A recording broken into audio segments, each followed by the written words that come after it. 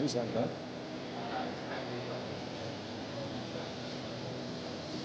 Right.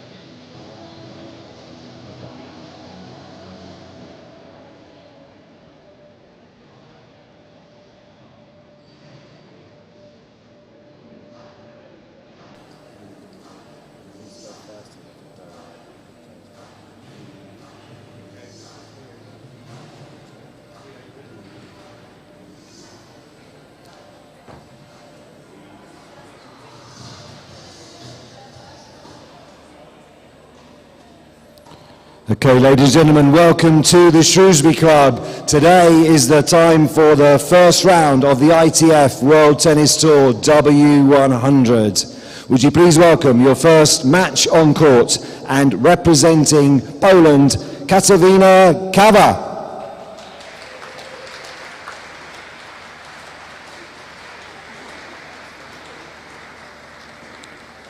And she's won here before, this time last year in the UK Pro League. Give a huge welcome from the UK, Sonay Cartel.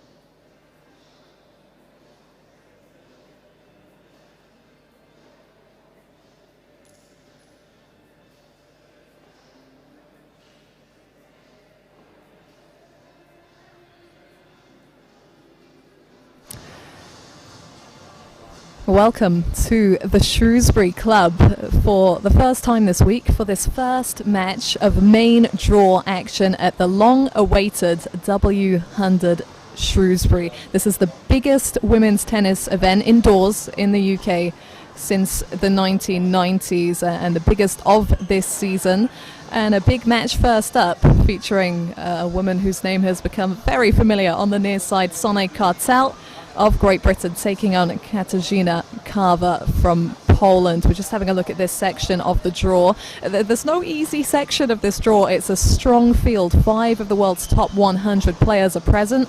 And you can see there the winner of this one to take on the winner of the clash between Anna Konju and Dalma Golfi, who is seeded number 3 this week. Katarzyna Karwa then on your screen. She's the older player on court at age 29. That's her singles ranking on the board, world number 199 with a career high of 112 achieved in 2020. But she's currently ranked inside the top 100 on the doubles court, where she's the current world number 71. Some encouraging results on the singles court for Karwa this season. I think a highlight for her will be right here in the UK, the Championships Wimbledon during the summer. Qualified and reached the second round, where she missed out only against eventual runner-up Ons Jabeur. So definitely a confidence boost to be able to take your level to the big stage. And Karwa with a run to a final at this level as well back in May at an 100k event out in Florida in the States. Got 4 match wins under her belt there, so she knows about performing at this level, even if this is a step down really to competition that she's used to. She has played a handful of WTA events this season, and Sonay Kartel has had her first WTA experiences in 2022.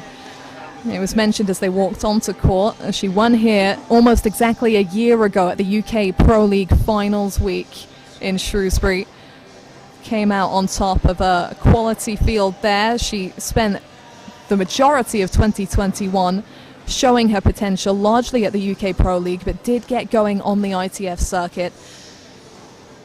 Contested 3 tournaments on the ITF tour at the back end of last year, getting back to competition after the pandemic. She won 15 of the 16 matches that she played, and she has very much taken that form into this season. It's been a rocket rise for Kartel. This time last year she was ranked around the 1,000 mark in the world. Now she's world number 209 with a career high just inside the top 200 at Karwa's ranking currently of 199. That was achieved last month in October for Kartel. Same month that she turned 21. I hear the birthday celebrations are still ongoing. Life as a tennis player is not straightforward. There's always a lot going on, so you've got to take the opportunities while you can.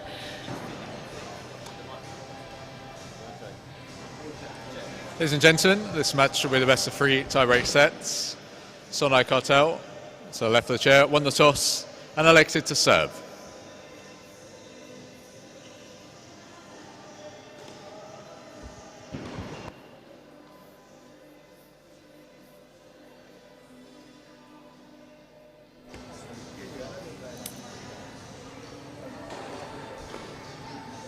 So Brighton's Kartel with good memories here. First time back at the Shrewsbury Club since that UK Pro League Finals week victory. Sealed with triumph actually over Freya Christie in the final for the loss of just 1 game. She says that's one of the best matches she's ever played in her life. Didn't miss a ball. And these are good conditions for Kartel and Shrewsbury because she is a little bit of a human wall. Moves well, makes a lot of balls. 30 seconds.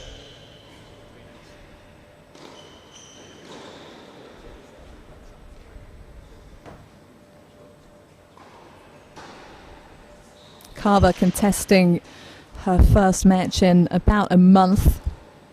She lost it in the first round of an ITF World Tennis Tour event at the beginning of October.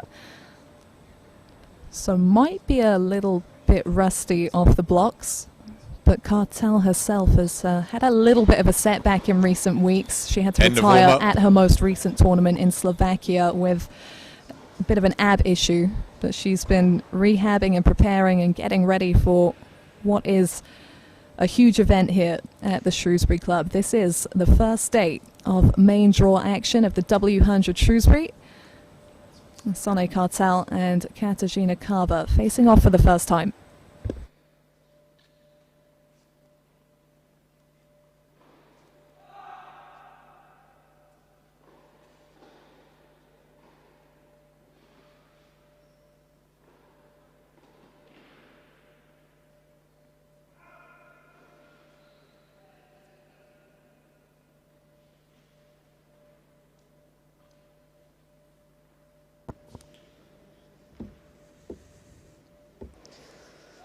First set, Sonne Cartel to serve. Ready, play.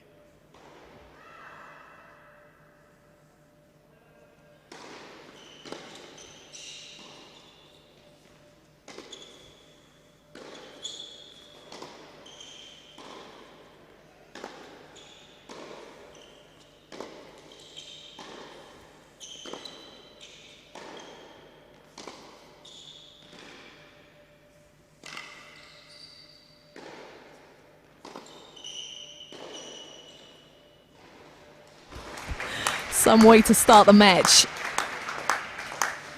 15 love. Now you are likely to see a few lengthy rallies here on these courts. It's quite difficult to cut through them. Cartel should thrive on that. 30 love.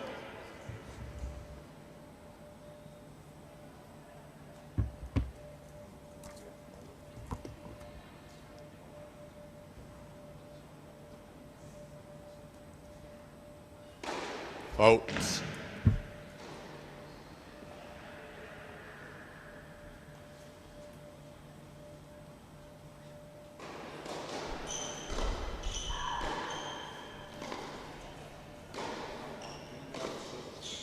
Outs. 40 love.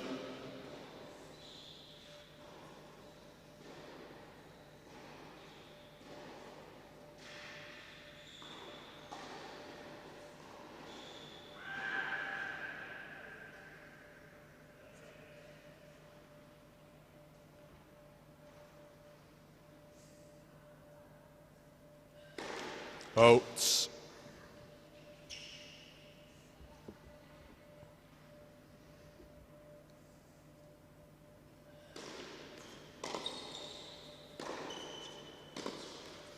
Game, Cartel. The smoothest of starts to this contest then for Cartel. First game. Settling herself into this at the beginning of a lengthy day of action on centre court.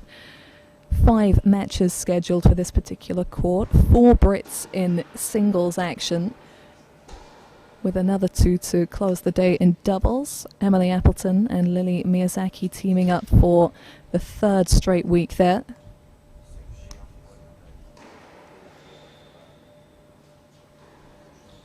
And 5 top 100 players in the singles draw and many more Brits. Cartel, one of a number who've been making serious strides. She's probably been one of the quickest developers this season. But there have been a lot of new names to keep track of.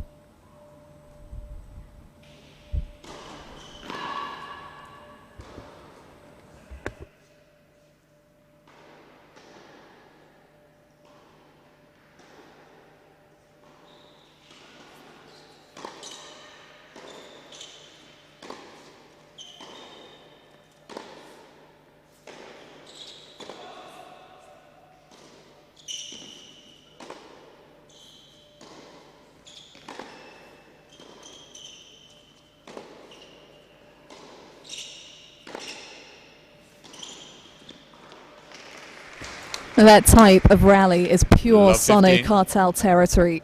She will eat that up in this clash. The sheer consistency.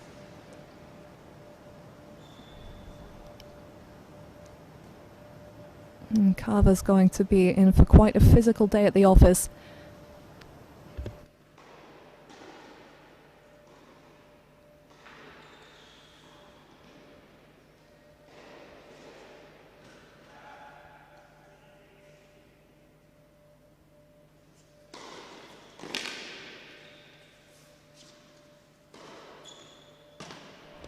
Nicely set up.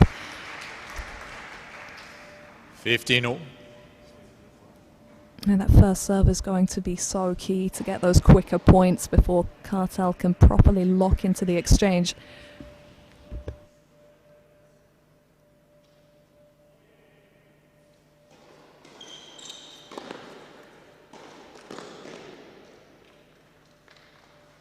$30-15.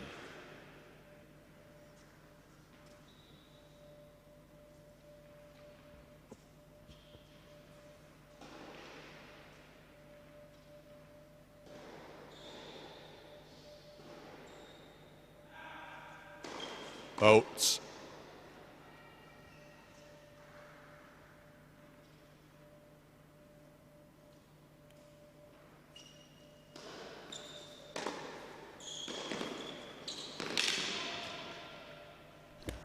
That's really good 40-15. direction of shot. She's going to have to find ways to wrong foot Cartel out here, get her off balance. Now, the earlier the better.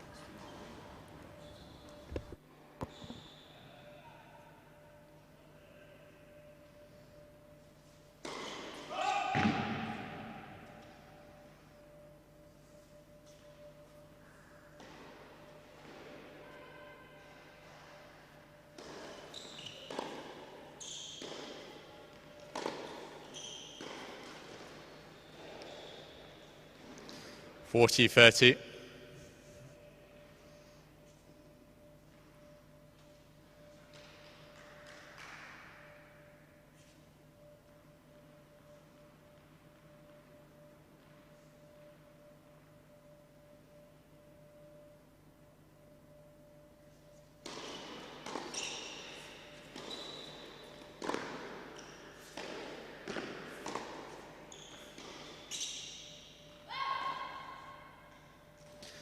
Deuce.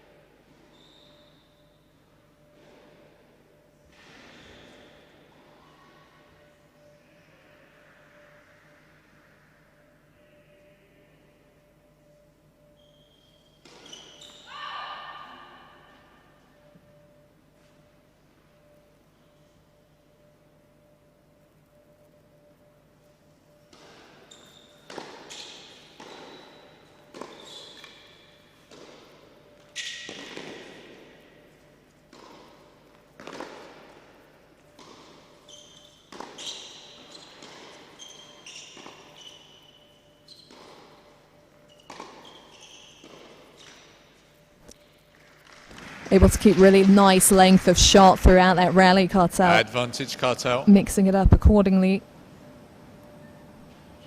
And looking pretty relaxed out here at the start of the day. She has the first break point chance.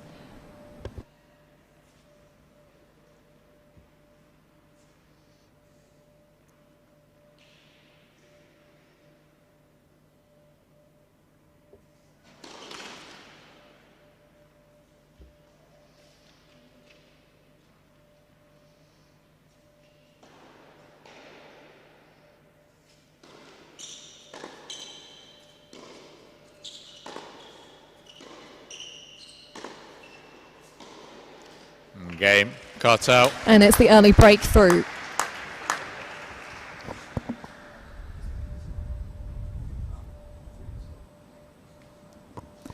Cartel leads by 2 games to love. Not sure how much you can really take from the world rankings in this clash, apart from to say that even though Carver is the higher ranked player, it's very similar numbers for these two. Carver just ranked inside the top 200, Cartel barely outside that number.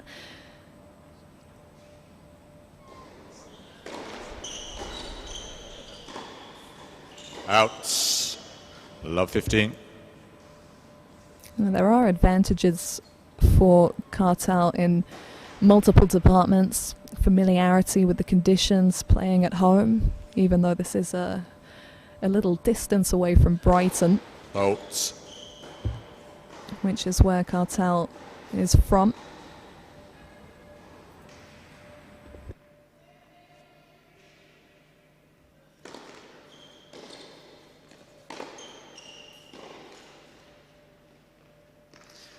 Fifteen all.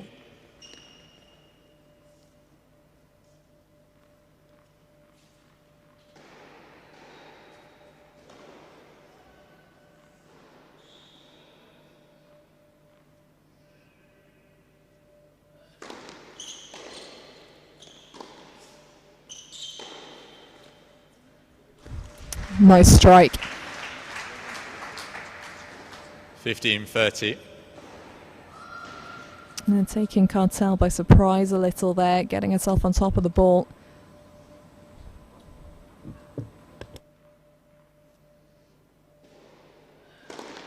Bolts.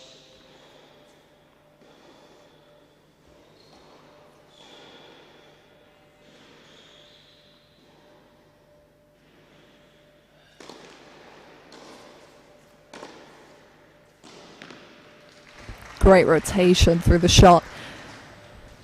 30 all.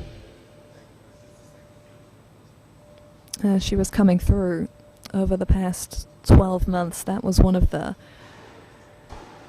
big positive things, noteworthy things about Cartel, the way she could swing in the face of deficits.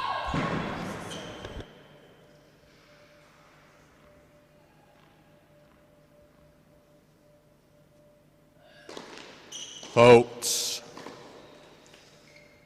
30-40. But the pressure's on a little more these days. She's not the free swinging underdog the majority of the time. There's more awareness of who she is and what she's capable of. That ranking has gone up.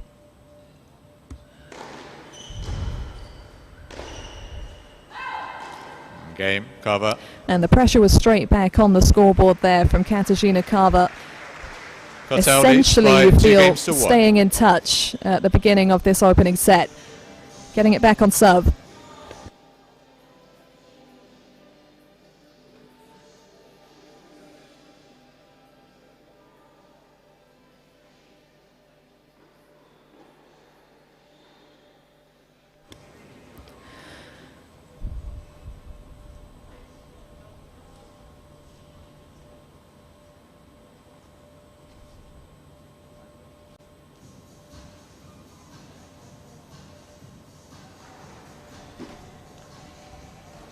And we did mention that it's been a little while since Karwa has played competitively. Might just take a few games to settle down and to suss out Cartel as well. They've not really moved in the same circles to date.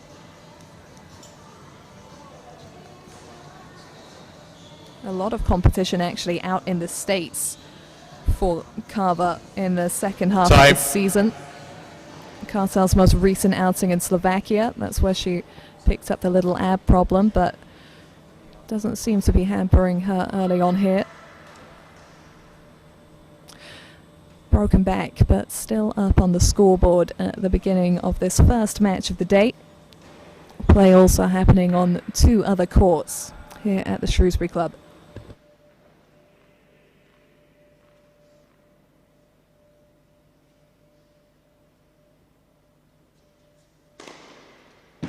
Fifteen love.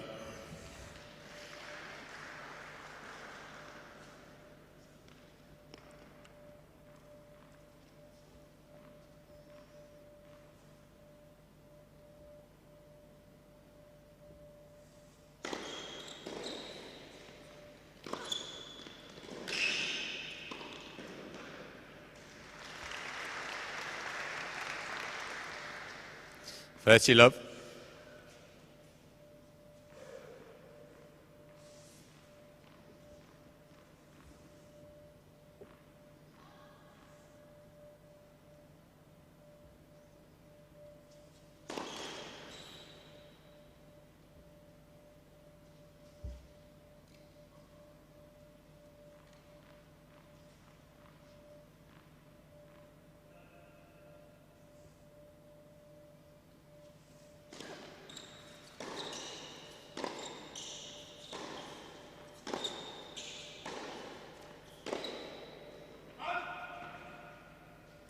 30-15.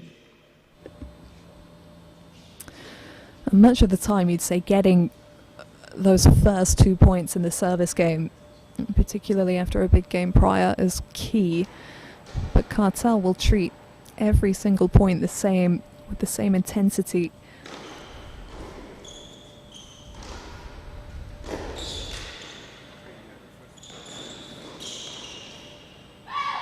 And that's exactly how she was able to turn that point around, committing to each individual ball, 30 all. forcing her opponent to deal with some difficult placement to the feet there.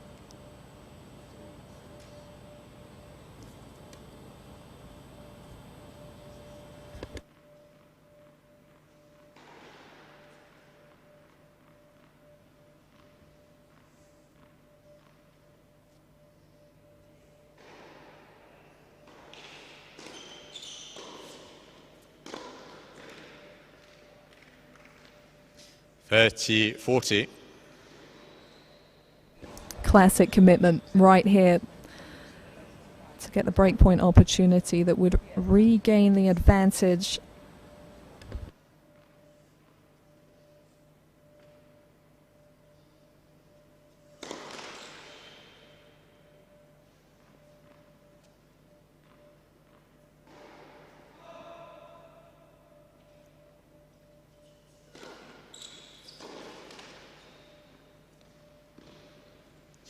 Deuce.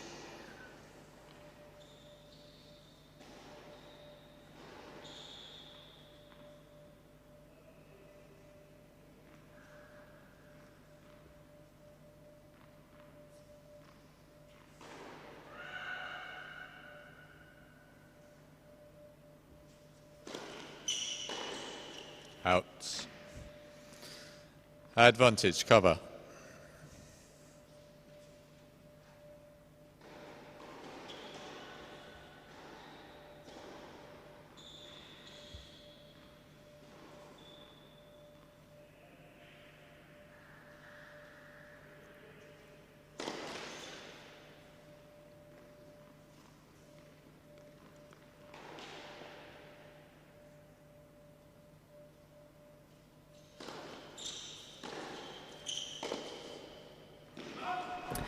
She'll feel relieved to have taken Deuce. advantage of that second serve, Cartel, after a couple of loose returns in the previous points. Keeping Carver playing here.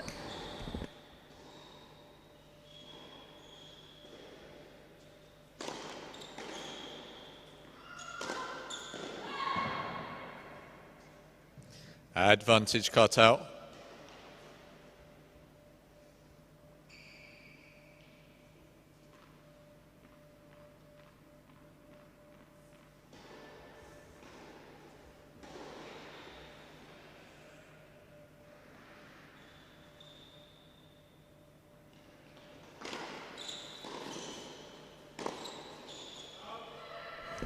Game, Cartel. Patiently worked by Sono Cartel to get the break of serve back in Cartel hand. leads by 3-1.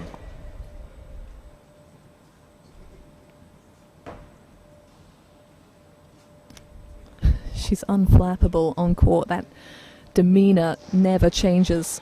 That in itself is quite a weapon. Nothing altered after she was broken back.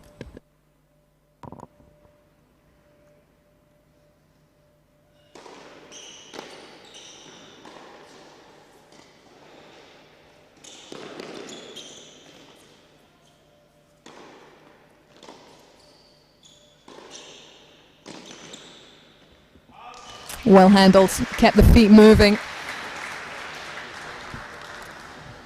15 love.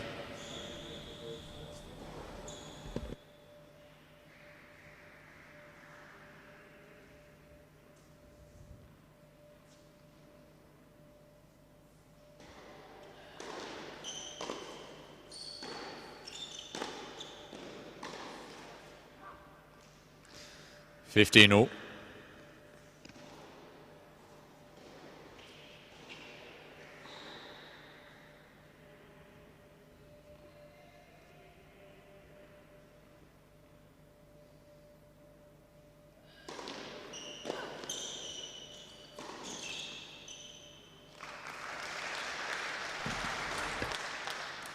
30-15.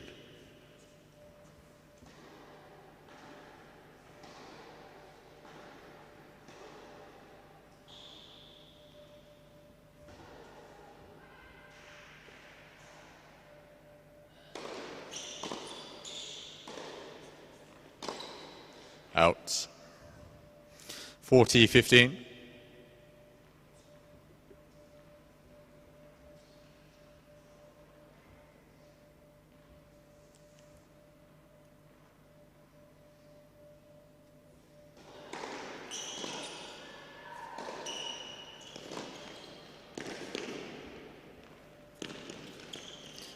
Game. Cartel. That is a pretty slick consolidation from Sonny Cartel. Getting a Cartel lot of leads by balls 4 games to on 1. her forehand wing and making the most of that favoured shot. Puts some daylight on the scoreboard in this opening set.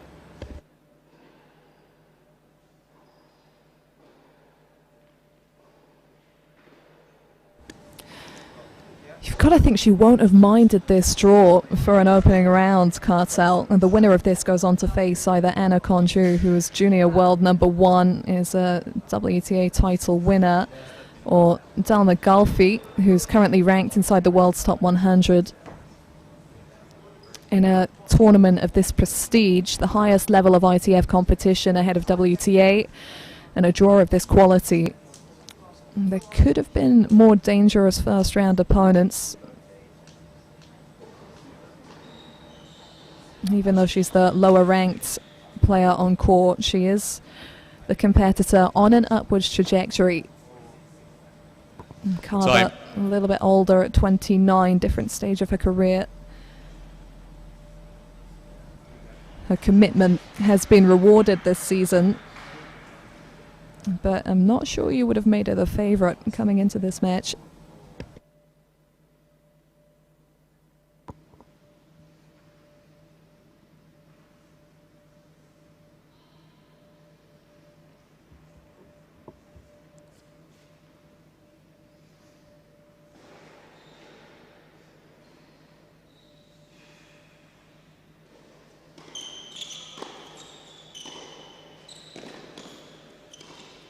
Out.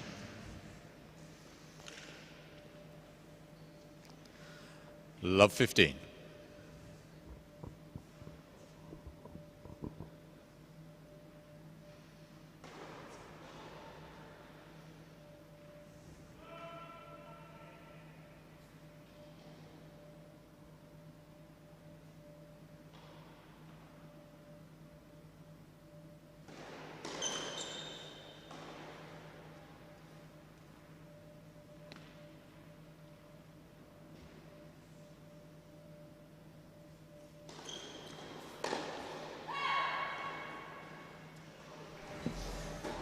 All.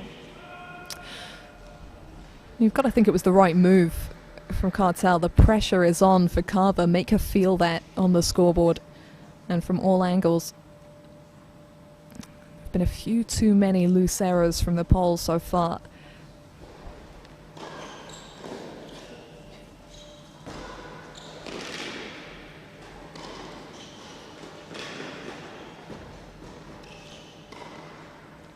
And for that reason, that will feel good. She's not looked at her most comfortable in the forecourt so far. 30-15. Now that point looked over here. She did well to steady herself to go again. She pretty much turned to head back to the baseline.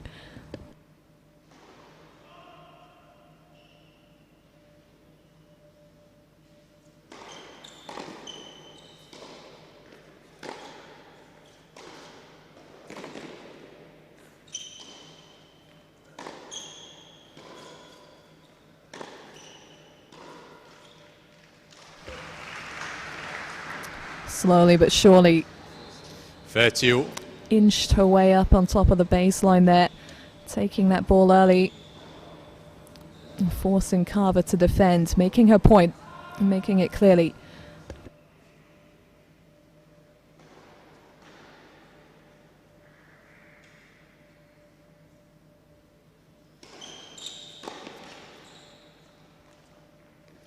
(40-30).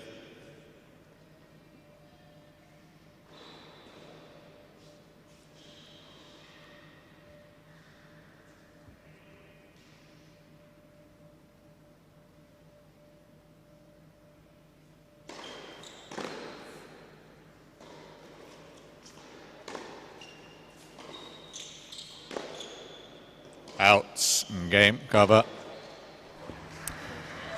Centimetres making the difference, and that'll feel good for Katarzyna Kawa. Good Cartel resilience. leads by 4 games to 2.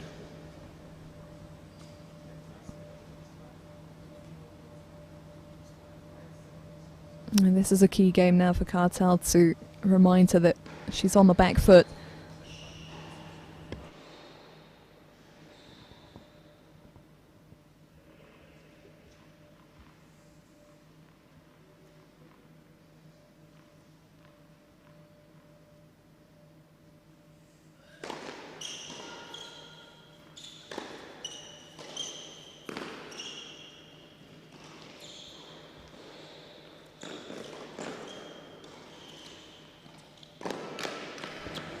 How good is that point? How ridiculous is that finish from Cartel? 15 love. All her strengths on display. Brought it back from the brink.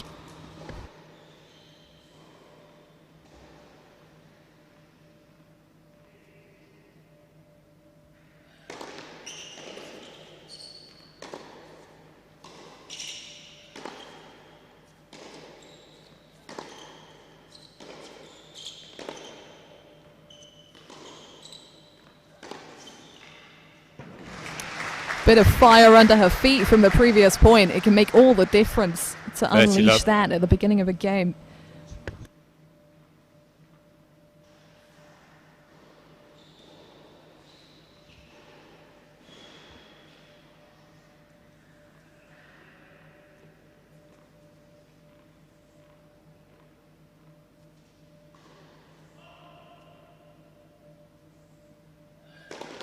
Let for serve.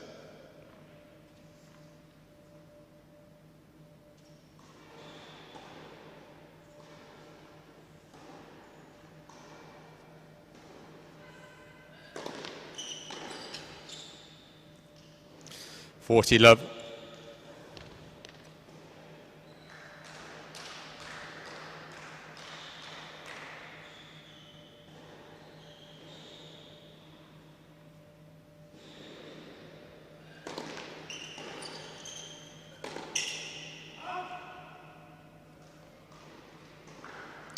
40-15.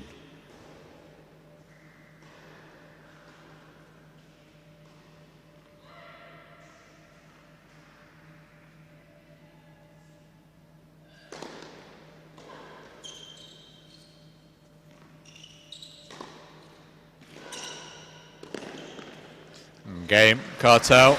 Well, they say it's not about how you start, it's about how you finish. New But balls, the please. ferocious start to that service game really set Cartel up for the rest of it. Looking in control as she takes Cartel leads one by step 5 away games to 2. from clinching this opening set in the opening match of the day on centre court.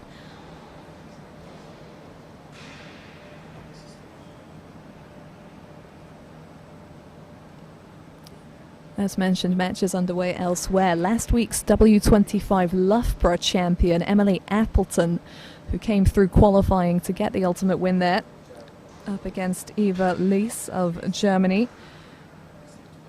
And that aforementioned clash between former junior star Anna Konju and Dalma Golfi of Hungary, the number 3 seed. That's taking place over on court 3.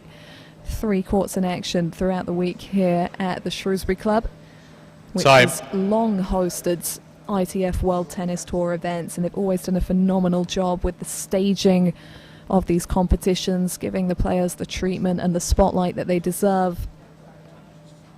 The ideal location to host an event of this prestige.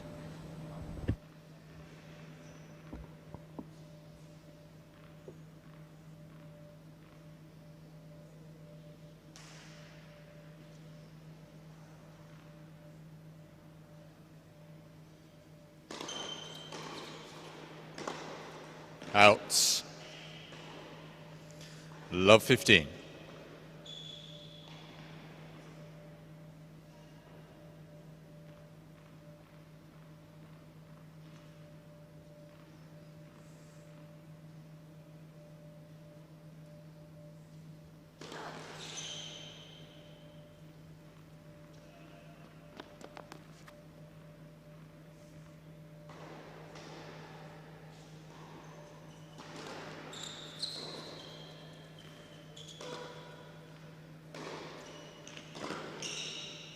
Out.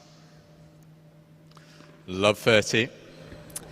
And she knows what she wants, Cartel. She's got the momentum from the previous game. Would be ideal to break through here, start the second set on serve.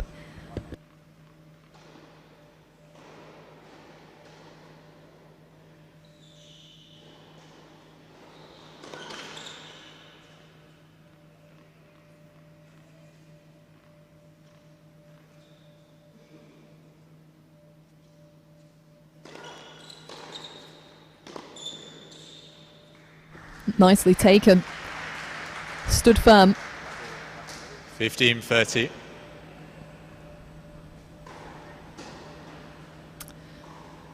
But it has been a little bit more bitty from Carver's end of the court.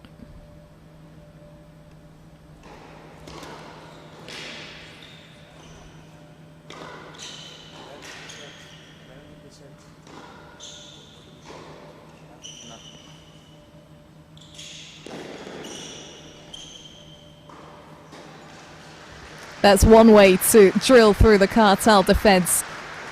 Reaching deep into her repertoire there.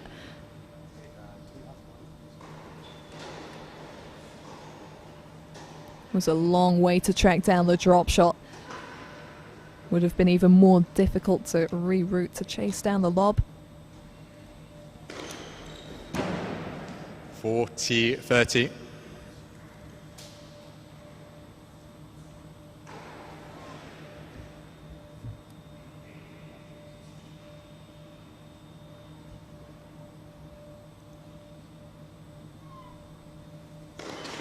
Let for serve.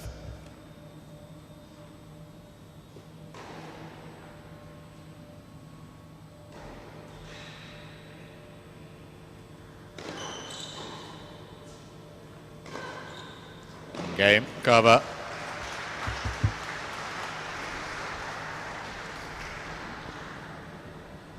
Cartel leads by 5 games to 3. And that's top tier resilience from Carver once again, showing her level. Didn't lose a point from love 30. She's asked Cartel to do it the hard way. One last chance to rewrite the story of this set.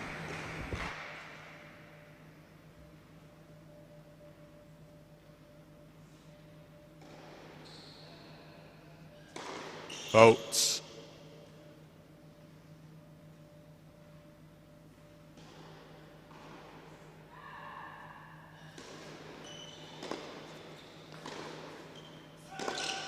Out. 15 love.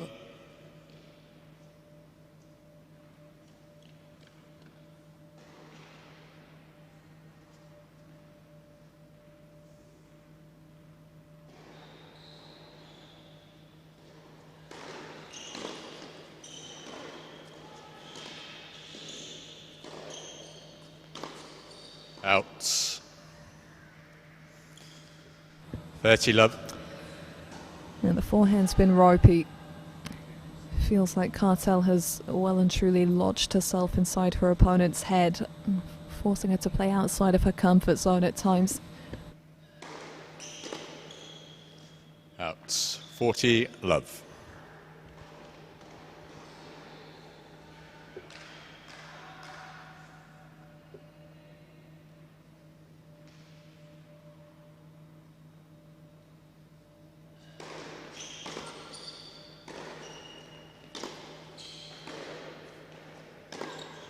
Out game and first sets. Cartel And that'll do it. by 6 games to 3. Sonai Cartel, back where we've seen her for much of the past year, out in front. 1 foot in the second round. Now, it wouldn't be her first time going deep at an event of this level this season. During the grass court season at the W100 in Ilkley, she went to the semi-finals, beaten only by fellow Brit Jodie Burridge, who was having a brilliant run of form in a couple of tie-breaks there. And that would have been the highlight of the grass court season for Cartel. She made her main draw debut in doubles and singles at the championships as a late change to her first round opponent in the singles, and she got a lucky loser, and she was not happy with the way she played that match. Very rare to see her get tight and feel the moment, but she understandably did on that occasion. Quite a learning curve. And since then, there's been a big focus on losing matches the right way. She's trying to be braver with her tennis, step up, be a little bit more aggressive. We've seen what she can do at the back of the court. But even in that opening set against Carver, you could see her inching her way up, trying to get herself on top of the baseline, choosing her moments to take the ball early. And she judged it and played it very well. And you felt like it was within her still. Didn't have to hit her best level there. Managed the situation, did enough.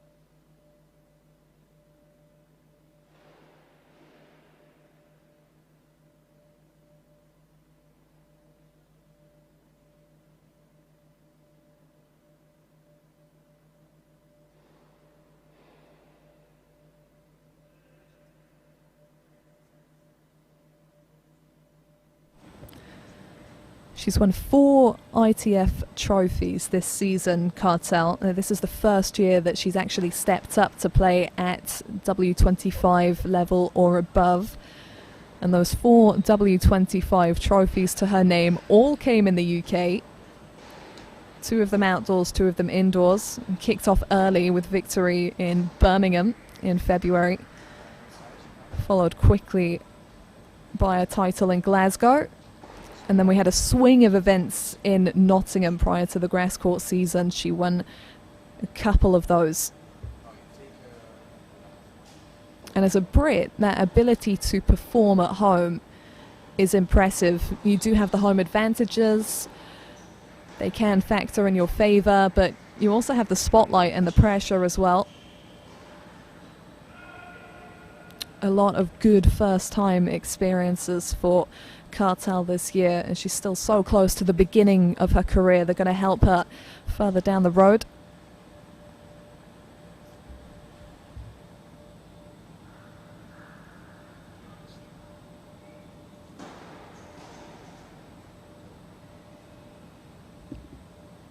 It's been great to see how well attended this event has been. Very early in the day, we've had 2 days of qualifying. Lots of people coming out to watch. 4 of the 5 Brits in action in qualifying yesterday made it into the main draw. Time. A wave of British success in recent months, and Sonny Cartel has been one of the players at the forefront. Katarzyna Carver is finding that out. Looking to reset at the beginning of the second.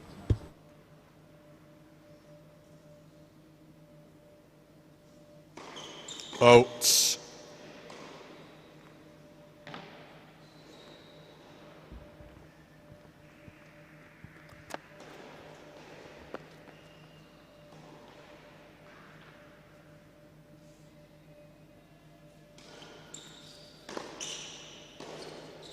Out. Love 15. Now you've got to think that Cartel will be looking to attack that forehand. It's been very hit and miss from Carver so far to date.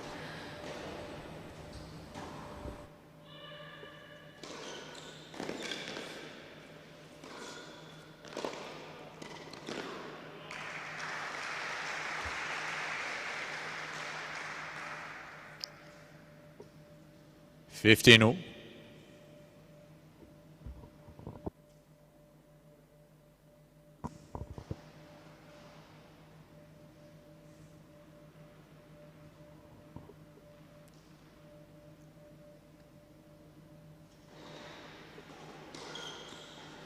30-15.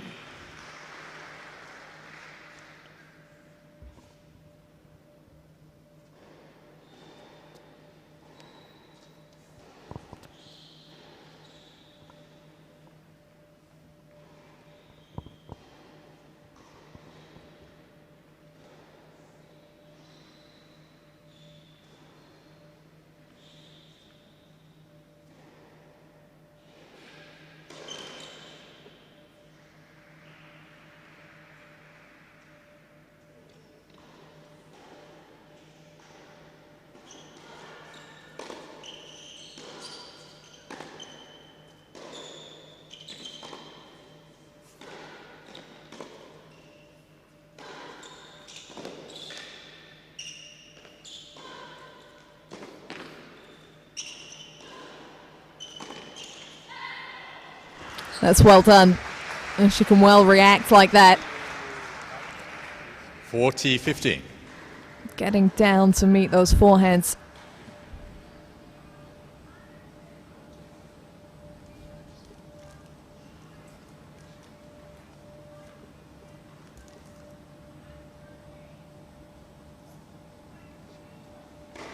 Boats.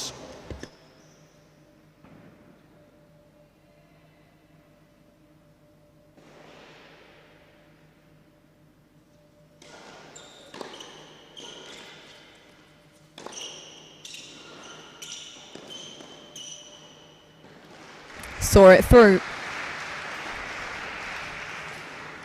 40-30. Effective return into the body, rocked Carver back on her heels, and she capitalized Cartel from the very next ball. Key immediacy.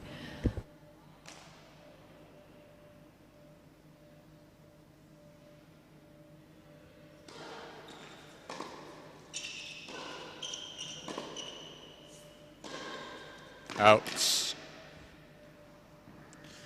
Juice.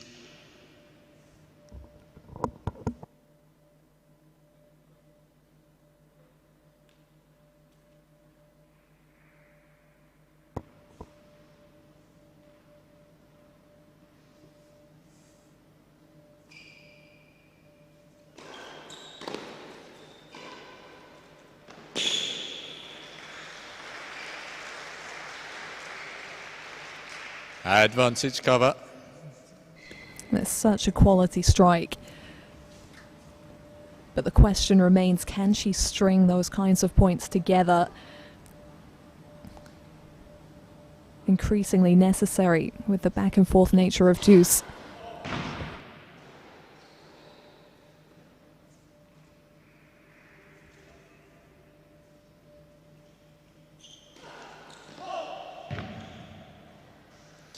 Deuce.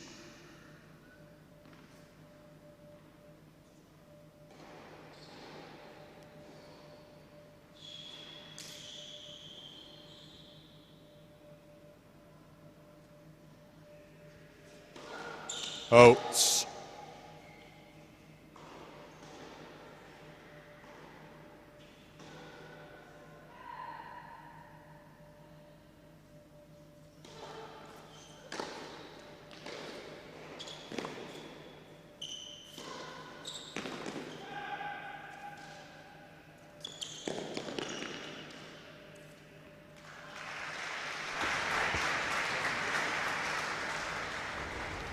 Advantage cover.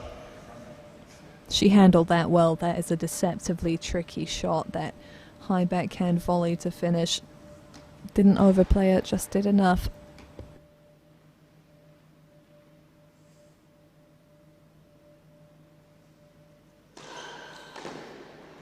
Outs game cover.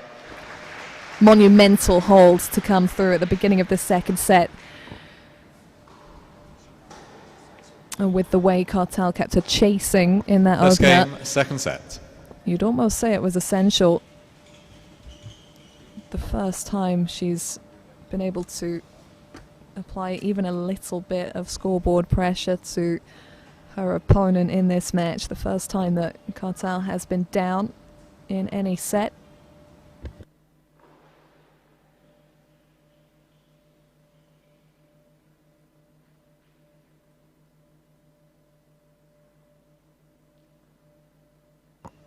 Let's see how she responds to that. Can she stay in the moment?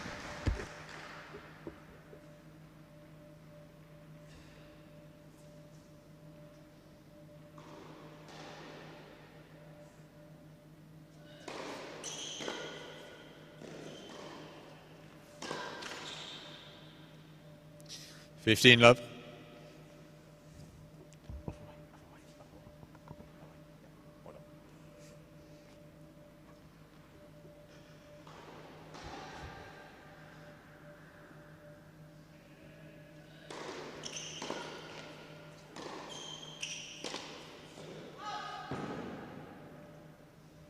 30 love.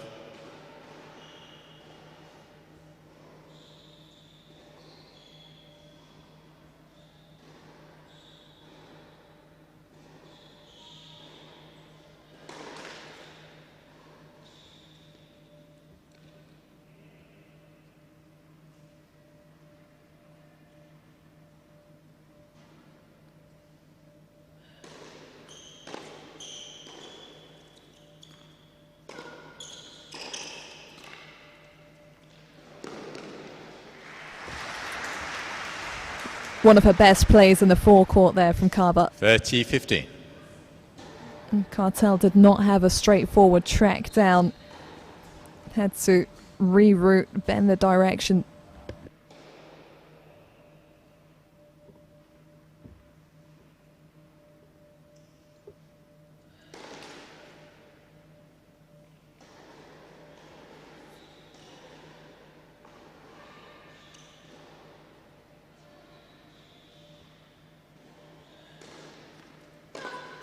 Out.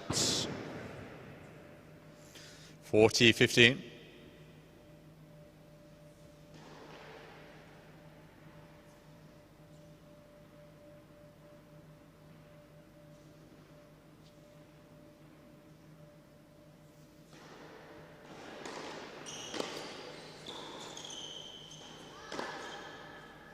.40-30.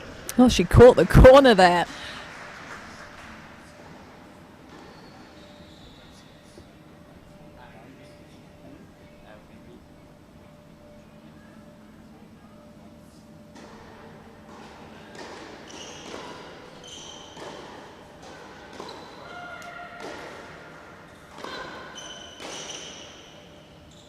Out. Deuce. And positive moments there for the 29-year-old, able to sustain the pressure.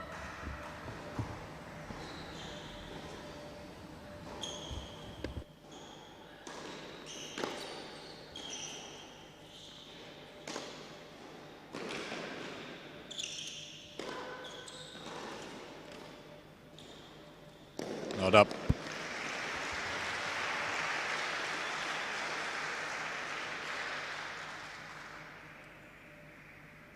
Advantage cover.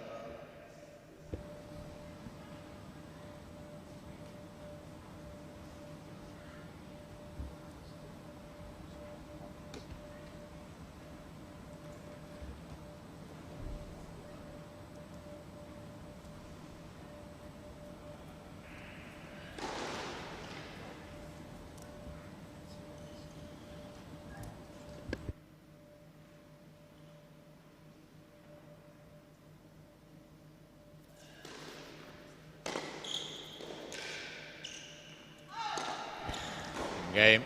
Cover. And that just emphasizes how massive the opening hold was for Carver.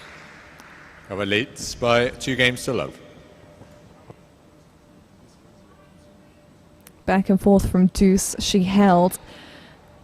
And she was able to put together a string of intense, consistent points there. And Cartel suddenly couldn't hold up against it. Very different match situation for her now.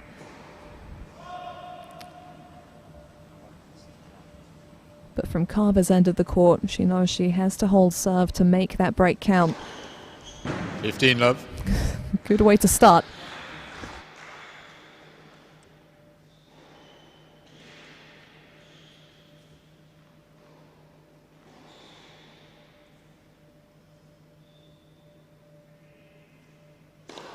Halt.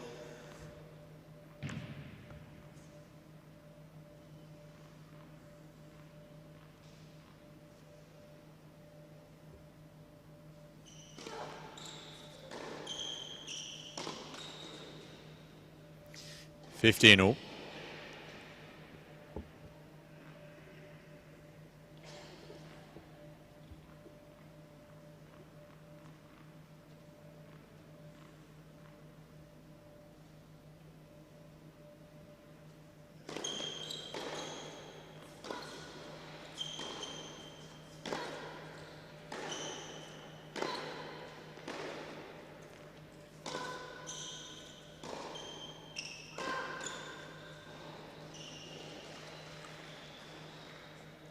15-30.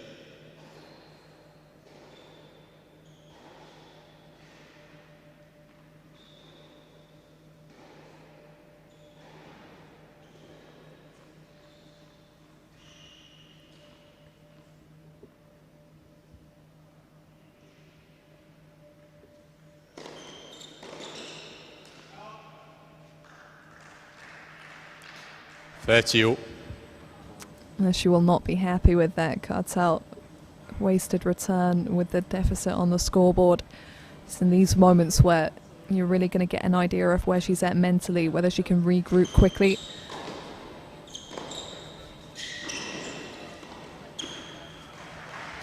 But Carver's paving her way to the forecourt a lot better now. 40-30. More secure and sure of herself when she's up at that net. That was a clinically constructed point.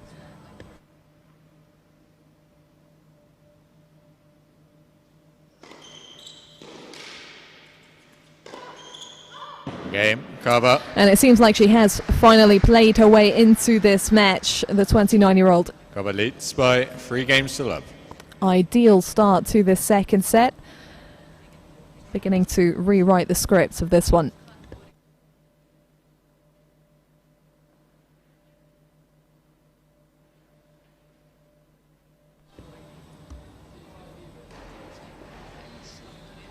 Now, the real confidence boosts for Carver in 2022 really did come in the opening half of this year. That's when she reached that previous W100 final out in the States.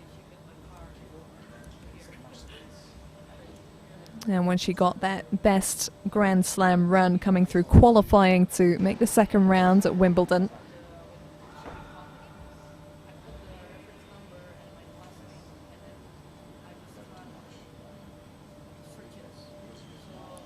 Time.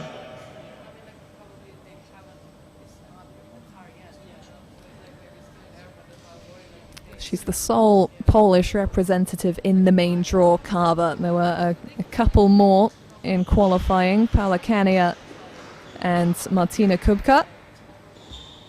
But flying the flag alone in the main draw and looking to keep doing so for a while longer.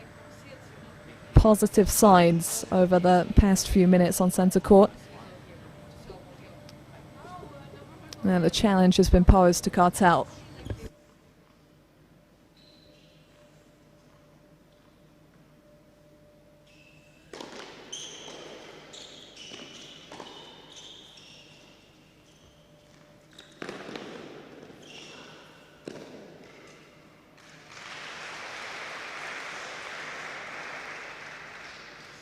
Fifteen love.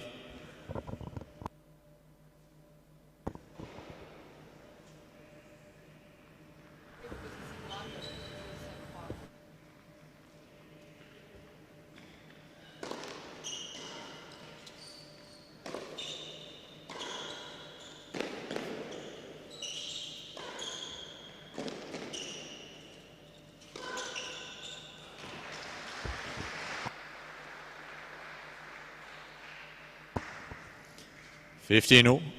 There was an extra edge to that point from Carver, making a statement after Cartel cleaned up from the forecourt in the previous point.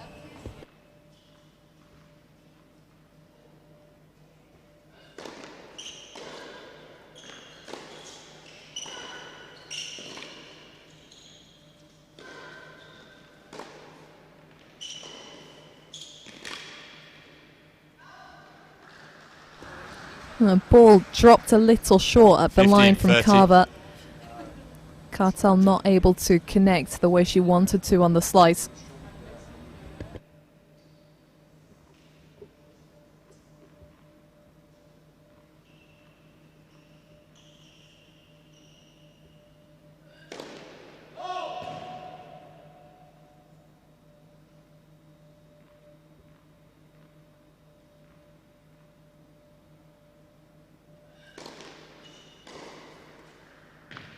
Oh, that was scintillating.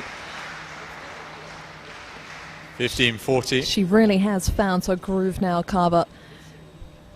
Took some time, but she's well and truly present for this one now. A couple of points for the double break advantage. Bolts.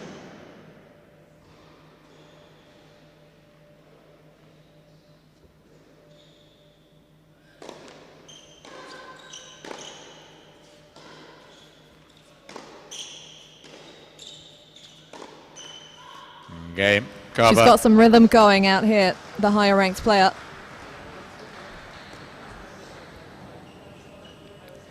And it just feels like she's playing her own game now. Carver leads by 4 games to love. Earlier in the match, she was playing Sonne Cartel. She was trying to adjust accordingly, maybe overthinking it, just not quite feeling settled. Seems like she has a clearer game plan in this second set. And a touch more consistency as well.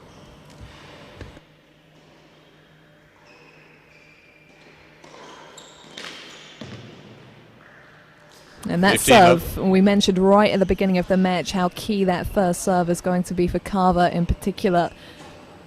She's up the ante with it over the past 20 minutes.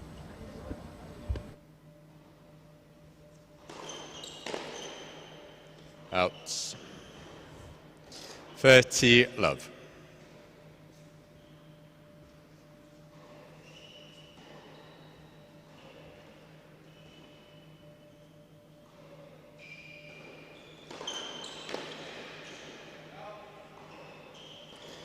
Forty love.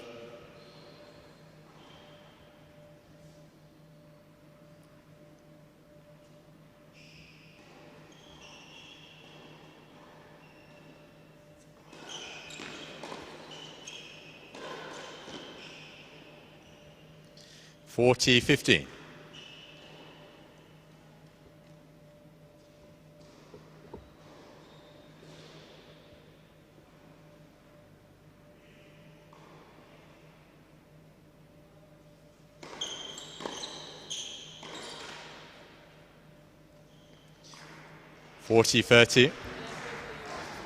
There's an essential slamming on of the brakes here from Cartel, even if she's had a little bit of help. Too many quick points for her opponent in recent games, really starting to turn the tide.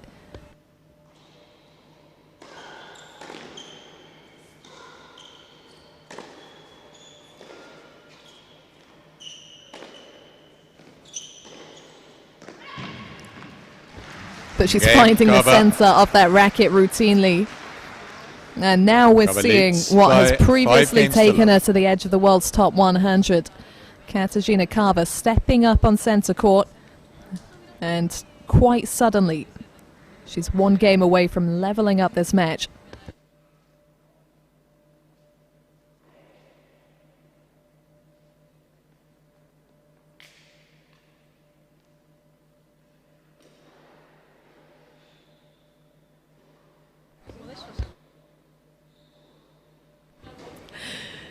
More and more confident at the front of the court, Carver, as you should expect, really.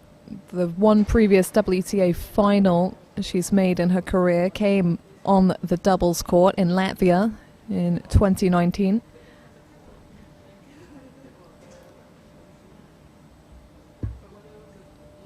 Has trophies across levels, but yet to pick up a title this season. Cartel with those 4 to her name, a couple of steps down at 25k level.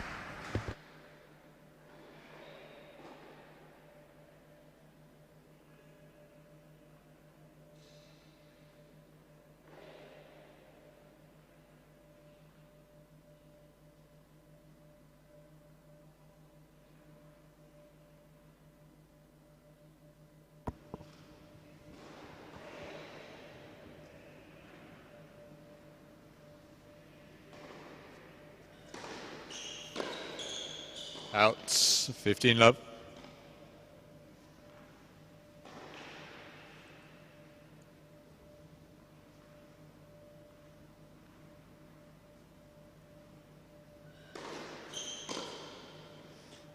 All. Few of those recently. More and more confident taking that ball down the line from the very first shot of the rally.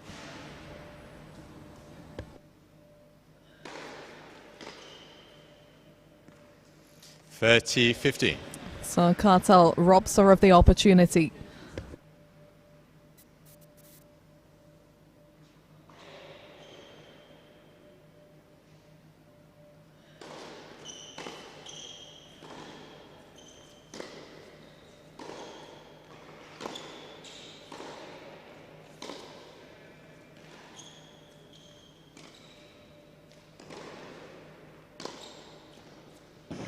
How well constructed was that point? 30 all. And carved the slice down the line and put Cartel at her mercy. She was lacking in options there.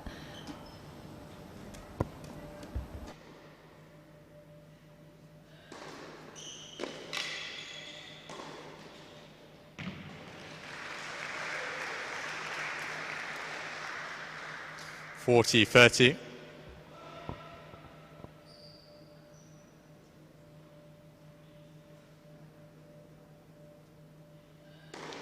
Fault.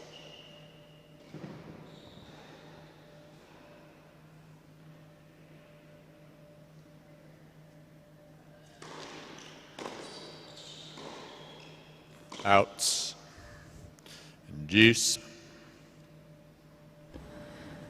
Probably not feeling as loose as you might think for a player at 5 love down in a set. Cartel, she knows the importance of holding serve here and potentially starting the third set on serve. Fault. We've seen the difference it made that Carver was able to serve first and hold at the beginning of the second set. It's turned the match around.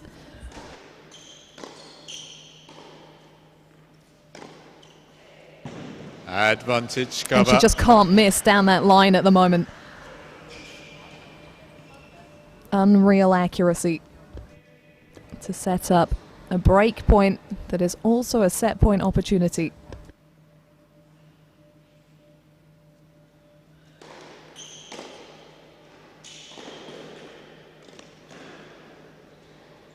Deuce. Now that's shades of set 1.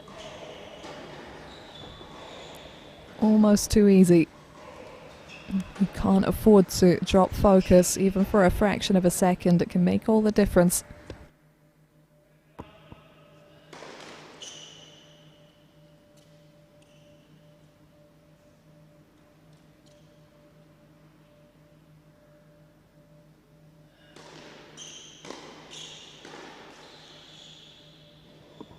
Advantage cover.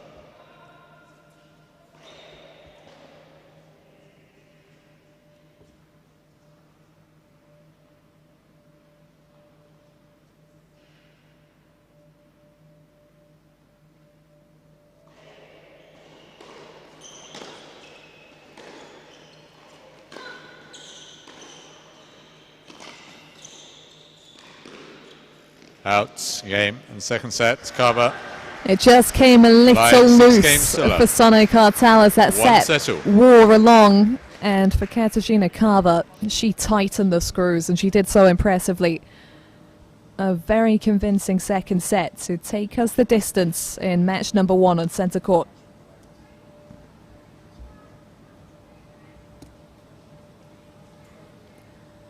And the forehand a lot more secure as that set developed.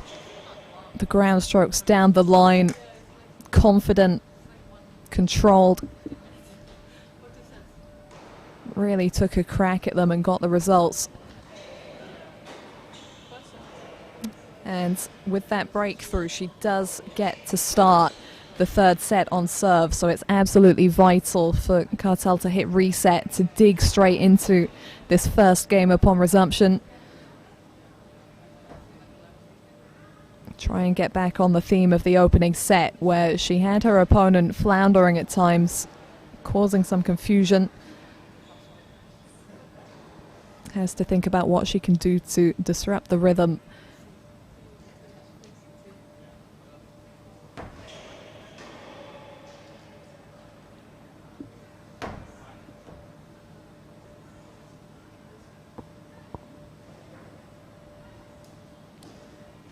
Time.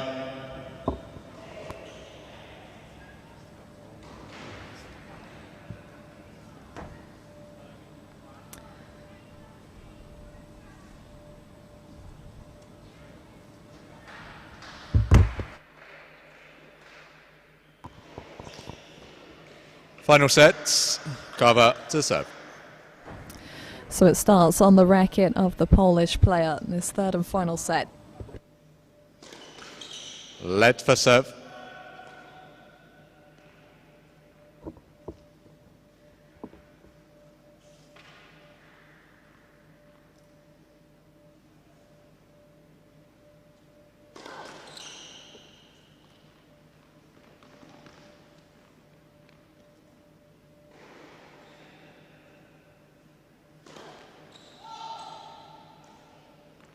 Love 15.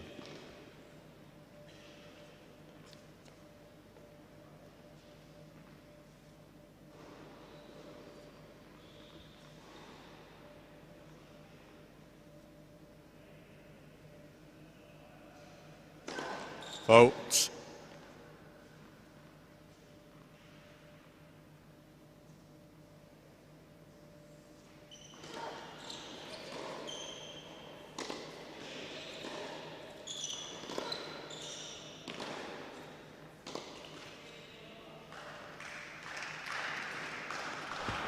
It's interesting, the opening Love couple of 30. points of this game. Carver was starting to swing during the second set. She's suddenly back in a situation where she has something to lose. Haven't seen her miss a shot up the line recently. Fault.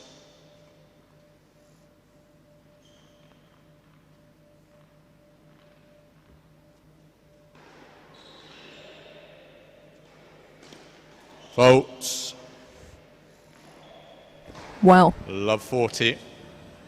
3 points played, a couple of double faults. It's like another player has walked to the baseline in place of Katarzyna Carver. This is such a contrast to the player that clinched the second set a matter of minutes ago. And Cartel looking to take advantage.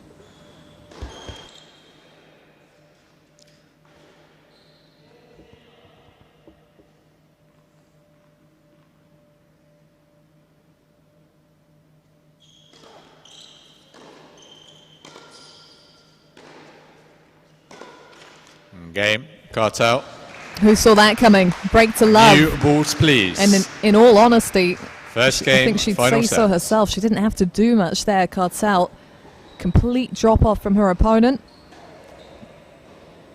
But she had the presence to capitalize, and that's the thing about this player. Nothing will change in terms of her demeanor, how she carries herself, how she approaches the match. Steady, steady presence on court.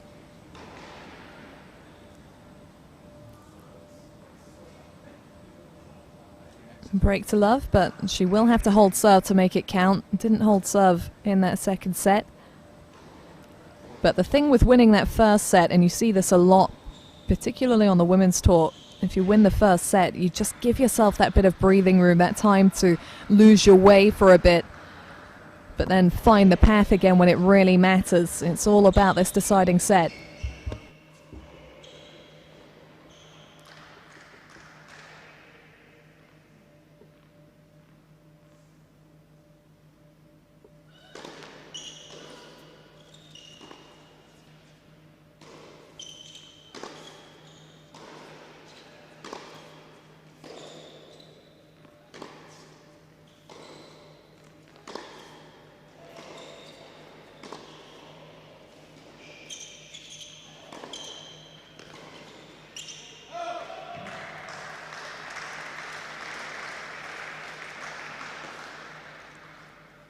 15 love. Back on the back foot, it's all changing. And Carver lacking in the confidence that saw her gather steam in the second set.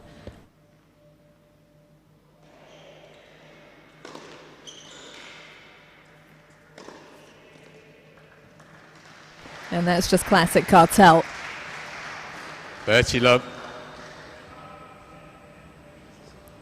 If she has the opportunity to drive the forehand behind the serve up inside the baseline, she'll do it.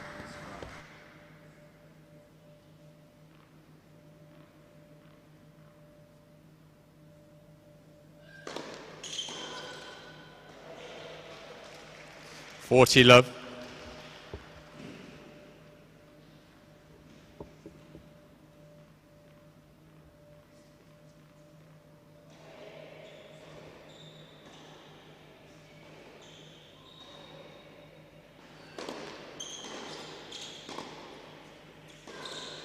Out. Game. Cartel. Break to love, consolidates to love. And very suddenly, Cartel leads by 2 Sonai games to love. Cartel is back in the driver's seat of this clash.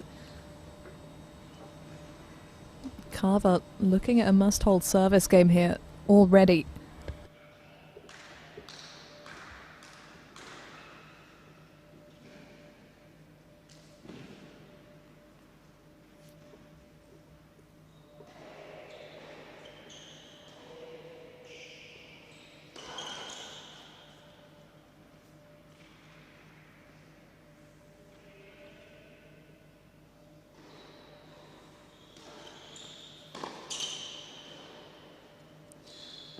Fifteen love.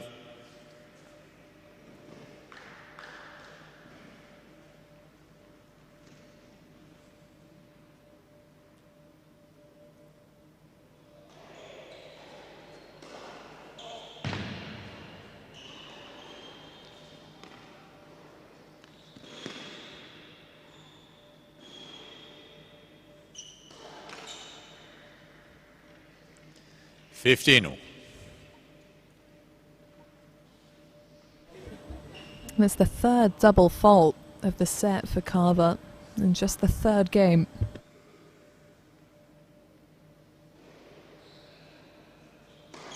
Faults.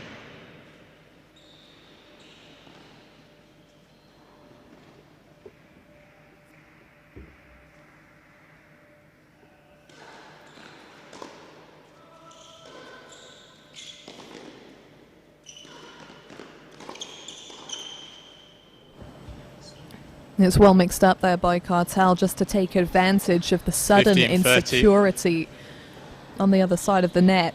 It's not about hitting winners right now, it's about drawing the errors.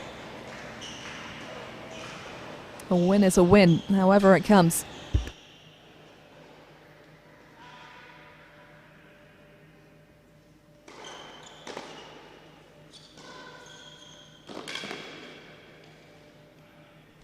That's more like it. 30 all.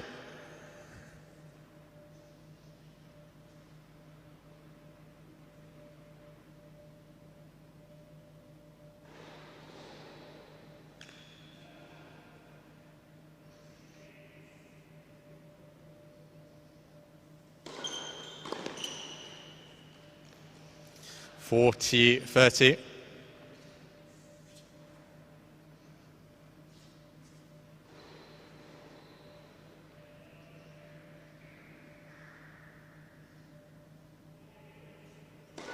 Faults.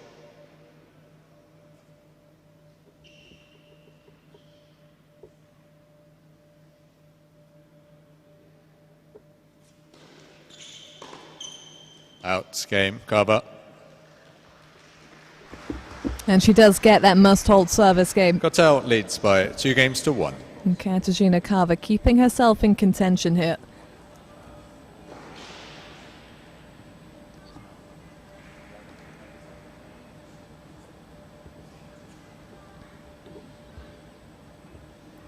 And probably something that Cartel will look at moving forward, that point in, point out consistency. When she looks back at this match, she'll see a few moments where She didn't make the return when she really wanted to put her opponent under pressure. At least make her play another ball. But she's got so many of the right elements. Cartel. So much to offer, and it's just a case of tying it all together and bringing it point in, point out. Time.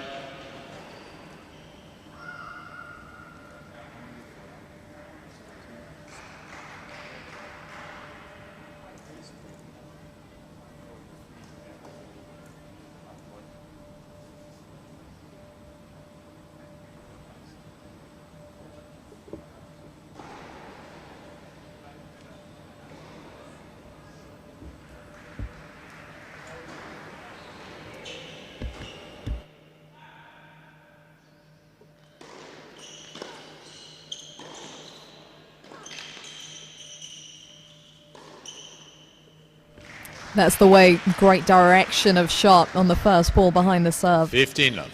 Didn't overthink the finish.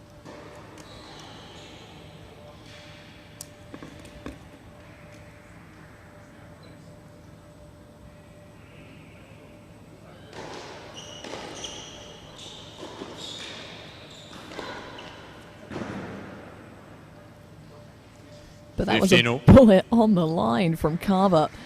A delayed applause. I don't think they even realised that was in. Incredible precision.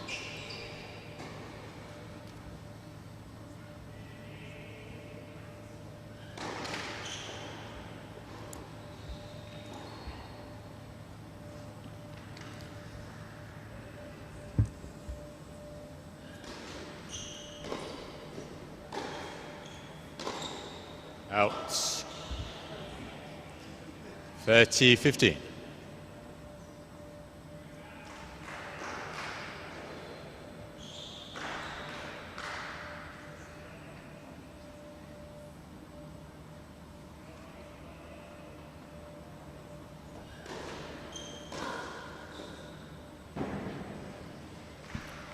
It's like she suddenly remembered set 30-all. 2. And the feelings of that set and the intentions of it.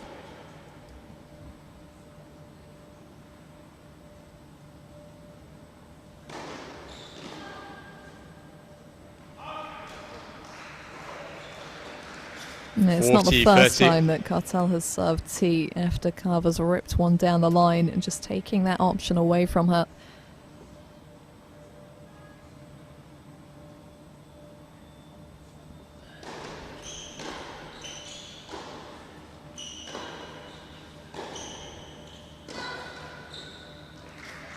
Game. Cartel. And she still has the consistency edge here, the Brit. Cartel leads by 3 games to 1. As she did in the opener, looking to make her opponent chase. And after squeezing through that hold, hoping to pile on the pressure here, with Carver already facing the scoreboard deficit.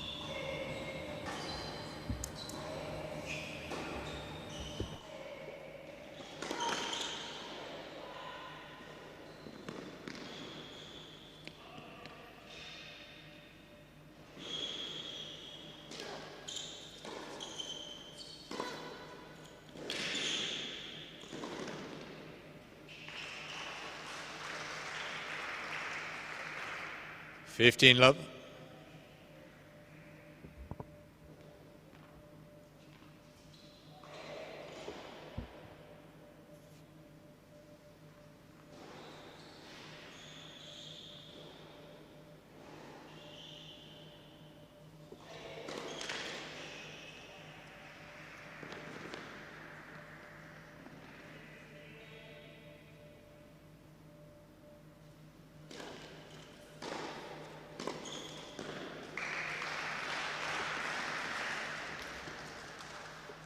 Fifteen all.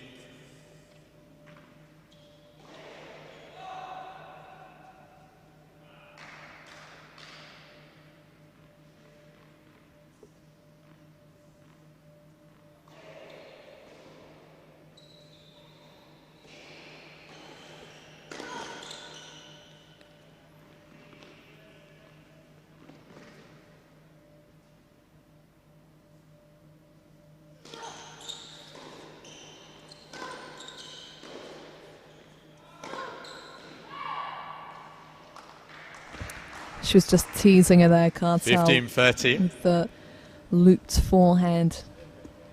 Baiting her, asking her to go for more. She went for that bit much.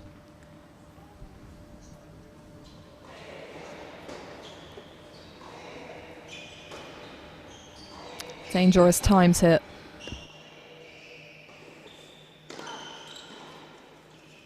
Out. And good choice of 30. serve into the body. Cartel jammed there. We've not seen that option too much from either player so far to date.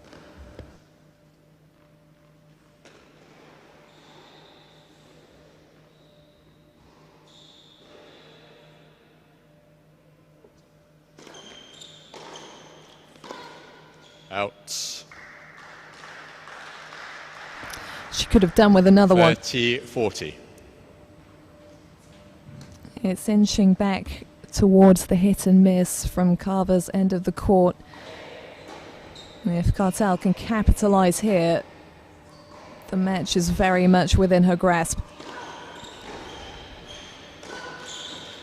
Game. And that will do Cartel. it for Sonné Cartel. Double break in the bag in this third and final set. Cartel leads by 4-1. At a venue where she has enjoyed success. It was a very impressive run to the finals week victory at the UK Pro League here a year ago. The second year the league was running. It was won in its first outing in 2020 by Liam Brodie and Emma Raducanu. So good signs if you go all the way to the finals week trophy. And Cartel beat some familiar names on the way to that final win. Freya Christie in the final, Beth Gray in the semis. Her victim in the quarters was the top seed on that occasion, Lily Miyazaki. Now it's Lily Miyazaki who is next onto court. She'll be taking on Gabriella Knutson. Time. Miyazaki picked up the trophy at the W60 Glasgow a couple of weeks ago with a win over Heather Watson in the final. Just another sign of how these younger Brits, less familiar names, are starting to push through.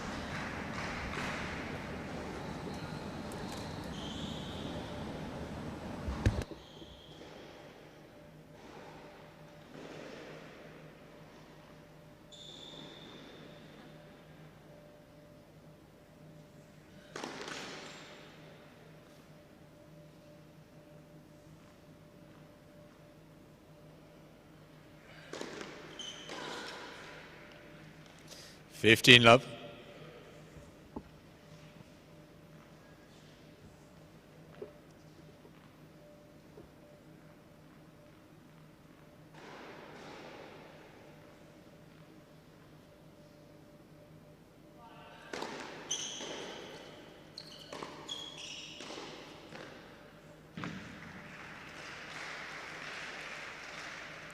Fifteen.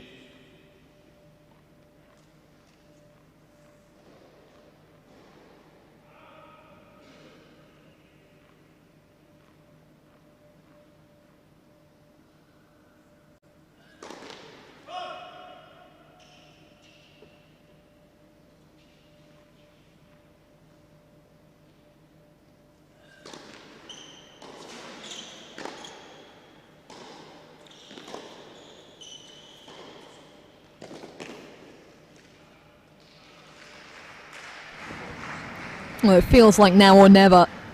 15-30.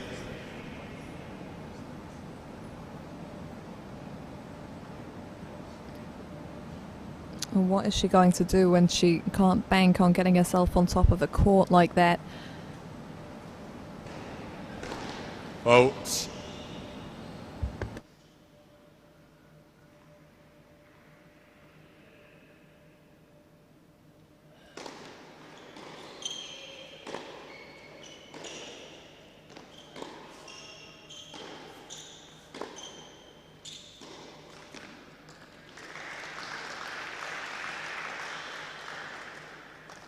Fertil.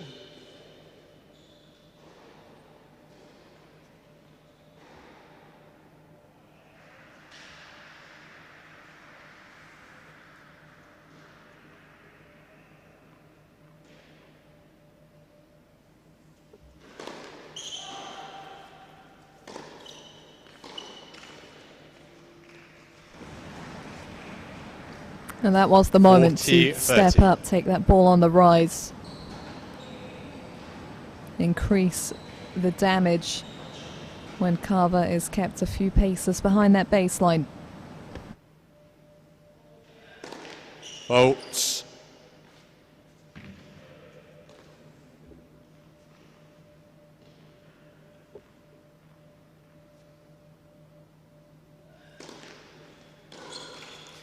Game. Cartel.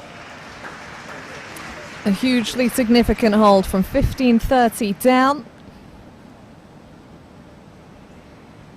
It's felt this way for a Cartel while, leads by but 5 games it to is 1. very much Sonny Cartel's match. Feels like a matter of when, not if, but wants to get it done as quickly as possible to prevent any hope of a turnaround for her opponent. Faults.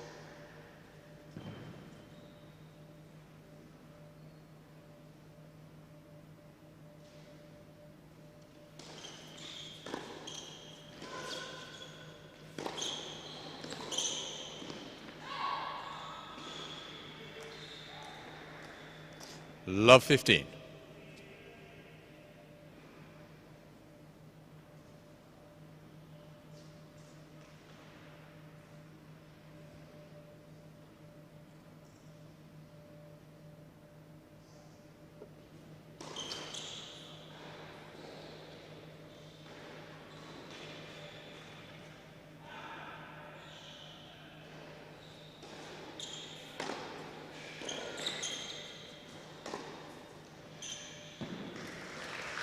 Painted that line. Love 30. Who's swinging now? Sonny Cartel, 2 points from the finish line.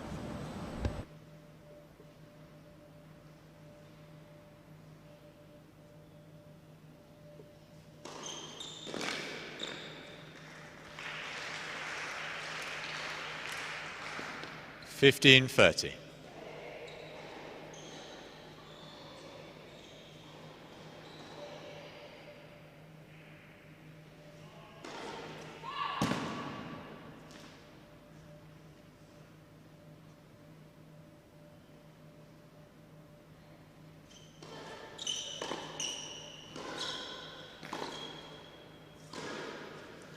Outs. Spread the court too well. 15-40. And it looks like it is going to be too good today from Sonny Cartel. Double break point, double match point.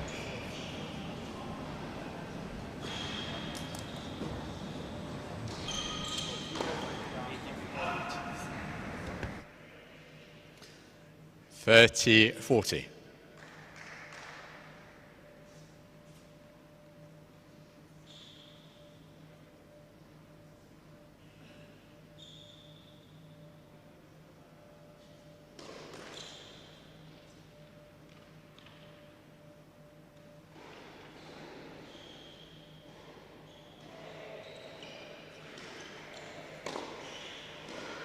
Game, set a match, Cartel. The first Brit into round Right, 2 two sets to at 1. the W100 6-3, Shrewsbury is 6-1. Sonny Cartel.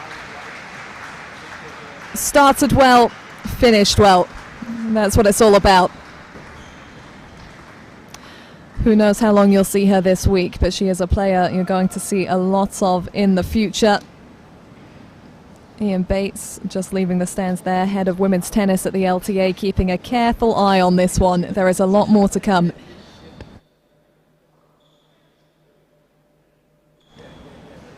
Yeah, she'll know she didn't hit her best level there, Cartel, but there is a lot to be taken from that. The fact that she didn't have to hit her best level today. She just had to hold it together in the right moments to take out a consistent top 200 player.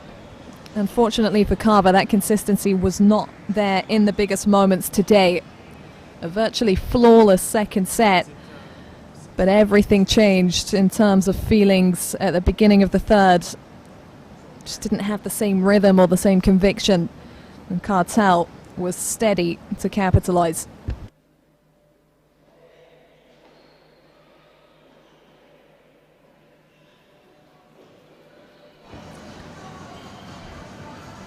So that's the first match down on centre court today. Confirmation of the scoreline there. Cartel surviving a second set blowout to come back strong in the deciding set, and she will face the winner of the ongoing clash between Dalma Galfi and Anna Konju.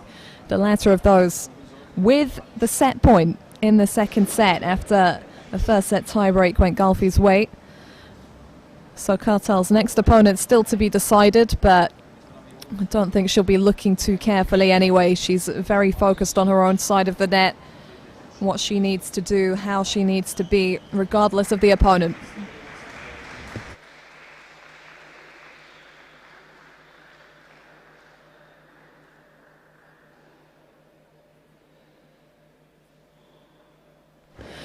So that brings it to a conclusion. The first match of the day, 1 down, 4 to go on centre court. The next match will feature the Glasgow W60 champion Lily Miyazaki up against Gabriella Knutson, and it will be Anna Smith guiding you through that match.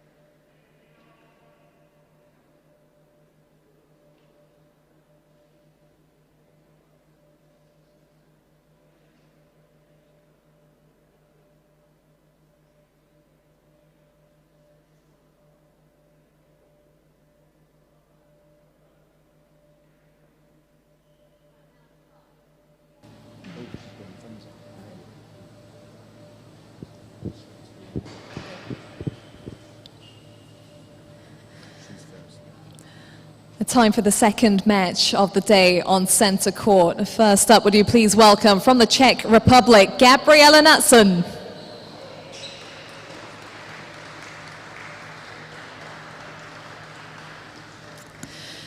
And from Great Britain, she recently won the W60 title in Glasgow. Give it up for Lily Miyazaki.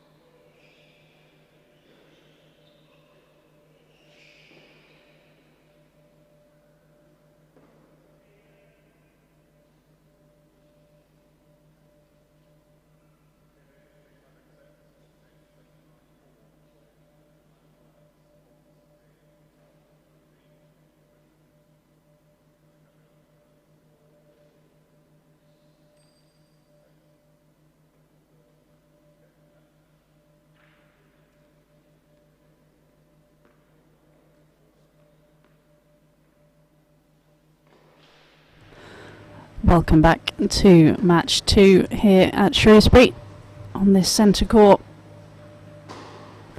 As you can see, we've got Lily Miyazaki of Great Britain taking on Gabriela Knudsen of the Czech Republic.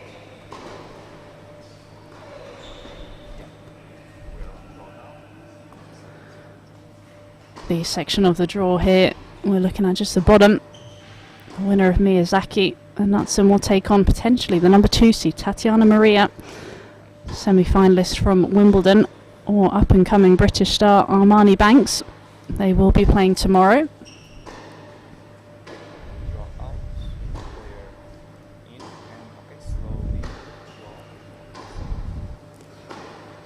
So the lady in your picture, Lily Miyazaki, age 26, champion at the W60 event in Glasgow a couple of weeks ago. Really impressive performance there. Current ranking of 223, but has been as high as 199 back in March of this year. Already racked up 11 ITF titles. Biggest one coming, as I said, in Glasgow a couple of weeks ago. Beat a lot of good players there. A lot of British players as well. Anna Brogan in the first round before taking out Katie Swan. Jodie Burrage in the semi-final and coming back from a set and 5-1 down in that final against Heather Watson. Now the lady in your picture, Gabriela Knudsen, no stranger to the UK. Been at university in Durham and now in Nottingham as well, the 25-year-old from the Czech Republic. And a career high ranking of 479 at the moment.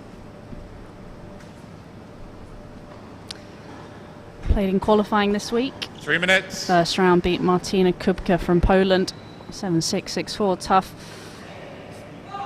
And then beat Stephanie Wagner of Germany to qualify. Needed a super tiebreak though, 10-6. But got used to the courts here. Always helps, played a couple of matches, used to the atmosphere, used to the surface.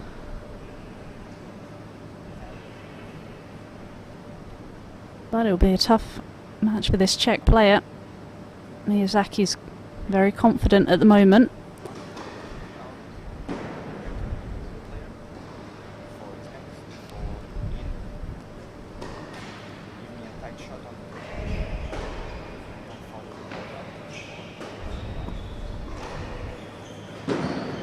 Two minutes. Ladies and gentlemen, first round match, GB Pro Series. Best of 3 tiebreak sets. Between, to the left of the chair, from Great Britain, Yuriko Lily Miyazaki. Right to the chair, Czech Republic, Gabriela Andrea Knudsen.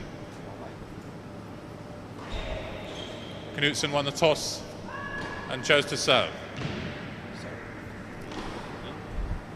As Luke Smith, our umpire, just mentioned, Knudsen won the toss and chose to serve.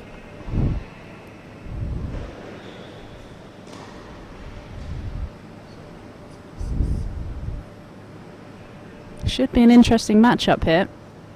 Two slightly contrasting styles of players. Knudsen, the more aggressive ball striker. Miyazaki's got that variation, that variety. Looks to take the ball early. It's going to be interesting to see how each player deals with their respective game styles.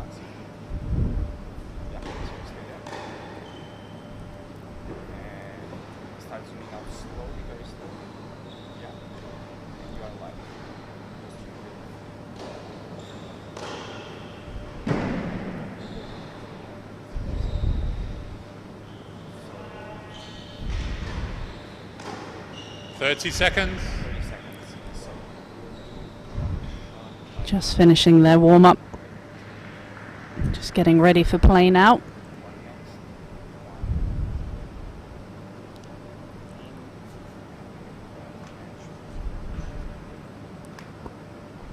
And again, just to confirm, this first round matchup here at the W100 here in Shrewsbury. between Lily Miyazaki and Gabriella Knutson.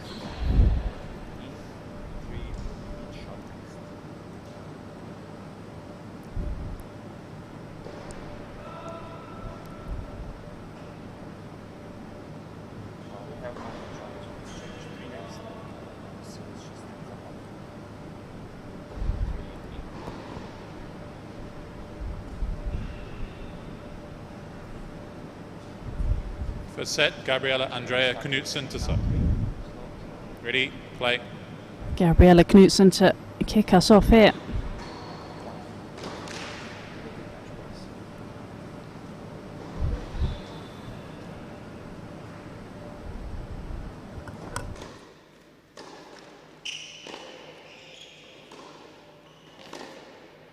Fifteen love.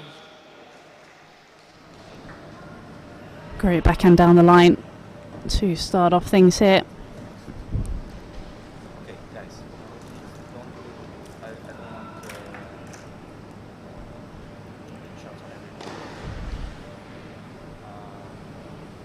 Wait for my calls.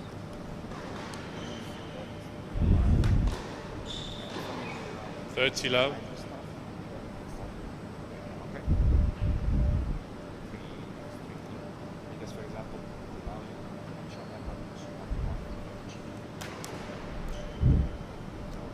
Just calm, especially.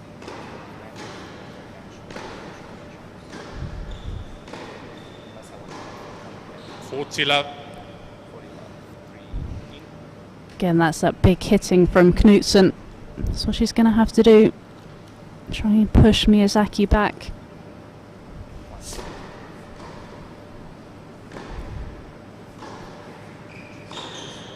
Game, Knutson. Great hold there from the Czech player. Very confident First start.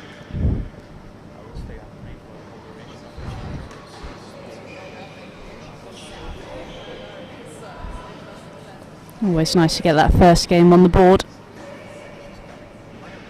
Could already see though in that opening game the type of tennis that Miyazaki wants to play. Looking to stay on that baseline, take it early.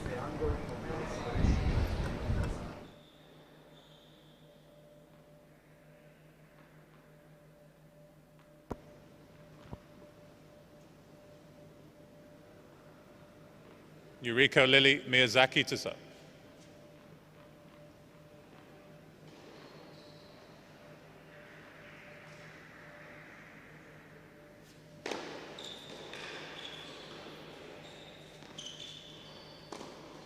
Fifteen love.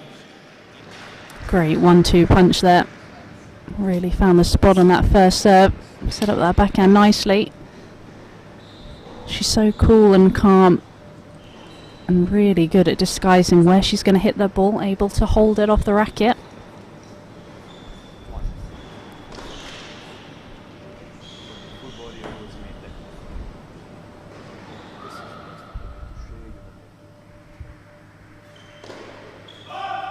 Fifteen all.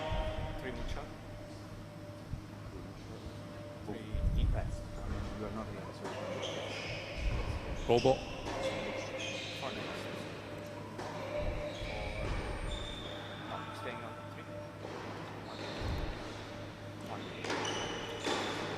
Out. 30-15.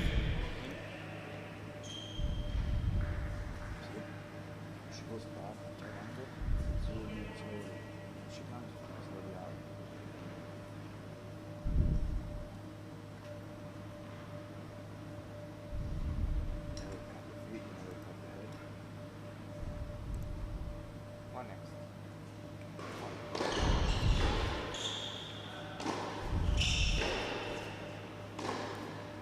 40-15.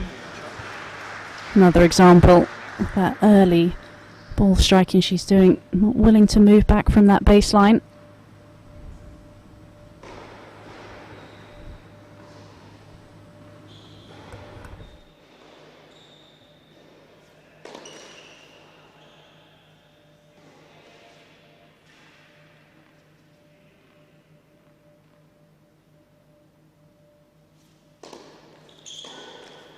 Forty 30.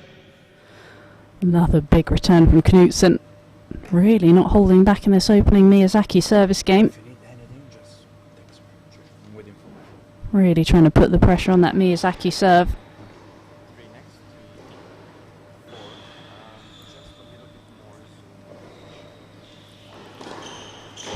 That was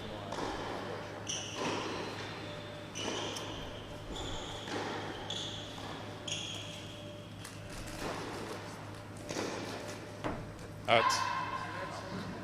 3, 4 next. Use.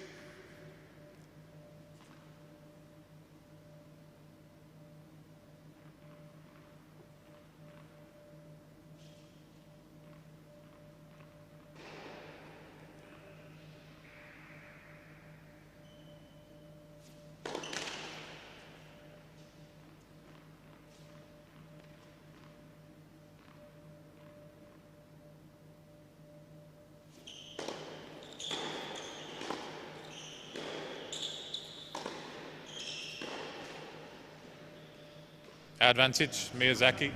Great defence there from Miyazaki. Knutson was throwing everything at her there. Again, used those hand skills as well to defend and kept that depth. Force the error from Knutson. Game point here to level things up.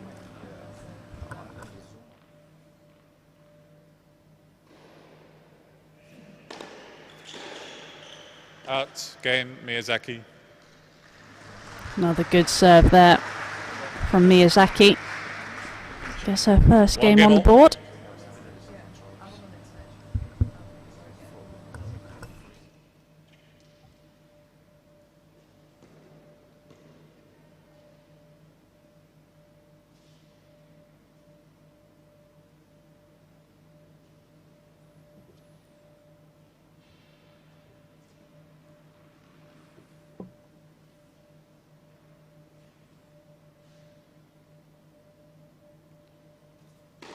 Fault.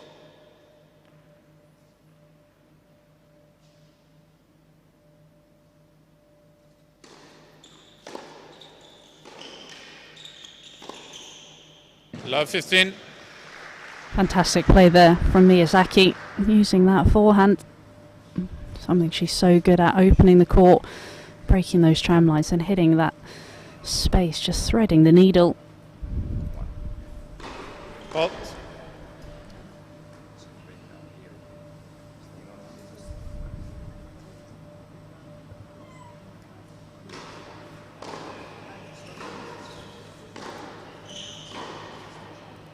Love 30. Just a little opening here. Love 30. Just applying the pressure.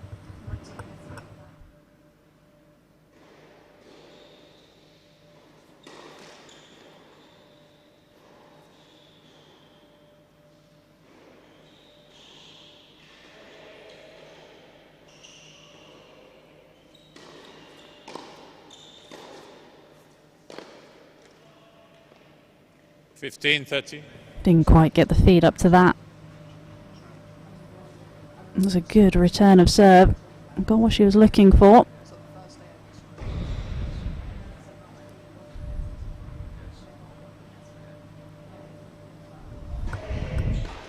Fault.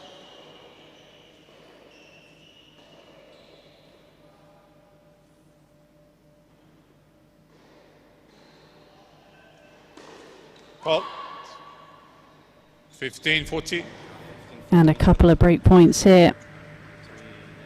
And that pressure that Miyazaki's putting on, taking those returns early, paying off already.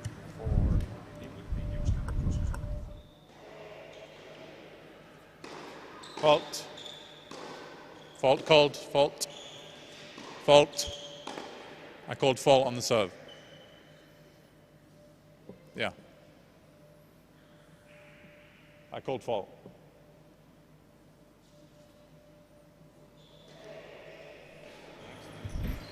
I think the umpire might have called a foot fault. Second serve, I called I fault. don't think either player heard. Yeah. Go back to a second serve.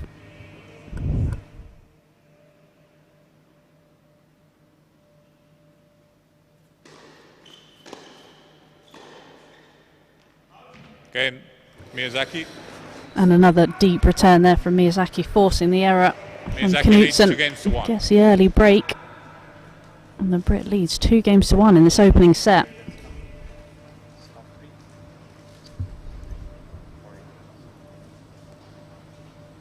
When there's already 4 on. It's been an interesting year for Miyazaki. No. Culminated in obviously getting the wild card at Wimbledon, where she had a really tough loss to Caroline Garcia. Was a couple of points away on numerous occasions from taking the win. Just couldn't quite get over the line. And has struggled a little bit since then.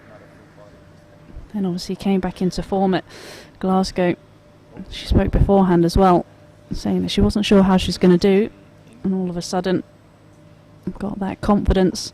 Came through some really tough matches, especially in that final, like I said, being a set and 5-1 down. Found a way to win. Again, just building that momentum, creeping up the rankings.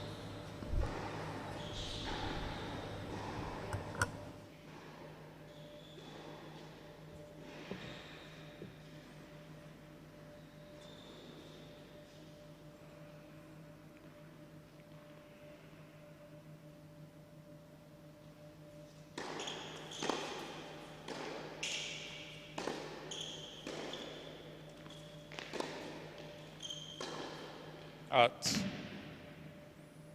Love 15. Better use there of the width from Knudsen. Something you have to use against Miyazaki. You can't afford to just hit the ball down the middle of the court.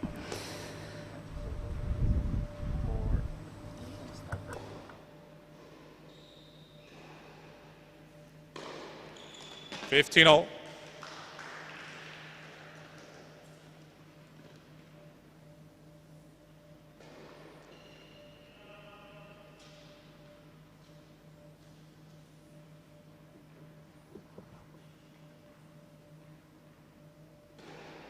Wait, please, first serve. Ball boy, drop the ball.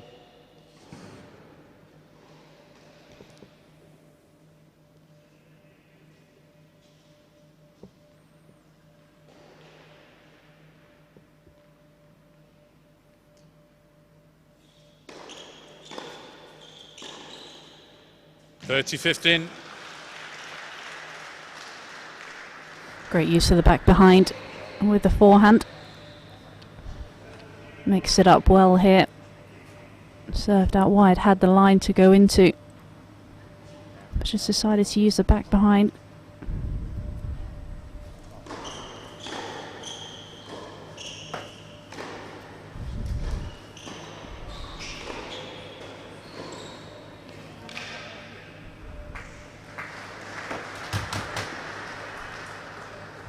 (30-all). Great point from Knudsen. Just trying to find a way to break back. Doesn't want to let Miyazaki consolidate that break.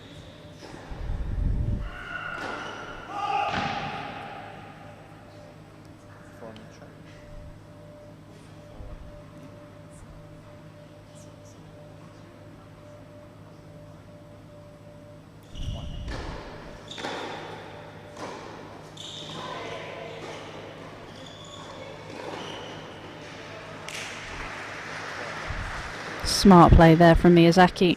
40-30. Using the slice, keeping it low. Something I think we're going to see more of. She's got a great slice backhand and great volleys around the net. Really a weapon.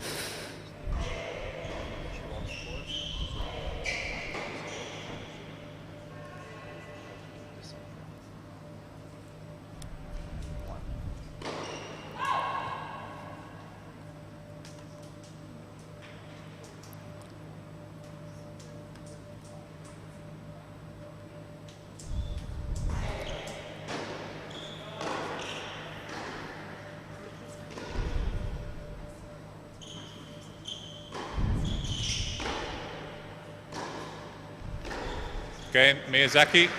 And she gets a hold in the end, consolidates that break, and opens up a 3-1 lead. This way. Ball go this way. Ball go. Miyazaki leads 3 games to 1. Finding her range out here. Hitting with great depth. Really pushing Knutson back, forcing the errors. Important service game here for Knutson. Got to find a way to hold. Doesn't want to go a double breakdown in this opening set.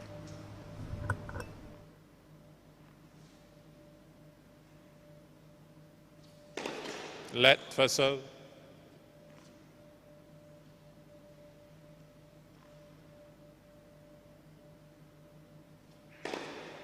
$15 First 8s of the match for the Czech player.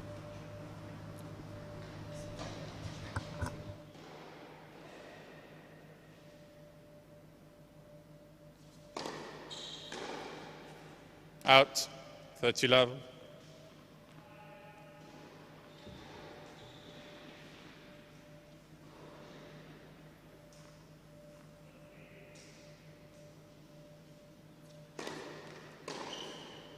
Out. 40 love.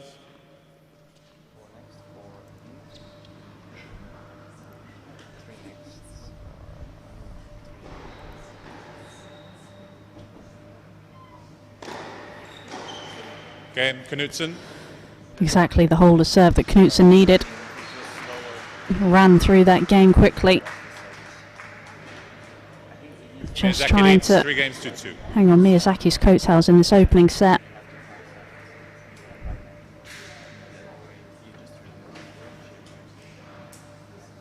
So, 4. Show me what is the problem, what's going on.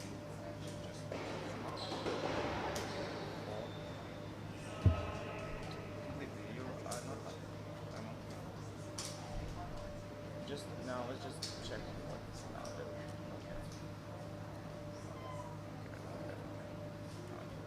Never mind. Not enough. Knutson's carrying a career high ranking at the moment. And now, there's some out. 25-year-old was at the University of Syracuse,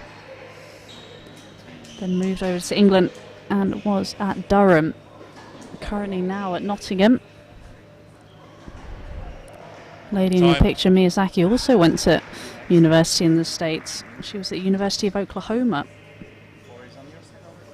Graduated with a degree in mathematics and a master's in technology management. She's coming. We'll take her. She passed and you didn't give a shit about me. Okay, I won't take it. But again, Miyazaki's got that break, 3-2 up in this first set.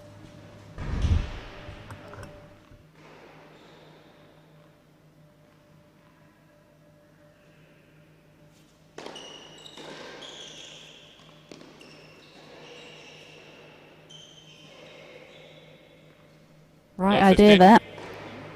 You could see Knutson was pretty far behind the baseline. Just didn't quite execute, but that's the variety that Miyazaki is able to bring to the court.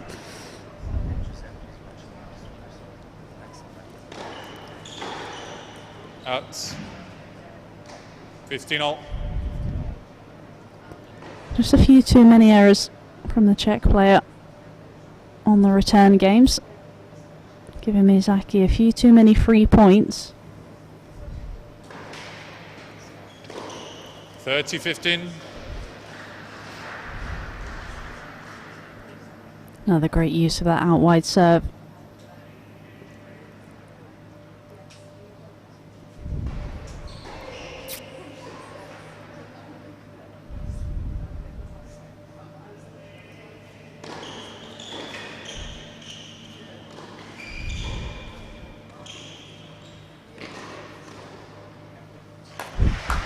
What a point from Miyazaki, showing the full array of skills she possesses.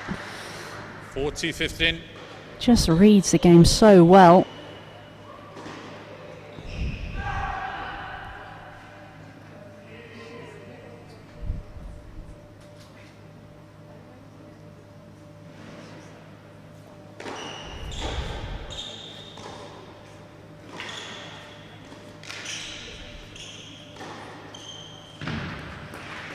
Good defence there from Knutson.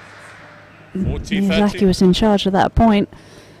Managed to dip it to the feet and dealt well with that short ball. Just trying to stick in the service game here.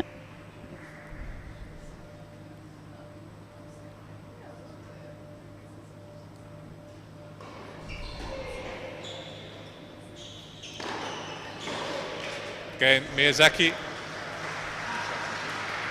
And that first serve is really causing damage out here. Another pretty comfortable hold Miyazaki leads 4 games to 2. for the Brit. Extends that lead. Sure, she'll be looking to try and break here.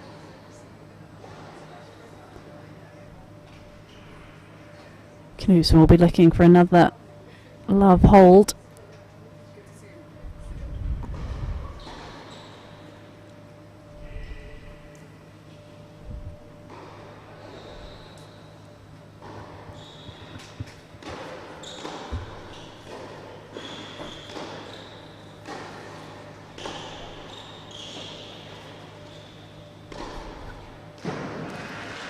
Gotta love points like that. Miyazaki just owns the Love baseline. 15. You just watch her. Doesn't take a step back, just able to redirect that ball. Comes in and finishes so well with that drive volley.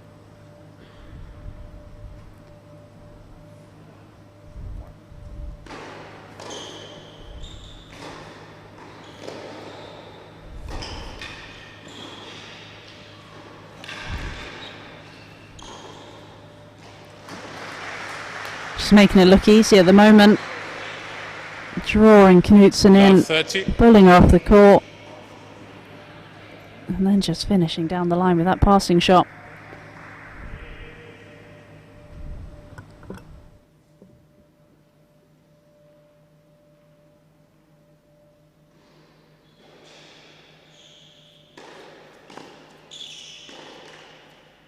Love 40. And the pressure building on the Czech player here. 3 break points for the Brit to open up that double break lead.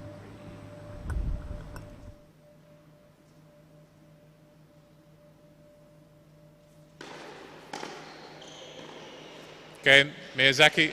And she gets it. Another early backhand return, pinging balls, onto the please. Small baseline, change. forcing the error. Miyazaki leads 5 games to 2. And Balls in, Miyazaki please. does get that 5-2 lead in this opening set. She will be serving after this changeover.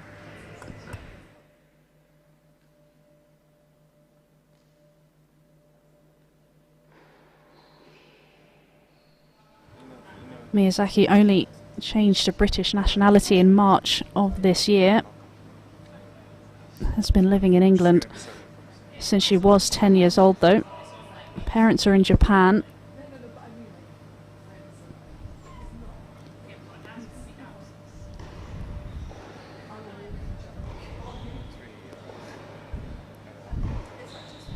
First time this year that she's played all 4 slams.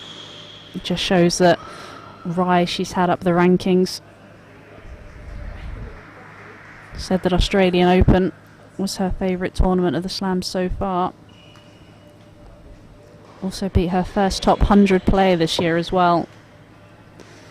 Beat Magdalena Frek Time. from Poland. So again, just really developing her game, and you can see that here. You can just see the confidence flowing in this opening set.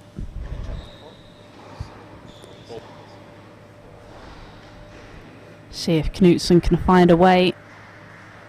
Hard to see at the moment with the way Miyazaki's playing.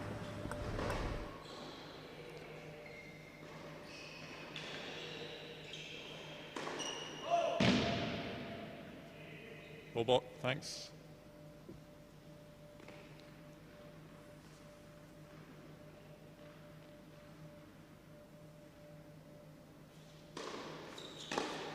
Out. 15 love.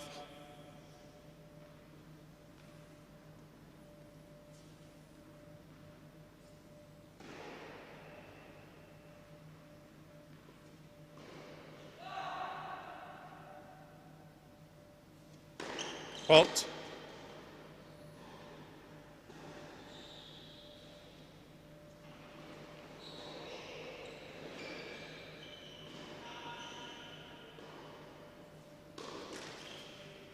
15-all. First double fault of the set from Miyazaki.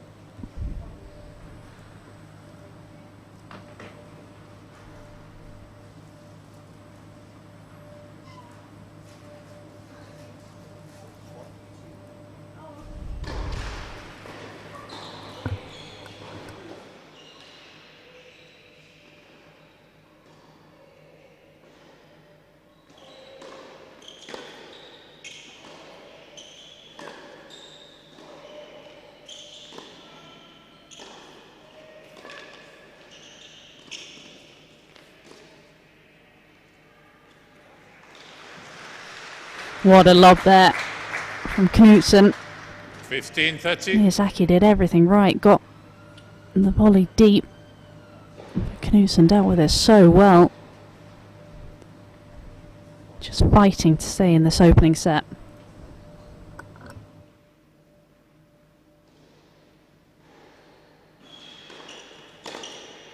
$15-40. What a return. They came back with interest. 2 break points here.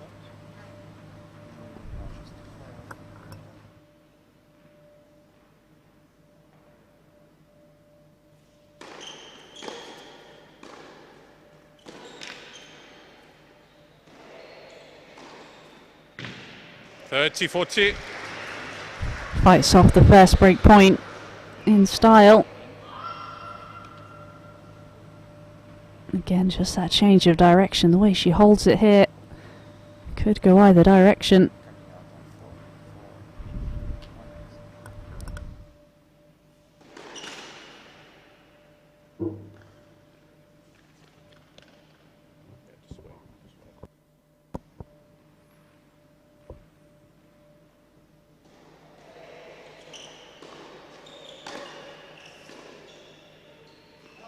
Game, Knudsen.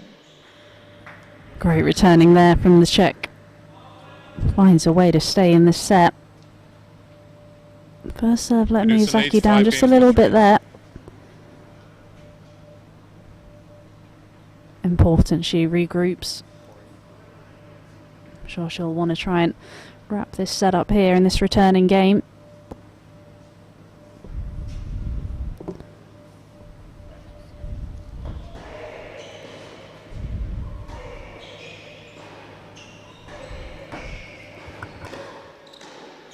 Out. 15-love. One good thing about Miyazaki is you can never really tell the emotion she's feeling. She's able to hide it very well.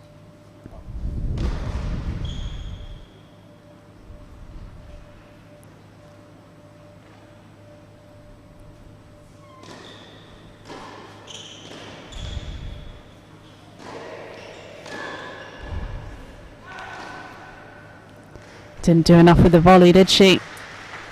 It was the right play. 30-love. Just wasn't clinical. Gave Knutson a chance and she took it.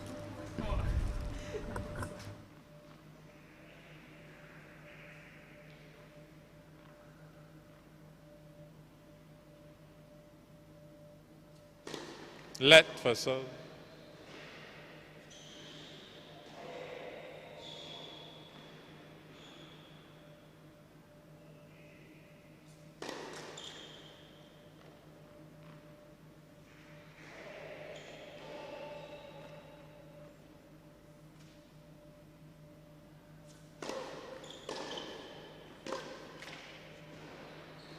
$30-15. Better depth on that return. Forcing the error.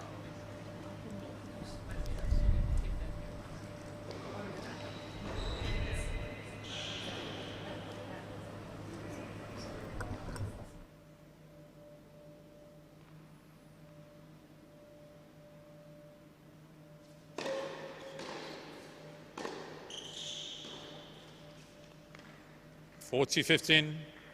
Just a couple of errors creeping in to the Miyazaki game here. 2 points for Knutson to get back to 5-4. Hold it, hold it.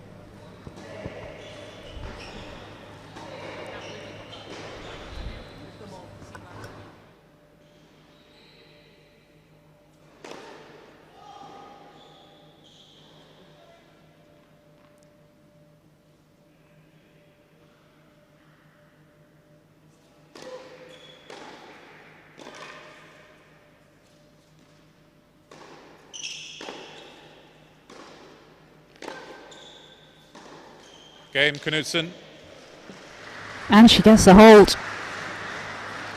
Gets it back to 5-4. Miyazaki leads 5 Really games to good 4. ball striking. Really putting the pressure on Miyazaki here. Can she hold? Take this opening set. It's been an interesting matchup in this opening set. Really obvious. Whoever gets that first strike in tends to win the point. Both players like to be on the front foot. That's something that Knudsen's really done well in these last couple of games. Just found a way to stay on that baseline a little bit more. Push Miyazaki back. In those opening 7 games when she got the 5-2 lead, Miyazaki was able to really dictate the points a lot more. Time. Got to go back to finding a way to do that. First serve just dropped off a little bit in that last game. Important she finds some first serves here. First 2 points are always really important when serving for the set.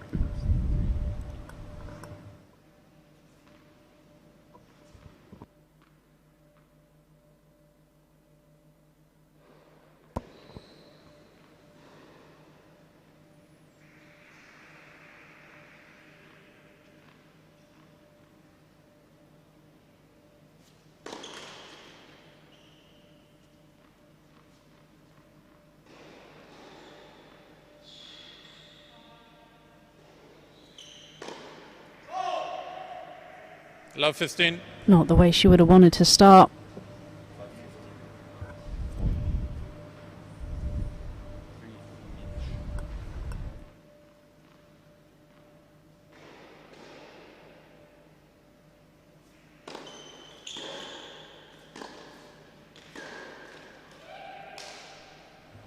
You 15 can hear on. the frustration there from Knudsen. Knew that was a chance.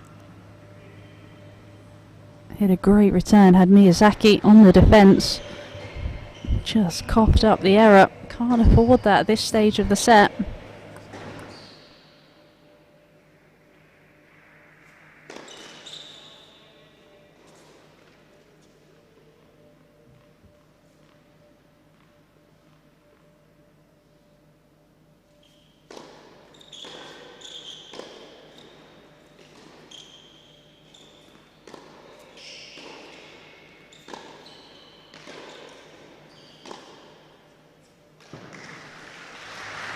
Big point there from Miyazaki. Dictated it from 30-15. start to finish. Again, just using that forehand, taking it on early.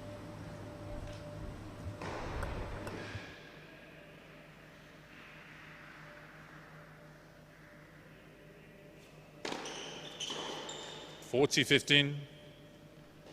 And managed to find the first serves, brings up 2 set points. Oh boy.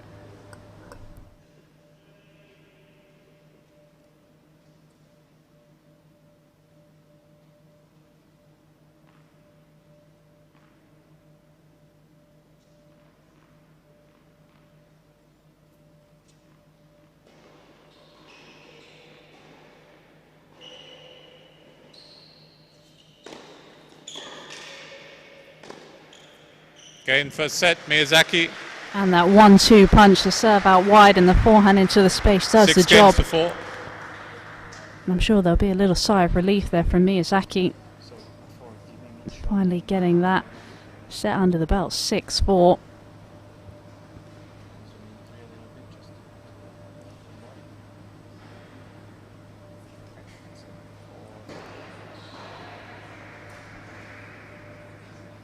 A lot of good stuff there from the Brit in that opening set. Just a little bit of a lapse of concentration at 5-2. But dealt with it well and really regrouped. That first serve really made a big difference in that last game. Made such a difference overall in this opening set as well. When she's found that first serve, invariably she's winning the point. Really sets it up well. Knudsen did well though. Just found a way to hang in, make Miyazaki work for it. important though that she starts this second set on the front foot.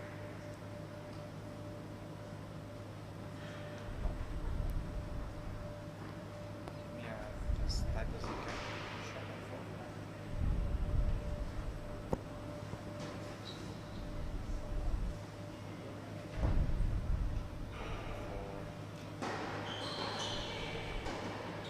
Time.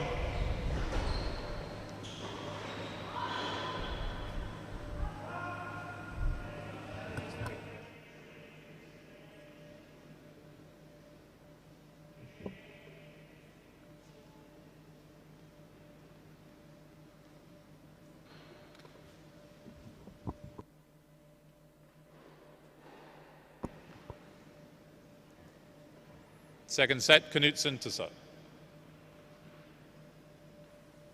Knutson's going to start this second set. Fault.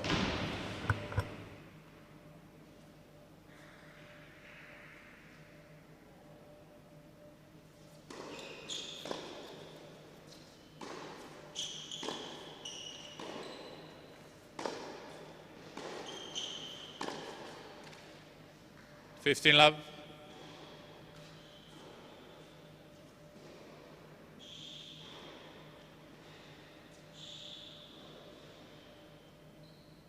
Wait, please.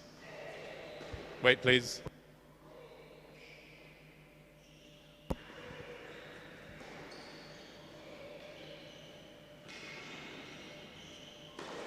Let for serve.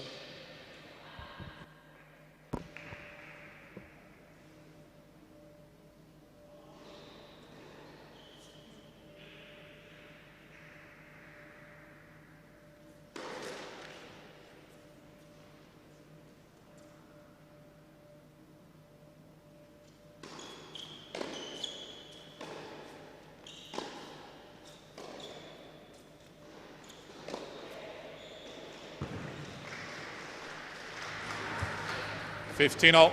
Just a typical Miyazaki point there. Just uses the forehand so well. Disguises it so well. Knutson doesn't know where she's going to hit it.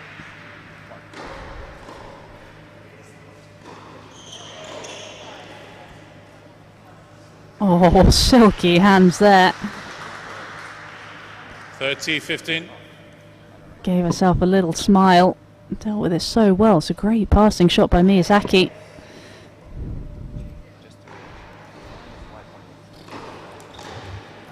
Out. 40-15.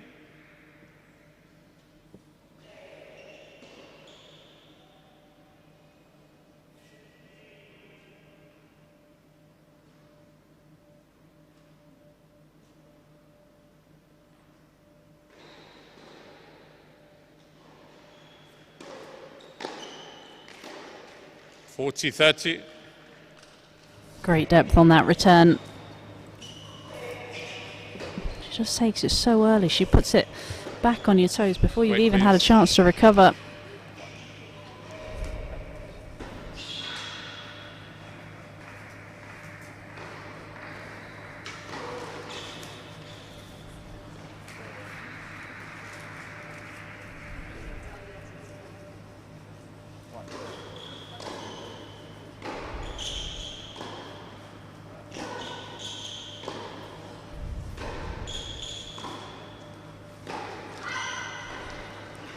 Use.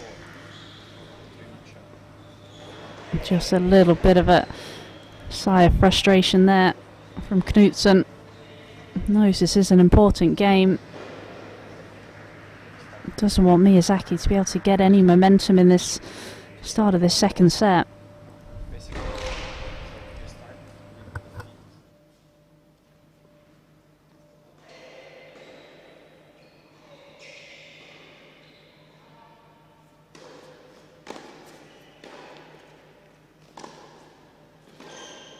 Out. Advantage, Miyazaki. And another error off the Knutson racket sets up an early breakpoint opportunity here for Miyazaki.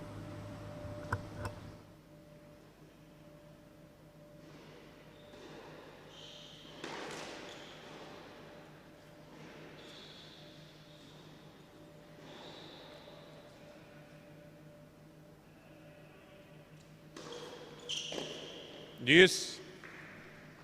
That's a brave second serve. Clip the outside of the line.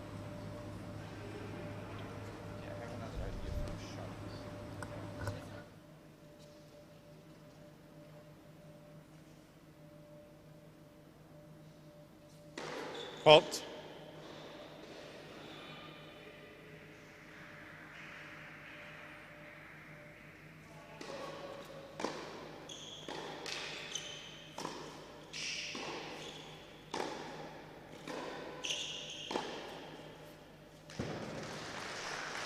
That cross-court forehand today has just been such a weapon.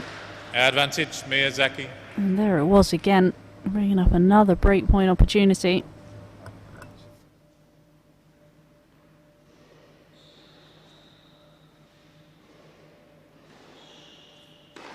Fault. Thank you.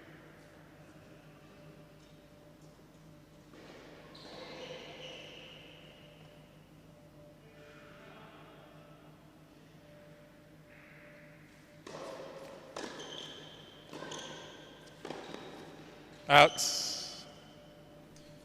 Deuce. Set the point up exactly how she wanted. Missed by millimetres.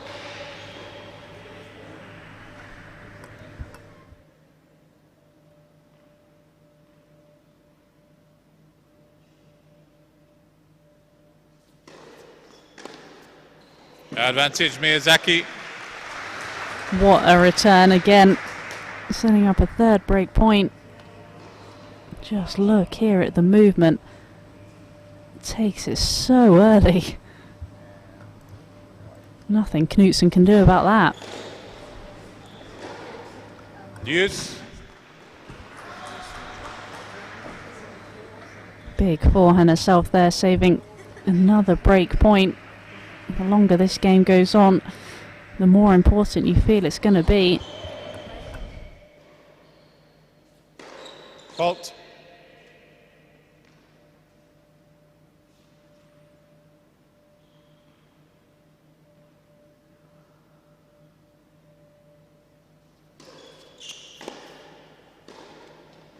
Advantage, Knutson. I think Miyazaki might have thought I was going to get called out by the umpire. No such luck.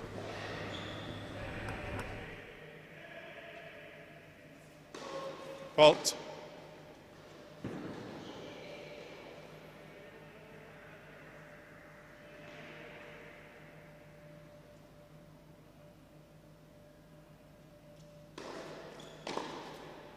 Game, Knutson.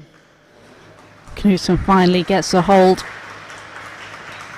Really important she got that first game on the second board. set. Might be a little bit of frustration from Miyazaki.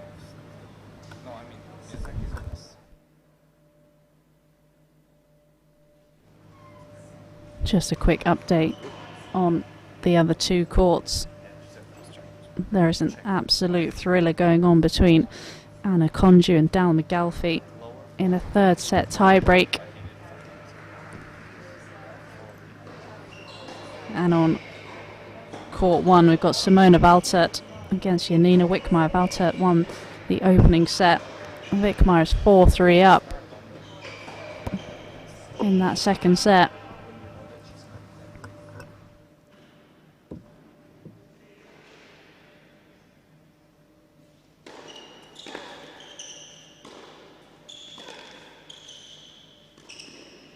Out.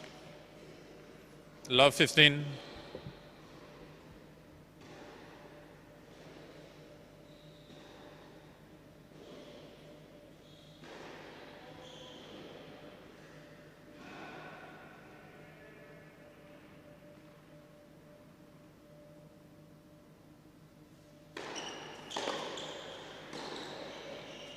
All. Dealt with that so well. It was a great return from Knutson. Pushed her really far behind the baseline. Miyazaki was going backwards when she hit it, but someone managed to hit a winner.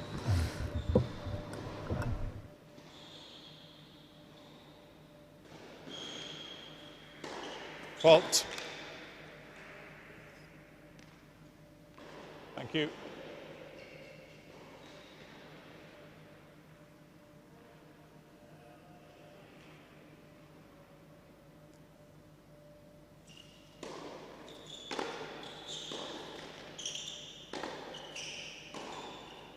30-15. Forehand's really been the standout shot from Miyazaki today. Whether it's been cross-court or down the line, the winners seem to be flowing.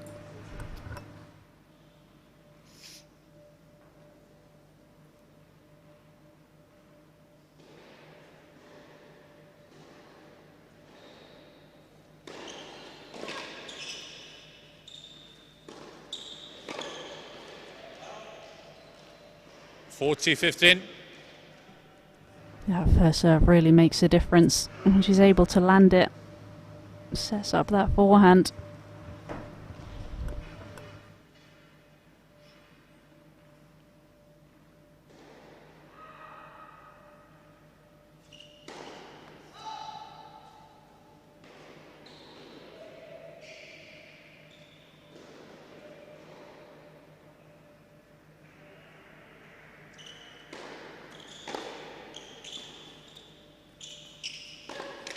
Game, Miyazaki.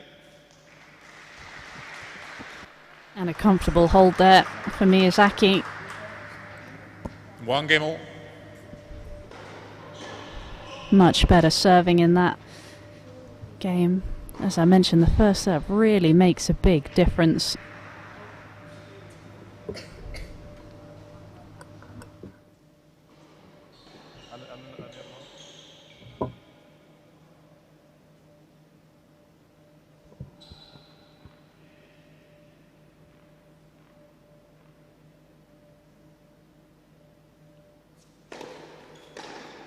Out. 15 love.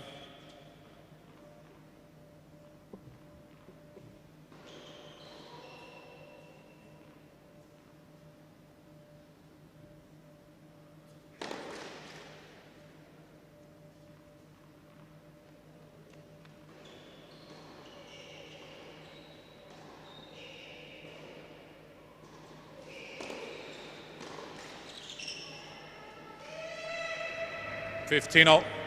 A little bit lucky with that net cord. But again, that's backhand. She's looking to take that second serve early.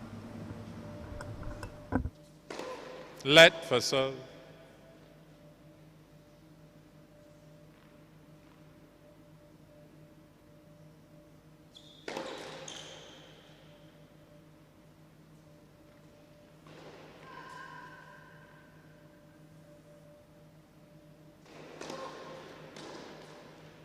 $30-15.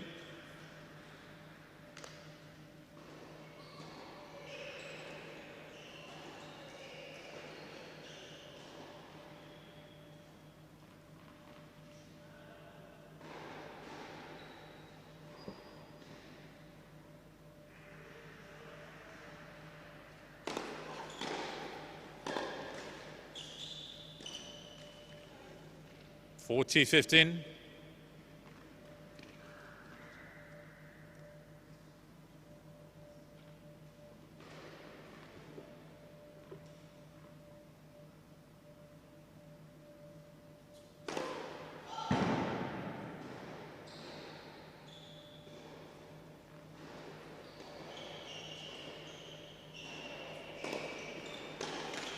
Game, Knutson.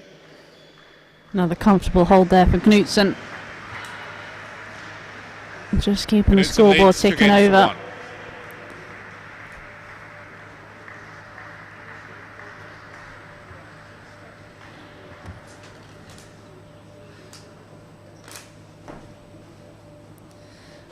And I can tell you, after just over 3 hours, we finally have come to the conclusion of the match between Anna Konju and Dan McGalfy. Konju just coming through that one in that third set tiebreaker, 7-3. What a battle that was.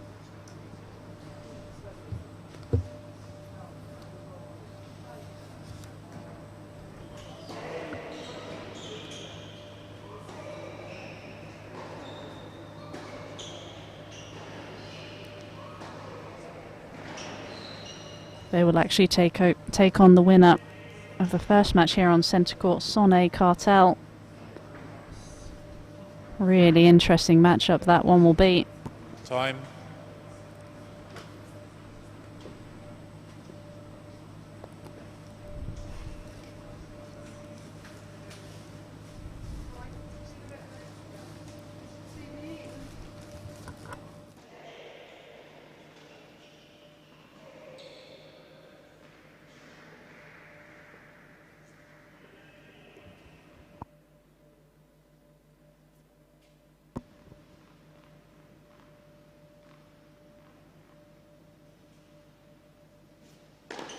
Fault.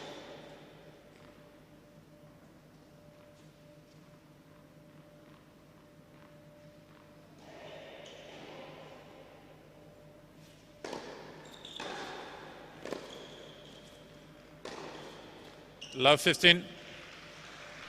Big hitting from Knutson. I think that's really what we need to see more of in this match. Can't afford to get passive.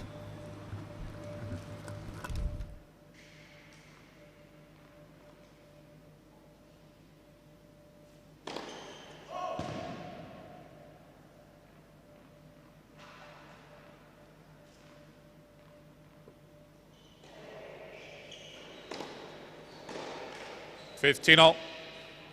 It's been a problem for her in this match so far. Hasn't been able to string enough of those points together consecutively.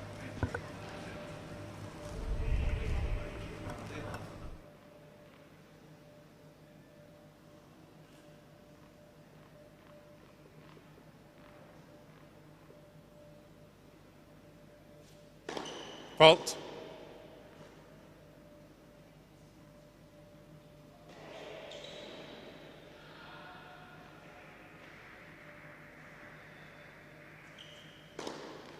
$30-15. Aggressive second serve there. That out wide serve, especially on the due side, has been a really effective shot for Miyazaki today so far.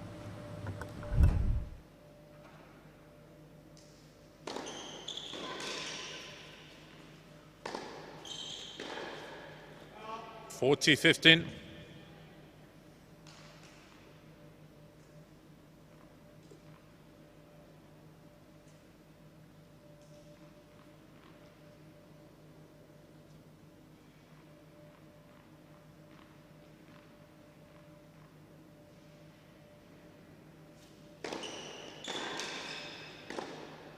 Okay, Miyazaki. There's that 1-2 punch. And even if you know it's going there, there's not much you can do about it. She backs it up so well with that forehand. Quick hold from Miyazaki. Putting the pressure straight back on the Czech player.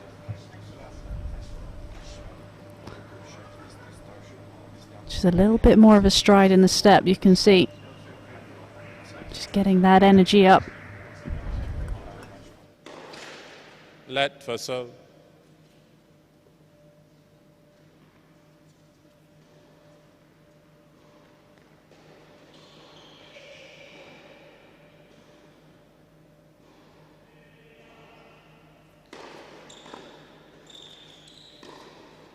$15 love.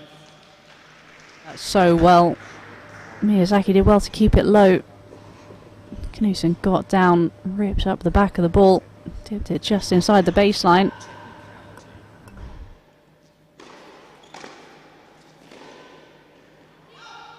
$15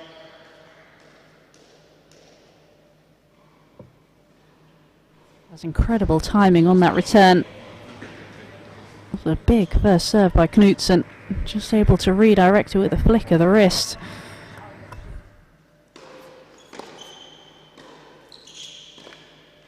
$30-15.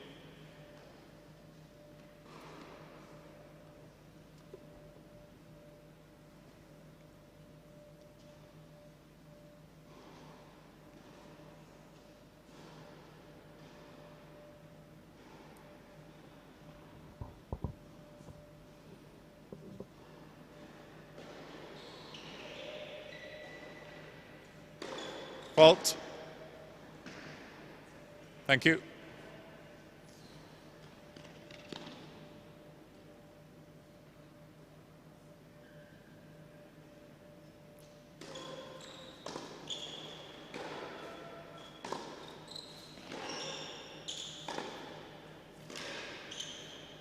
Out 30-all. Miyazaki just putting the pressure on here. That backhand has been a real standout shot in this game so far. Wait, please. Oh.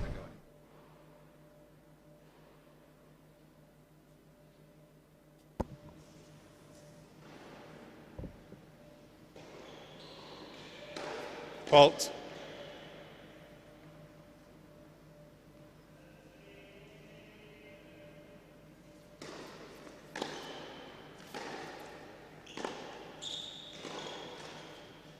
.30, 40.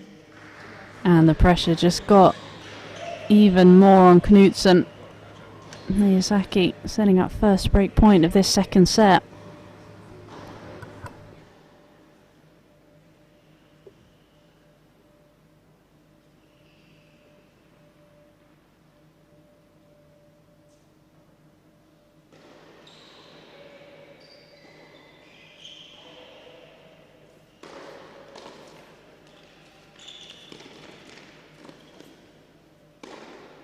Deuce. Saved so well there. Dealt with that low short ball. And finished off nicely with that smash.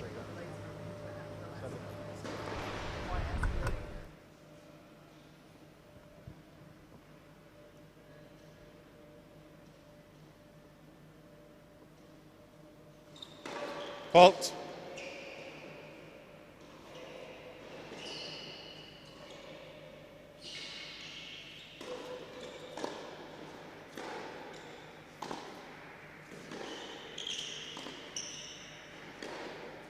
Out. Advantage, Miyazaki. Mixing up nicely there with the slice. Haven't seen that too much today. Forcing the error from Knudsen. Setting up a second break point of this game.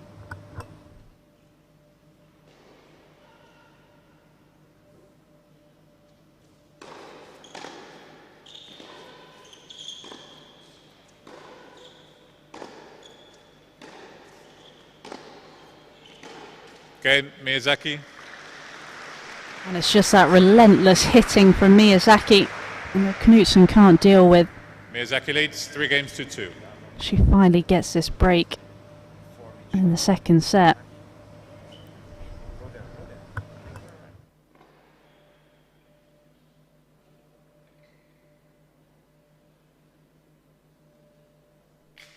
Felt like there was a really conscious effort in that game from Miyazaki to be extra aggressive. You can see how devastating she is off both the forehand and the backhand when she does.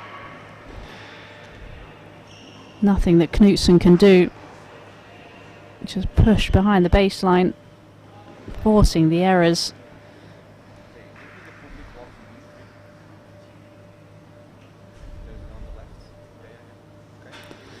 I'm sure her coach Craig Veal will be pleased about that. Just a few more spectators coming in. It's been such a well attended event so far.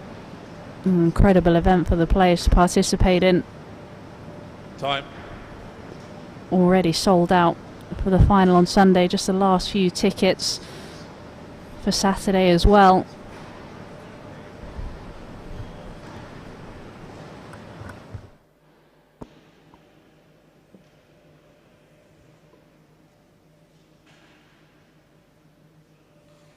So, can Miyazaki consolidate the break here?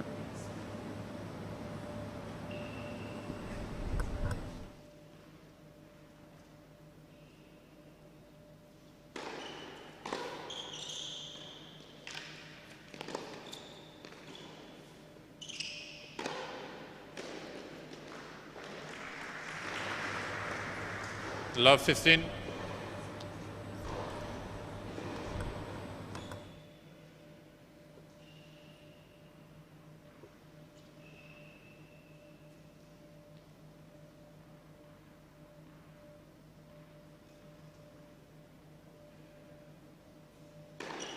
Oh.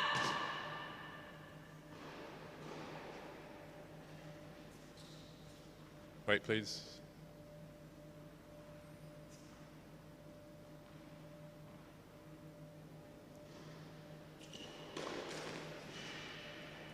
Love 30.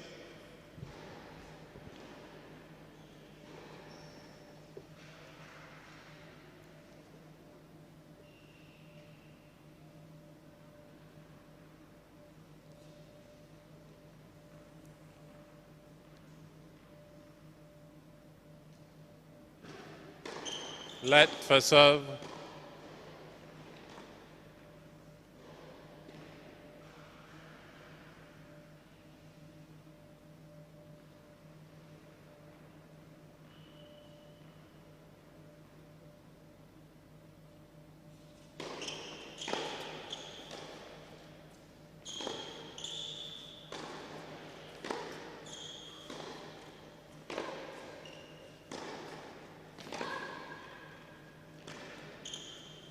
Out. Love 40. All go. All go. 3 break point opportunities here for Knudsen to get the immediate break back.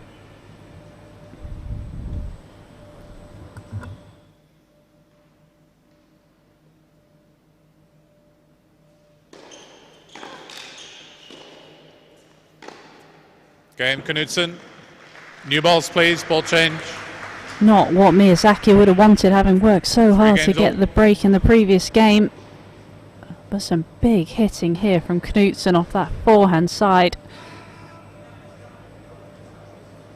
Just using all the body weight to transfer through the shot.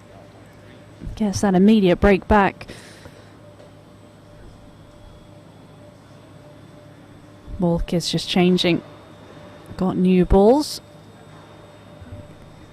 Also going to fly through the air a little bit quicker. Sure that will help both players out there.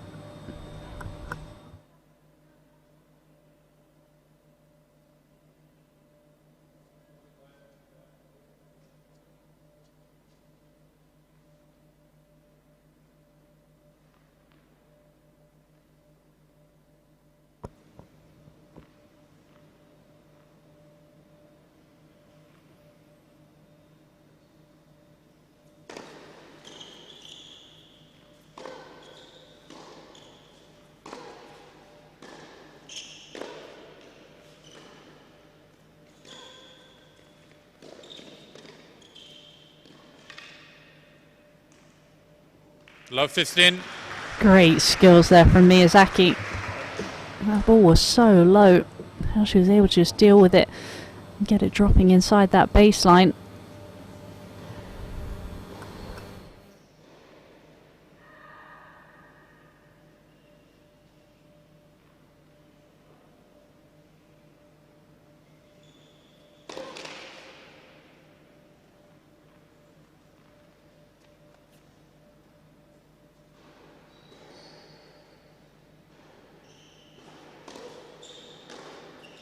Love 30. That backhand return has been standout in these last couple of return games. It's been the difference. Again, another opening here at love 30. Out. Love 40.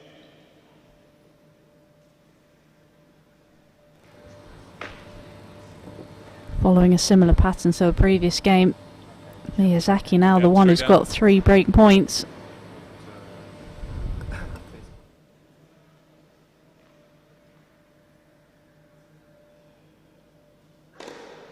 Fifteen 40.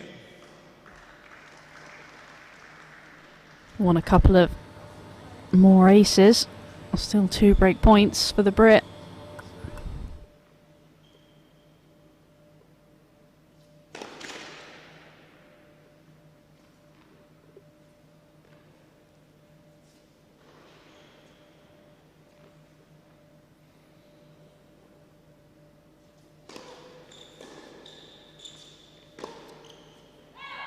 Game, Miyazaki. And a cheap forehand error there from Knudsen. Hands Miyazaki the leads 4 break. games to 3. And again, leads in this second set by 4 games to 3.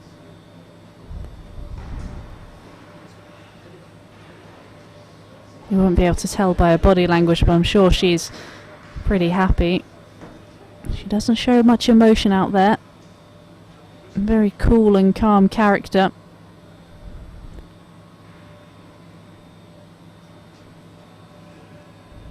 I'm sure she'll be telling herself with this change of ends though, needs a better service game than the previous one when she broke the Knudsen serve.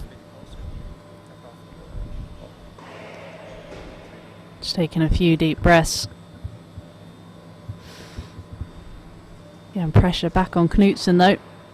Can she find a way in this next game to put pressure on the Miyazaki serve like she did? Time.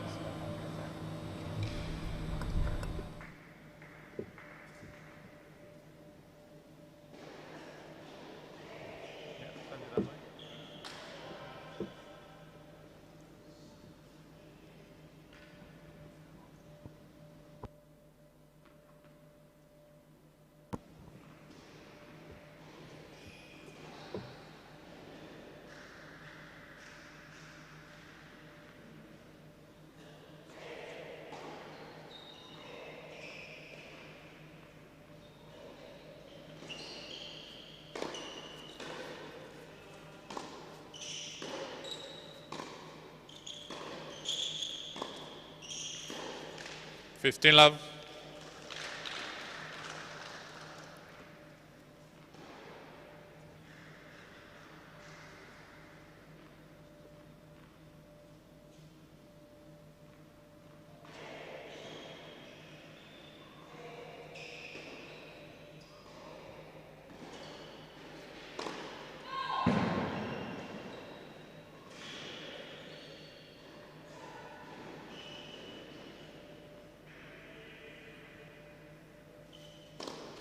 Let, second serve.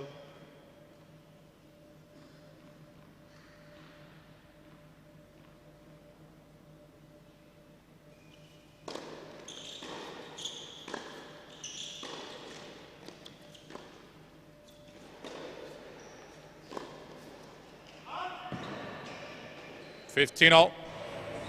Might have been the wrong shot to go for there. Push wide outside of the tram lines. Tried to thread the needle down the line, couldn't quite just do it.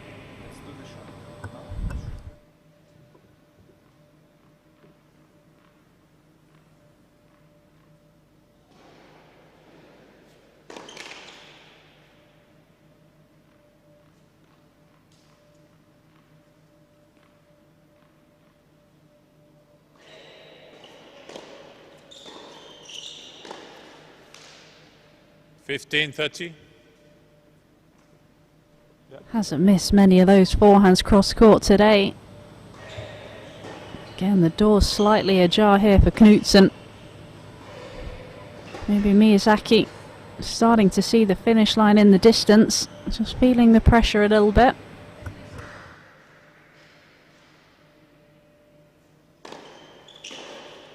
Out 30 all. But again, that first serve comes to the rescue.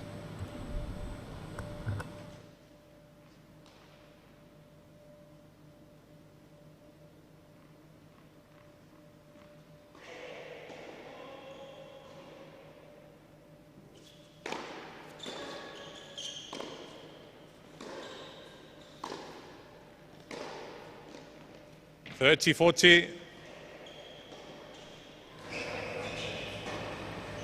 Miyazaki looking down at that line, not convinced. Not sure we're going to be able to tell here. Looked close. I think she was hoping for the call, but again, another break point opportunity. Fault.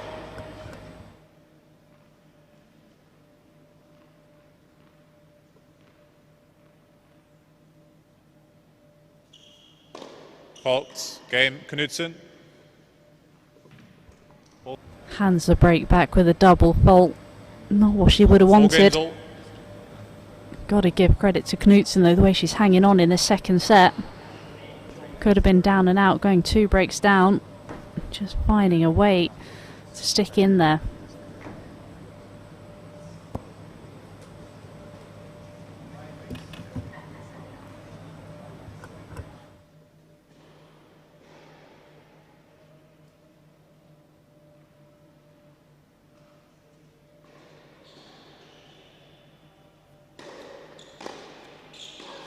Love 15.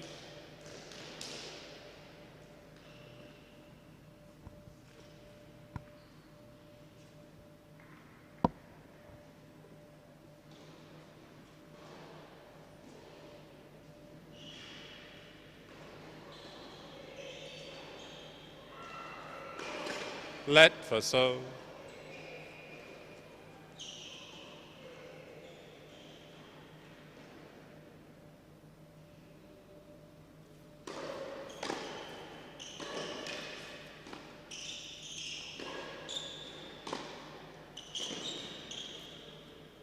Out. Love 30. Just a flick of the wrist on that forehand. And the power that she's able to generate, too much for Knutson. And again, the topsy-turvy service games we're seeing just keep coming.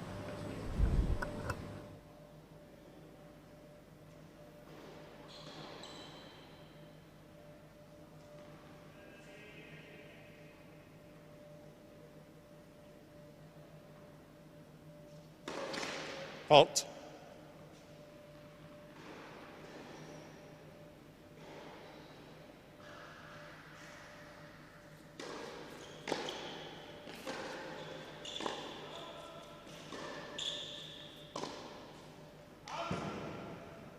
15-30.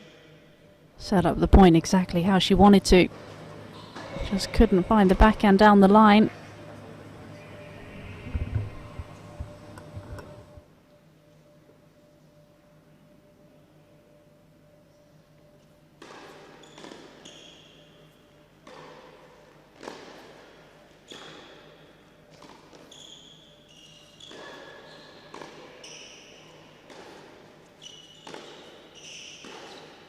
Out.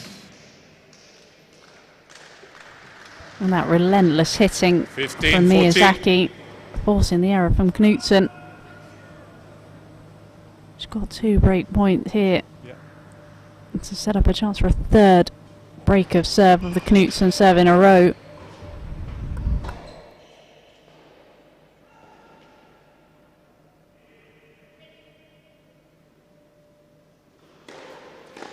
30-40.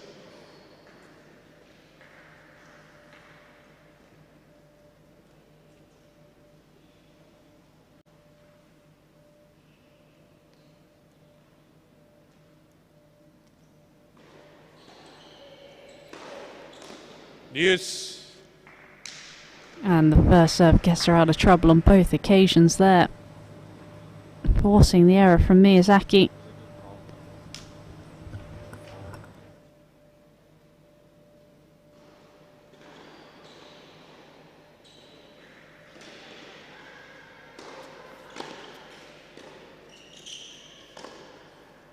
Advantage, Miyazaki. But then she steps up, and that backhand taking it on the rise, finding that angle again. Ball boy. Another standout shot of this match. 3rd break point in this game.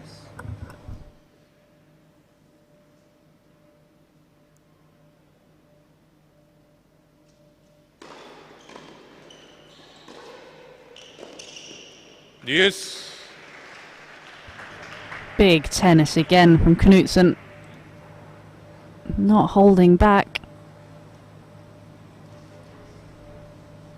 Can she find another first serve here?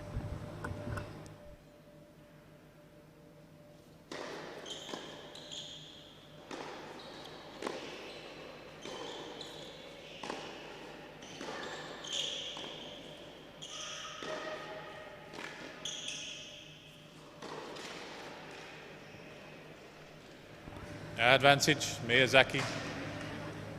Miyazaki did so well to just hang in that point. Having to use all the tricks in the book. 4th break point here.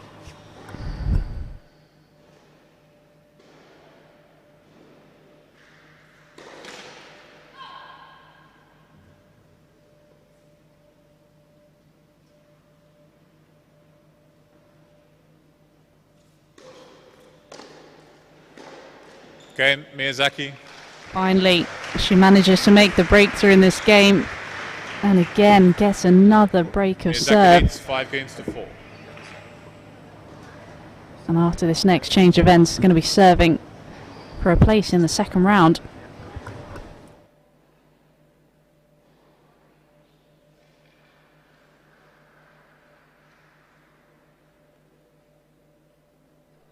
It's been impressive from both players in their 2nd set, the way they've been able to bounce back from the disappointment of losing serve and then being able to break serve in the following game. I'm sure Miyazaki is going to be focusing on as many first serves as she can. Doesn't want to give Knudsen any looks at 2nd serves here. When she's been able to make that first serve, she's been really dominant throughout this whole match. Been able to get on that forehand really well on ball 3. Time.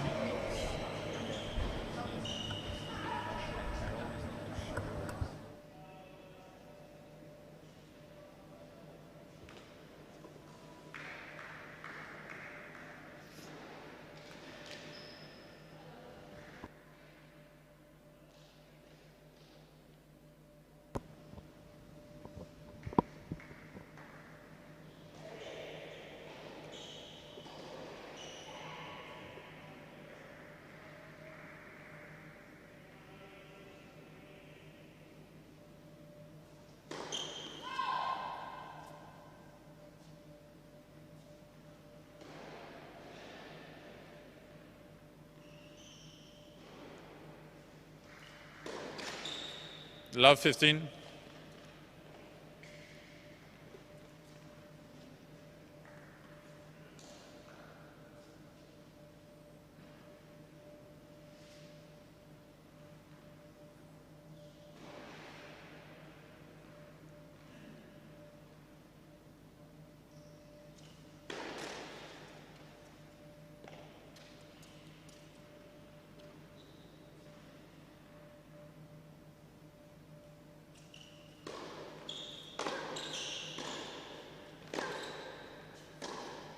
Out.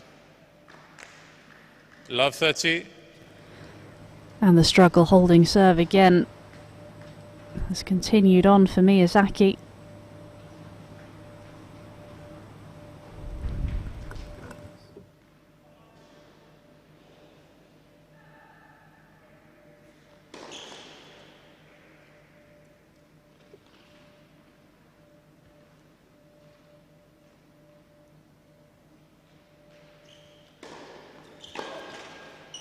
Fifteen 30. Thought that was going to trickle over. But again, just no first serves in this game for the Brit. Really struggling. Got to try and find a way to get a first serve into play in this point.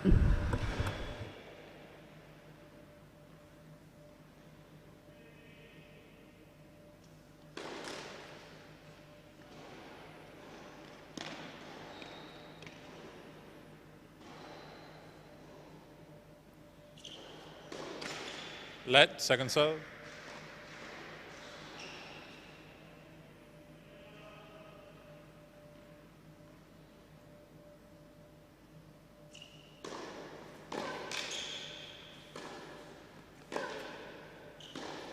Fifteen 40.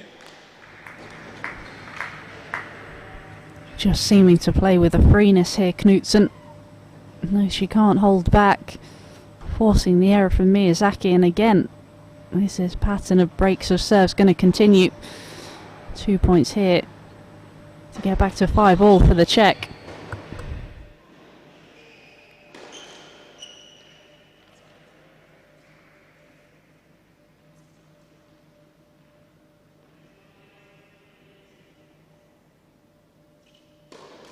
Again, Knutson. 5 games all. And a second double fault of the game. Hans Knutson, the break back. That's 6 breaks in a row of serve that we've had in the second set. Who's going to be able to hold serve first?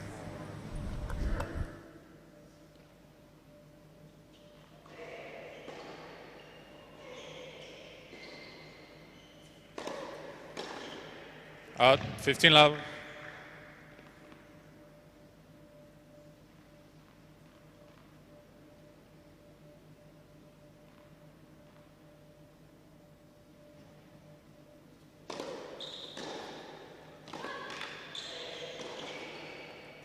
Fifteen all.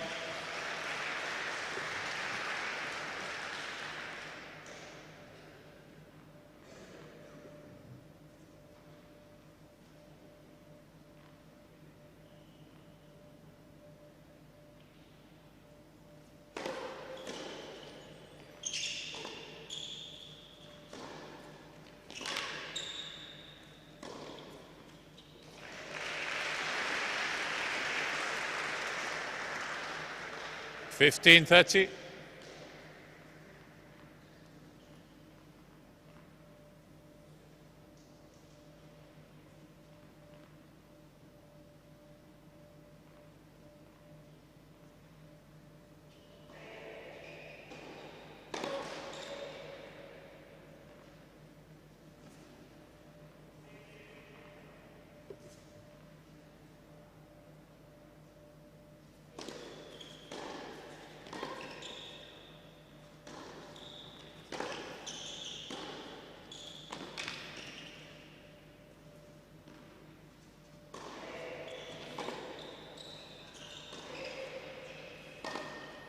Out. And the passing continues. I'm sure Miyazaki was wondering 15-14. where this tennis was when she was serving the match a few minutes ago. But again, does so well to regroup, bringing up another 2 break points.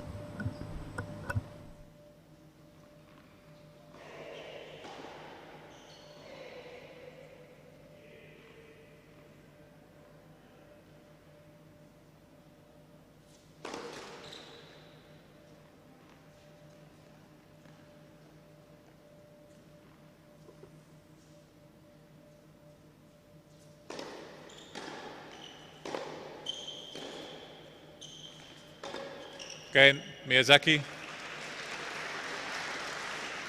And a 7th break of serve in a row.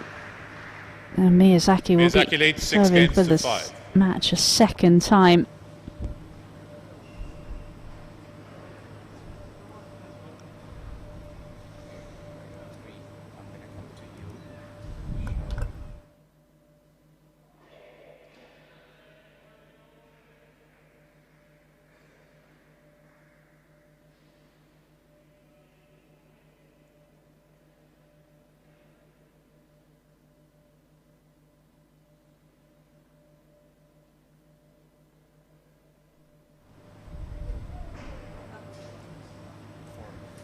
Another challenge for Knutson as well. Again for a 3rd time in a row. Can she find a way to break back? Or can Miyazaki find that first serve, which really has deserted her in the second half of the second set? Time. Just trying to compose herself. She knows exactly what she wants to do out there. Can she go out and execute? Or can the Czech player just find a way to hang in there again? Seems to be the pattern in the second set. Desperate times though.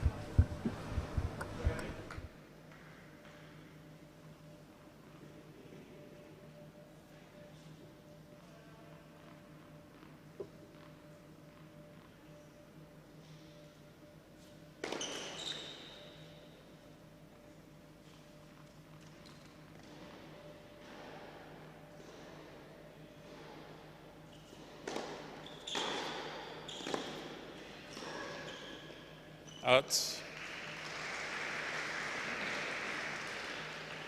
15 love.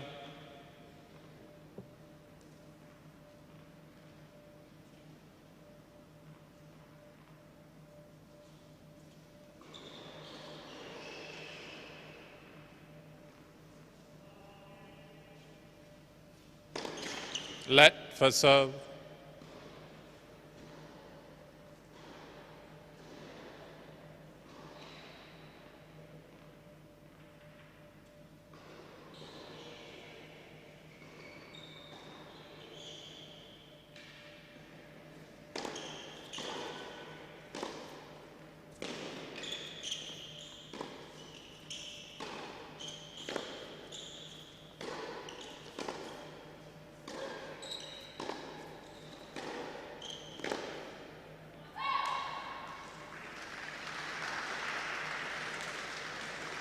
Great hitting there, Knutson, 15 all. putting Miyazaki under pressure, To the player. forcing the error off that forehand wing. She's not giving this up without a fight.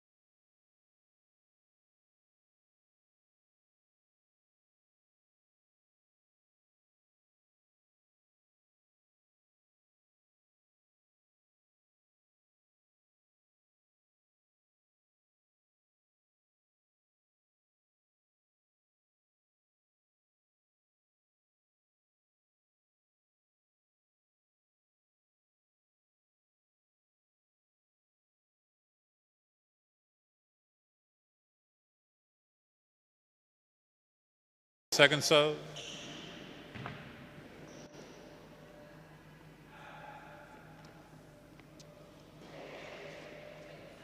Yeah.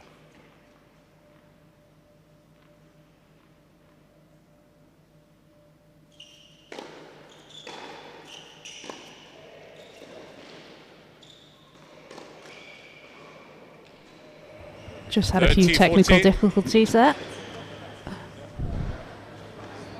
But another break point opportunity for Knutson to take the second set into a tie break.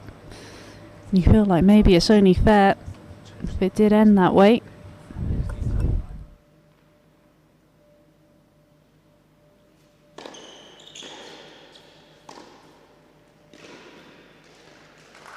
Great backhand there. Threaded the needle down the line as she needed that. Use. Can she find a first serve that's been eluding her?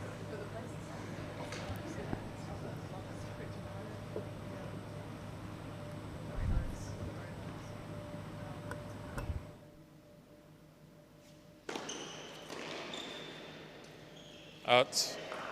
That's the first serve that she's been looking for. Finally bringing up Advantage, a Miyazaki. first match point.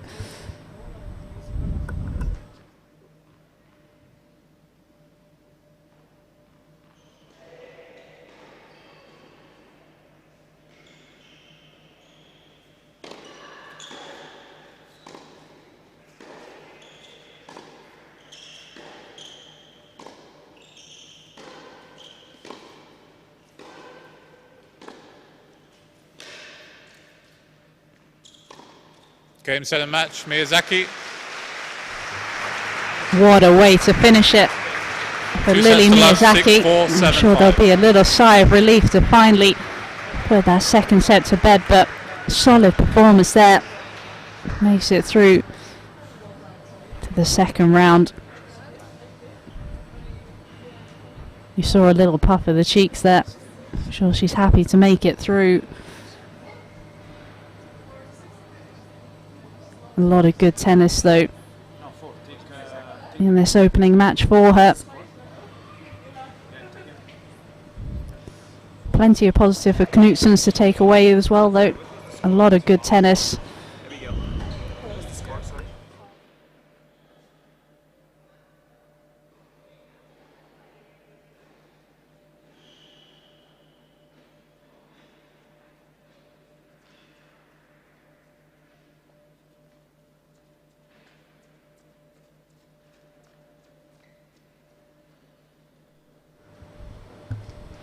So an important victory there for Lily Miyazaki, and as you can see in her section of the draw, it doesn't get any easier.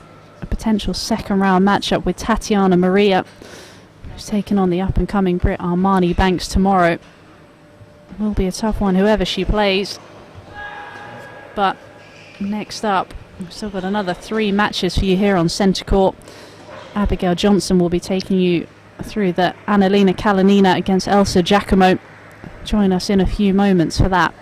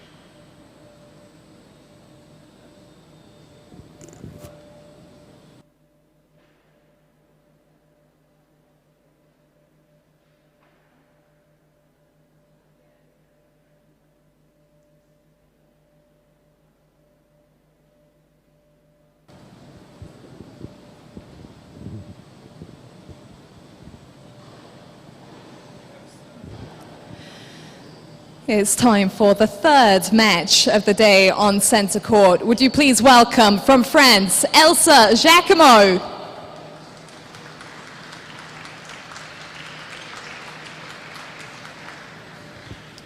And from Ukraine, she's our top seed this week. Please welcome Annalina Kalinina.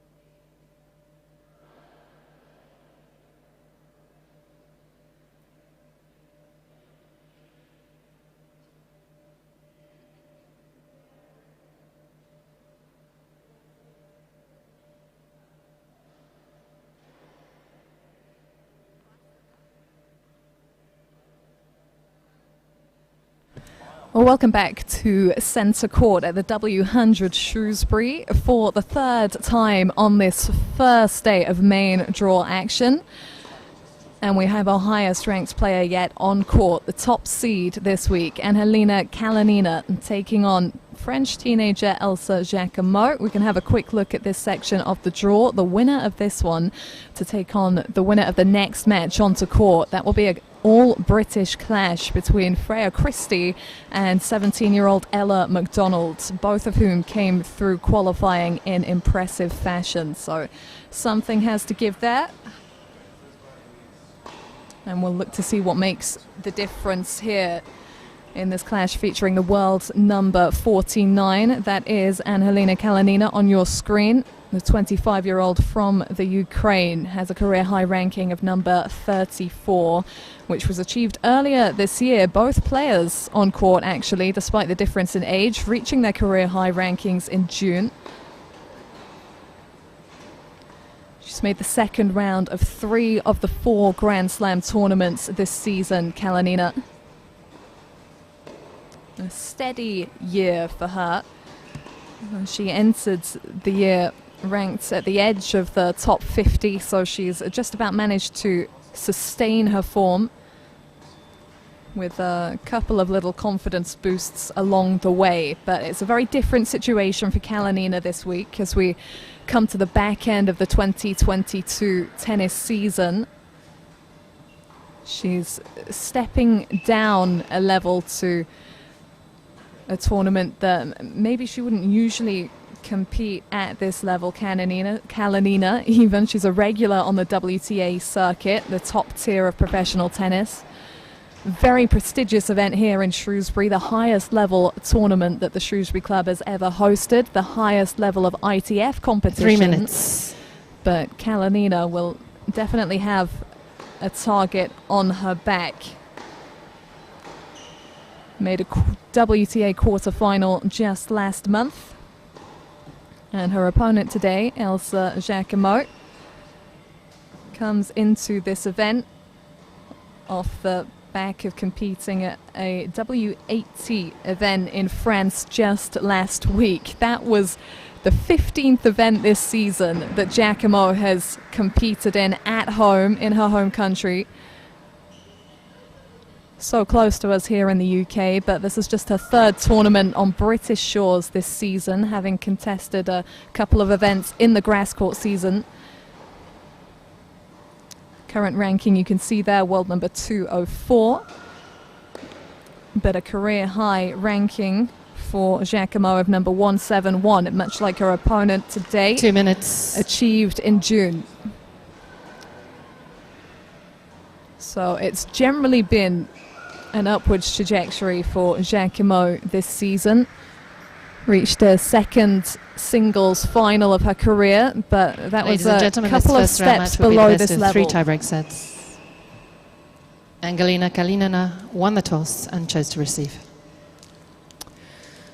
Just going quiet a moment there for Fiona Edwards in the chair, giving you the rundown. Kalinina opting to receive to start this match. So putting the ball on her opponent's racket.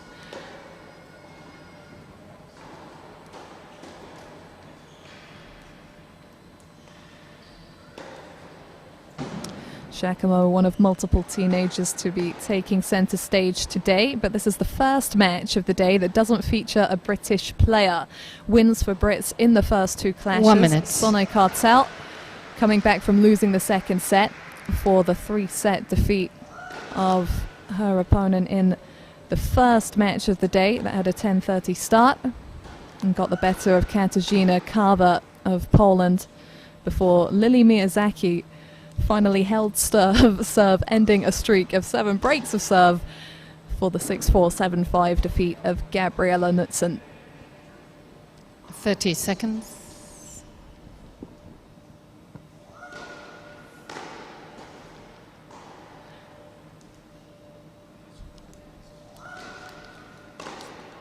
Two more matches still to come today on centre court. We've got that all-British clash between Freya Christie and Ella McDonald before doubles closes the curtains on the day. More Brits feature there. Emily Appleton and the most recent winner, Lili Miyazaki, will be teaming up there.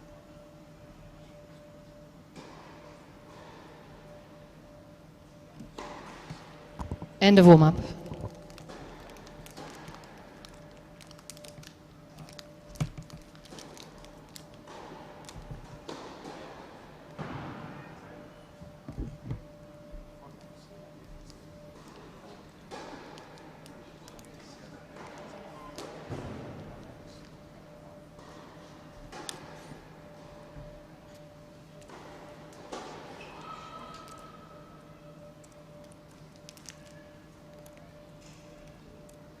So someone had to draw the short straw and get the first top seed in the first rounds. It is Elsa Jacquemot, who is tasked with Angelina Kalinina in this first round of action at the W100 Shrewsbury,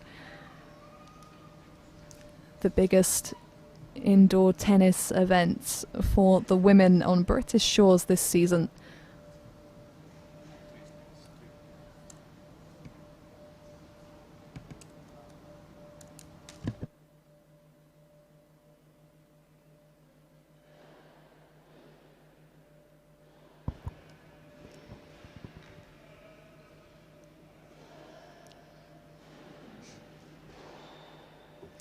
First set. Elsa Jacquemot to serve. Ready, play.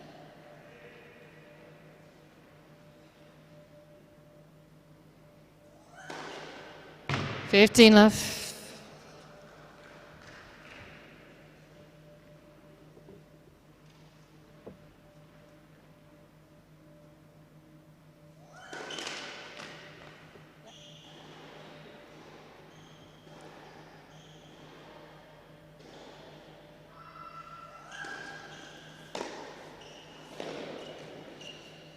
Fifteen all.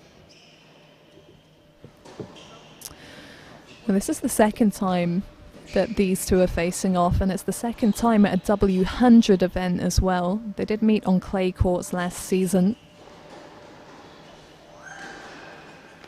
30-15. And Kalinina was the victor on that occasion, but she had to come from a set down to do it. The final two sets were comprehensive, but the opener was a tight one. 6-7, 6-love, 6-1. The final scoreline there.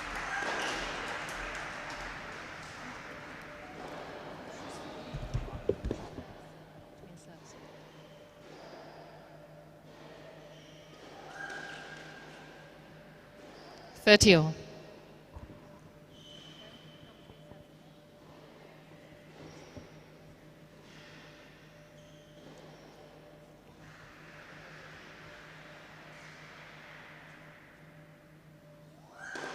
Foot.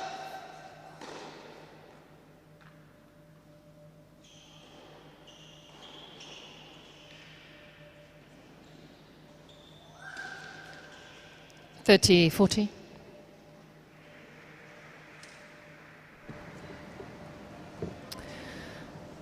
Well, it's a big match, the first one.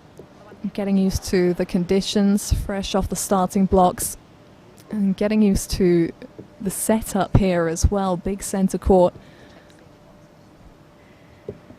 Spotlight very much on Elsa Jacquemot. She might be feeling it at the beginning here. Breakpoint down.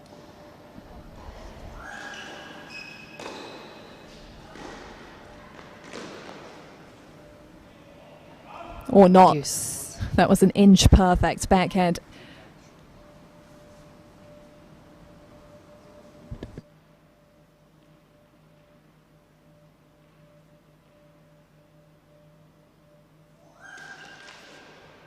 Thanks, bull boy. Bull boy.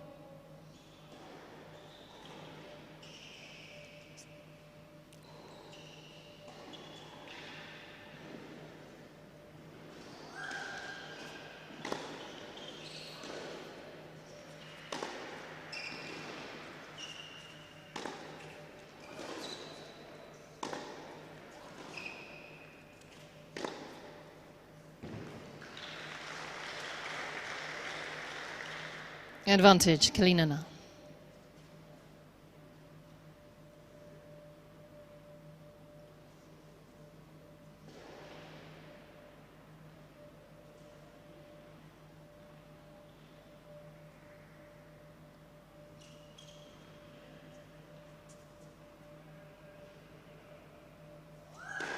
Foot.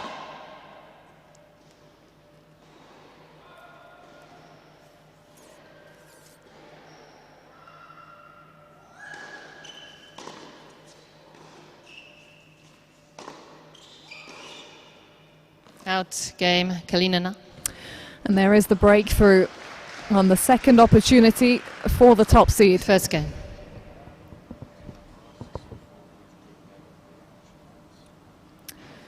And Kalinina, one of 5 top 100 players featuring in the main draw here in Shrewsbury.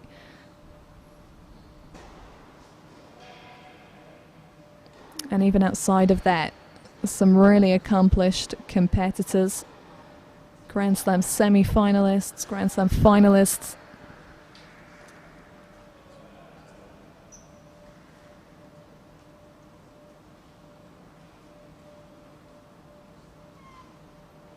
And not just of the past, but of the present. Tatiana Maria, a semi-finalist at Wimbledon earlier this year.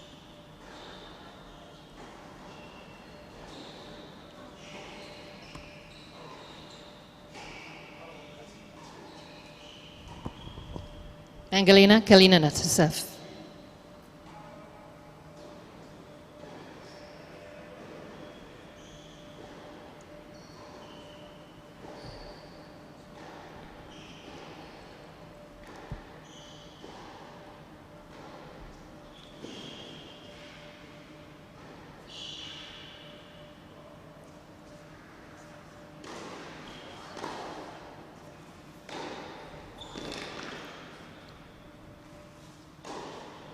Out. Love 15.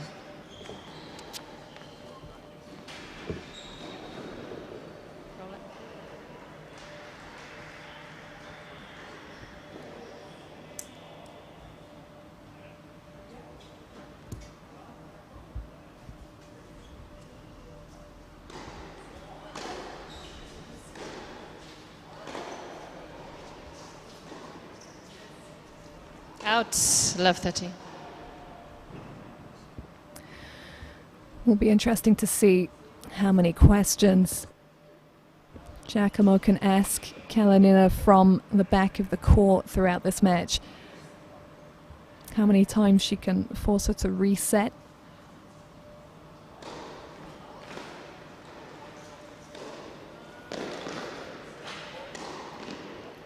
And both players in the early stages, they want to hit big. 15-30. Kalinina finding a way through this court. They're able to get herself up the court early. And that positioning is going to be quite key because the conditions are fairly slow on these courts this week.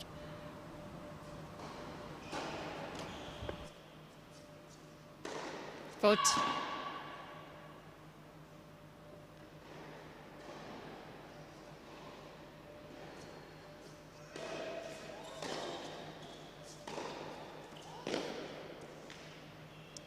All.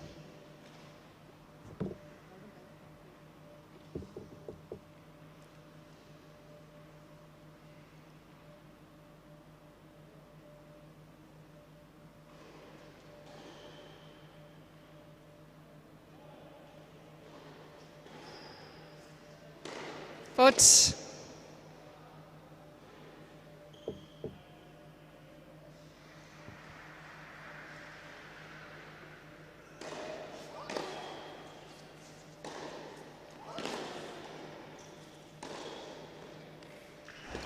Nicely steered.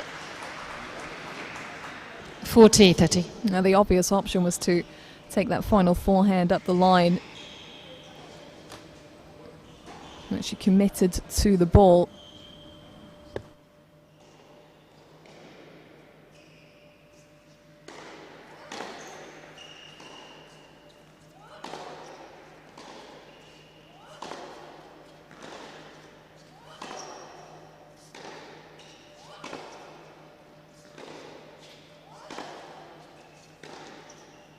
Out. Deuce.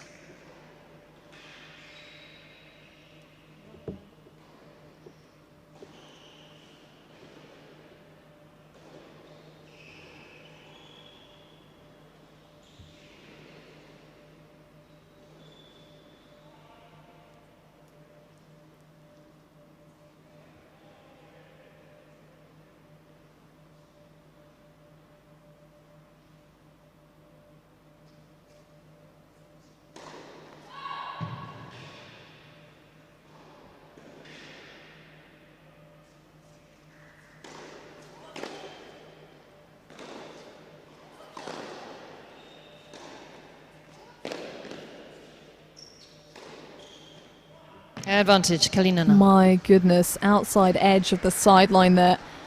Now, these two are not holding back. Now, Giacomo just has to say too good there.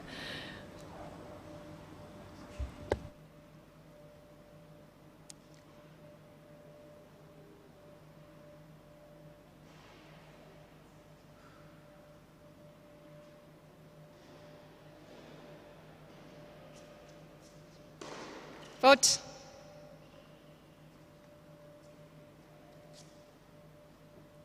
Wait, please. Wait, please. Wait, please. Thanks.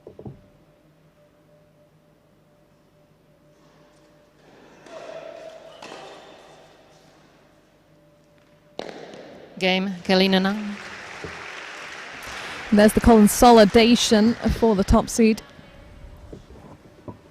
Kalinina leads 2 games to love. From a little bit of a precarious situation there. Fortune favoured the brave.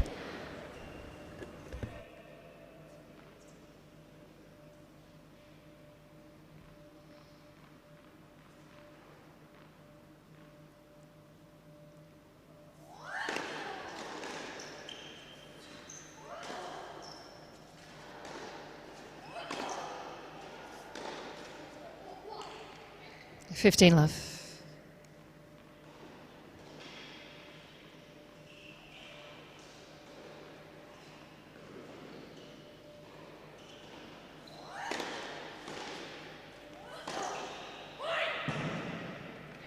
30 love.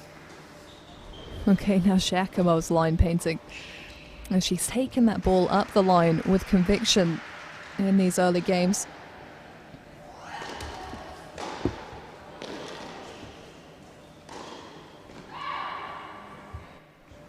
Forty love.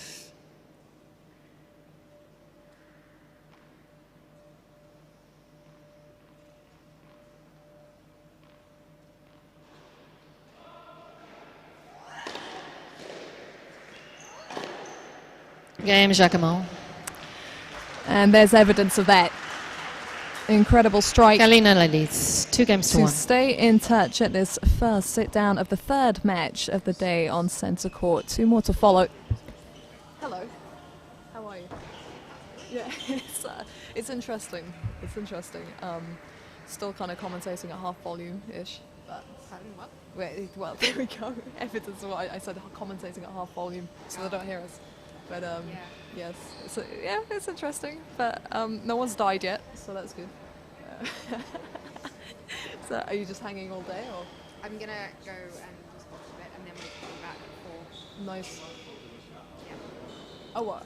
You're coming back after? What? No. So we'll head back to the hotel. Oh right. for- Okay. it's Just because. Fair enough. Yeah. It's like I want to get out of here, but not too early. Sure. And it's just a few things that she can do here. Okay. Cool. Right, indeed. See you later.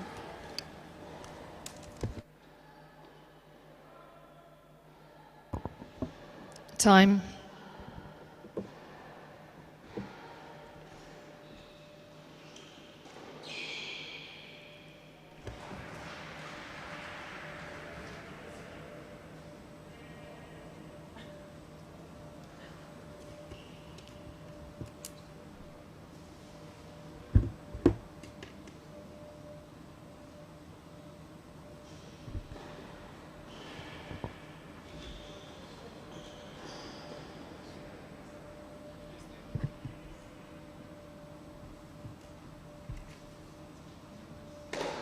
Odds.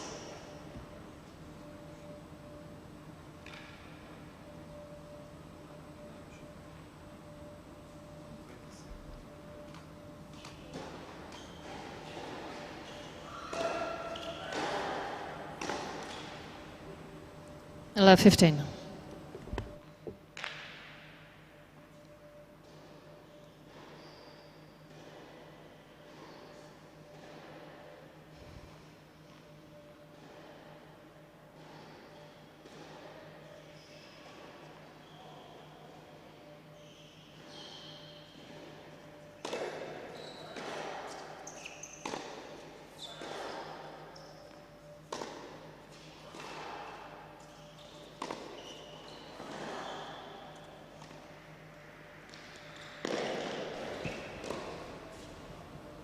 Nice switch up there from Kalinina.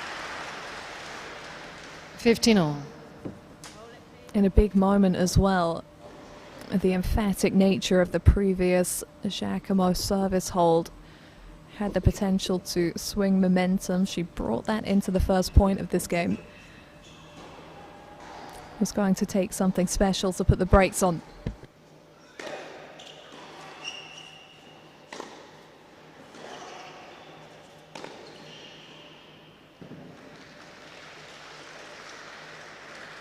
Thirty, 15.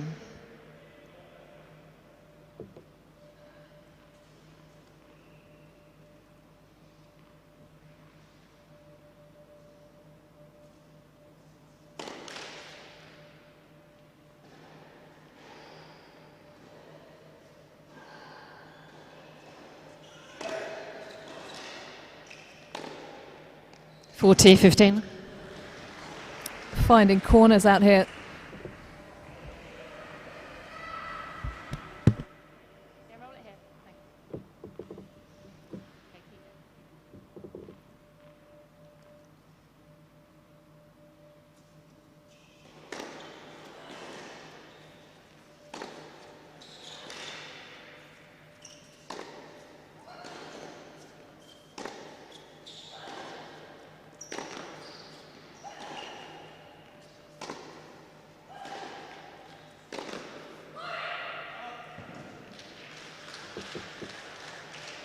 40-30.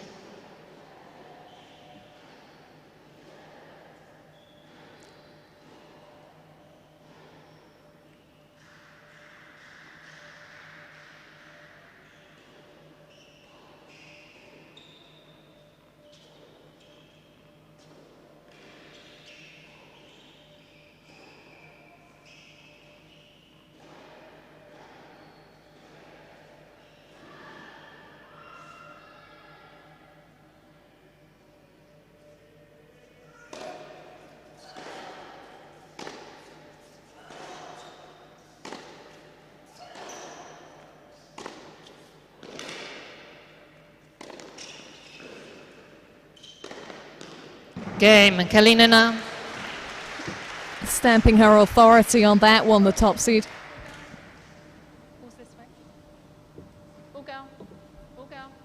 Now that positioning made all the Kalinina difference. leads 3-1. Giacomo's made her intentions clear from the back of the court, but she was kept very much at the back of the court at the close of that game.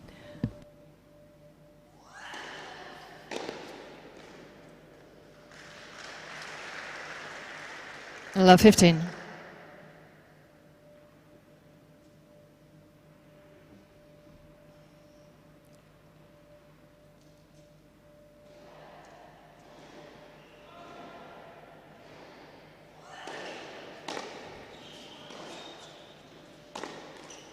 $15.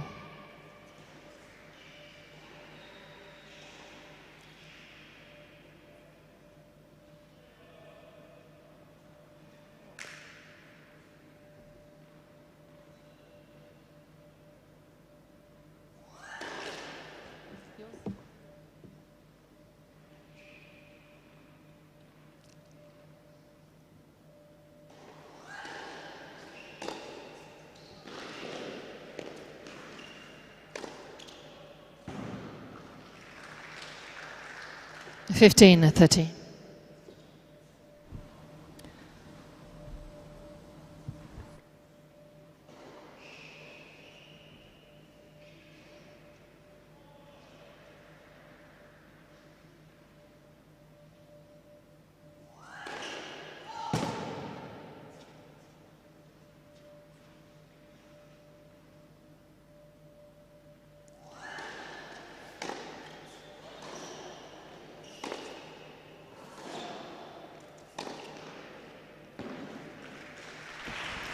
Seeing that ball big right now. 15-40. She's had some big wins this season, Kalinina. Some deep runs at WTA level. She's showing that class right now here in Shrewsbury. Couple of break points for a double break advantage.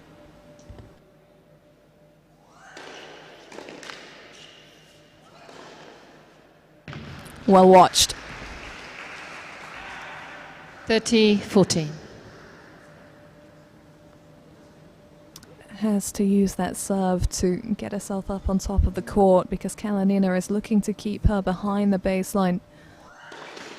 Let first serve. Correction, the ball's good. First serve.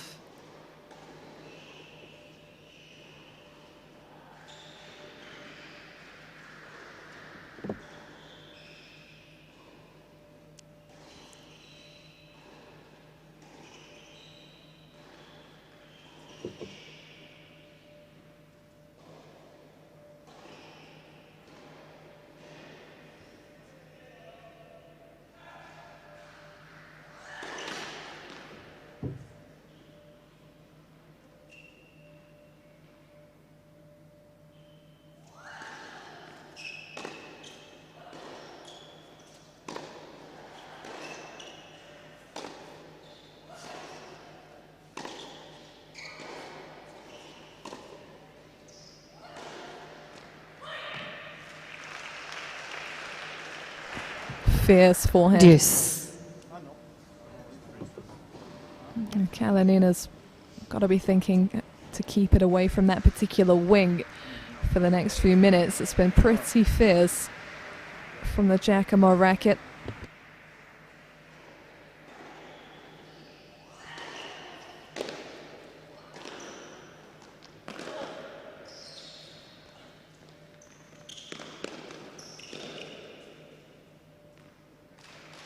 Nice touch. Something a little bit different. Advantage, Giacomo. It's been all out attack so far.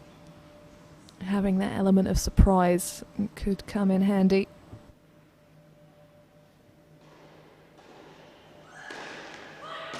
Game, Giacomo. And that is some survival from the French woman, from a double break Kalinina point leads down, 3-2. surviving the double break deficit and forcing Kalinina to keep playing. And you can see there she's not too happy about it. And sometimes it's a game like that that can make all the difference. That could turn out to be more effective than if she'd nailed down a love hold there, Giacomo. Just the way it will have got under her opponent's skin, irritated her. And Kalinina has been a step up for the set so far. But can she sustain the level in the face of that disappointment?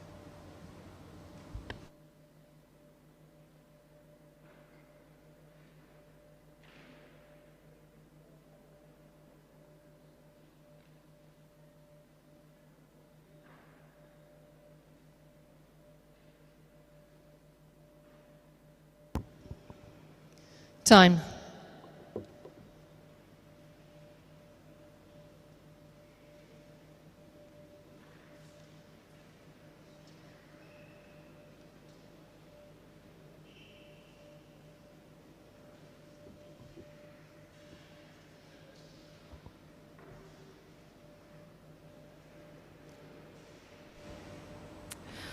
So this will be quite a telling moment from the top seed side of the court. Serving with the break, but the double break opportunity missed for the time being. Good.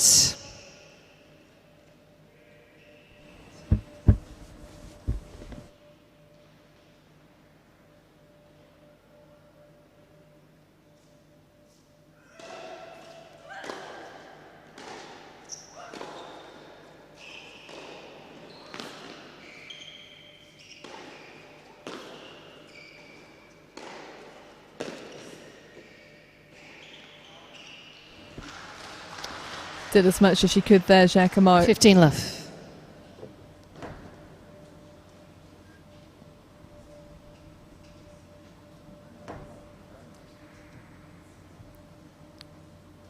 After a game that switched up like the previous one, it's always big to just nail down that first point.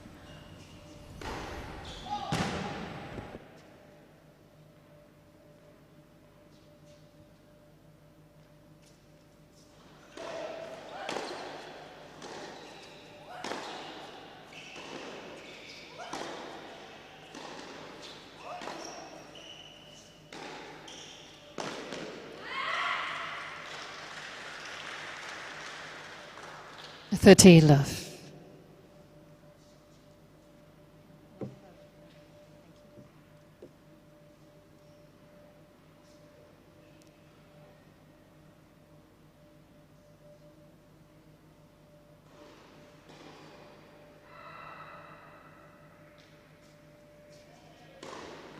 Good. Long.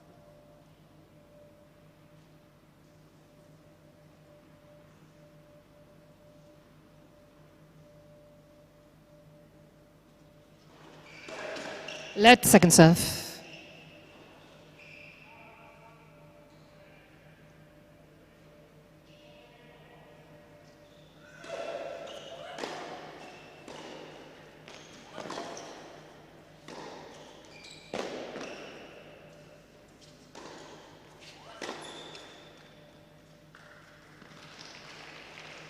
Forty left.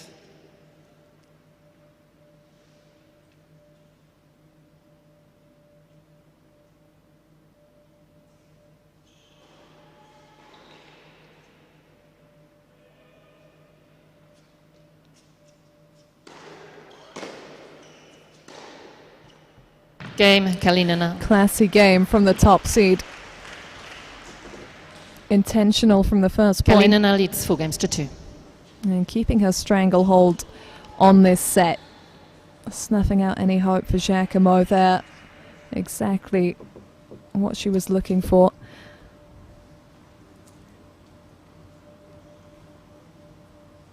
And multiple times a quarter finalist at WTA level this season, Kalanina, including here in the UK in Eastbourne. Fault.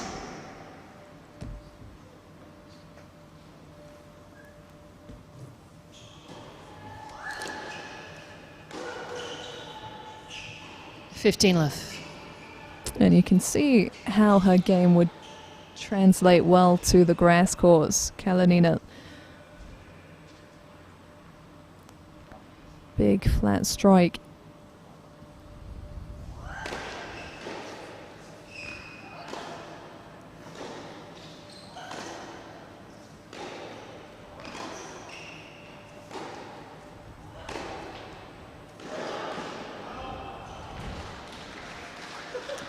Particularly on that backhand side, 30 left. but not enough of a safety net for it in a high risk position like that one. That was a very much a last gasp effort.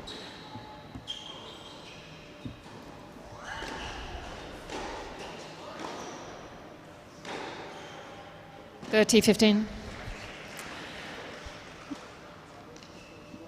But when it finds its mark, it is devastating. So tough to get underneath.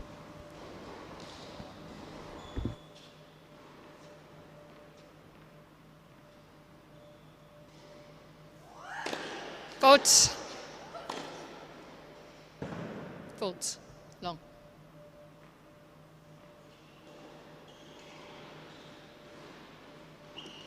Fault.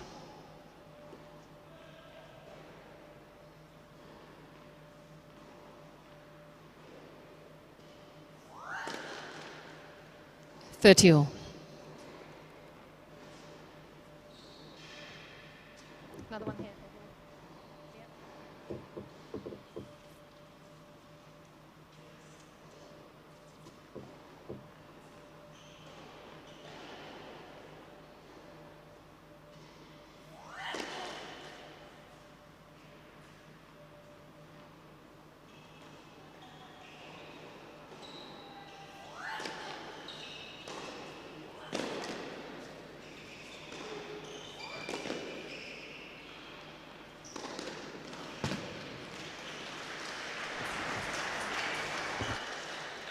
$30-40.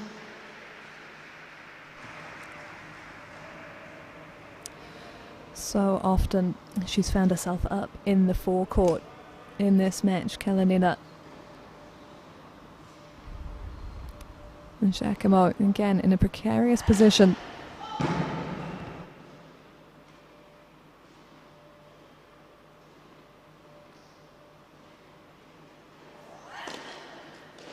Deuce.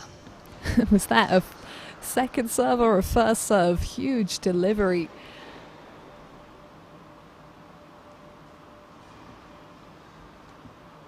It's those early risks in the rallies that are getting her the rewards a little bit deeper. There's a little less margin for error.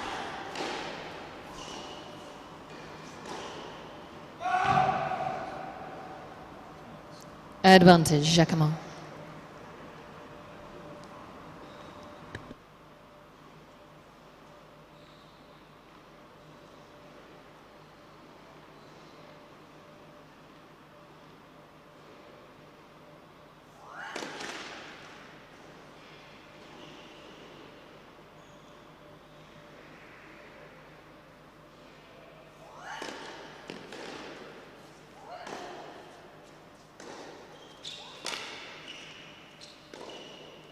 Out game, Giacomo.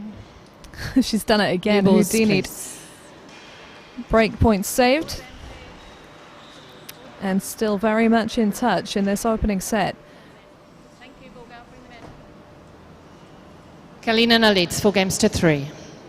Now, the last time this happened, Kalanina handled it really well, took it in stride, nailed down a hold to love, but the frustrations are definitely bubbling.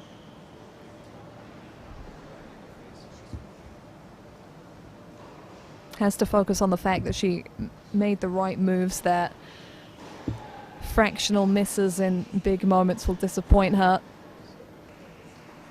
But that's the attitude and the proactivity that has got her to the lead on the scoreboard in the first place.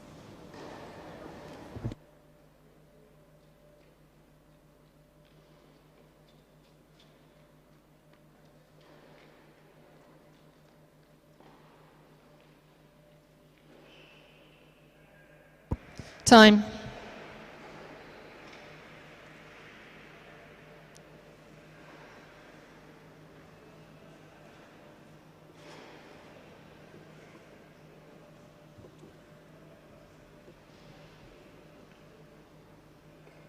Ready? Thanks.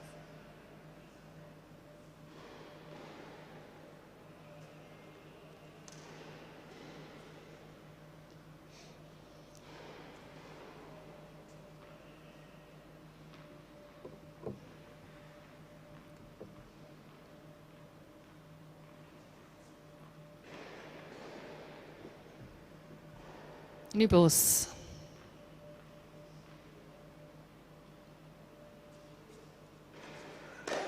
Foot. Pick it up, please. Thank you.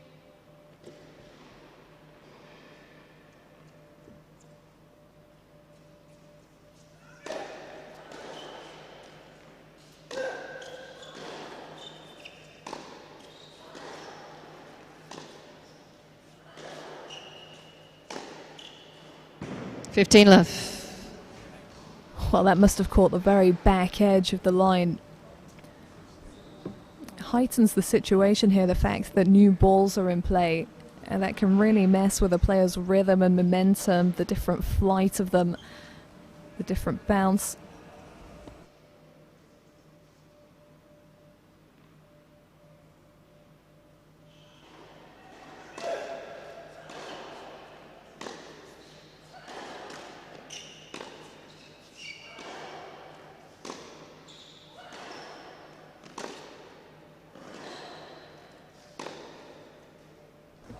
Great direction of shot. Really smart. 30 left. Roll it, please, ball boy. Giacomo's momentum is on its way to the other side of the court, trying to recover. Penalised for that. 40 left.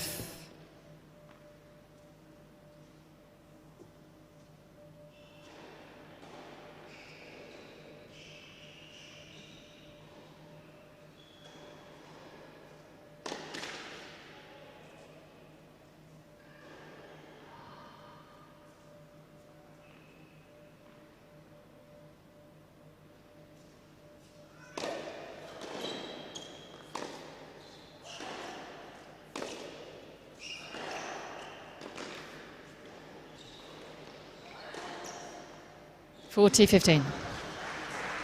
They are not helping out the lines judges here, these two. High risk tennis. Giacomo persistent with that backhand up the line to great effect. That set up the final shot.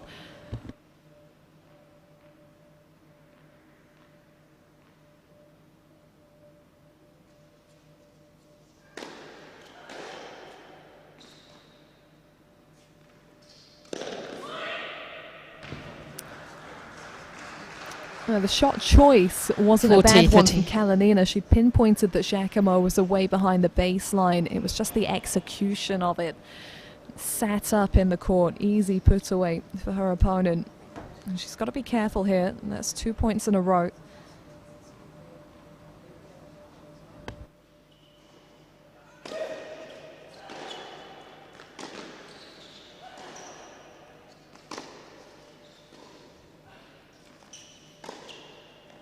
Game, Kalinina. But she capitalizes on the depth of shot and taking herself one game away from this opening set. Oh boy, come across.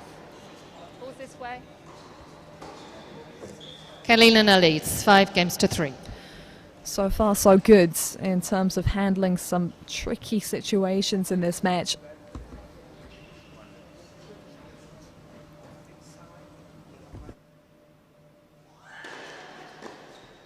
$15 left.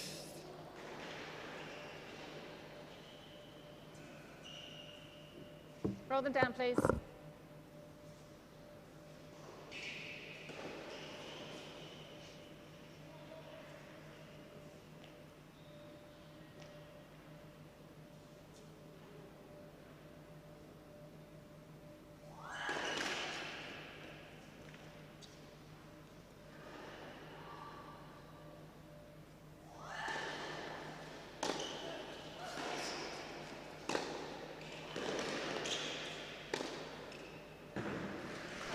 So fluid, so smooth. 15 all.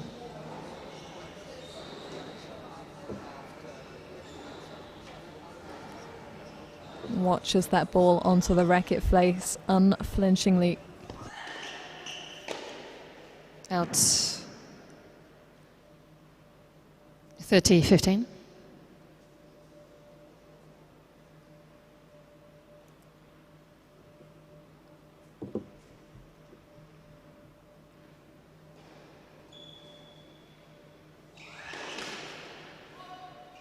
Thank you, ball girl. Quickly.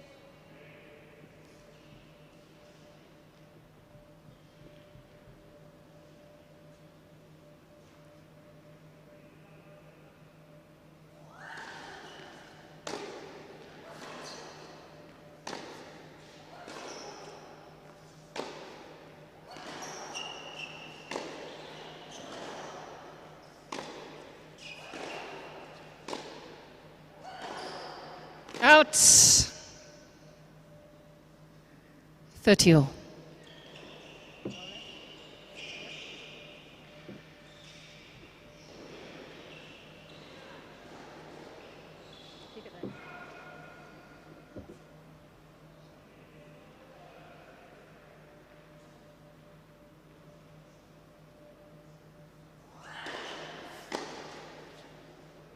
Forty 30.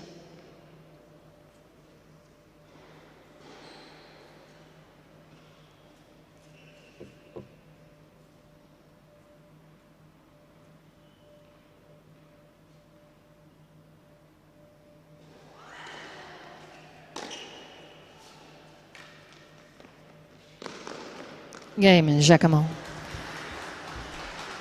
Once again, producing her best when behind Kalinina Giacomo. leads 5-4.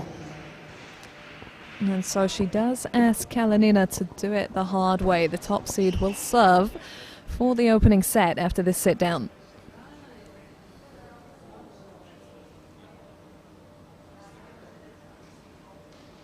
And so far, every time a question has been asked, she's had an emphatic answer. But this 19-year-old is persistent.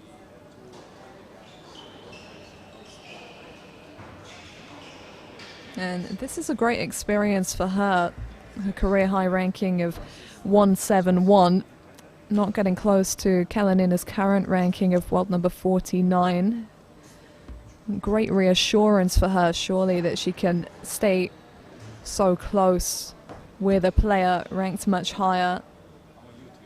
Just another example of how slim the margins are within this sport, and that's why it's always so great to see how well the Shrewsbury Club stages these ITF events. Over recent years, we've seen many 25k level men's and women's events staged here at this venue. It was a W60 for the women in February 2019. And the club always goes above and beyond to treat the players right and to create a prestigious feel around these events that you don't get everywhere.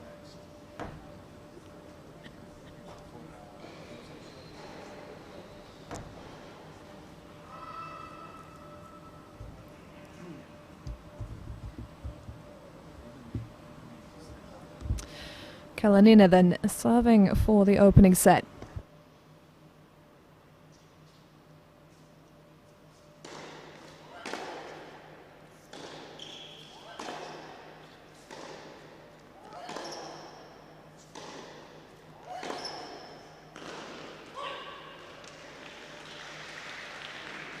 Love 15.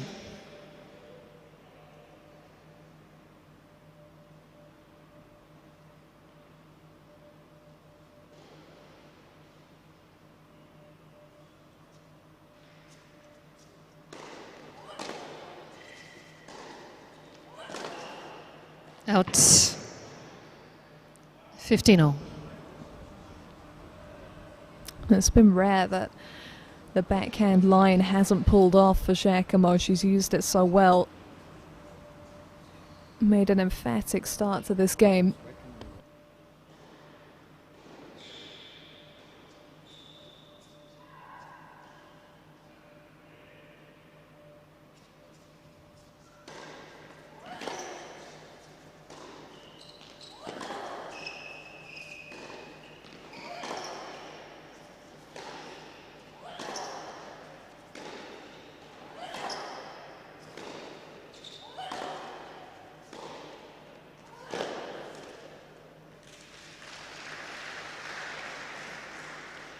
30-15.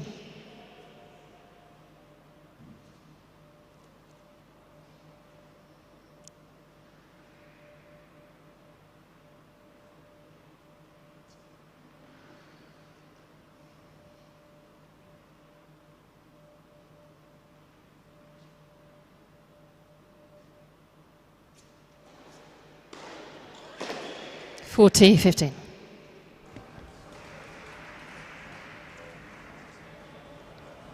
She's never caved, Kalinina, throughout this set.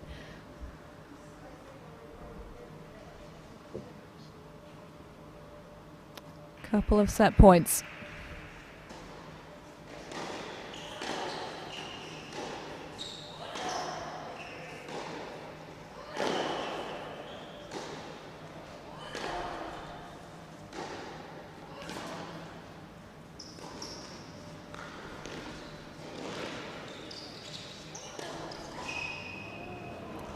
Game has What set. a way to Kalinina. close a pretty strong 6 set games of to 4. tennis from the top seed.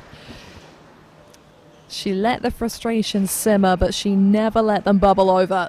Handled herself incredibly well in the face of some resilience from her teenage opponent. It was infuriating at times the way Giacomo was able to guide that ball up the line so pristinely. But Kalinina kept a hold of the set, ends it on top at 6-4.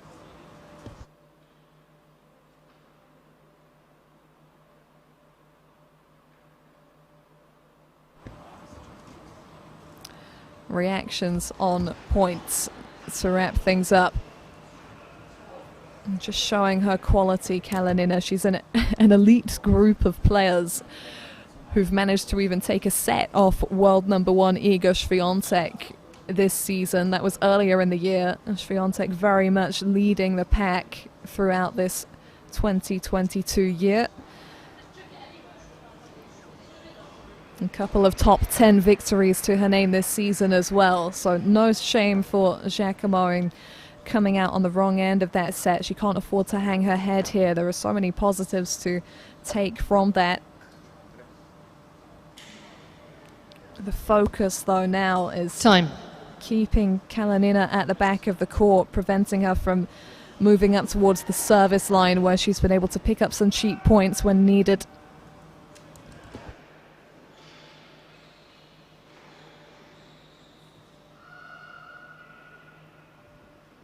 Second set. Giacomo to serve.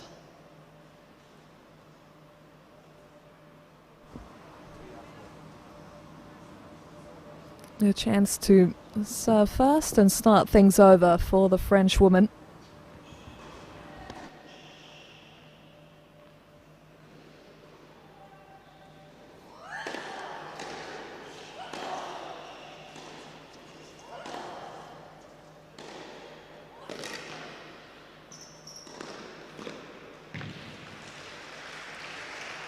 But there she is on the very 15. first point of the set. Back in her comfort zone.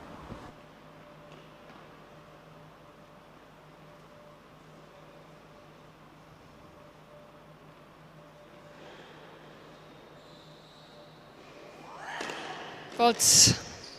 Faults.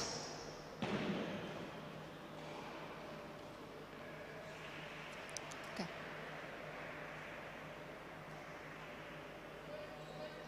Yeah.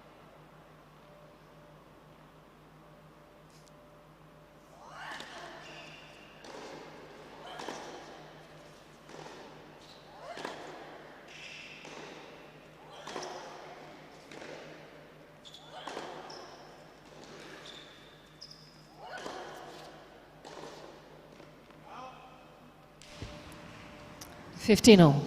She'll be so disappointed there, Kalinina. She did everything right up until the final ball. Didn't have to go for that much.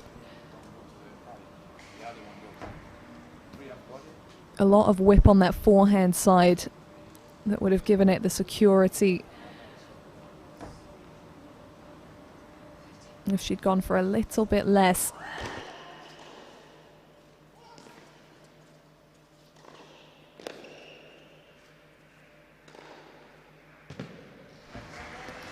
But this is what she's done so well throughout the match. You can see 15 the 30. disappointment at times and the agitation. But when it comes to game time, when it's time to put racket to ball, it's all about the point. No looking back, no thinking ahead.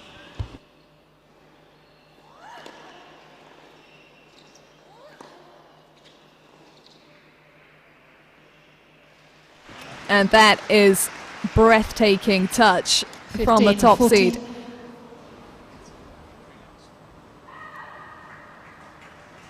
And the beauty of that, as we saw previously for Giacomo in the first set, is that it came out of nowhere. 30-40. And consequently, it caught her opponent completely off guard.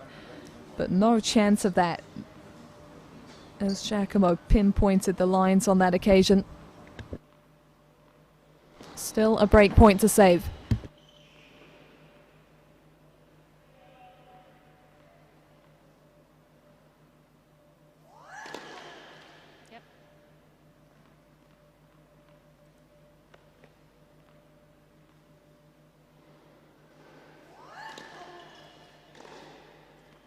Game Kalinina. There we go. First game, second The early service. breakthrough for Kalinina. She got the upper hand early on in the first set. In fact, in the very first game of the match. And despite Giacomo's threatening, she never relinquished that lead. So good signs for the tournament's top player.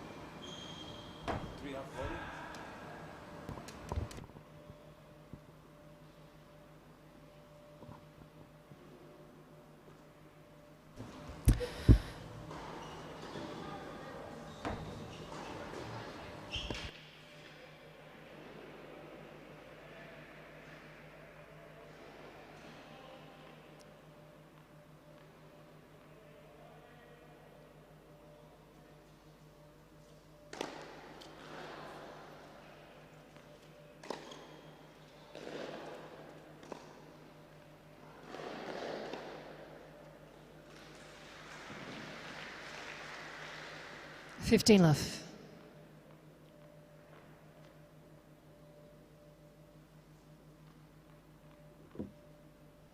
Uses her legs really well around the net. Kalinina, full body effort with the volley.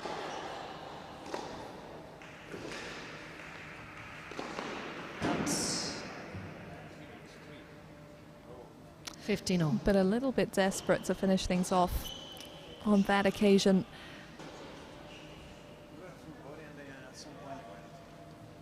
Maybe just watching her opponent at the same time as watching the ball.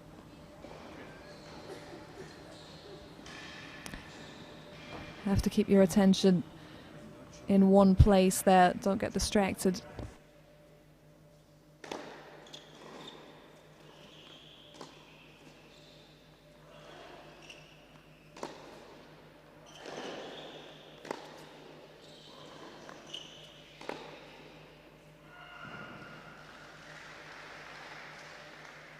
Thirty, 15.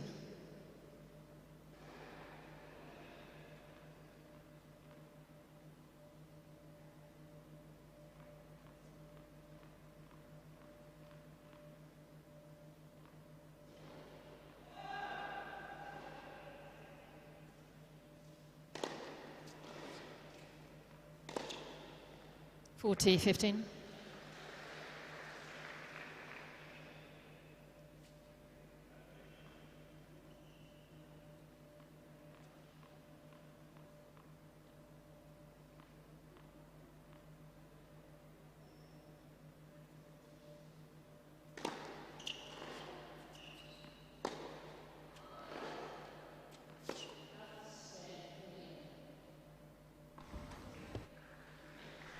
More of the same.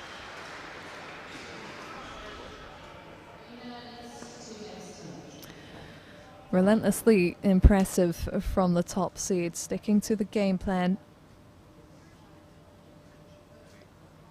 And still unruffled by the odd miss or the fight back from her opponent.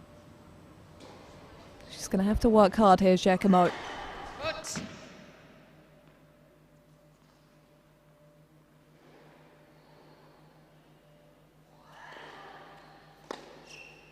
Love 15.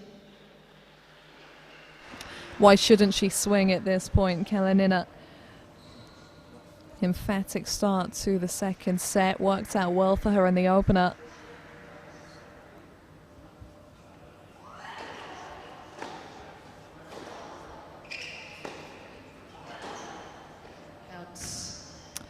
And knows the importance of making her presence known in the early stages of this game and steering her opponent off the side of the court, because Giacomo is targeting those high-risk shots when she's not in an ideal position to execute.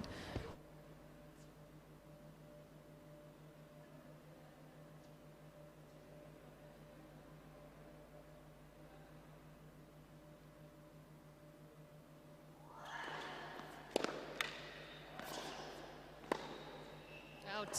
Ball was out. Love 14. And good overall from Fiona Edwards in the chair there. Kalinina was so close to the ball, took it so early that it was difficult. But wide from the Giacomo forehand puts her in serious trouble. 15, 14. She'll need a few more of those.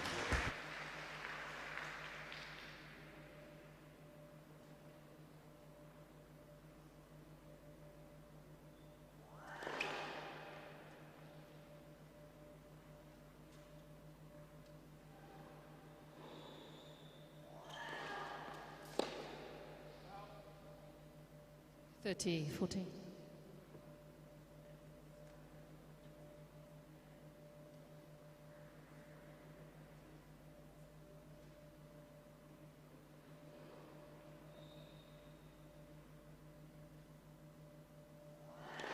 Foot.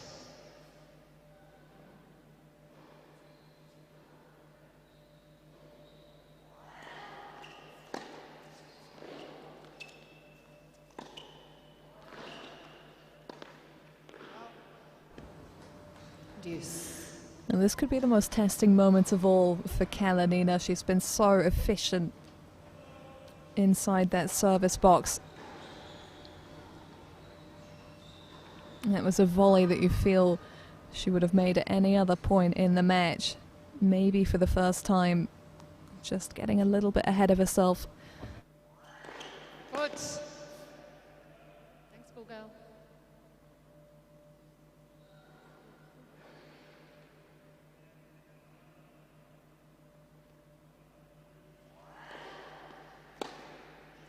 Advantage, Kalinina. Some way to hit reset. A fourth break point chance in this game to secure the double break advantage in the second.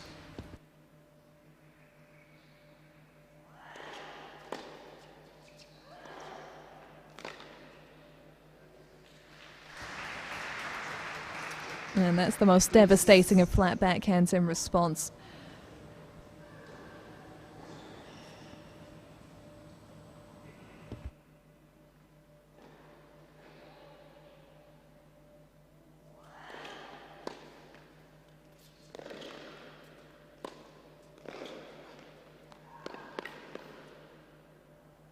My goodness, has she nailed that? Yes, she has.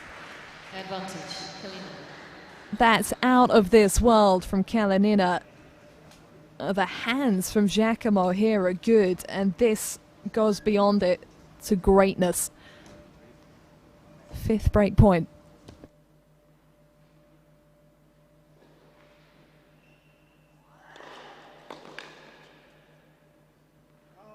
Deuce.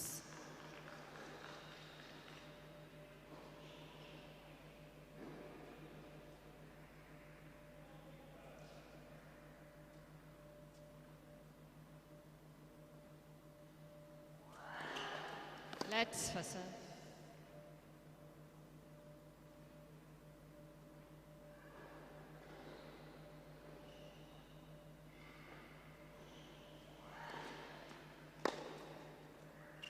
Advantage, Kalinina. Well, she's bringing her best at the moment, Kalinina, to generate the break point opportunities. Can she do it to get across the line?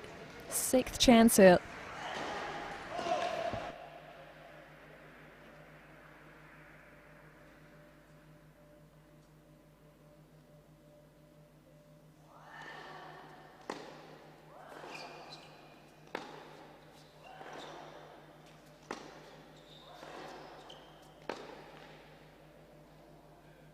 Deuce.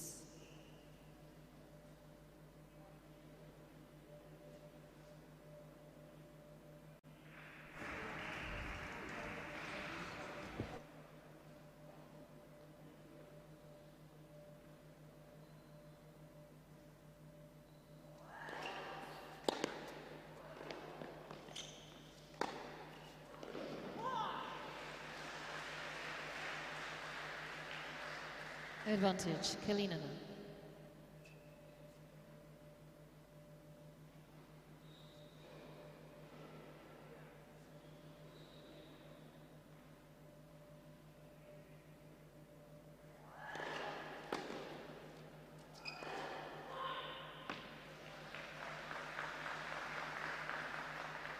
Deuce. Seventh break point saved. This could be the turning point of the match if Giacomo can find a way through this. Good.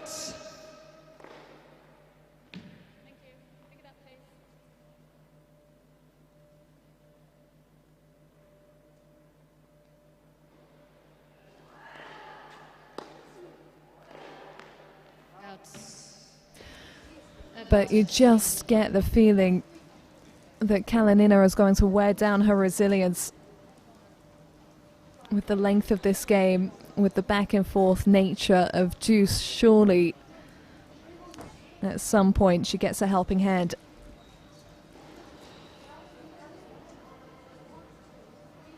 Break point number 8.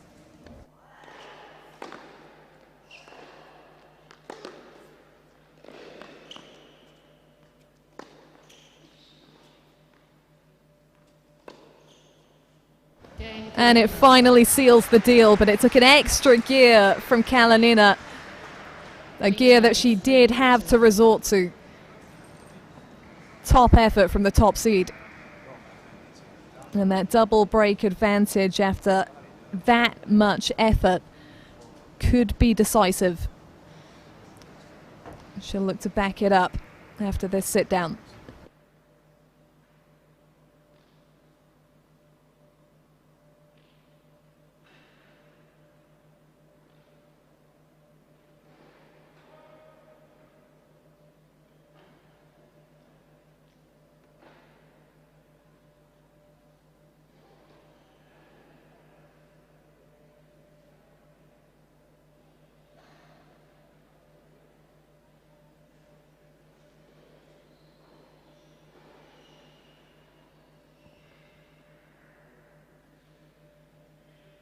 Time.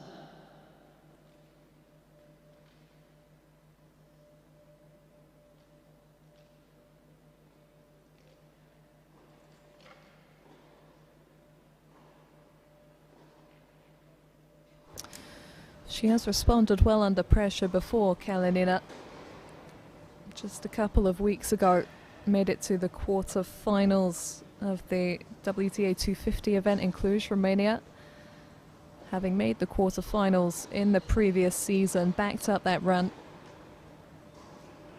And at the moment, she's backing up her top-ranked status in Shrewsbury. Serving with a double break here.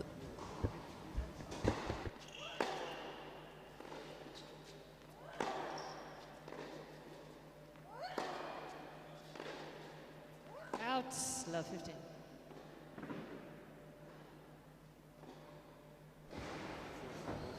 Really has to be here for Giacomo if she's going to make a move in this match after the length and the effort of the previous game that didn't go her way.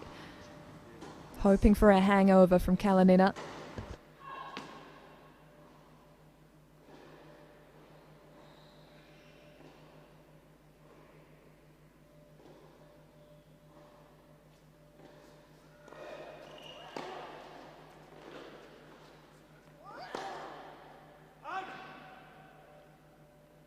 15 all.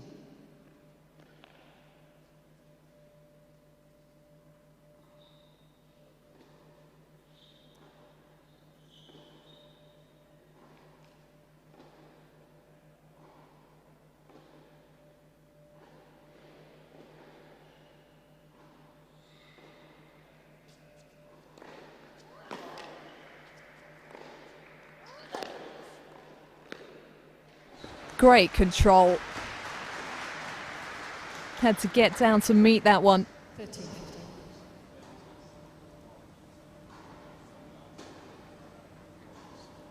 And that ball had some serious dip on it from the Giacomo racket.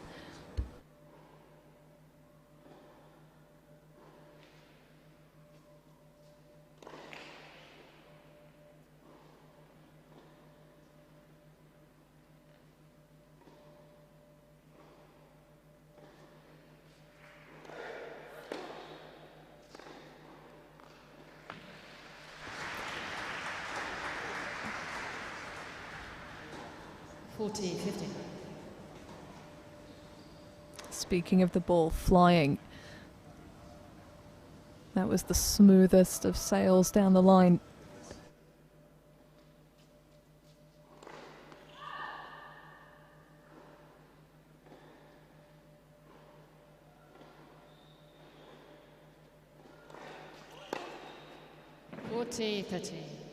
Yeah, that did crush the line. Fired straight from a cannon. Looks like Kalinina did need the breathing room in this game. What she got here.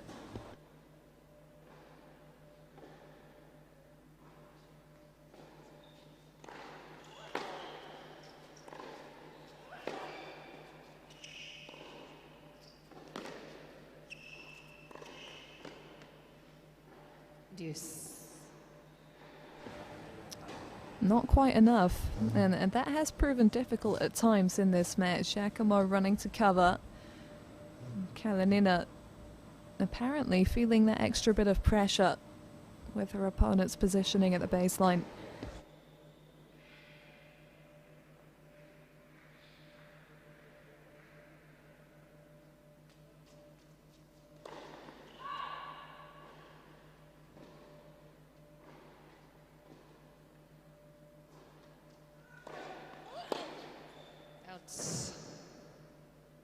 Advantage, Kalinina.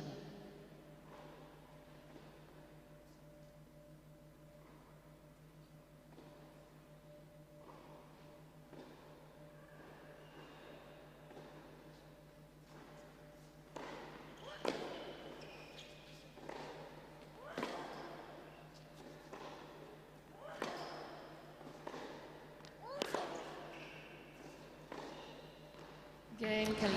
It's been something of the ideal match for Kalinina so far.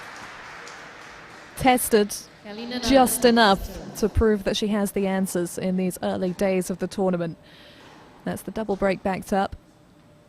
And the finish line is in sight. Got to watch her focus now, make sure that it doesn't drop. And Giacomo's still fighting.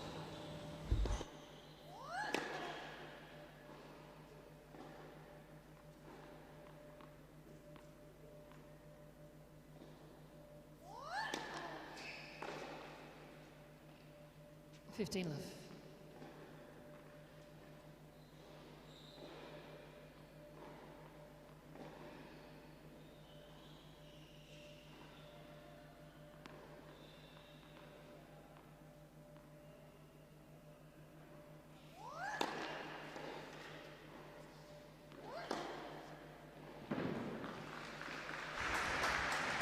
Impressive. 30 love. Taken from above the height of the shoulder. She made controlling that look easy. It wasn't.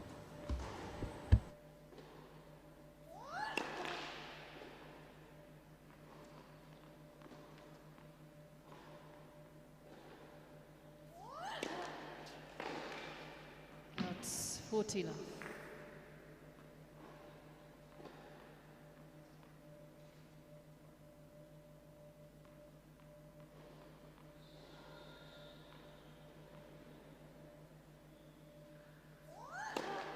Out.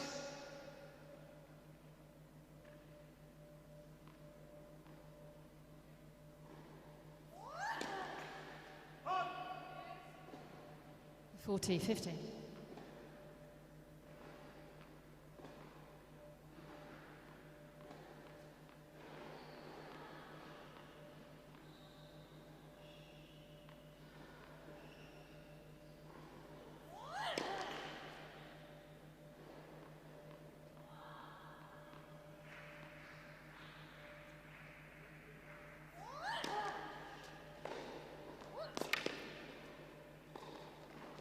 Out game, Giacomo. She does hold on. Big effort from the French woman to shut the scoreboard out of her mind and just take each point as it comes. Keeping her foot on the pedal, but Kalinina keeping her on the back foot for the time being. Still the double break advantage in this second set.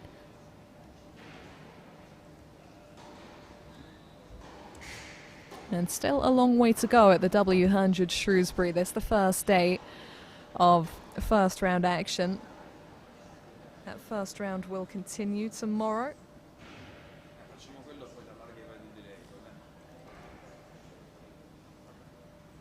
And we'll have a Brit on court to start the day. Another 10:30 start time tomorrow. Jodie Burridge taking on the number 5 seed Elena Gabriela Rusa.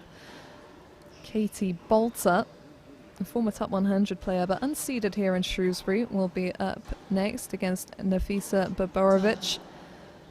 Marnie Banks, British wildcard, 20 years old, very promising, will take on the number 2 seed Tatiana Maria in that third match of the day tomorrow. And the fifth and final match of the day will be a singles clash, not before 6:30, between a former winner of a 25k event here in Shrewsbury, that's Maya Lumsden, taking on former top junior player Joanna Garland.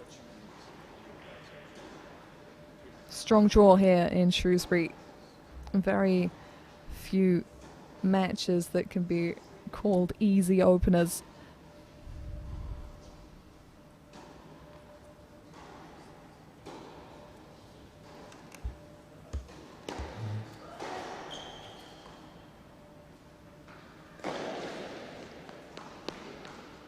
She's done it again, second time in the clash.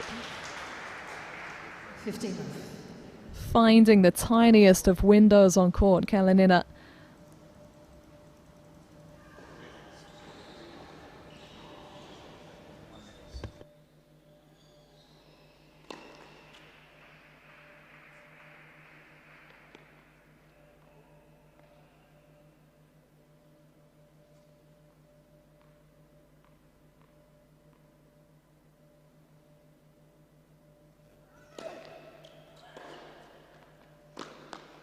Out.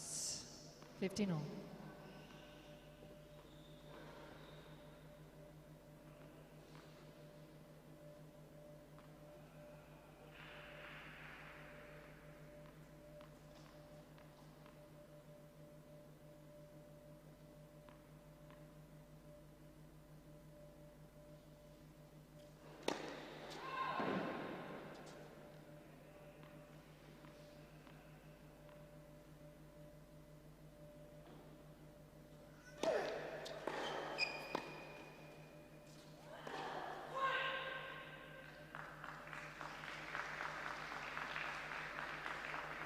Fifteen 30.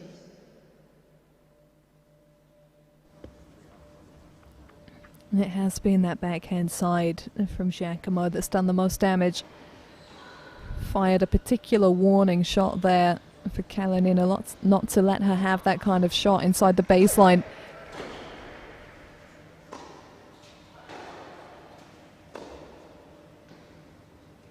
And that kind of angle will prevent that from happening. Maximizing the width of this court, Kalinina.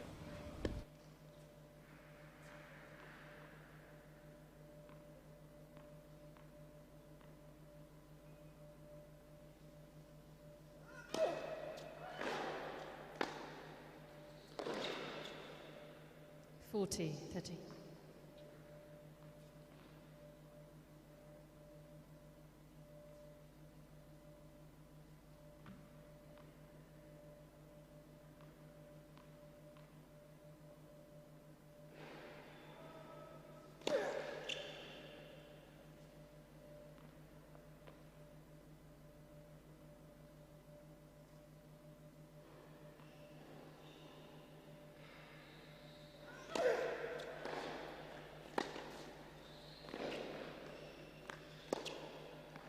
Game, Kalinina. Finishing with a flourish, as she has done throughout this match. Kalinina leads 5 games to 1. Consistently saving her best for last. And Kalinina looking to get it done on the return here. Has claimed all the big points so far.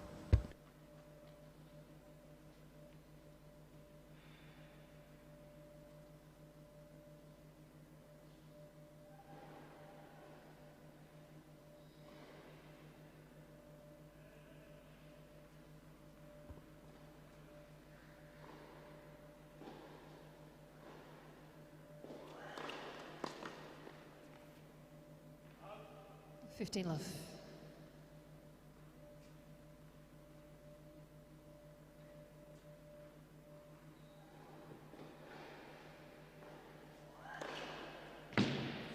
Love.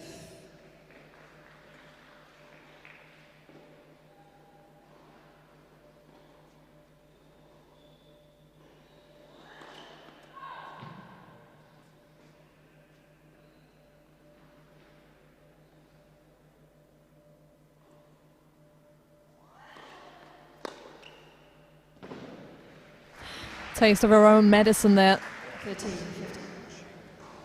The backhand line return, one of the things that's been really working for Giacomo out here, but Kalinina has gained in confidence in that department throughout this one. 40, 15.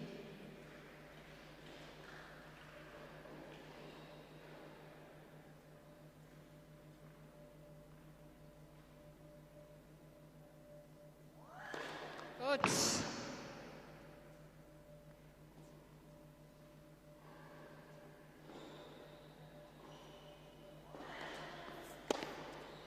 T30.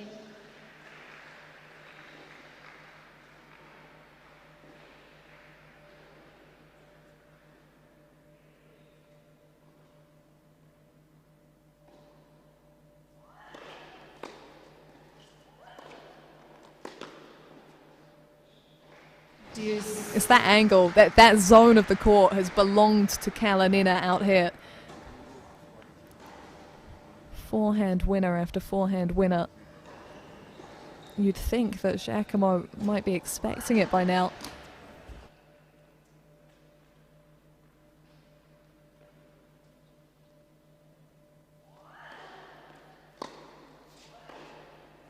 Out. Advantage, Kalinina. It can turn really quickly. And Giacomo looked on her way to a comprehensive service hold, but it is Kalinina with the break point. It is also a match point. Let's hustle.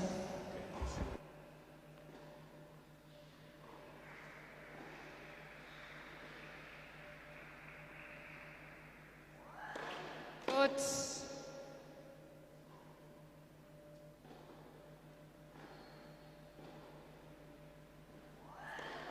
Let's second serve.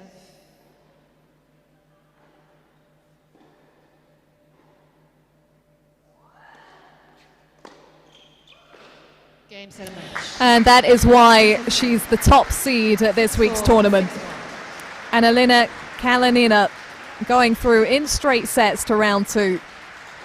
Imposed herself from the offset, and despite moments of frustration, she never looked back.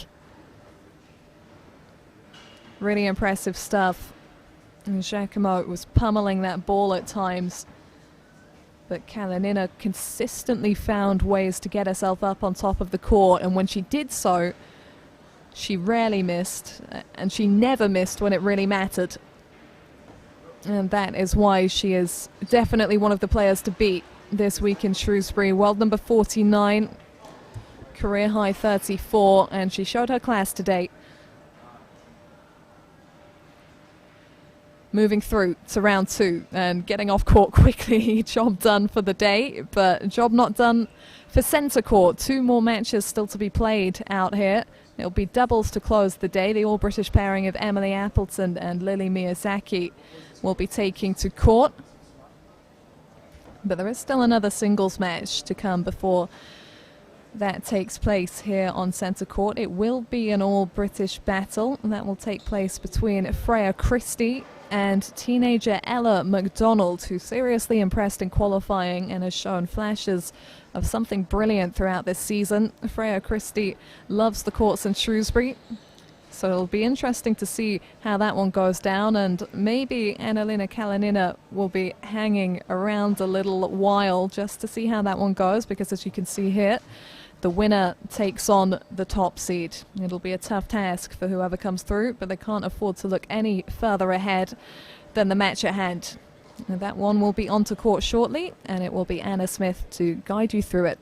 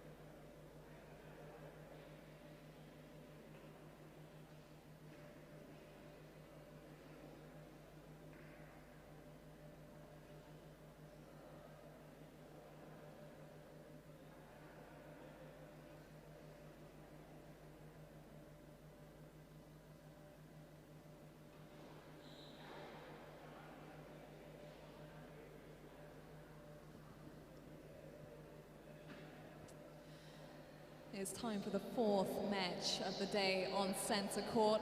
First up from Great Britain, please welcome Freya Christie.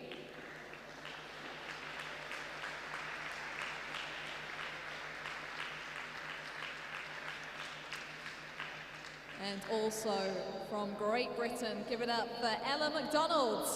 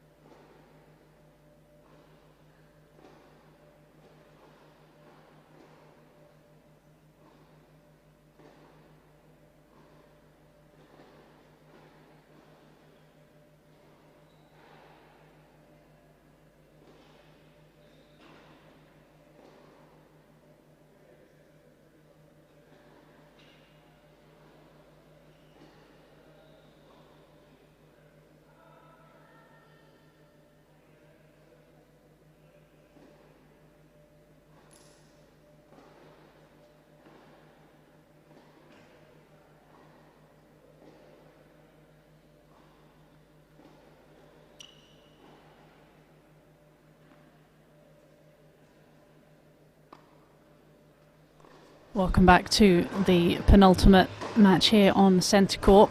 We have an all-Brit affair between Ella McDonald and Freya Christie. Should be an interesting encounter here. Got the 17-year-old at the bottom of your picture against a more experienced 24-year-old. This is the quarter of the draw they're in. Whoever gets through it does not get any easier in round two. Taking on the number one seed, Annalena Kalinina, but both players have to focus on getting through this first match first.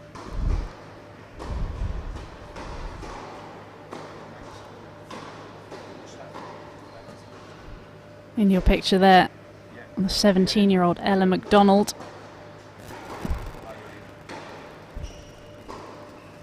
It's not too far from down the road here, just in Preston.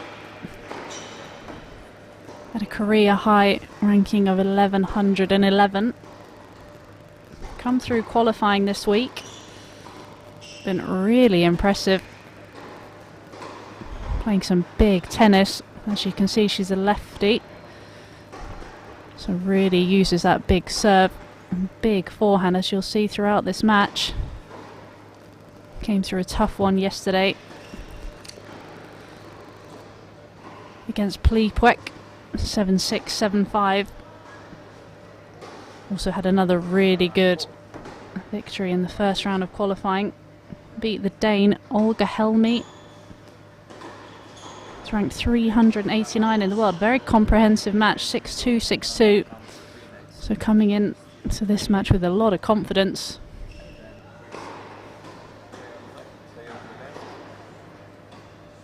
And Freya Christie in your picture there.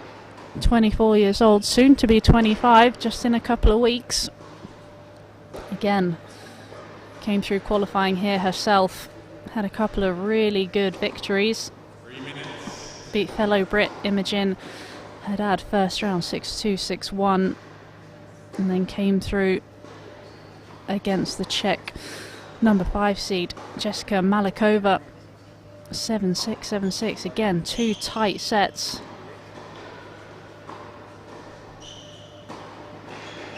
Played well though, so it should be interesting. Both players coming into this contest with a lot of confidence. Played each other a couple of times as well. Christie got the first victory, and then when they played last time, Ella McDonald managed to take the win.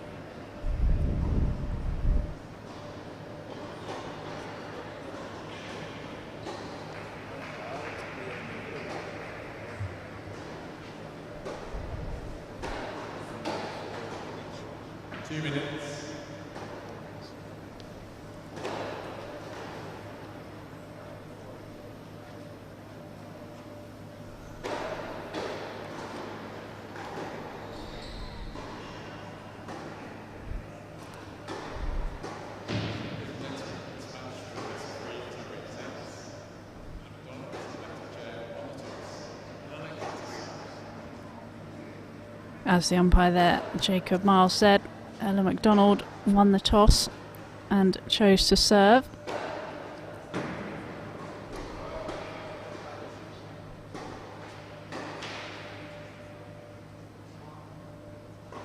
It's going to be an interesting matchup today. Obviously, again, a lefty and a righty. I was watching Ella McDonald's qualifying match yesterday, and that serve is so dominant, sliding away on the juice side and sliding on the ad side. Is that something she's going to look to use again today? And how is Freya Christie going to be able to nullify that?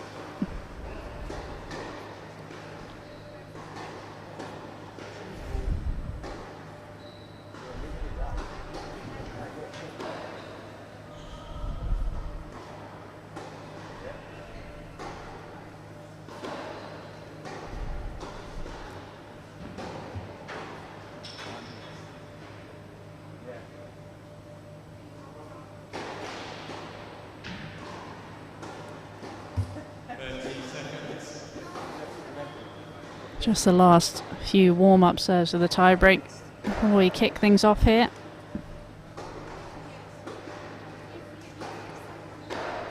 This is a place that Freya Christie has a lot of good memories.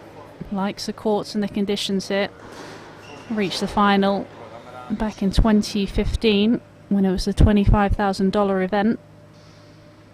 So likes the courts, likes the conditions.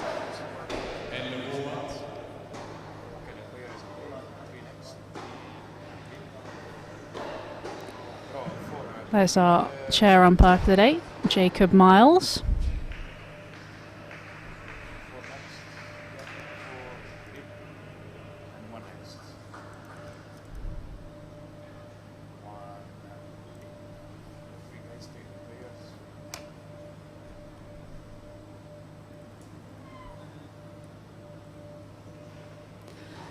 And again, just confirmation of this first round match here at the W100 event in Shrewsbury.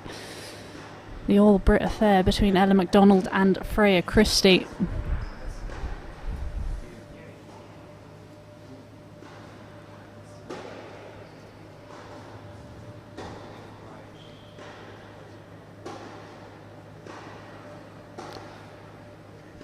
And it is the lady at the bottom of your picture, Ella McDonald, who's going to kick things off here.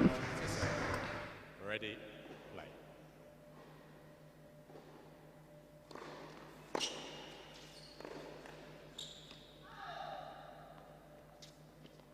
Love 15.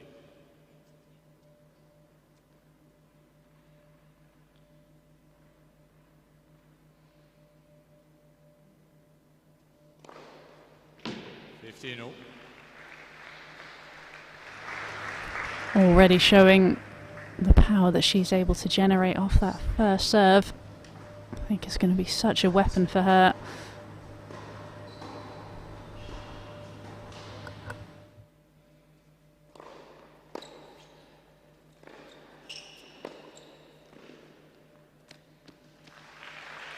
Silky hands. Great point. Saw that a lot yesterday in her qualifying match as well. Great skills around the net, finishing volleys.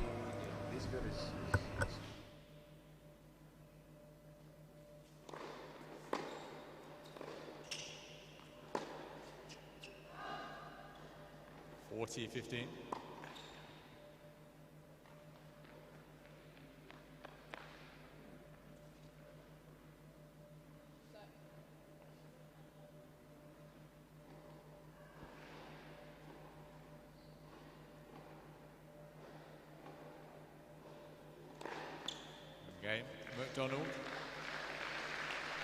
Comfortable hold there for the young 17-year-old. Will do her the world of good, settle a few nerves. You can already see what it is she's trying to do out here.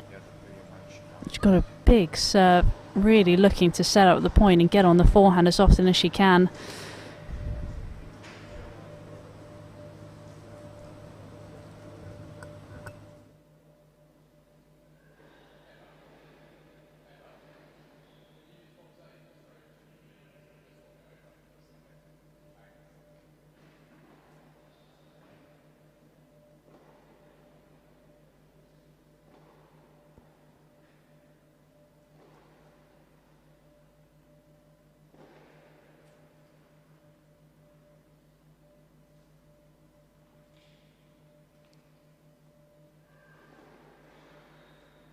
Freya Christie to serve.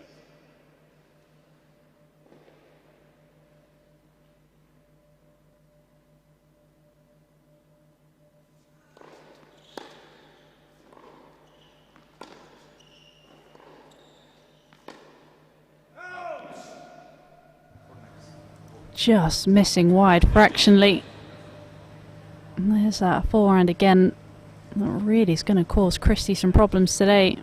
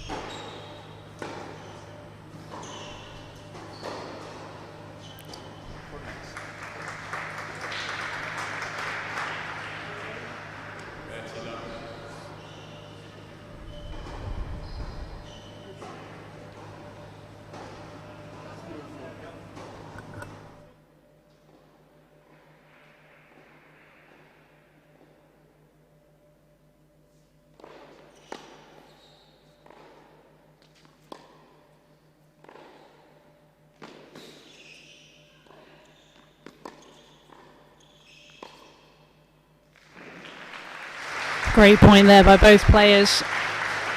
Great passing shot to finish by McDonald, but great to see Christie moving forward.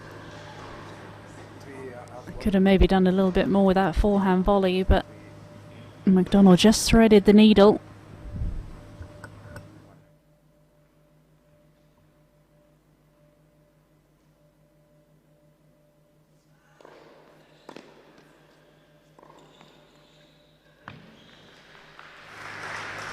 A great 1-2 punch. Great serve sliding down the middle, away from the lefty. Got the short ball and dealt with it so well. Got the legs down, got under it and ripped under the back of the ball.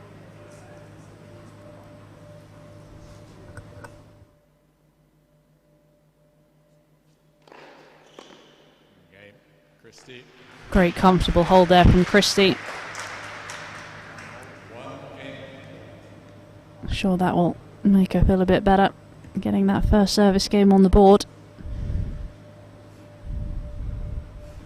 Both players have come out all guns blazing so far, really showing what weapons their first serves are, and you can tell it's going to be a battle of the forehands out here today. 15 love.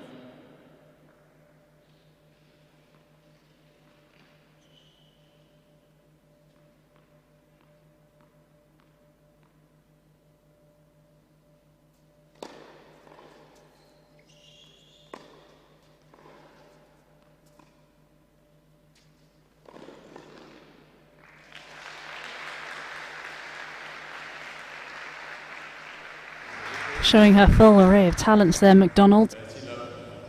And the big forehand, then just cutting under the ball nicely. And again, just showing those hand skills she's got at the net, really tidy volleys.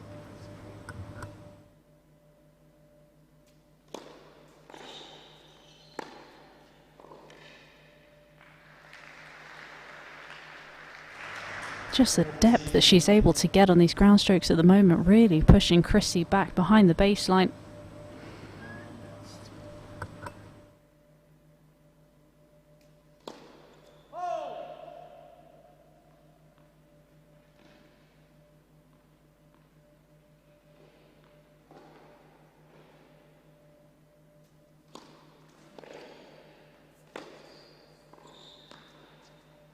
Points game, McDonald.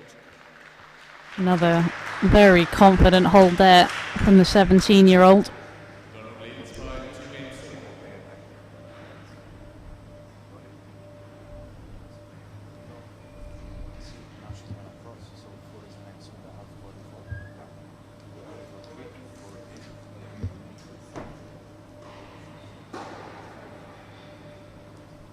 Can't quite see in that camera angle there, but Ella McDonald's coach just to the left-hand side of her, Noelle van Lotten. They've been working together at Stirling since May. I was speaking to Noelle, saying she's come on leaps and bounds. And really this year been the first year she started mixing in some of the junior tournaments. We're playing some of the senior tournaments as well. They've been finding a good blend. Started off the year just outside the top 200 on the ITF. And already up to 21. There you can just see her coach out of the corner. Will be pleased with her player's start so far.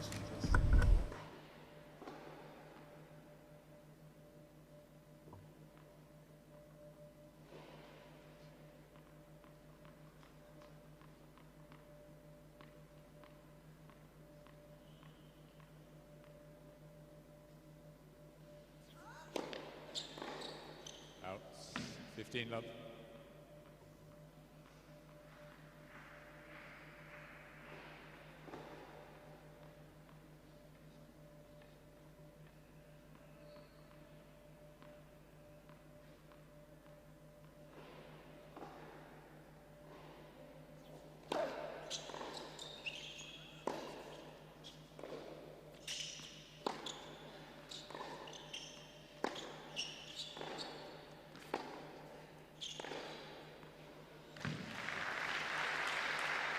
Just moving in so well on that forehand.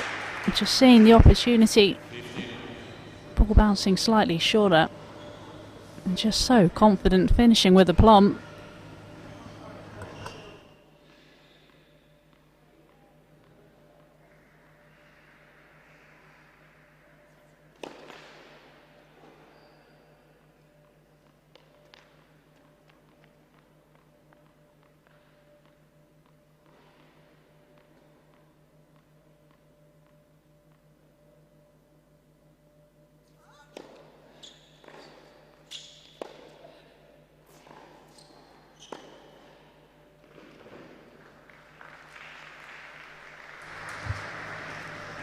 And there it is, it's that battle of the forehands. Anything you can do, I can do better. Really good footwork to get around the ball and somehow manage to find the outside edge of the line.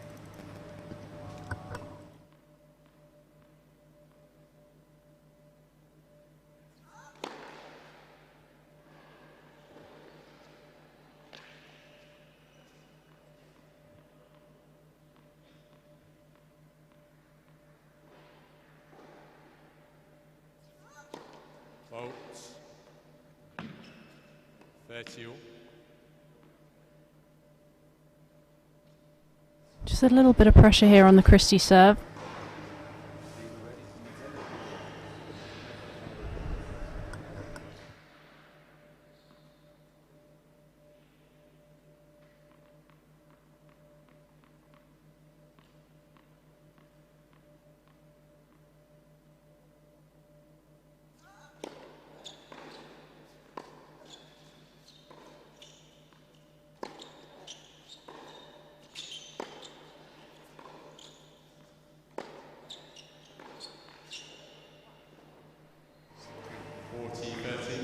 Again, is that damage caused by the forehand from Christie, forcing the error, really pushing her back, using that aggressive topspin to get McDonald behind the baseline.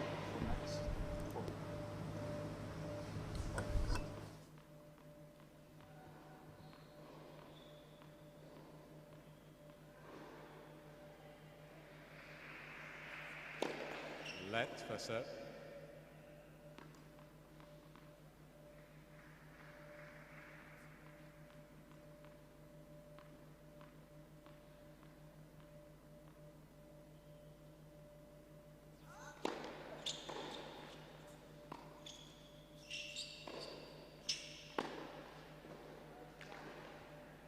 Deuce.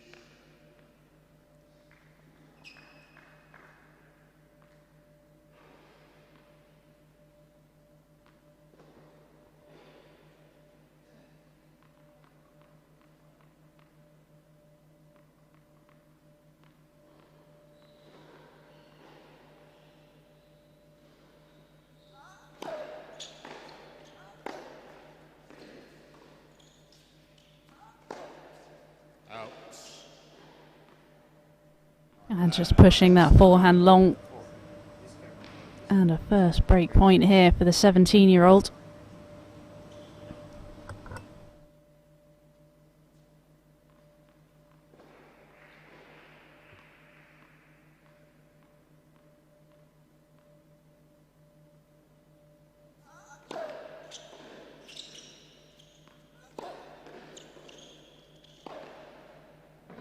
And saved in style by Christie there. Big serve followed by big forehand. Finishing nicely at the net.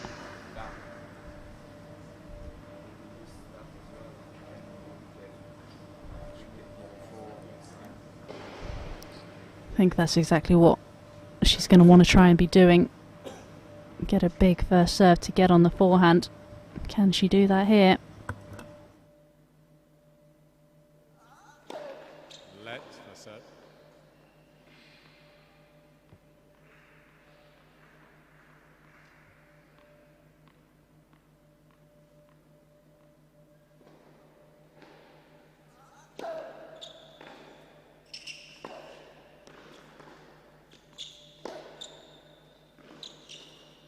Out.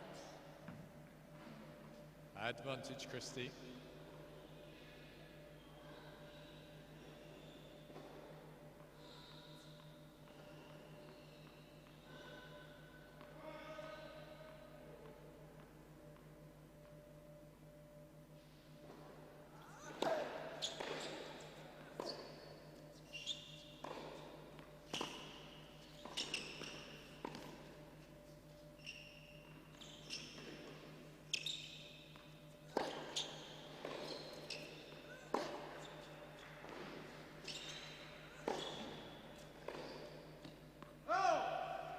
Game.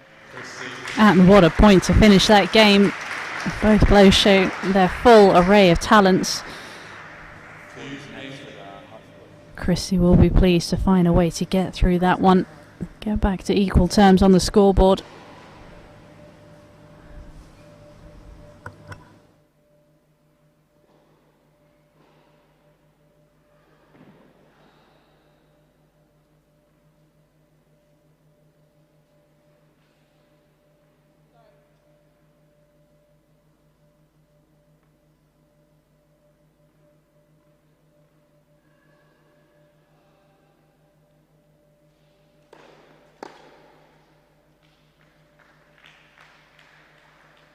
$15.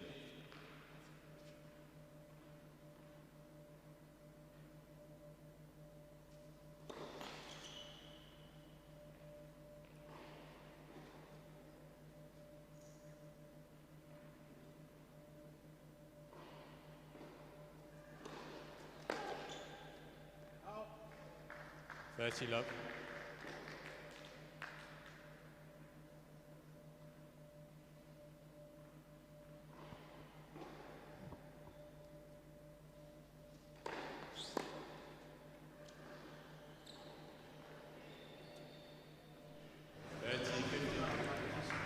Right idea, trying to mix in a little bit of the drop shot as well. You can see that Christie was a good 5-6 feet behind the baseline. Oh.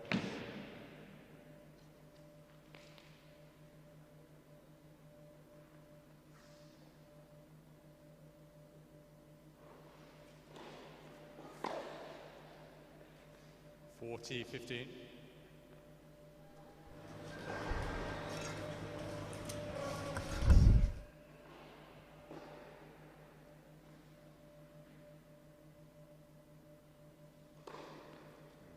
McDonald. And again, it's that serve that's causing all sorts of problems out here. Another comfortable hold for Ella McDonald. She leads in this opening set by 3 games to 2.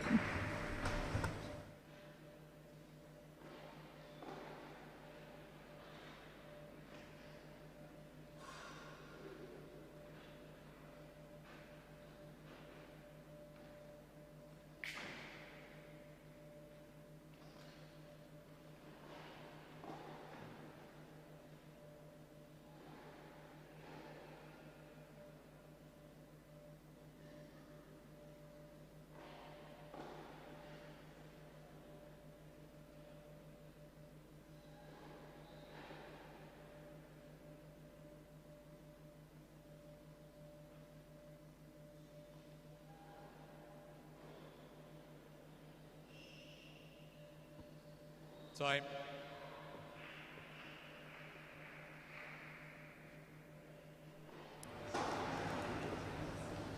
It's been a good start from both players. Serve has been really dominant so far.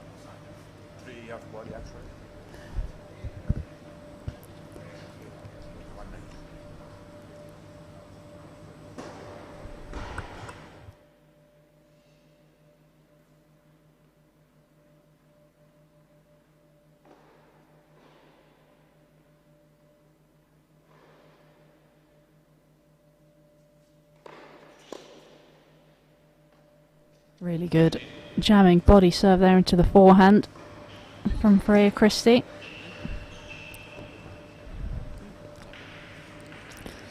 Really smart choice of serve against someone with such long levers like McDonald.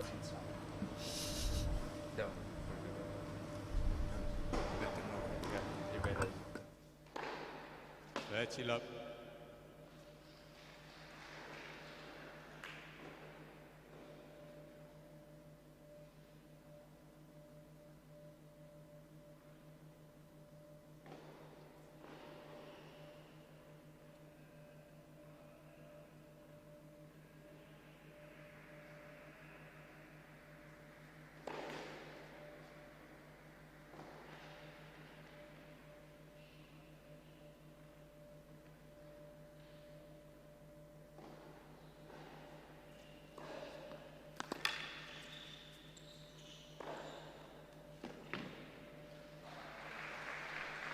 There's that 1-2 punch, using that slider to pull McDonald off the court. Just really opens up the space, and clinical with that forehand.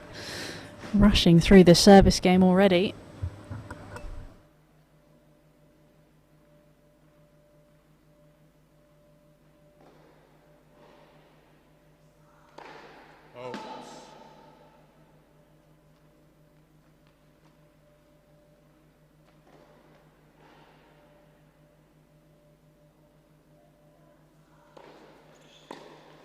Game, Christie. Another dominant hold. Seems to have been the pattern in these opening 6 games. Neither player really getting too much of a foothold in any one service game. This is the last game with these current balls before ball change in the next game. Could that maybe help the returner here?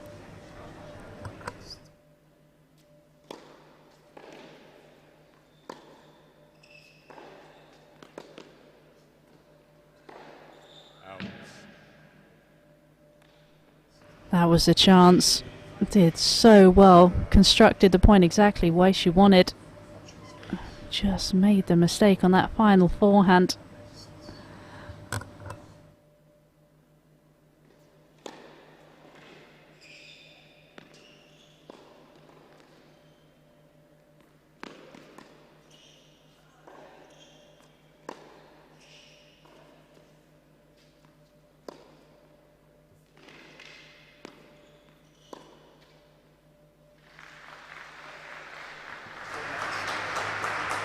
It did look like it might have just slipped wide. I can understand Christie's frustration there.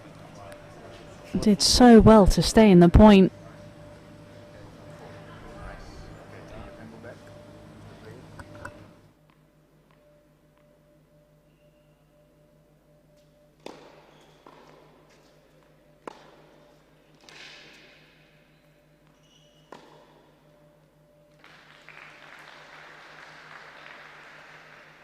Love. Another quick service game here, possibly for McDonald.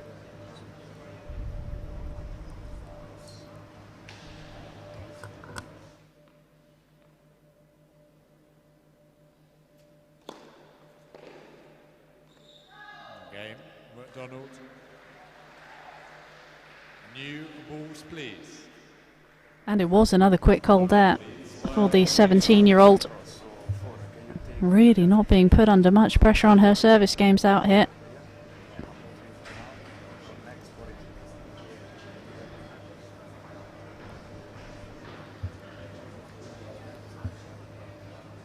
Really impressive stuff though from McDonald. So many weapons she already possesses at such a young age.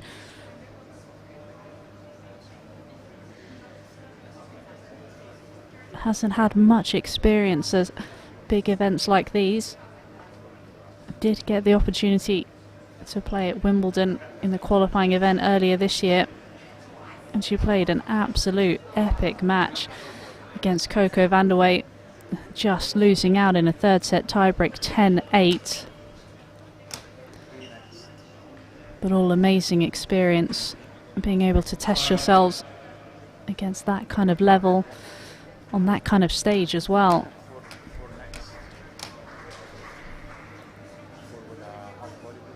But pressure on again here for Freya Christie, serving with new balls.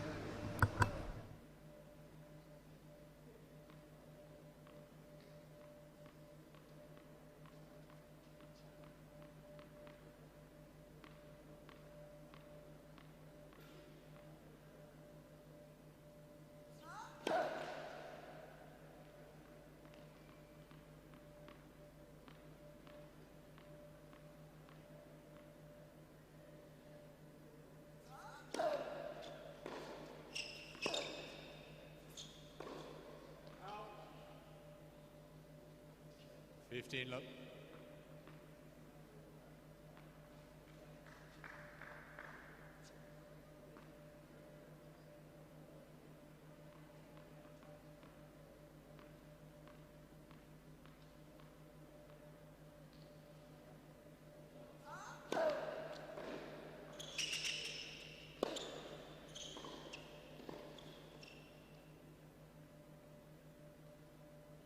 Did everything right in that point, just didn't finish it off.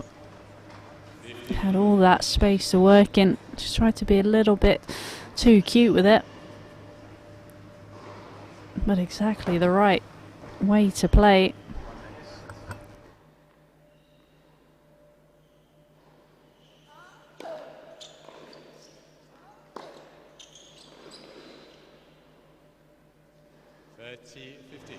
That's the bread and butter, isn't it? The serve out wide. Getting on that forehand, can do that all day long. Nothing McDonald can do about it when she executes it.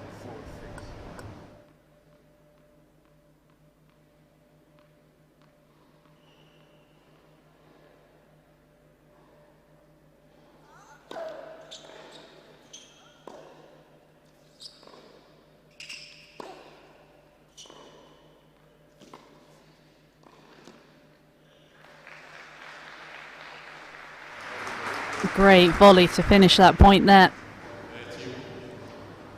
Constructed it well, turned defence into attack. Great sneak. Deft touch at the net there. Just a little bit of an opening here, creating some pressure on the Christie serve.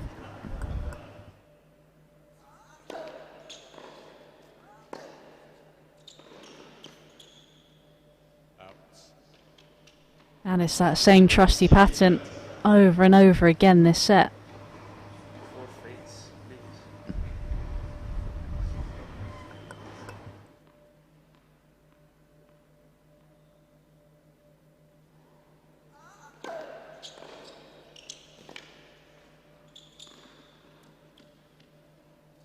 Game, Christie. 4 games all.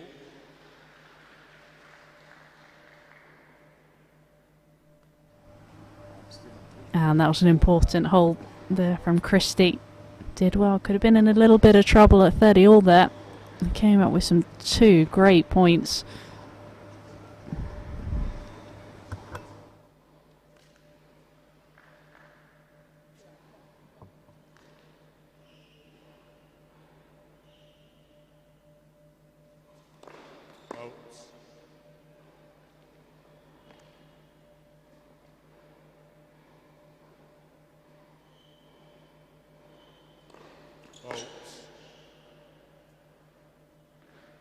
Love 15. And a first double fault in this match for McDonald.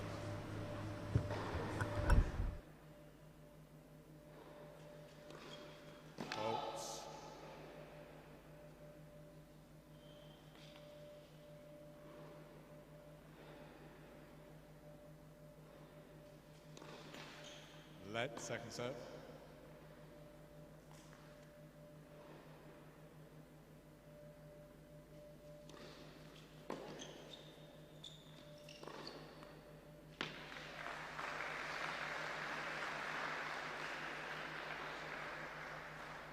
Fifteen all.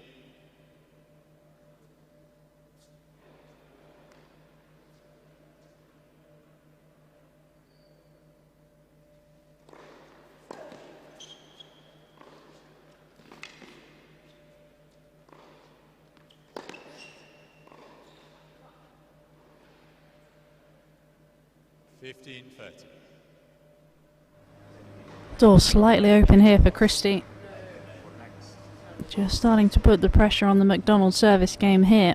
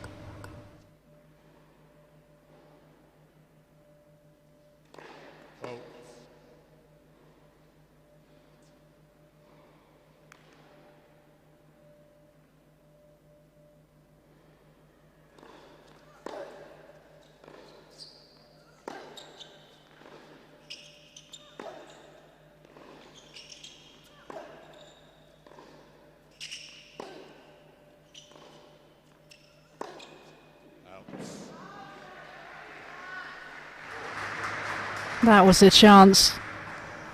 Christie had the forehand that she wanted. Hasn't missed too many of those in this opening set. Could have brought up a break point, but instead, game point here for McDonald to go 5-4 up.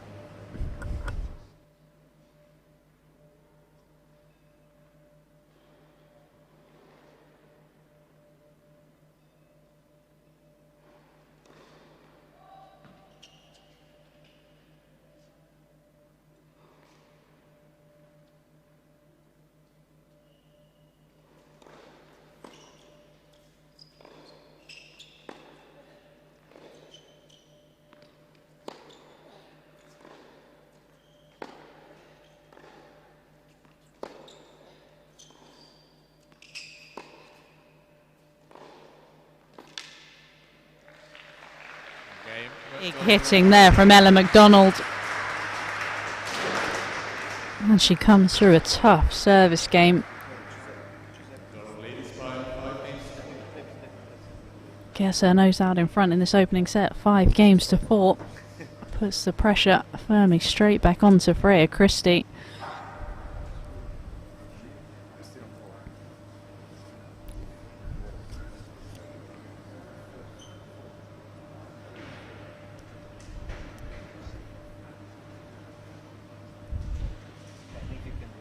It's already been quite a good year for Freya Christie, especially on the doubles court.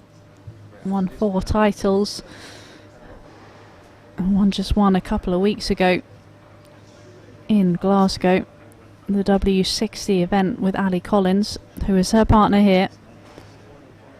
All 4 of those titles she's won this year have come with Ali Collins in the last few months as well. They won, as I said, the W60 in Glasgow.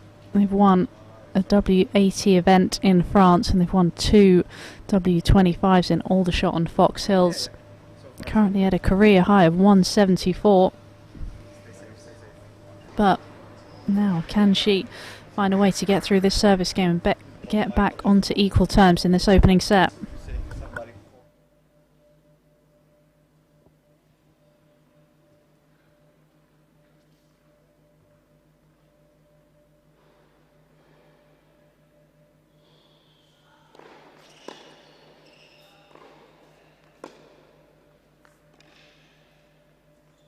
Correction ball's good. Replay the points.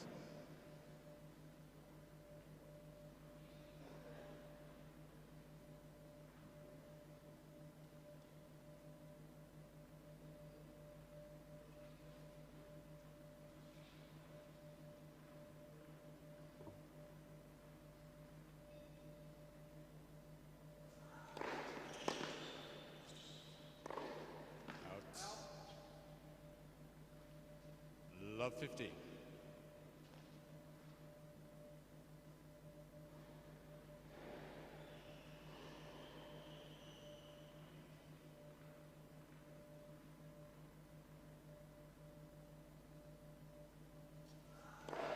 Bolts.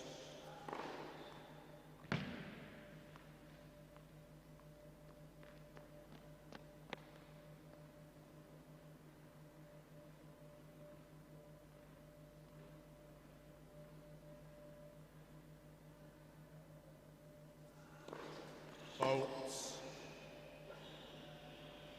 Love 30.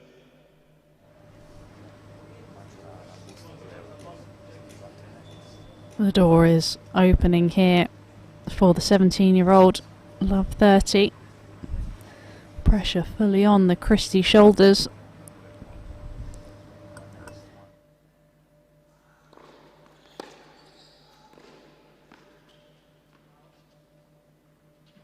Love 40. Pressure is getting even more by the minute. 3 set points here.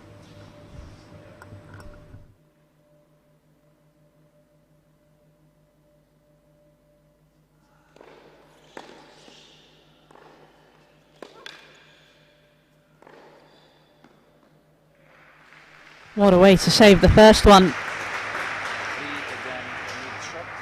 Needs to do that 2 more times though.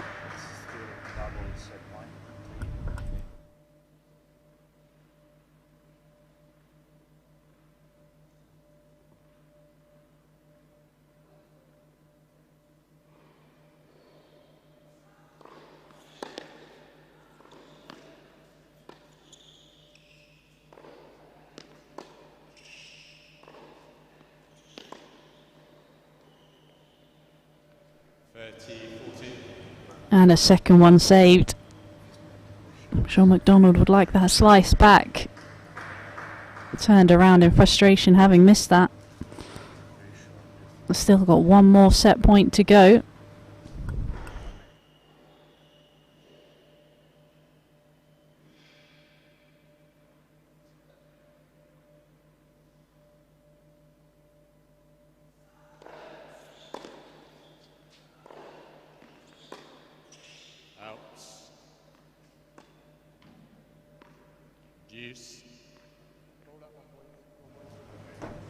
And that's 3 set points gone for McDonald.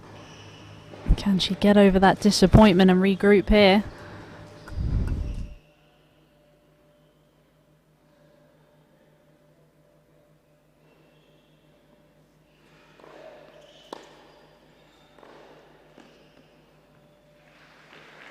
She doesn't give her a chance.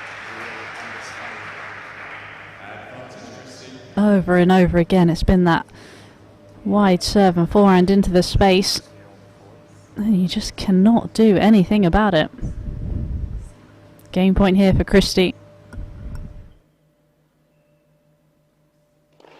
Let's first serve.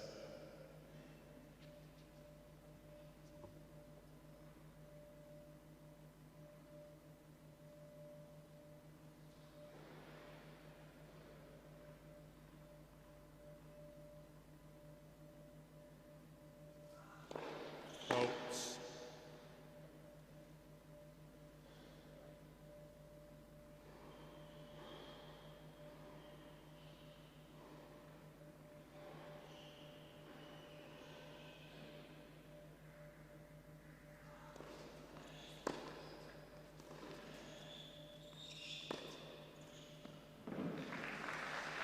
Bet she's wondering where was one of those points on one of her set points.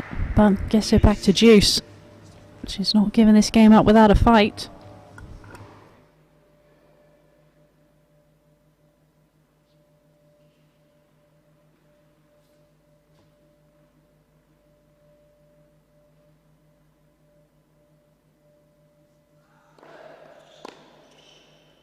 Out. Advantage, Christie.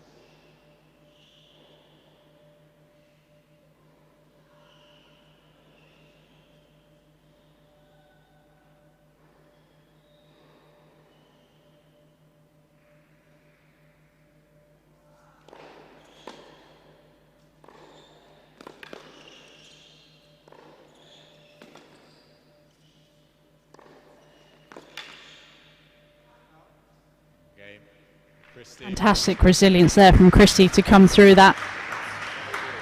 Save multiple set points in that game.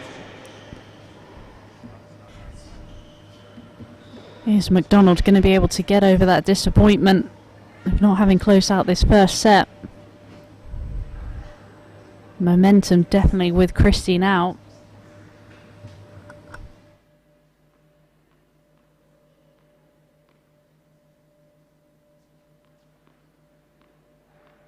Wait, please.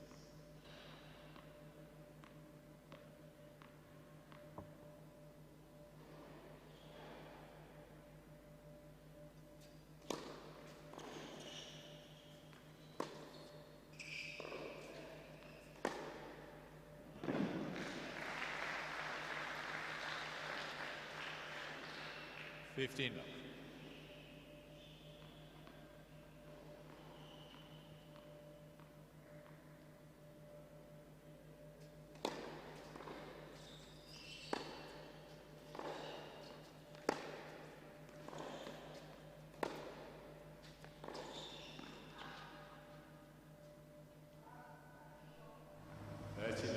She had that passing shot on the racket.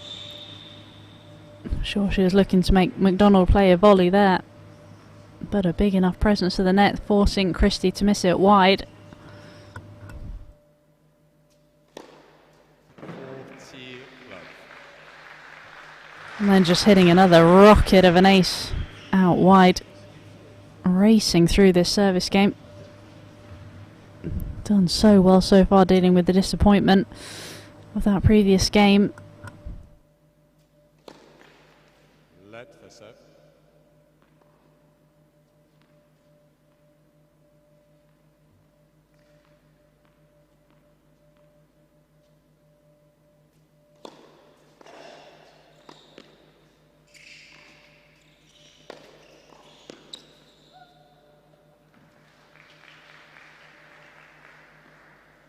$40-15.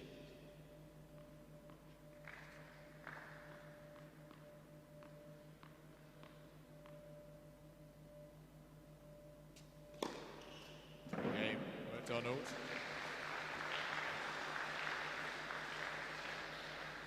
Had another ace to finish that game off. Very impressive stuff from this 17-year-old. Showing the composure. Takes the lead 6-5 in this opening set.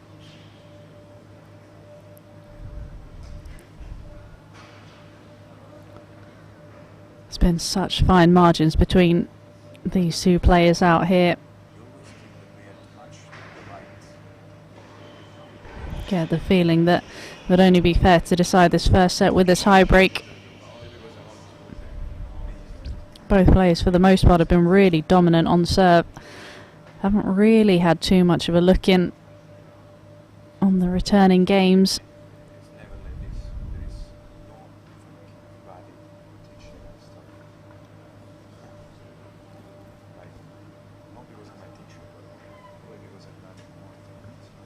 Time.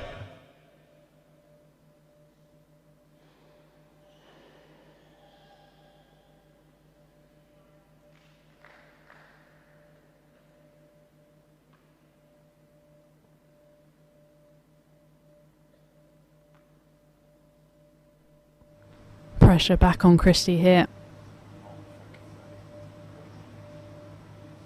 Can she get through this service game? Take us to a tie break.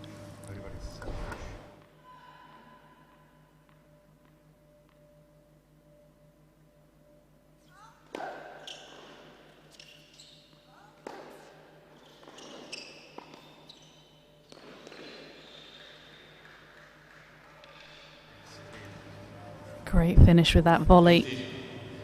Just cut under it so well.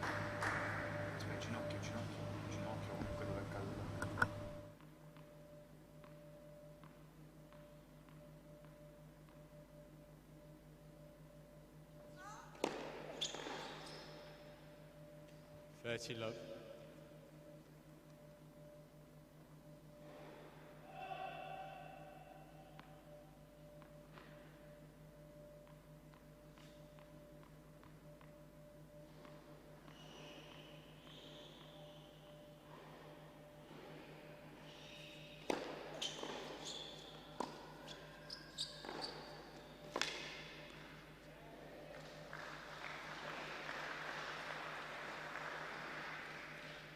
30-15.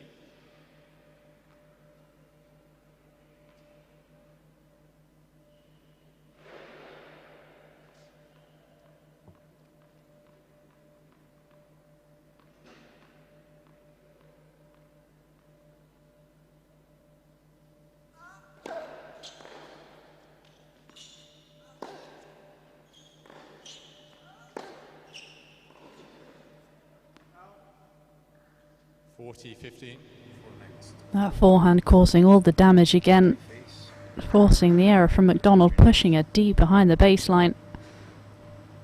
2 game points here.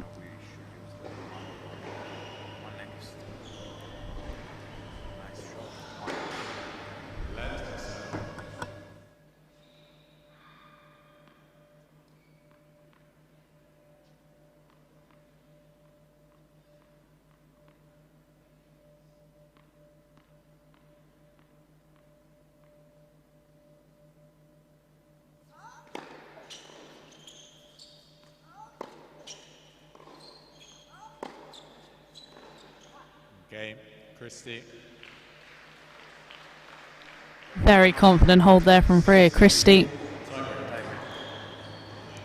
It's going to be a tiebreak to decide the outcome of this opening set. Serve is going to play a key role in this. It's been so dominant already in these opening 12 games.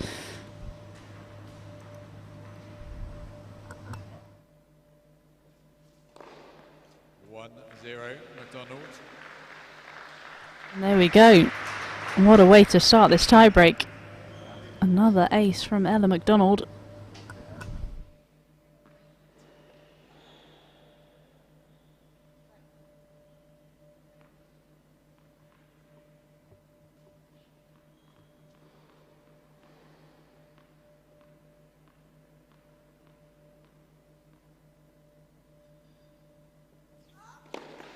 Led for serve.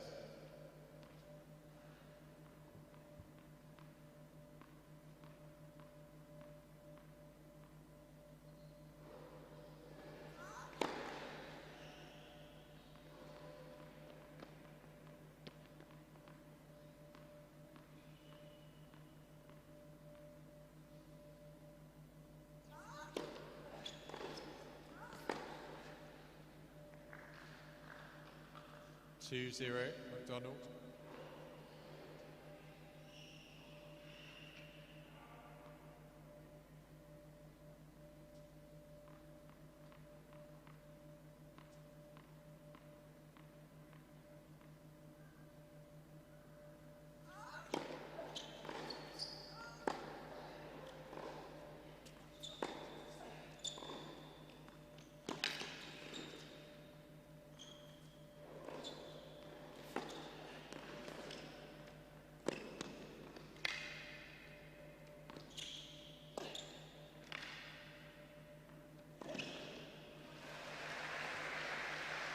Somehow Christie manages to scrape out of that point.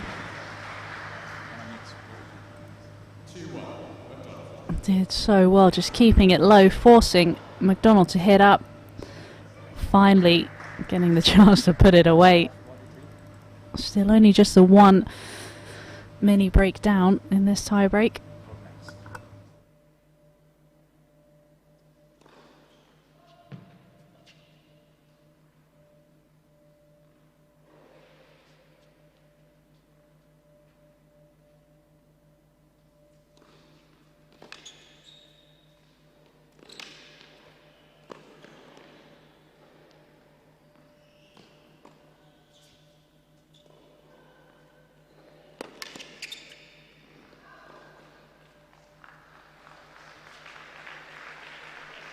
Almost a carbon copy of the previous point.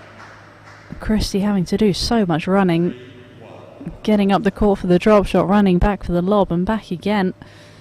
This time can't find a way to win the point. McDonald comes out on top. Opens up the 2-point lead again.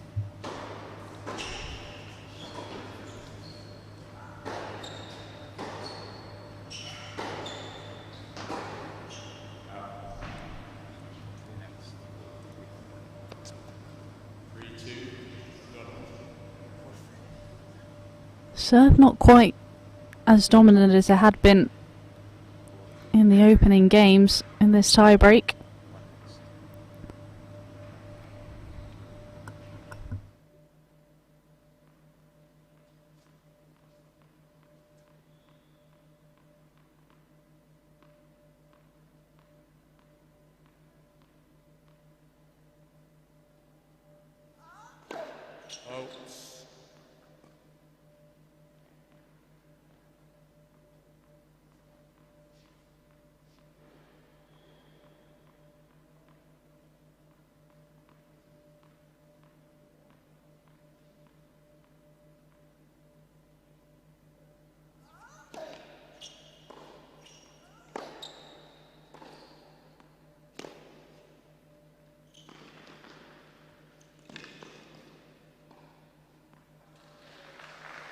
That's the drop shot she was looking for.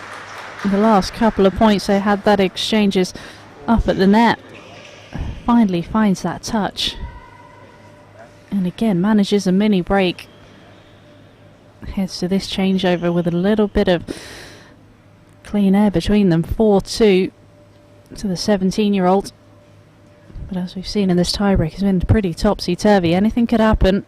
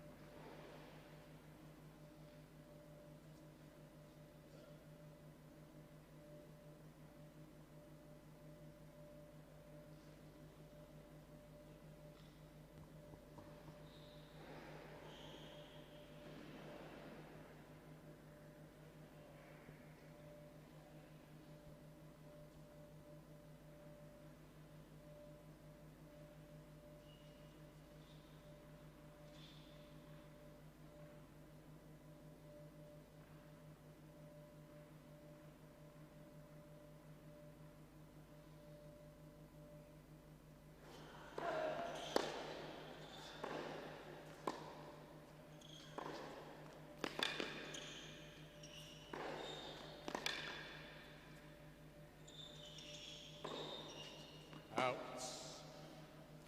5-2, McDonald. Just missing by millimetres. I think she thought the ball on the baseline her side was out, but she just missed herself on the far baseline, and all of a sudden McDonald has two serves here. If she wins both of them, she'll take this opening set.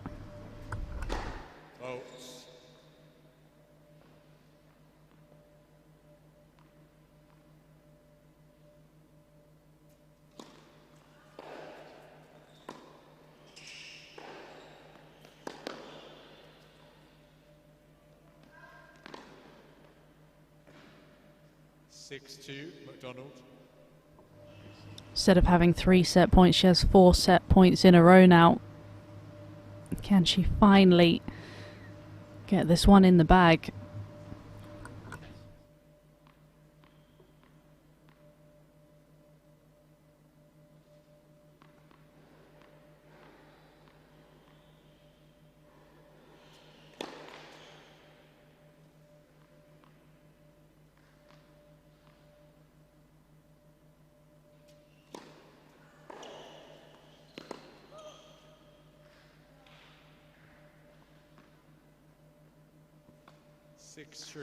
McDonald.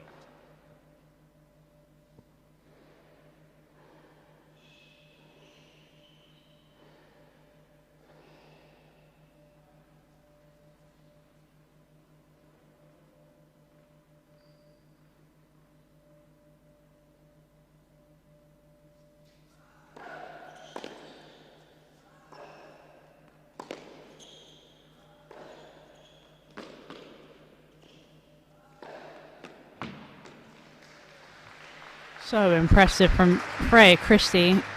The way she's played one set point down, just aggression and using the forehand, and again another set point saved.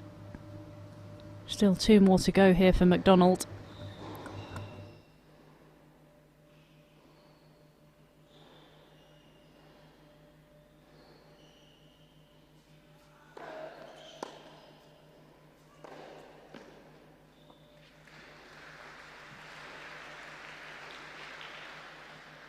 Another 3 in a row saved by Christie.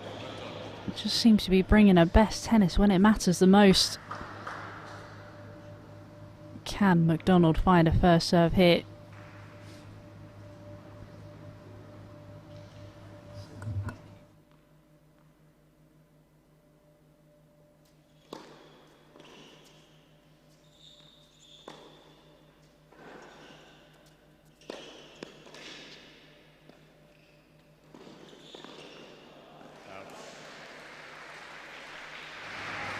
What a point from Christie. How did she manage to get out of that? You couldn't even see her on the camera. Just finding a way, just putting extra balls in the court. I bet McDonald wants that volley back. And you can see a coach head in her hands at the back of the picture there. I don't know if she quite knows how McDonald hasn't won this first set. You do wonder how much that is going to be playing in the back of McDonald's mind. These next couple of points, is she going to be able to put the disappointment behind her? She's done that well so far. But that's 8 set points that she's had that's come and gone.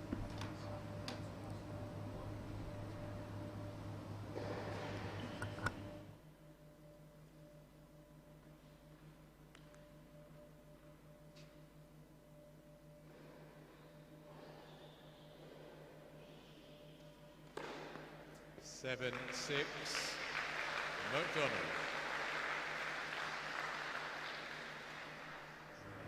What disappointment was she feeling? There was that first serve again. Huge ace sets up another set point.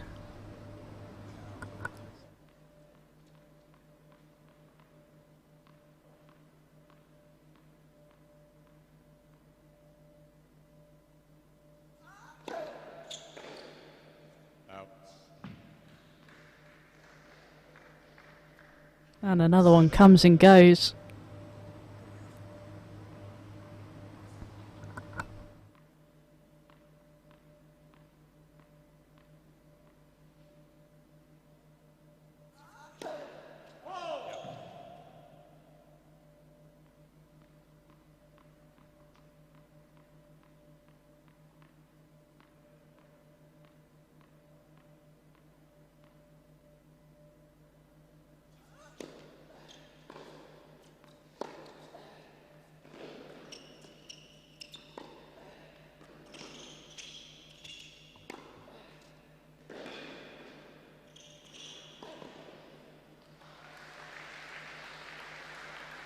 Point by Christie.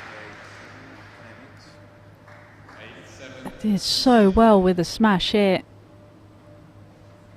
McDonald just found a way to get it back, and then again that forehand has been the standout shot for Christie all through this opening set. Finally got herself a set point.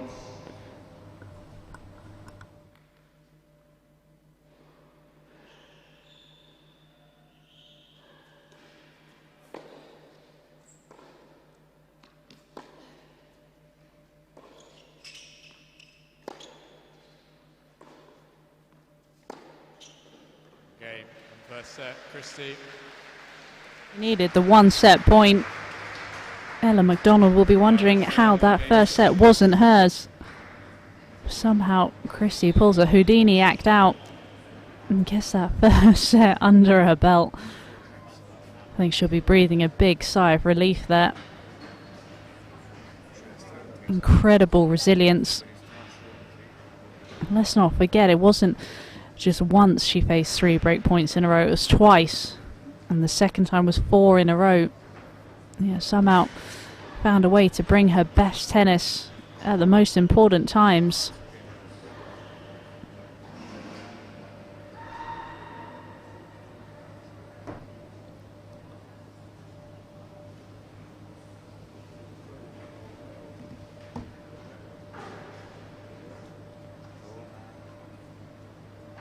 It's going to be really interesting to see at the start of this second set. Is Ella McDonald going to be able to get over the disappointment, losing those set points? Momentum's all with Christie. You can see the disappointment etched in her face.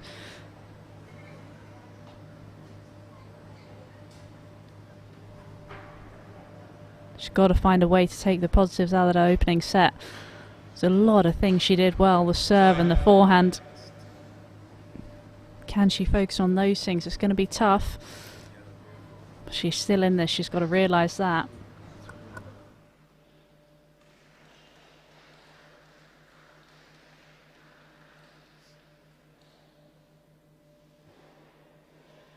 Second set, Christie to serve.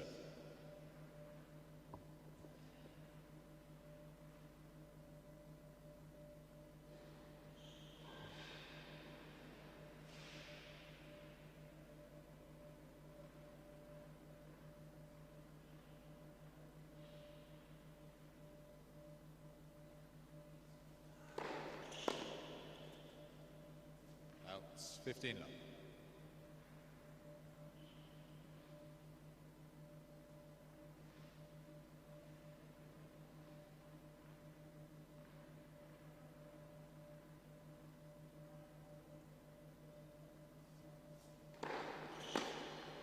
Love.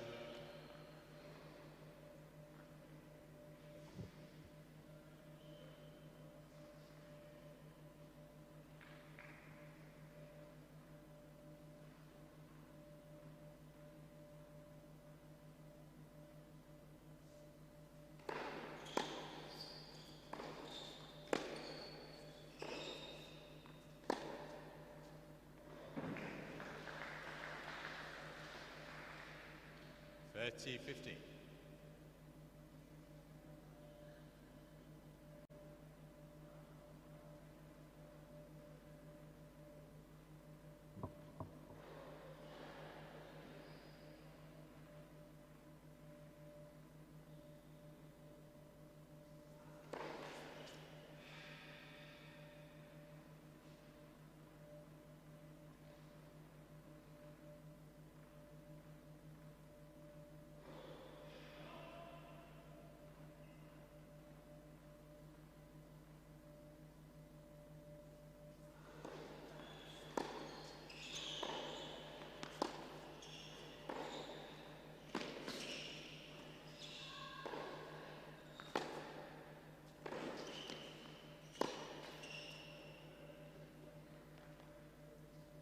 T15.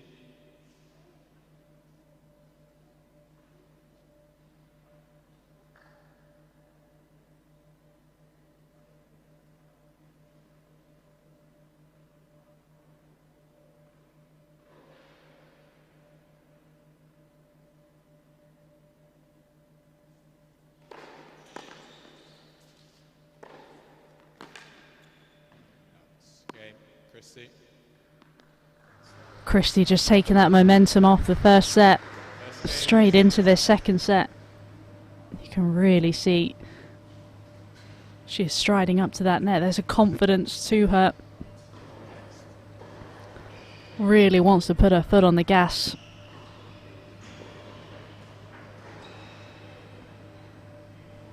Completely different change in the body language from McDonald as well. A little bit of a slump of the shoulders.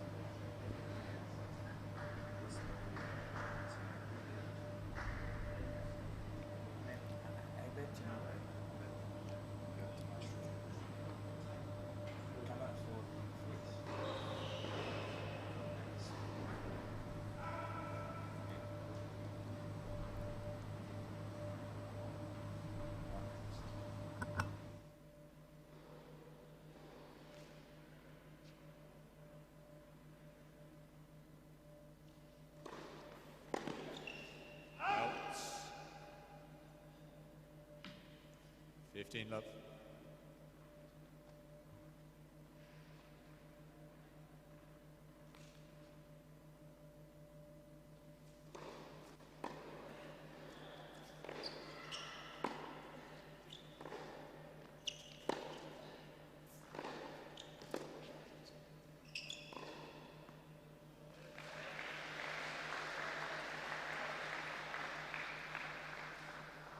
Love.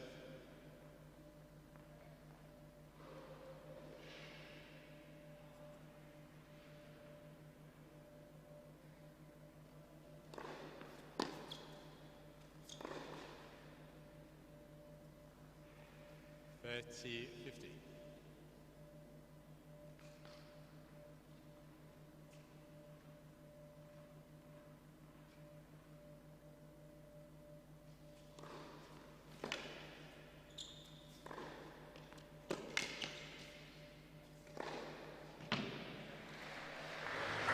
Fantastic point there from McDonald. Maybe just getting a little bit of that frustration out on that drive volley. Crashed off the back fence.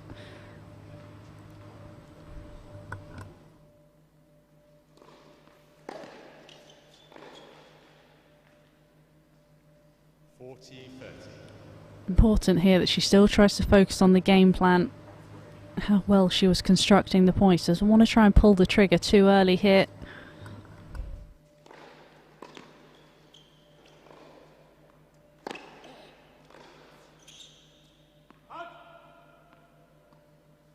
Juice.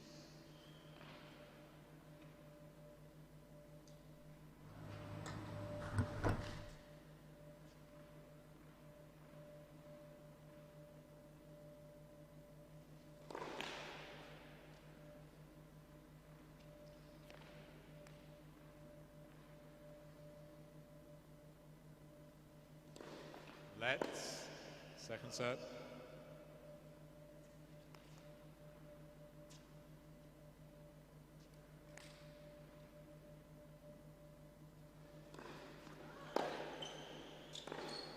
Out.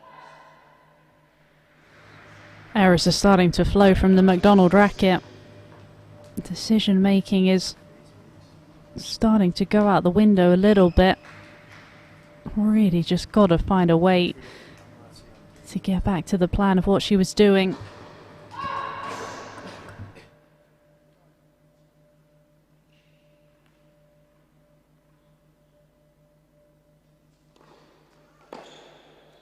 Out. Juice.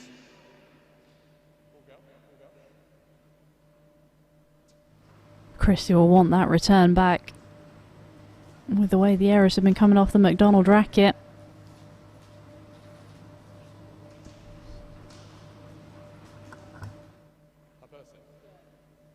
Excuse me. Sir, just stand there at the back. Can we just get you to move, please? Thank you.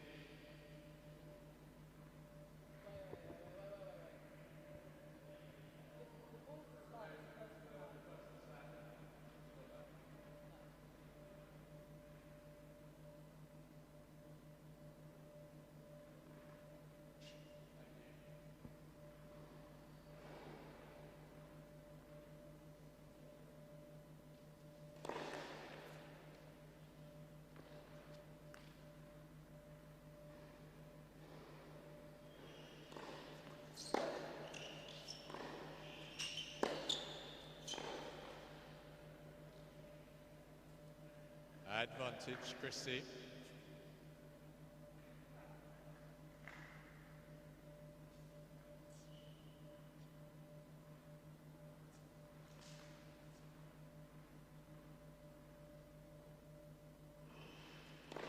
Let's.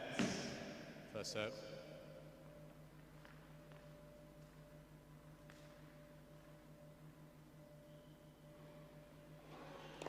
Oh.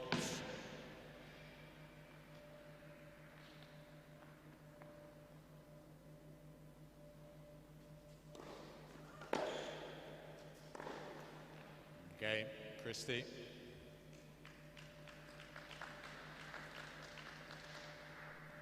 And the momentum keeps on going with Christie.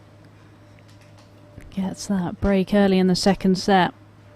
And you do wonder if McDonald's got anything left in order to turn this around.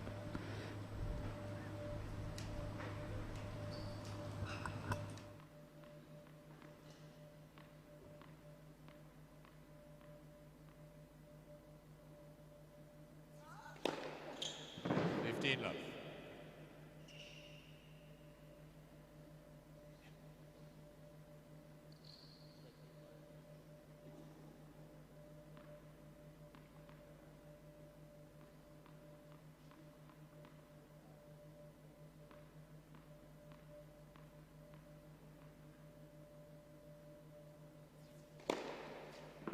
30 love.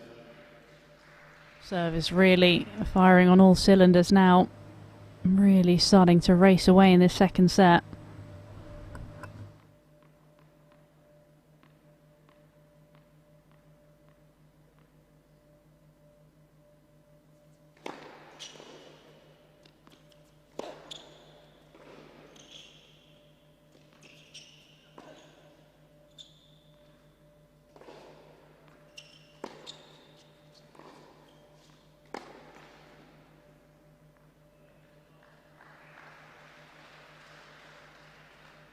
$30-50.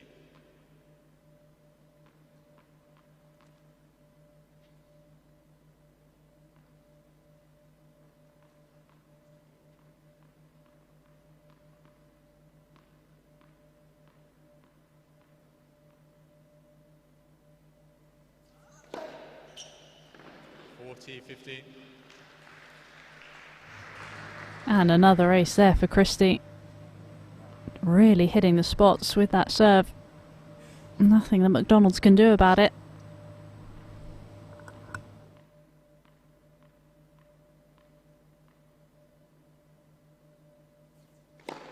Bolts.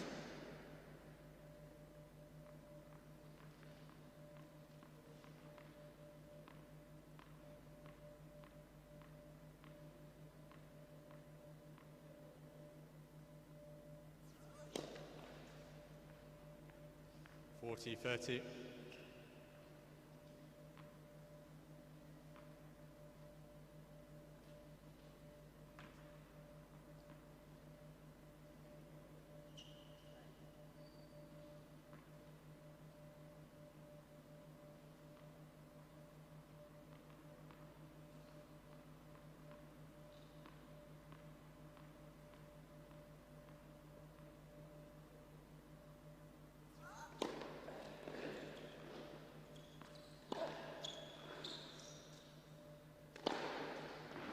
Game, Christie. No messing around with that smash. And already races to a 3-love lead in this second set. Onus really is on McDonald to find a way to change the momentum of this match. Is she in the right headspace though?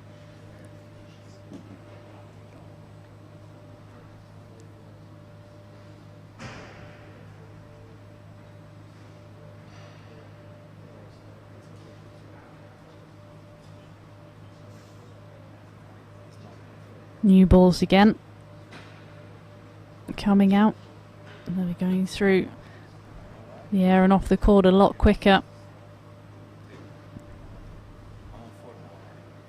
Can McDonald just get a foothold somehow? Just get a service game on the board and build from there. Whatever happens today in this match, so many lessons to learn for this young 17-year-old. Getting the experience in these kinds of events, testing your game against the best players.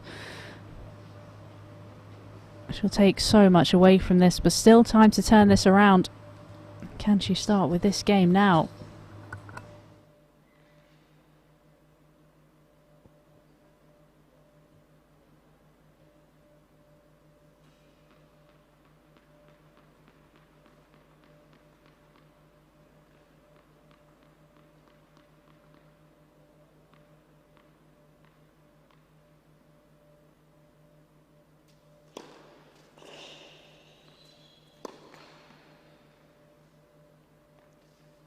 Love 15.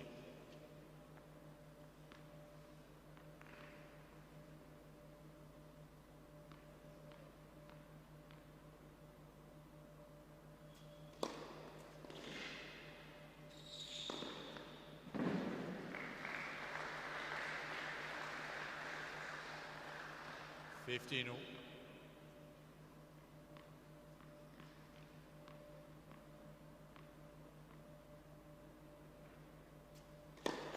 Let for serve.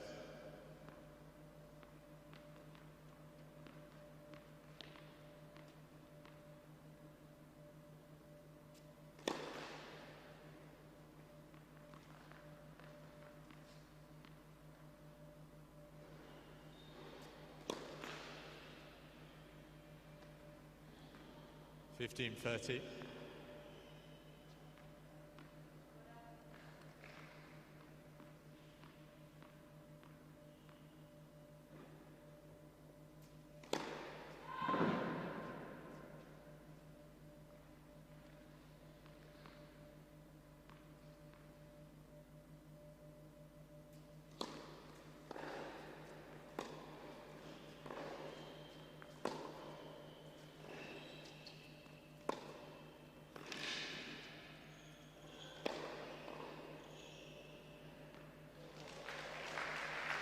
How on earth did Freya Christie just do that? Oh, that was going over her head. Somehow she managed to control the racket face. When things are going your way, they're going your way. 2 break points.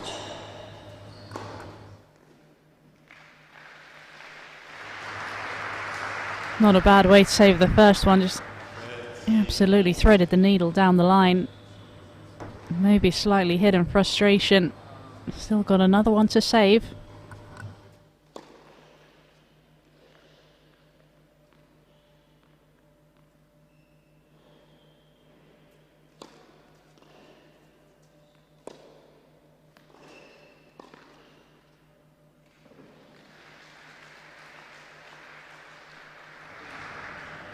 Cut that a little bit fine, but just found the outside edge of the line.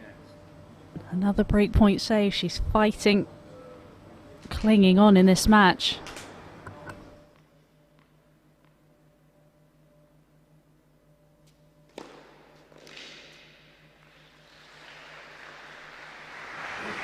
Another few of those big serves will help.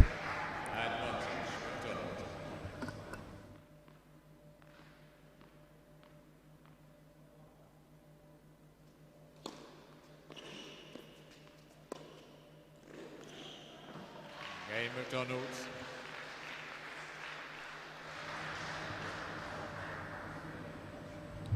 Christie convinced the ball was just wide. But McDonald did so well there. Stave off those break points. She's clinging on by a thread in this match.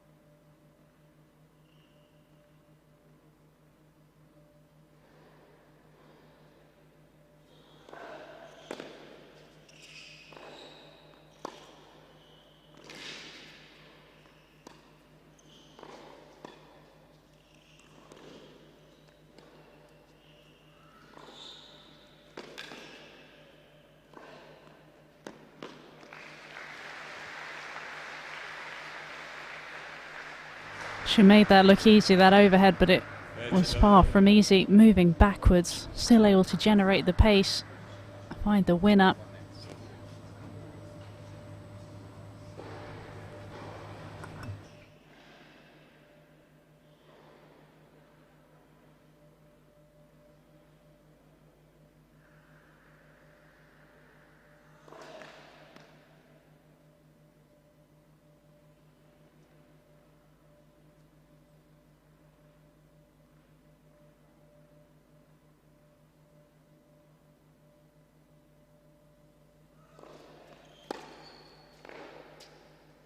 Out. 30-15.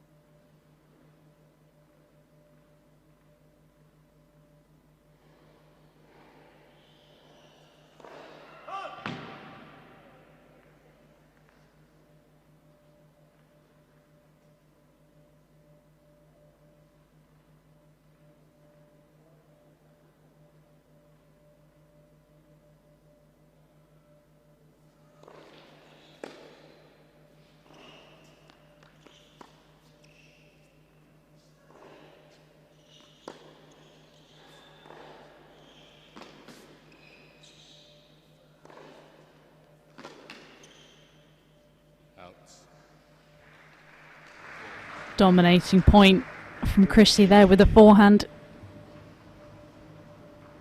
Really using the height and aggressive spin on the forehand to push McDonald back and flattening it out when she has the chance, forcing the error. 2 points here to go 4-1 up.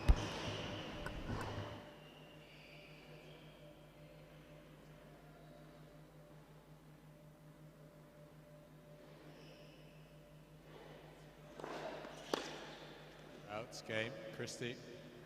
And she takes it. Another error from McDonald. Christie leads by 4 games to 1. And Christie races into it, 4-1 lead.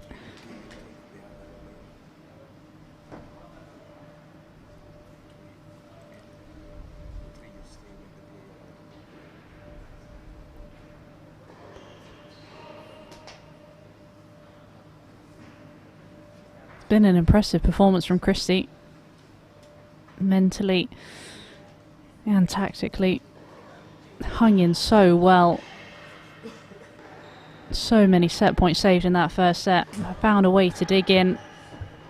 Played such brave, aggressive tennis when she needed to. And in this second set really put her foot on the accelerator. Serve and the forehand have been standout. Got to make sure that she keeps trying to dominate. Doesn't want to give McDonald a sniff here.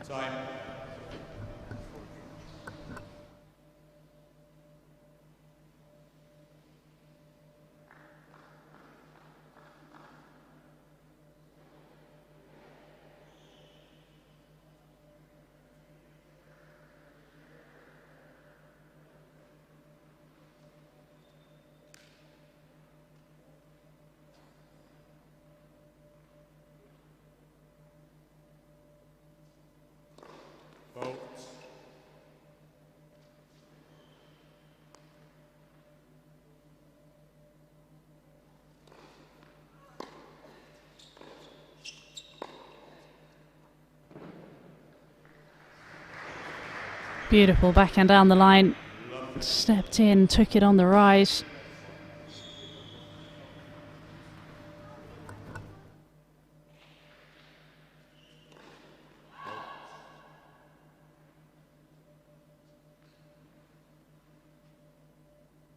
Wait, please. Thank you.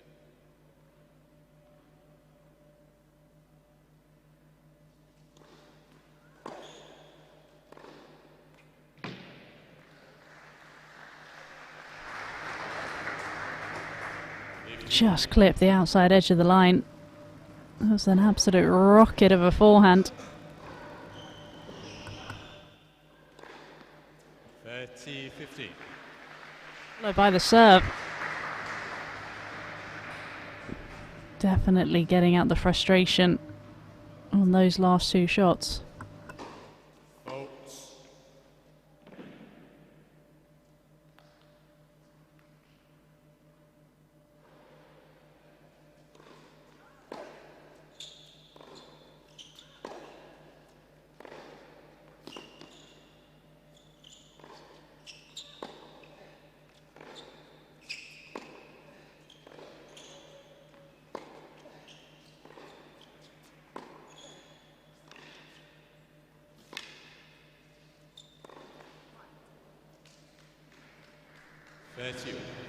That was more like the points we were seeing in the opening set. Both players pulling each other side to side. Christie did so well keeping that last backhand slice low, forcing the error.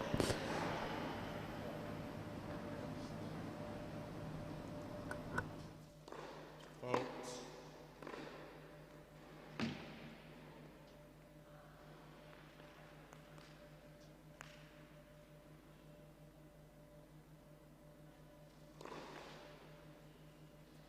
$30-40. And a double fault coming at such an inopportune time. Break point here. And you think if Christie manages to get this, it really is pretty much game over. Game.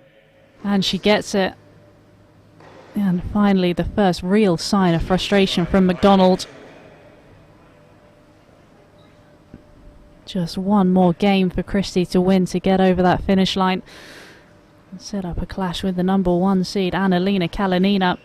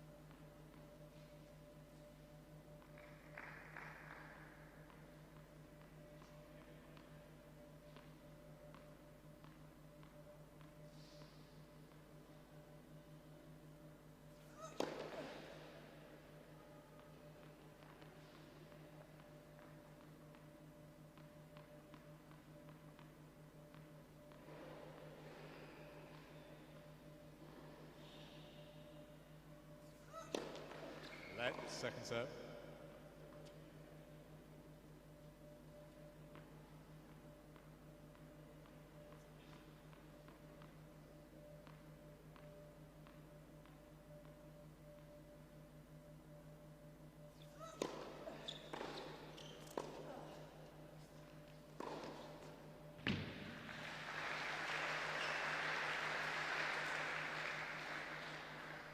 Just hasn't been able to string enough of those points together in the second set. They've been too few and far between.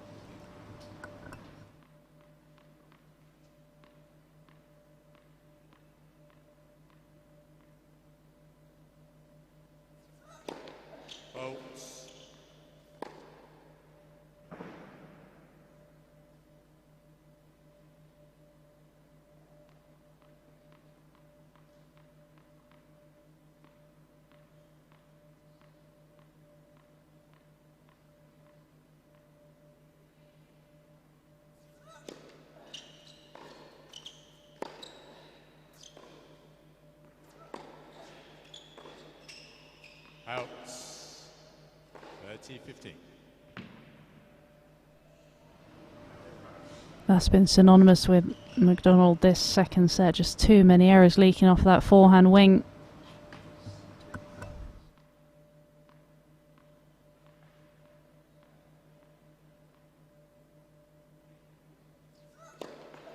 Let for serve.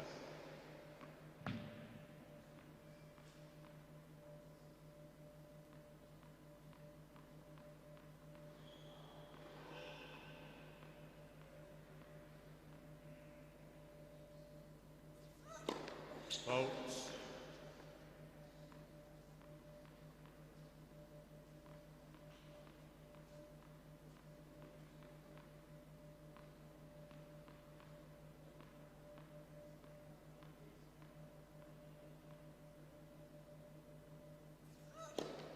Let. Second serve.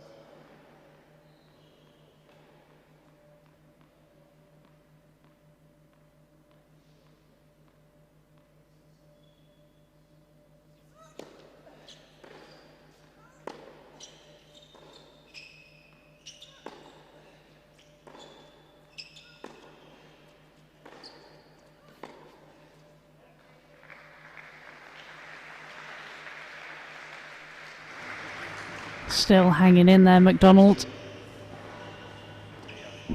As you can see, just trying to pep herself up a little bit. Going to give it whatever she has. 2 points from defeat here, though.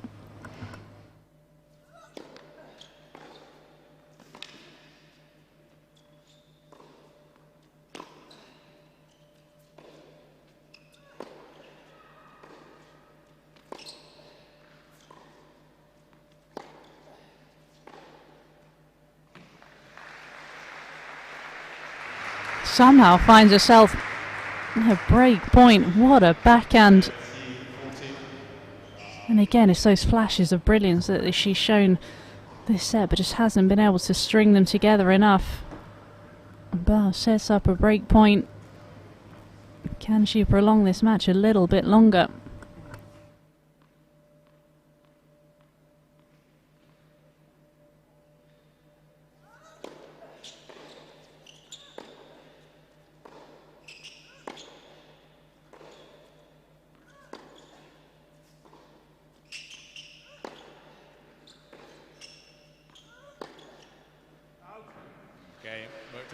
Yes, she can is the answer to that. Another wayward forehand from Freya Christie. McDonald's manages to get one of the breaks back here. Still a long way to go. They're still hanging on in this match, 5-2 down in this second set.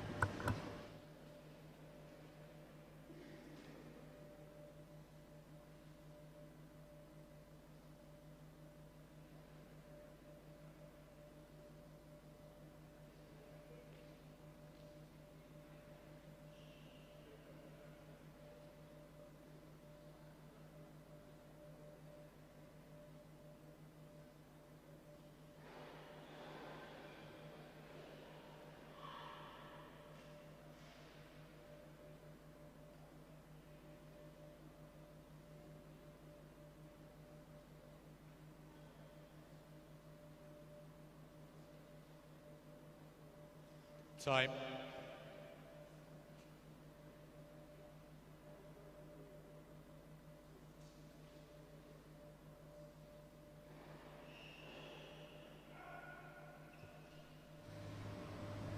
Can the 17-year-old Ella McDonald get another game on the board, make Freya Christie serve out this match? Did so well, so resilient in that last game to stay in and find a way to break. Now, can she do the same and hold serve here?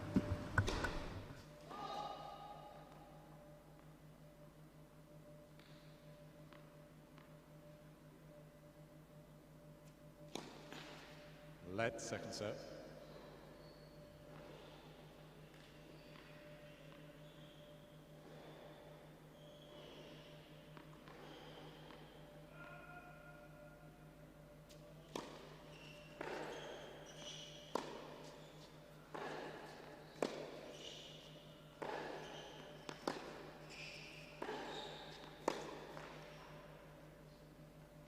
Love 15. Great depth on that forehand, forcing the error from McDonald. Really important that Christie stays aggressive here. She's got to go after the win. I can't think that McDonald's going to give it to her. 15. And she's not with those forehands, serves rather.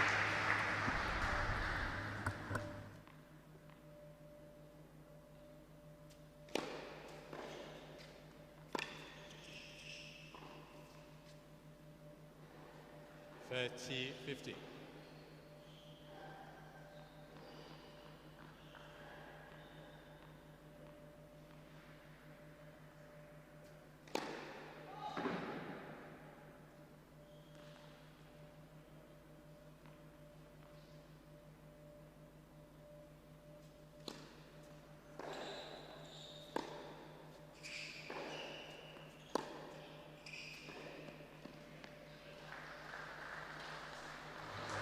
All of a sudden, slight shift in momentum here. McDonald's finding her feet again. Really constructing the points how she wants to. Christie's just backing off a little bit here, hoping that McDonald's going to give it to her. But she most definitely is not. Couple of points here to get it to 5-3.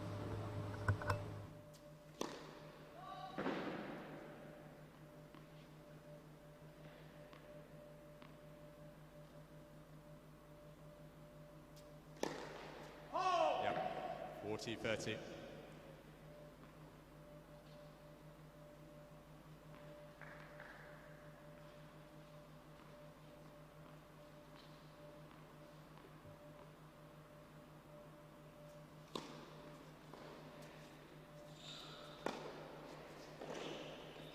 Game, McDonald's. And 5-3 it is. Christie leads by 5 minutes. McDonald's really not giving up without a fight here.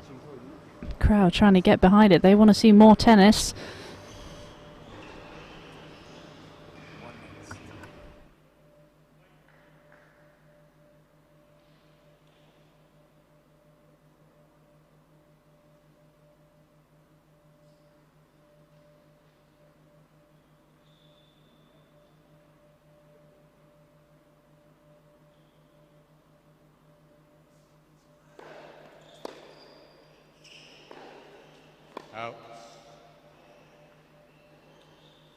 Love 15.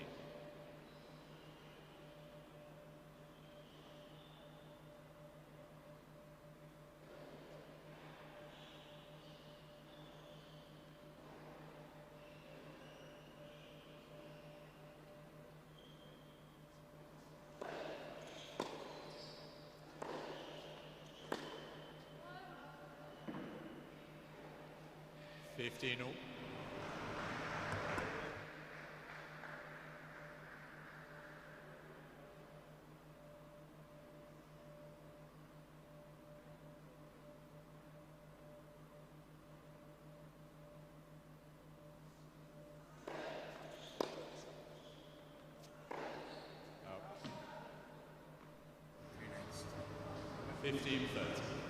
That was a big miss from the Christie forehand.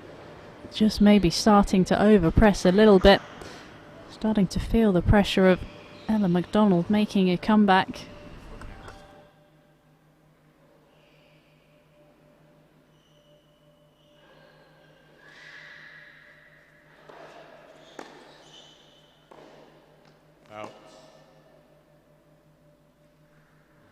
And that forehand has just started leaking errors.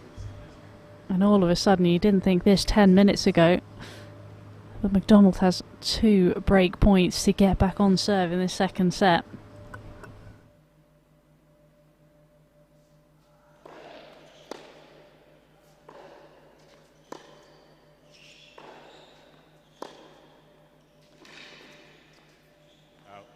Game, McDonald. And she does it. She gets the break back. And all of a sudden, this second set is looking totally different to what it was 10 minutes ago. From 5-1 down, 2 breaks of serve back, and all of a sudden we are back on serve. 17-year-old has turned it on its head.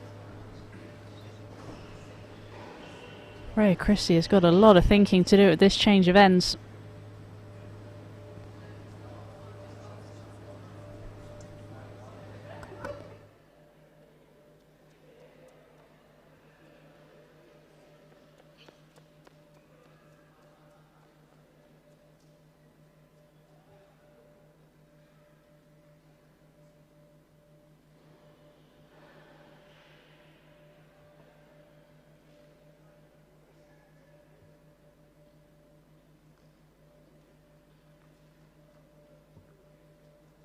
Time.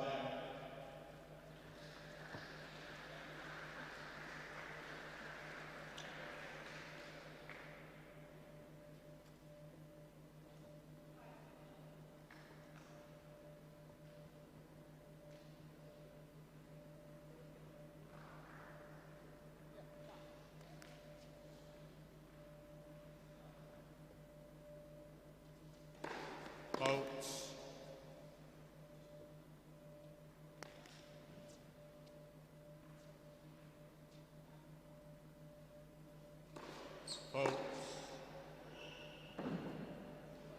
Love 15. Not the way she wanted to start that game. Wants to make sure that she makes Christie play.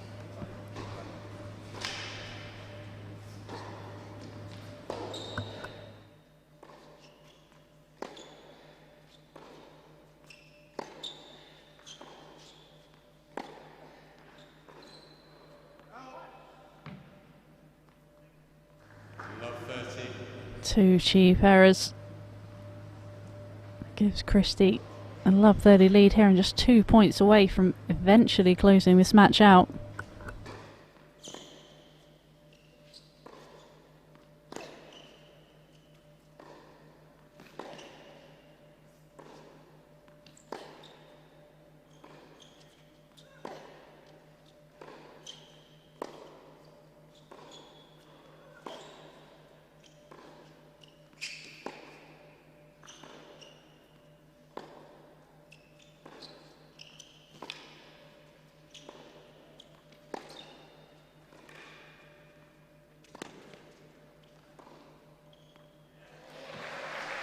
A point from both players there. Best rally of the match and at the biggest moment of the match as well. How on earth did Ella McDonald manage to stay in that, pick up that backhand off the baseline. And you can see a little fist pump directed towards her coach, Noelle van Lottem. Just fighting and digging in deep here.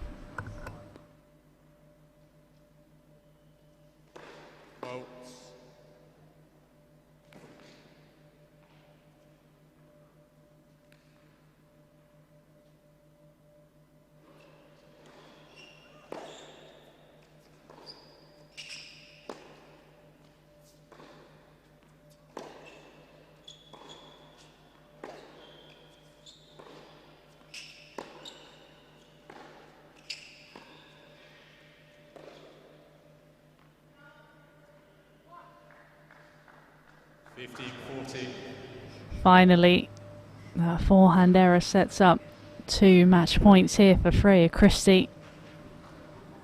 Can she finally get across this finish line?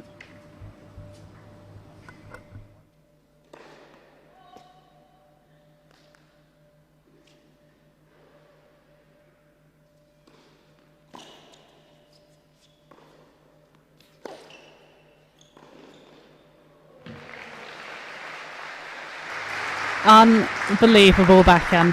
What a way to save the first match point.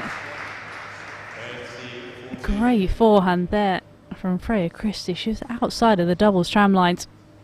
Somehow managed to find a way.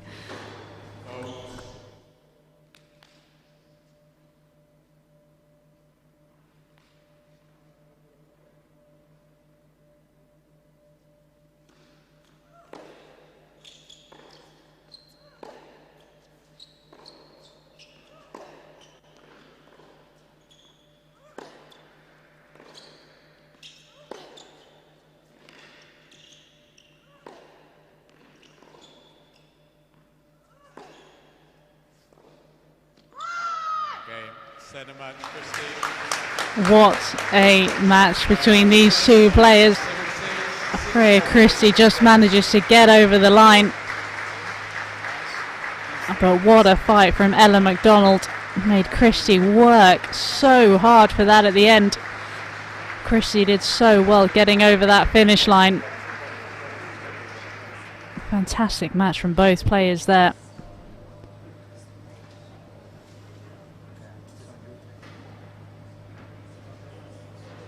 Sense of relief, I think, from Freya Christie there. Didn't want that to go to 5-all, but is so well dug in. Stayed strong. Managed to overcome that fight back from the 17-year-old Ella McDonald. So many positives to take from this match from her. So many weapons she has. And great resilience she showed at the end. Almost turning this match on its head. I'm sure she'll go over this match with her coach Noelle van Lottem and take a lot of things away from it and learn. And again, now we see this section of the draw. Freya Christie getting through that 7-6, 6-4. Challenge does not get any easier tomorrow. Taking on our number 1 seed and top 50 player Annalena Kalinina, who got through her match 6-4, 6-1. But the action doesn't stop here on centre court. We still have one more match to bring you just in a few moments. We've got another British pair, Lily Miyazaki and Emily Appleton. So join myself and Abigail Johnson in just a couple of minutes.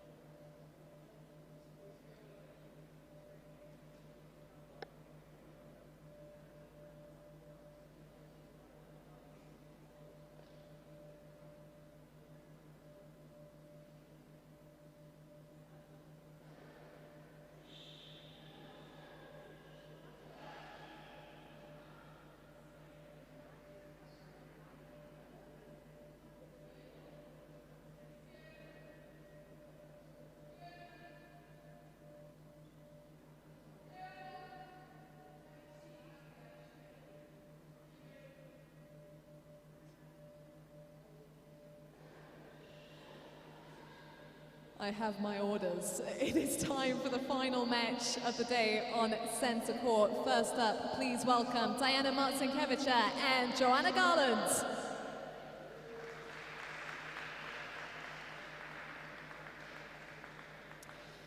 And from Great Britain, please welcome Lily Miyazaki and Emily Appleton.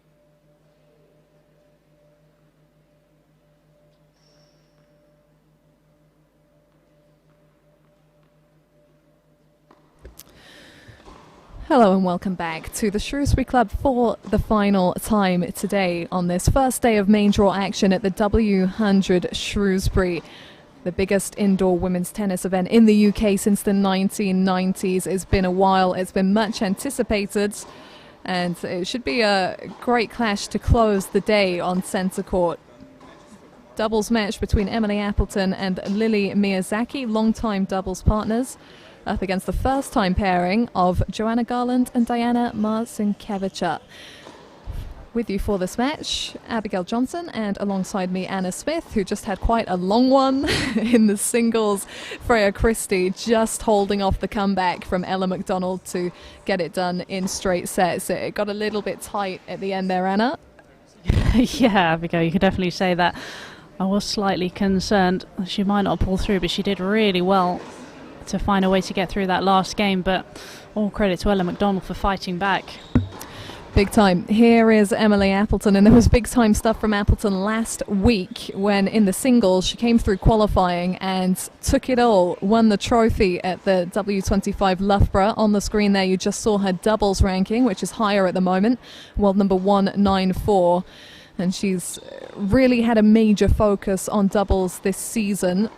Lily Miyazaki, not so much. She's been making moves on the singles court as well. She won the W60 in Glasgow a couple of weeks ago with victory over Heather Watson in the final, and a victory on the singles court already today. Anna, you watched that one over Gabriella Knutson. How was she looking?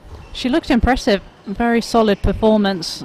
And I think just the way she plays, it's just, for me, I find it really interesting to watch her. Just slightly different. She loves mixing it up, using that variety, taking the ball on early. Not necessarily one of the biggest hitters, but again, takes time away, which is slightly different to some of the other players on tour. 3 minutes. Yeah, we've seen a good look at that this year. Another player that some of us have seen a fair amount of is Joanna Garland, because she's really been working her way up on the ITF World Tennis Tour. She's won a few trophies actually in the UK within the past few months, a couple on the singles court, and most recently did get that W25 Loughborough title alongside the aforementioned Gabriella Knutson. So Garland in a little bit of form on the doubles court, but has never played before alongside the woman you're just taking a look at, Diana Marcinkiewicz, age 30. Now, Anna, I do believe that you remember Diana from your playing days. Is this correct? I do. It's making me feel old here. Yeah, I do. I believe I've played her a couple of times as well. Tricky competitor, makes a lot of balls. Not necessarily the most comfortable at the net, but really doesn't miss too often at the baseline. So really crucial they don't get into cross-court singles battles here. Really try and make this a doubles contest. It's always an interesting matchup, isn't it, when you have some players on court who are prioritising the singles and others who have those doubles tendencies. And I'm just really interested to see how Marcinkiewicz and Garland match up, because I was speaking to Joe just before, and it was a very last-minute pairing. They've not played together before.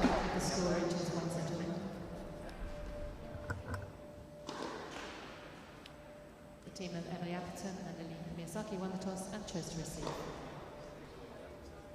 That's Fiona Edwards in the chair, and I think she said there that Emily Appleton and Lily Miyazaki chose to receive, so their opponents with the ball on the racket to kick things off.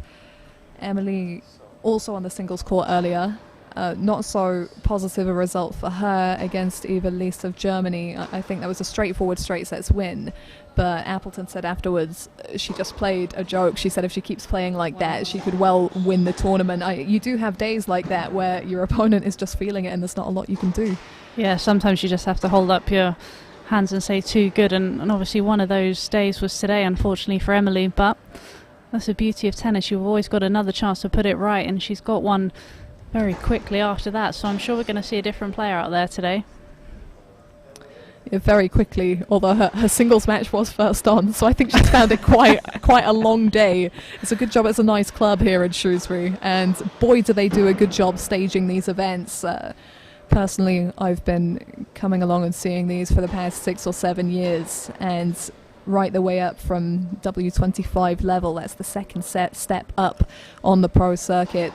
They've done a fantastic job of making them prestigious occasions, making the players feel well looked after, comfortable.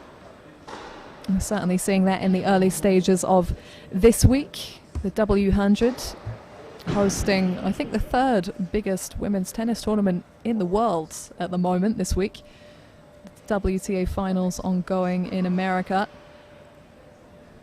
But lots to take in right here in the UK. Some elite players here in Shrewsbury. The top seed in the singles, ranked world number 49. And some players here on court who are pretty steadily on the rise. 21-year-old Joanna Garland, she's one to watch for in the future.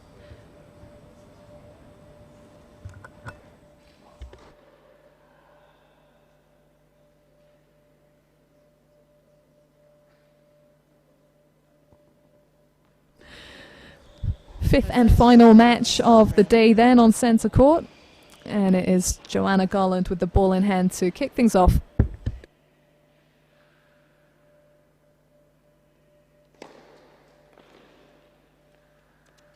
Out 15 love.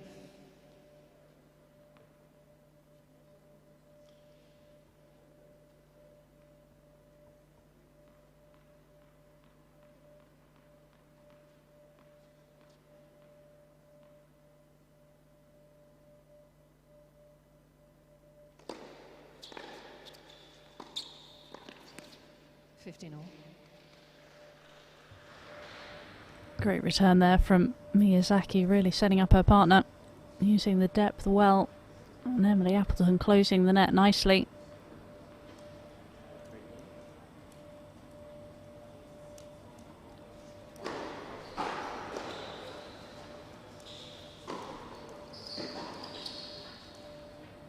Out 13-15.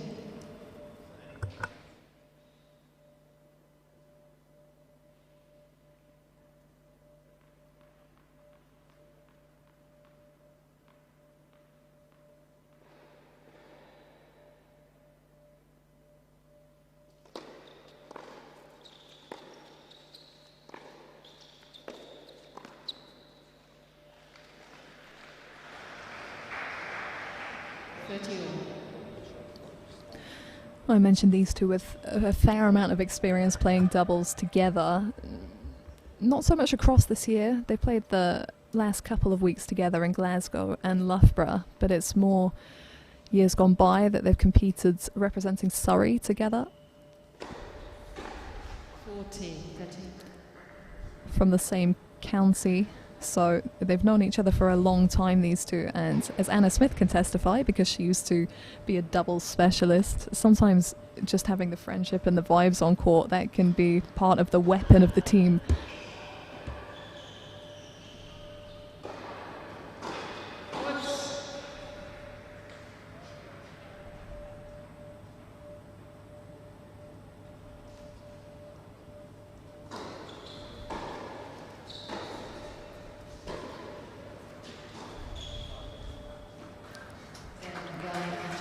Landed to perfection by Joanna Garland. And that wraps up the first game of this clash. What was your favourite partnership, Anna? Throw it out there. Who I played with, who's my favourite? Who was your favourite? Oh, I'm going to annoy somebody with this answer, aren't I? I mean, I'd probably have to say it was Jocelyn. We played together for about 3.5 years, I think it was. And again, you mentioned about the relationship being sort of a big part of it that really makes you a good pair, and I think that was what really helped us. She was one of my closest friends.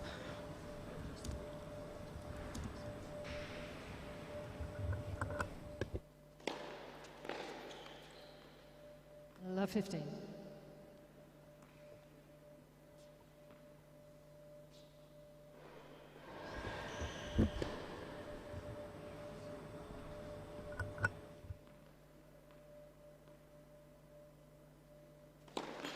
Let's for serve.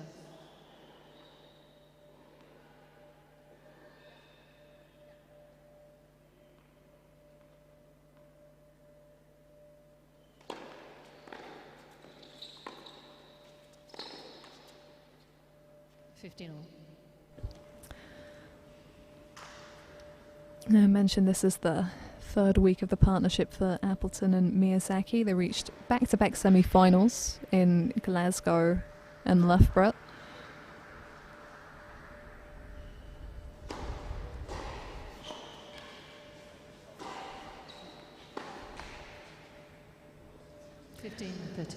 Lost only to the eventual champions in Glasgow after a good match. They were the top seeds on that occasion. Freya Christie and Ali Collins also present in this draw. Freya will be a little relieved they're not playing today. I think that was just her warm-up for the doubles, wasn't it? That singles match. Just a light warm-up.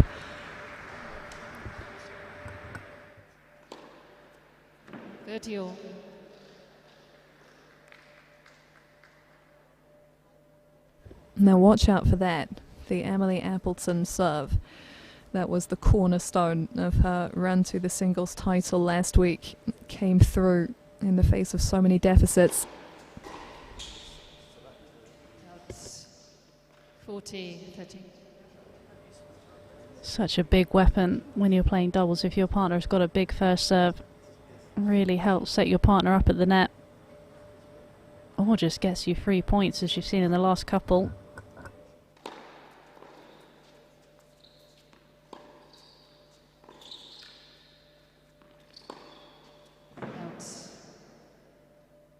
Deuce, deciding point, receiver's choice.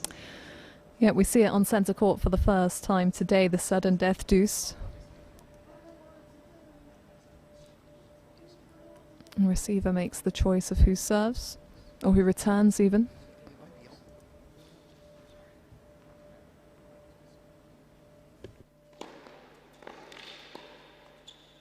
Game. Smooth as you like from the Appleton-Miyazaki pairing. One game on. Both teams on the board on centre court.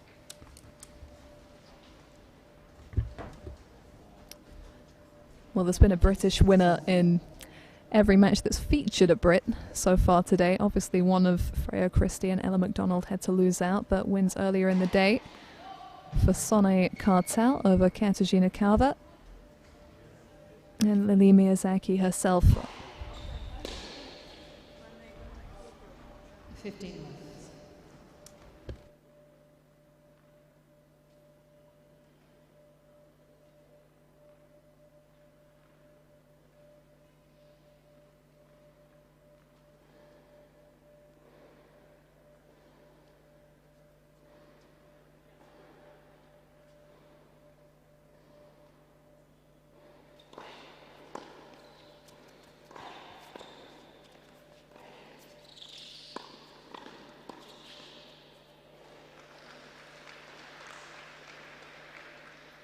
Fifteen all.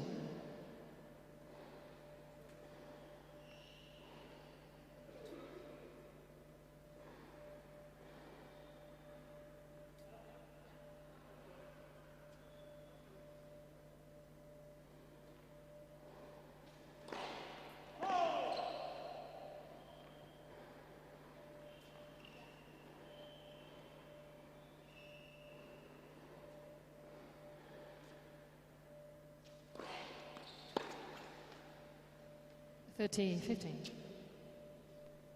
Right idea from Emily Appleton there, looking to go down the line at the net player. Just doesn't necessarily need to be that good. Want to force them to hit the volley and then potentially setting up the short ball. Just trying to put pressure on the net player though.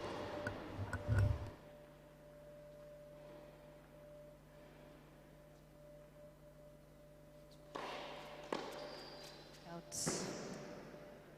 40, 15.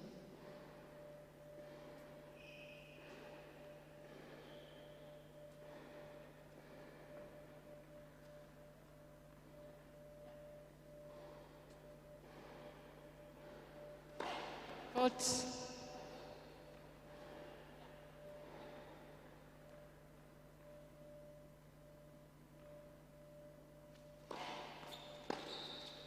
Out game, Garland and Martin Svitka. Garland and Martin Svitka lead 2 games to 1. We're keeping things ticking over on serve at the beginning of this contest. And we've got the music back, which did leave the building a little bit earlier on. We've had 3 courts in action to date, but this is the longest running court, the show court, and will be the same again tomorrow. Another 5 matches scheduled. It won't be the doubles closing the curtains tomorrow. It's Joanna Garland gets the showpiece match 2 days in a row. Good for her. She's up against Maya Lumsden.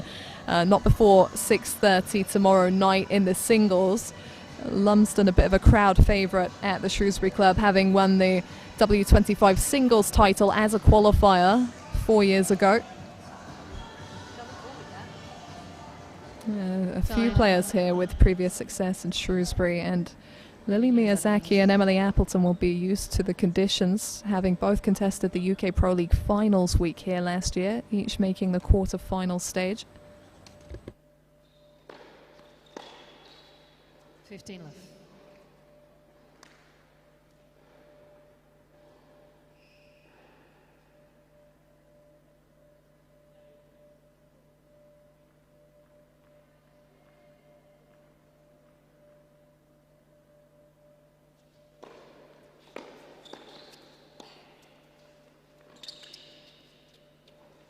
Out 15 all. That's a danger. If you don't quite get it away from the opponent on the volley. It was a great move by Emily Appleton, but gave her opponent a second chance.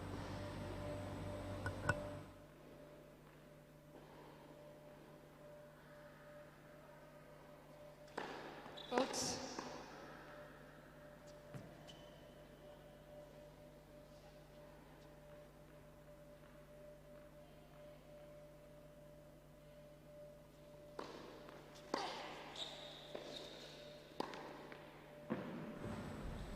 Swatted away emphatically. And Garland seeing that ball like a football. And she spent a lot of time on court the past few weeks with the singles and doubles combined. This is the 5th straight week of ITF tennis in the UK. 3rd straight week of events for the women, so a number of these players, including Miyazaki and Appleton, competing for the 3rd straight week. It can be a double-edged sword. You can have momentum, you can feel rhythm, but you've got to get tired at some point. Out 14, 30.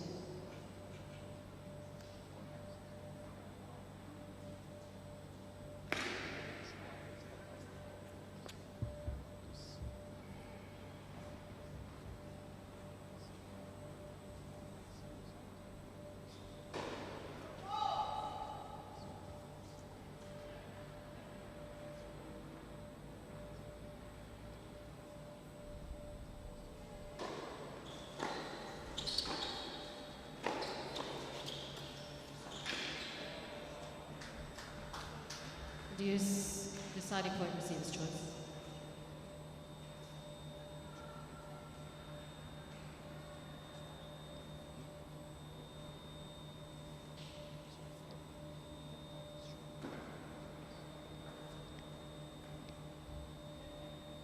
So this is effectively a break point, as much as it is a game point. Forward. Pick it up, please.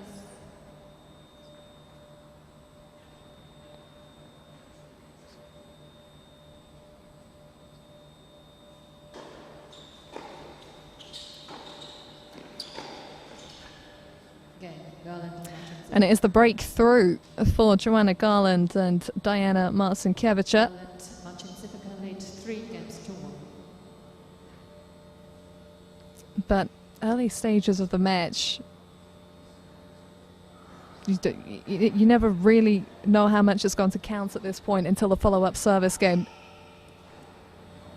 Yeah, it just looks a little bit to me as if Lily and Emily are just not quite as sharp as they could be. Just a few volleys here and there that they haven't quite gone for. Just haven't quite put away. It could be a completely different scoreline if they had of.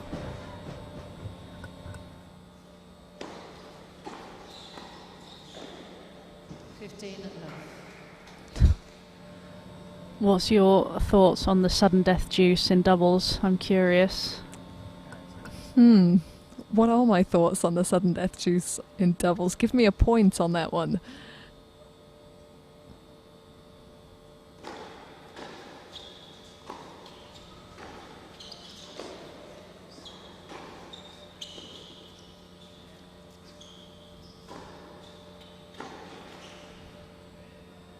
This is quite funny, you know, because I was having this exact conversation with Joanna Garland in Glasgow.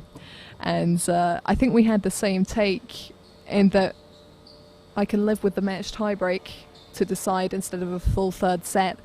But I think with the sudden death juice, there's that regular chancy element.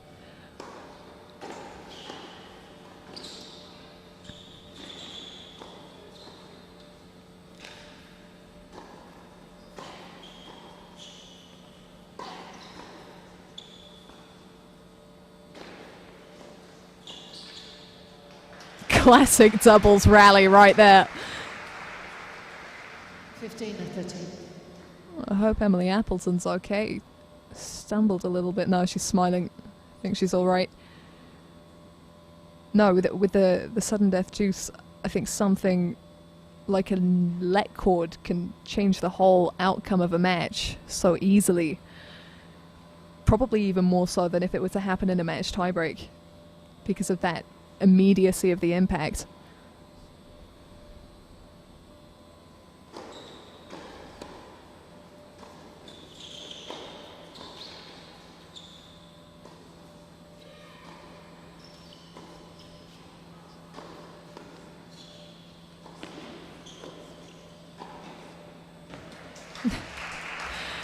And they're really making a show right now of how difficult it is to cut through this court. I think one thing I would say though is a lot of the time they're trying to volley through the middle of the court.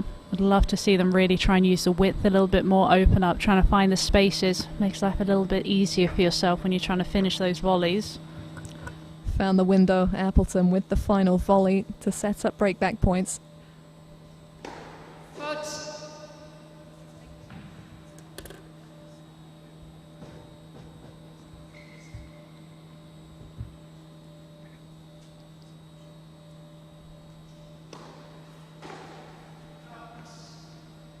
13, 14. She went for it, didn't she? Well, Try- would you have gone for it, Anna, is the question? Well, I have to say I've gone for quite a few of those in my time, but again, it's just about playing the percentages, but I understand why she did.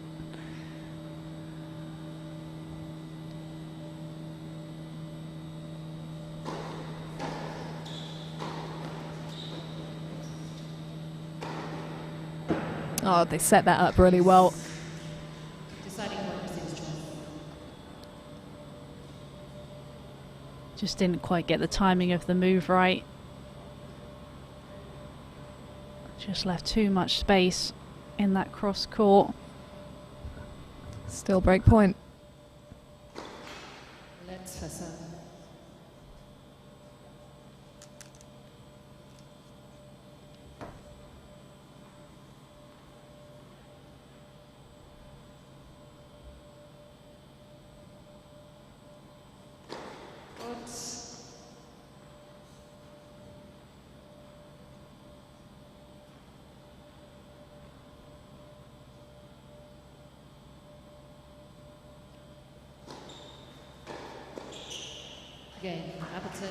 And there it is. That's why you can't take too much from 3-1 on the doubles court. The immediate break back for the British pair on serve at the sit-down.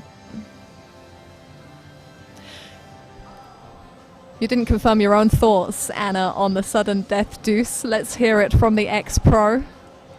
Oh, that's a good question, to be fair. Well, I have actually been thinking about it, and to be fair, actually, I think I'm along very similar lines to you as well. I think you almost either have to have the sudden death deuce and then no match tiebreak, or keep the match tiebreak and keep normal deuce. Because, like you say, I think it almost leaves it a little bit too much down to chance. I know I've had a few times where I've had matches, and I remember it's been multiple occasions where there have been net cords on juice points rather, and it's happened a few times in the match, and all of a sudden you get 3 dead net cords in a match, and all of a sudden you're setting 3 love down, and you actually haven't really done anything wrong. So I think for me, I think either having one or the other is probably a good thing. It does make it a little bit too much the element of chance, but I'm not sure that they're going to be changing it anytime soon. Always those thoughts about the schedule as well. What can you fit into the day, particularly on a long day like this one, 5th match on centre court. 15 love. And also they want to try and get more singles players playing as well, so if you have a slightly longer format, they're probably less inclined to play, so many different elements to think about.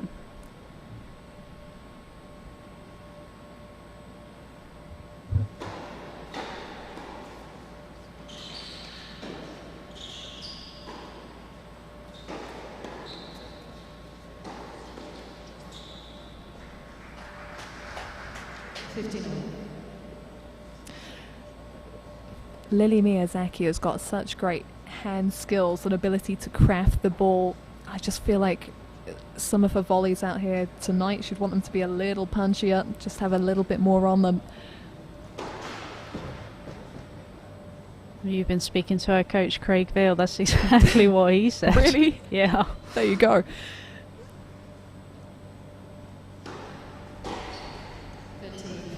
I think exactly the same thing, though. She gets into the right places, but you just want to see her commit a little bit more, maybe just attack those volleys, attack the contact. 'Cause like you said, she's got the hand skills, but sometimes it calls for a bit more aggression on the volleys.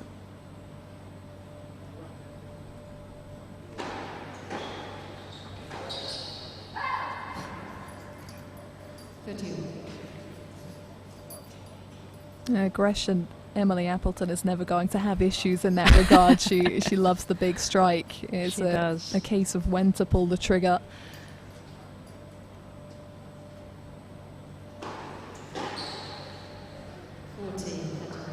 To be fair to her, I have been on the end of a few. I've been on the end of a couple of her serves and a few of her forehands, and they are pretty intimidating. So you do understand why she does go for them, but it's all about finding that right balance, isn't it? Sometimes it doesn't necessarily have to be that close to the line. No argument with bullets like that. I think that's ace number 3 already for Appleton, and probably not the last of those you're going to see.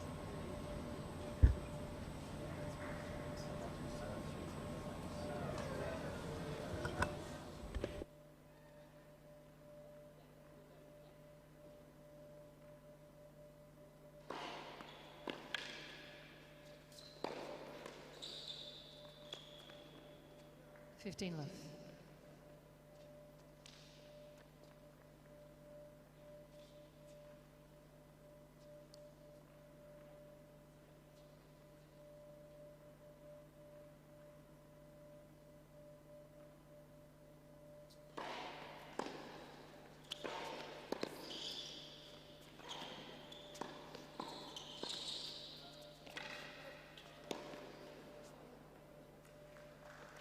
Thirty love.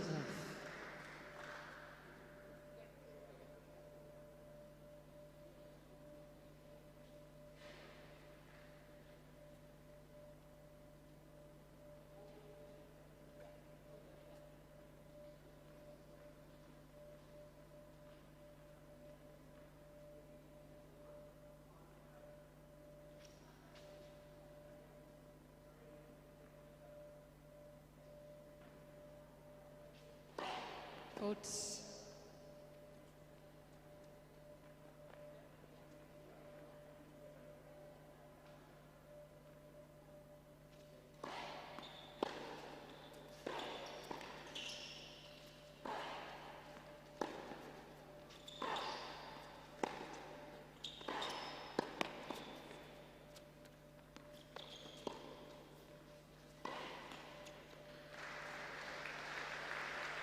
That's the kind of point from Emily Appleton I love to see. Going after that short ball, approaching, being aggressive with the volley. Garland did do well to find a way to get it back. But great aggressive tennis from Emily Appleton.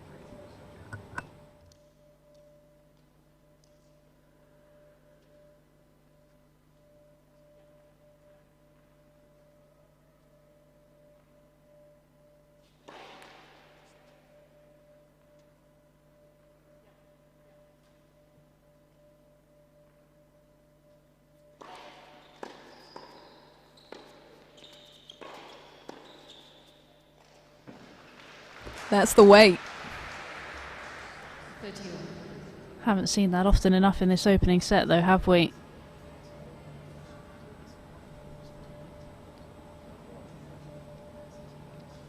Still time to change that. This is a big moment. Look at that scoreboard.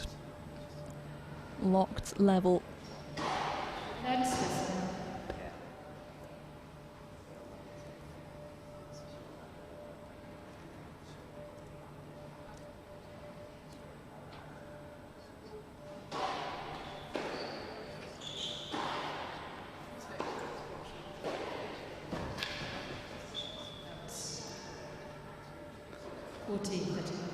Right move by Miyazaki. Just couldn't quite get it to land inside that baseline. Martin Kavica did so well dipping it at the toes off a heavy forehand from Emily.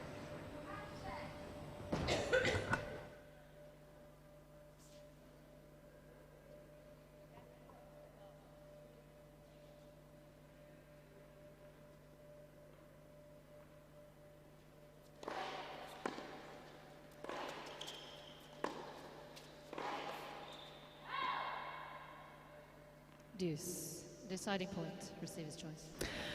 And the third deciding point, deuce of the night. And the first that Emily Appleton and Lily Miyazaki are looking to take advantage of. They trailed 3-1 in this set. Now there's the opportunity to win a third straight game.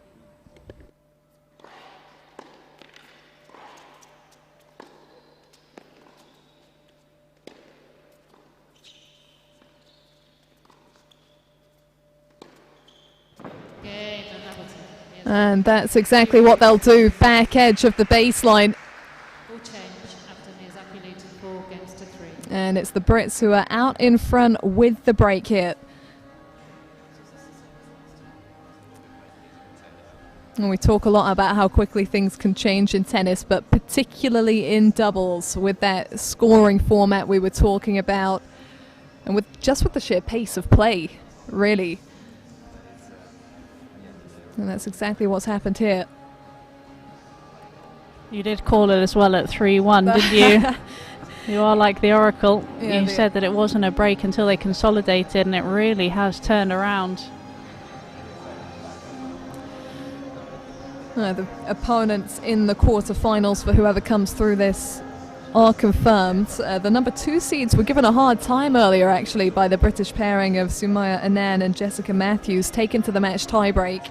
But ultimately, Katarzyna Kawa and Jessica Malikova did manage to come through. So the number 2 seeds await the winners of this one. And both finals to be contested on Sunday, singles and doubles.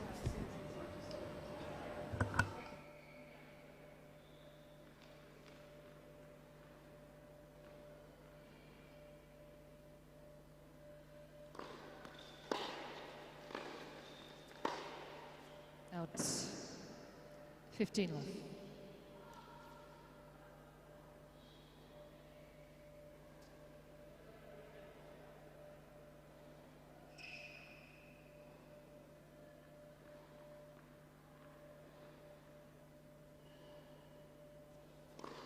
Let for serve.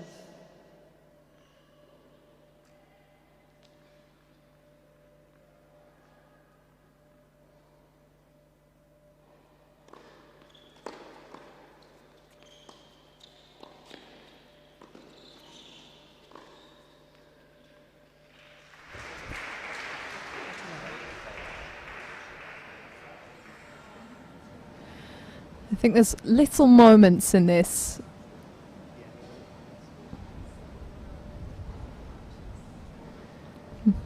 Not quite sure what was happening there.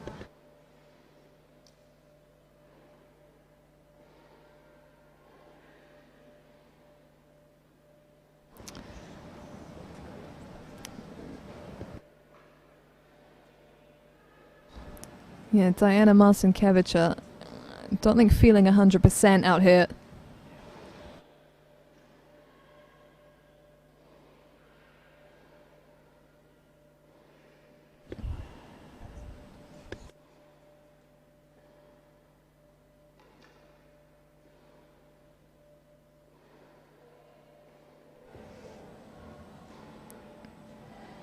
Jo Garland shaking her head.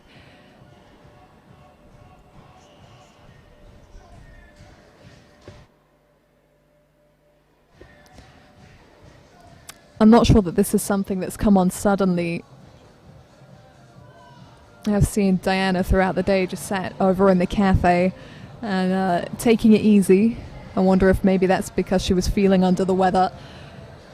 Yeah, quite possibly. To be fair, in these opening 7 games, she has looked okay. But like you say, maybe there's something that just came on suddenly. Hopefully she's okay. She wants to keep going. Bless her. Jo Garland, I think, was ready to call the match for her. I mean, absolute trooper carrying on after what that. a warrior. Here we go.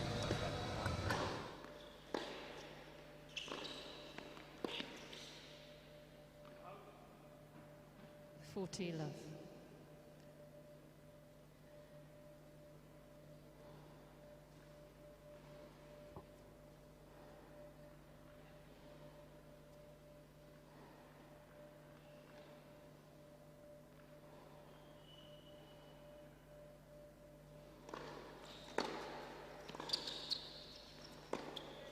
Out game, Appleton, Miyazaki. Smooth consolidation of that break of serve. Obviously a lot happening at the other end of the court. Appleton, Miyazaki leads 5 games to 3. But these two keeping their eye on the ball. Situation for Appleton and Miyazaki though, isn't it? It came on all of a sudden. There wasn't really... Well, I don't think any of us had any idea that she wasn't feeling well. Crucial they maintain their focus here.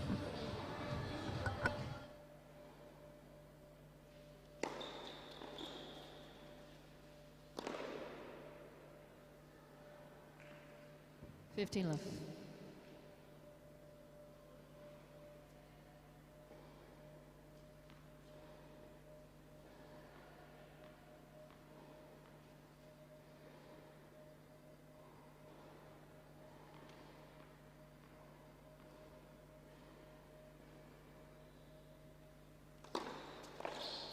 Love.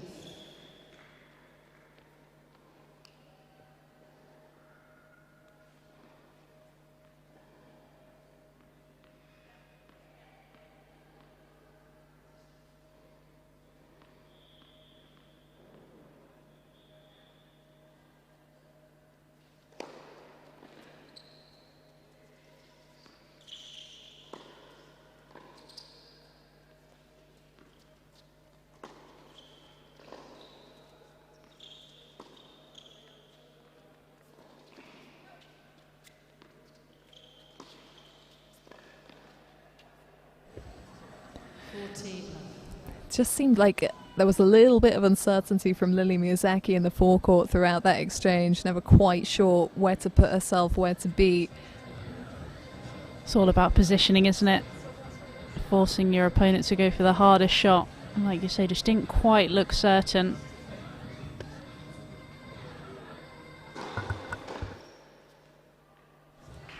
Nothing uncertain about that forehand, though. You took the words right out of my mouth. I mean, just look at the way she's able to flick that wrist. It's something she does so well. Just uses the pace, just flicks that wrist at the end to direct it.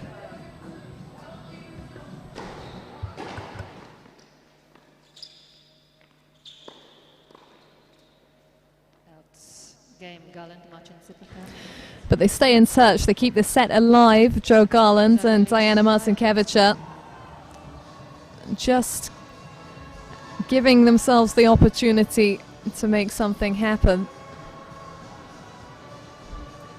Now the trainer's on court. Do they want her or do they not?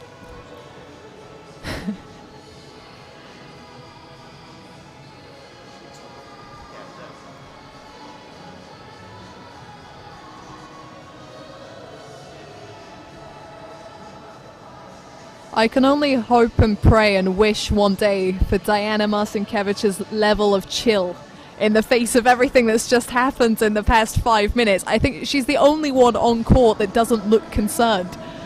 I mean, if you looked at her, you wouldn't be able to tell that she'd been ill 5 minutes ago, would you? Not at all. Sometimes it is like that, though, isn't it? You do feel ill, and then all of a sudden, if you manage to get it out of your system, you feel a lot better for it. So maybe it's just something that she needed to do, and now she'll be okay, hopefully. Will these two be okay? And they've got the advantage, but it's just the 1-game deficit. Garland and Marcinkiewicz are within touching distance. Key for the Brits to get a good start in this Emily Appleton service game. Looking for those first deliveries.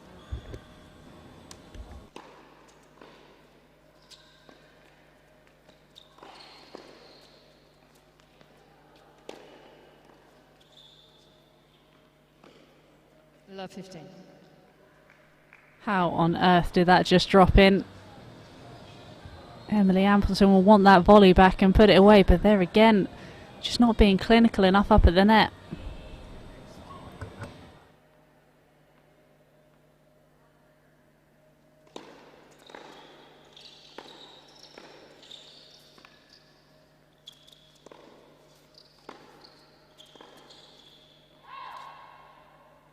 Fifteen all.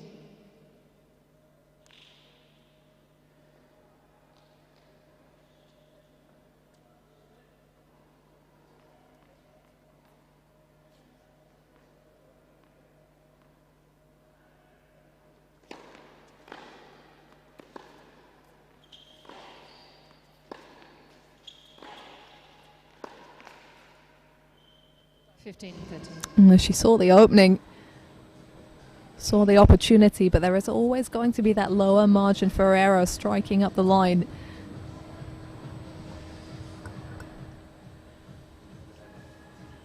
Garland eyeing up an opportunity here.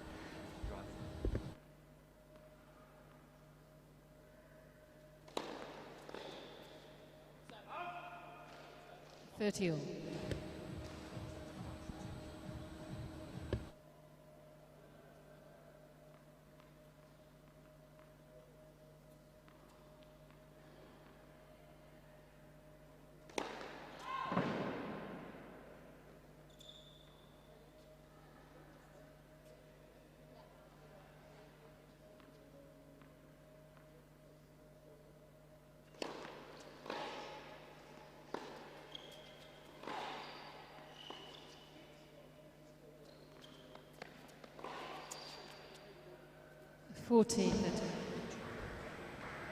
Good positioning from the Brits.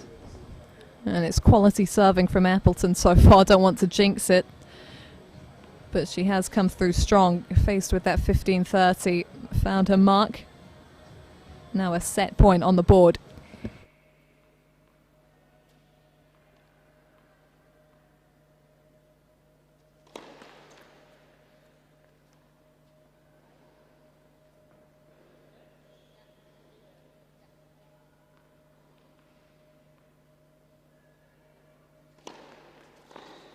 Game first set after Miyazaki.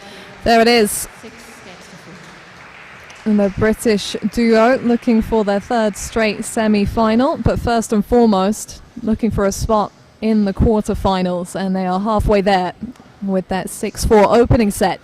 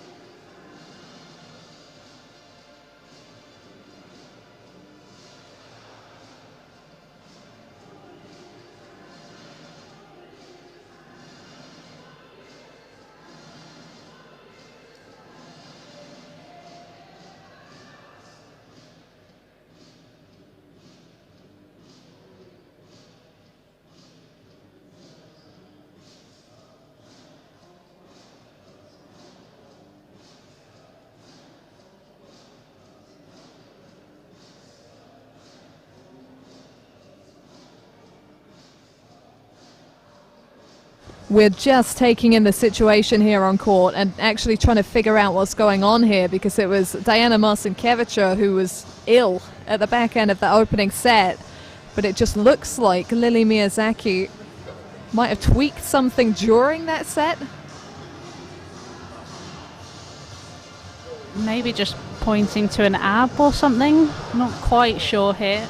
Jane Harvey's just walked onto the court.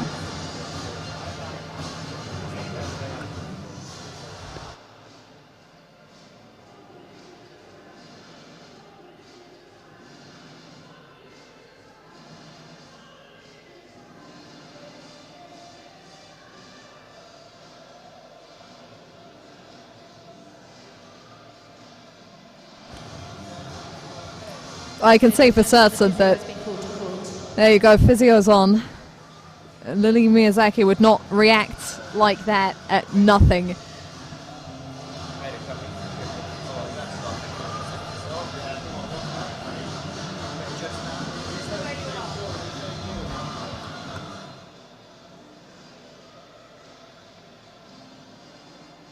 think she's just reenacting now what happened. The motion that she made almost looked like a volley, but she seems to have pulled something lower right side.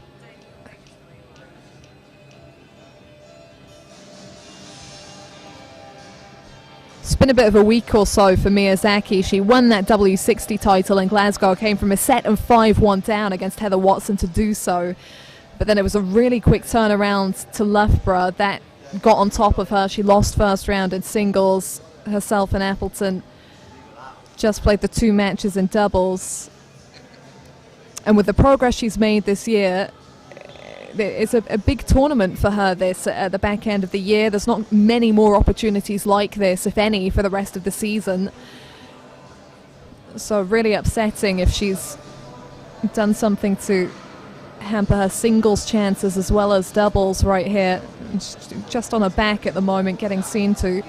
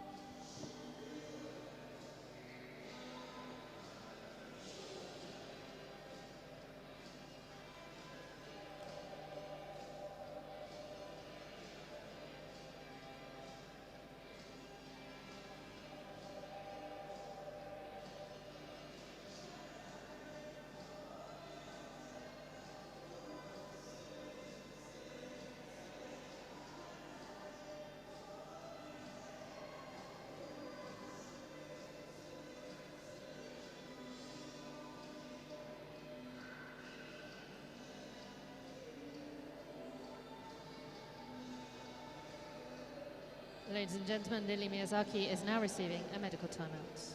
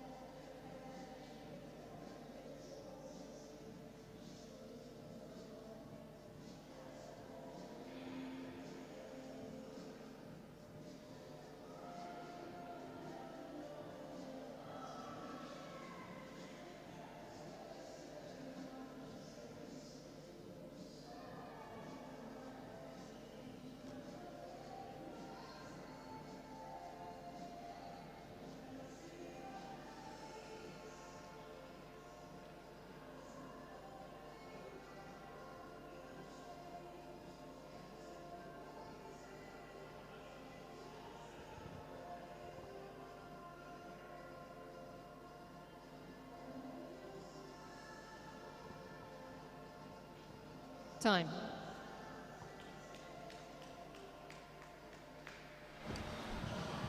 Well, she's back up to try again, Lili Miyazaki. That's good to see. Doesn't look entirely happy, but she'll give it a go. And Jo Garland serving to kick off the second set.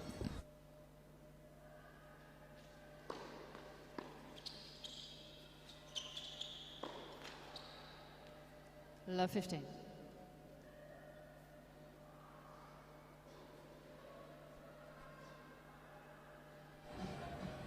If you're Emily Appleton right now, seeing the condition her partner's in, extra motivation to up the ante, go for more. Good.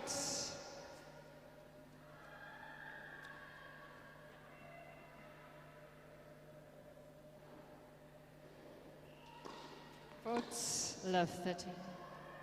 I think it's also quite important for Emily to know what shot it hurts on, so she can really try and help her partner out. But I think that's quite interesting from Garland, the double fault in Miyazaki's direction. It's quite off-putting, the situation now.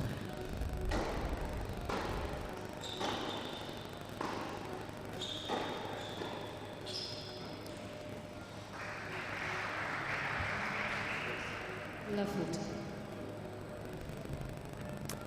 And it can happen sometimes in tennis. We see this immediately after a medical timeout. The break point opportunities, in terms of focus, it's hard for the other team.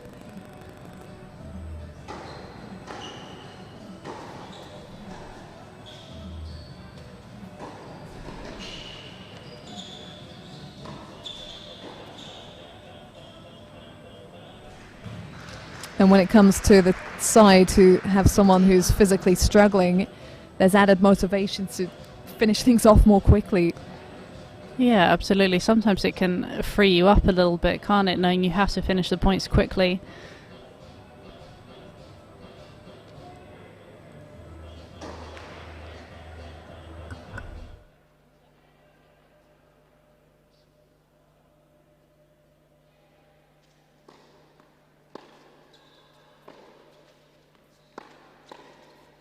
Out game, Appleton, Miyazaki.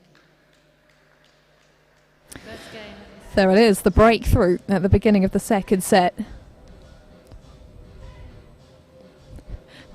I think, Anna, it's fair to say we've probably got a fairly confused crowd in this evening. It's all happening on court. I have to say, I'm slightly confused as well, because both of these players looked absolutely okay, and then all of a sudden Marcinkiewicz was sick, and then Lily obviously came down with the stomach issue as well. But it's been an interesting match, hasn't it? Like you say, really hard for the spectators to totally be up to date with what's going on and what's panning out here.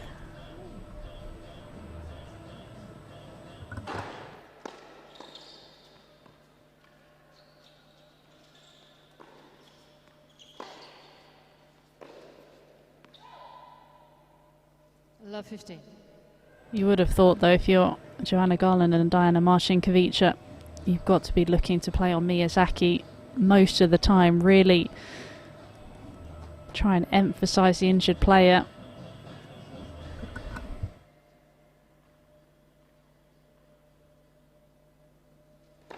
Good.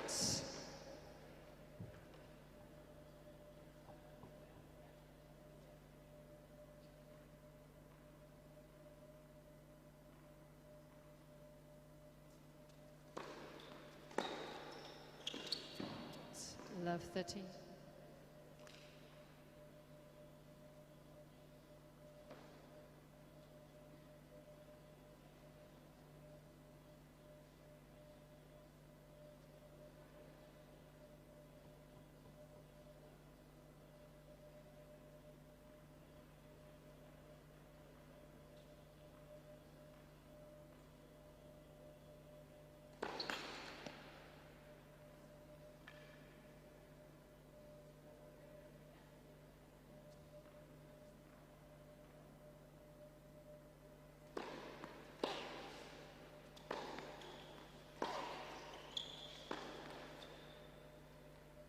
Love 40.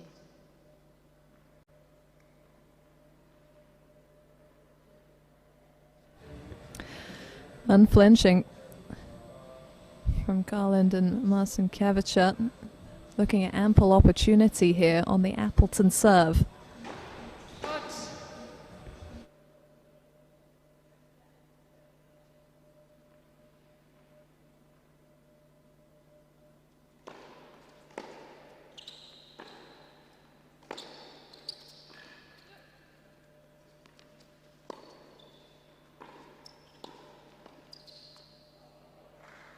Nothing wrong with the hand skills. 15, 40. Little wry smile there from Emily. Even though she's not quite full power, she's still got those silky hands, hasn't she?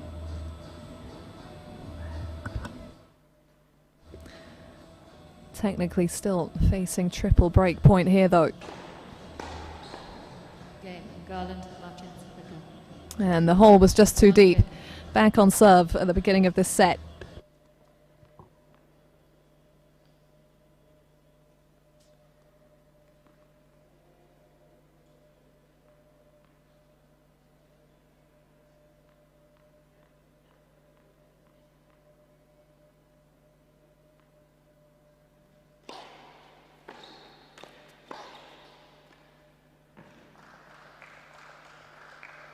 Fifteen love.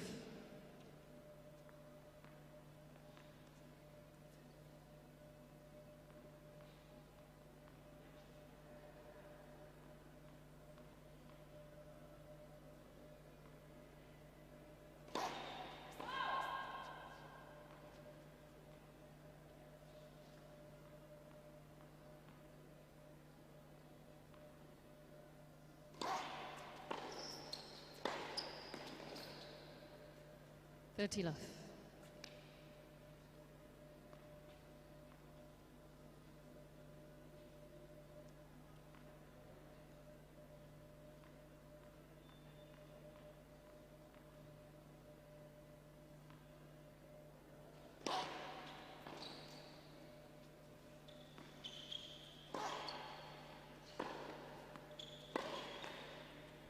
Powerful forehand from Appleton. And when she's got that space cross court, you can guarantee she will let rip. And after a singles match earlier in the day, the doubles court has to feel so big, so much space to hit into.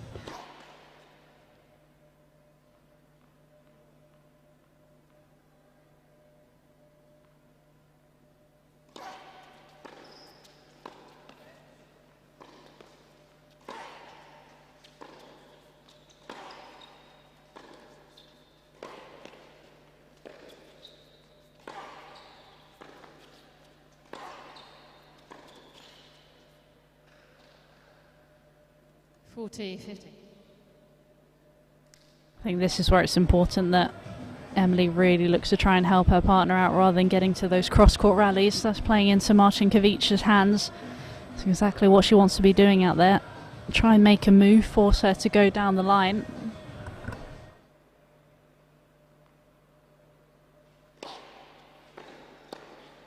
Game, Garland, Martins, Reasserting authority in this set, Garland and Marcinkiewicz. Couple of games in a row to recover from the break deficit.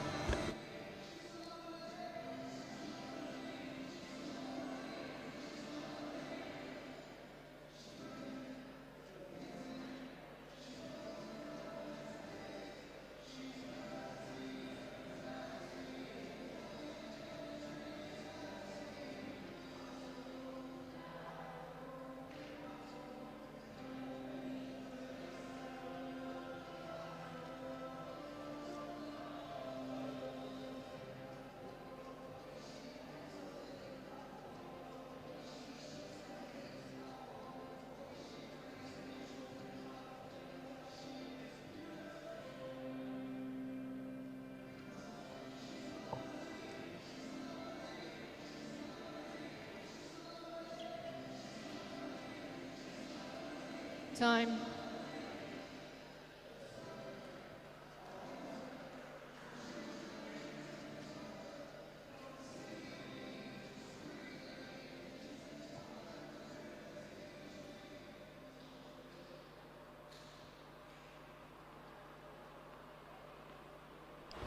This will really show us where she's at, Miyazaki.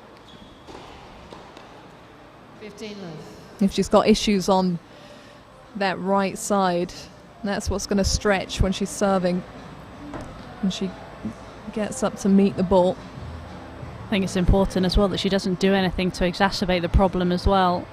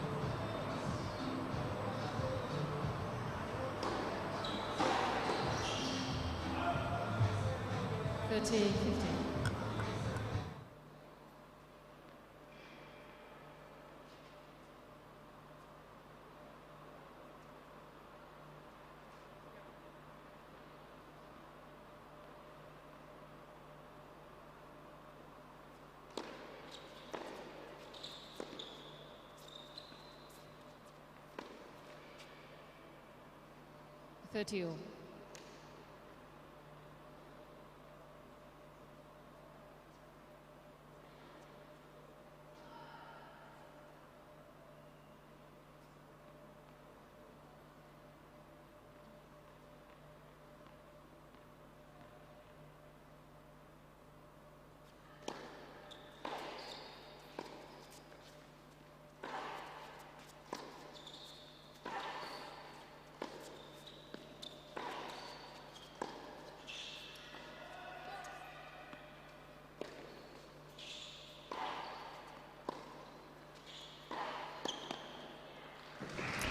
She's cleaning up nicely at the front of the court, Appleton. Good 14. interceptions in this game.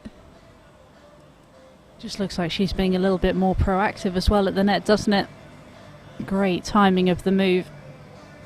Just as Diana's about to hit the ball, can't see it in her peripheral vision.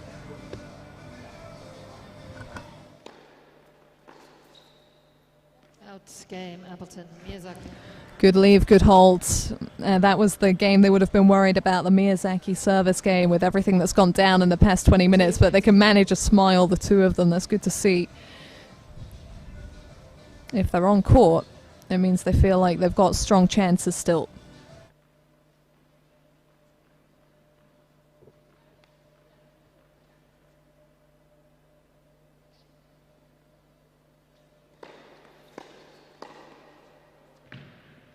Fifteen left.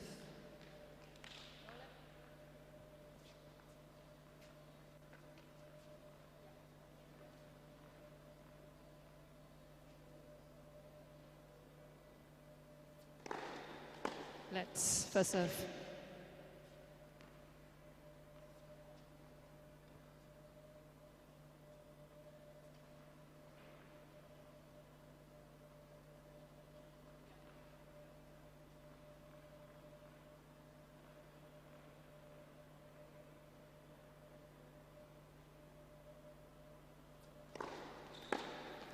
Love.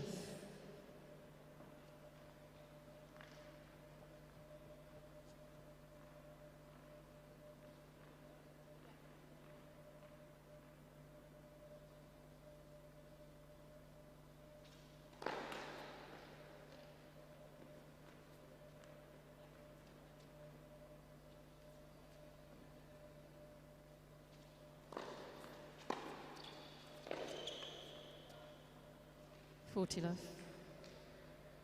Not quite sure how she managed to find the line there where there was barely any space. Did well to pick it up off her toes.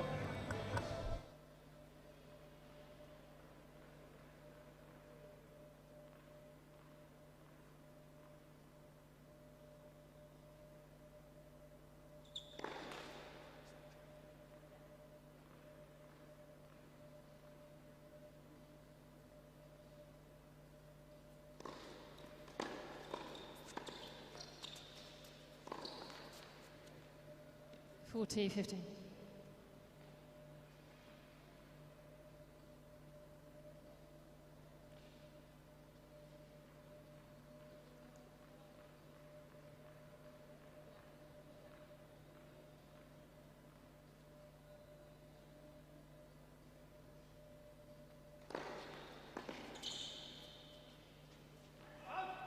Game, Garland, Martin Sedaka. And the classic Let's Go from Joe Garland Martin Sedaka leads as they wrap up that service hold. Miyazaki and Appleton looking to keep pace out here.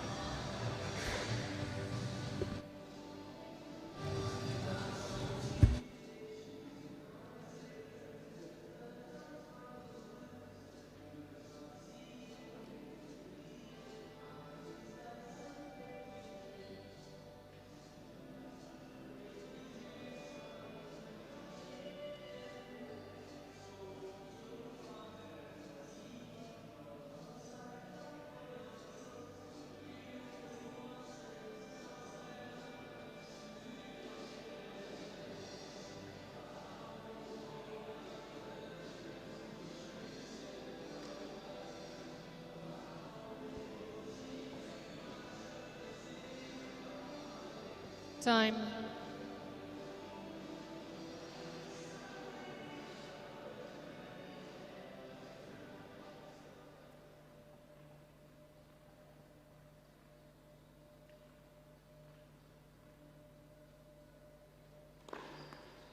Fifteen left.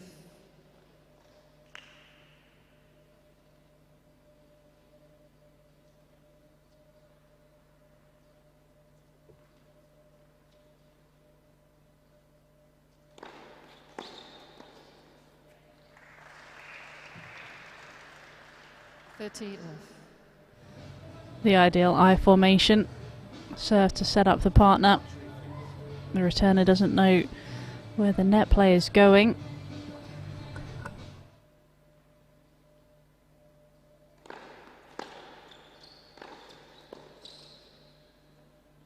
Left.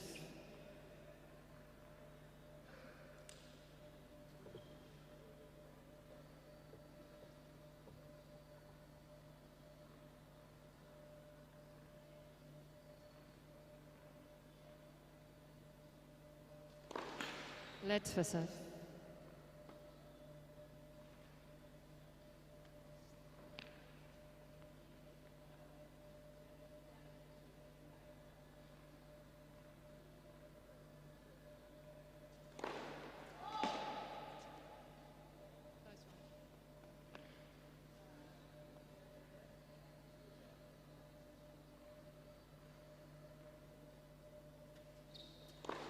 Let's second serve.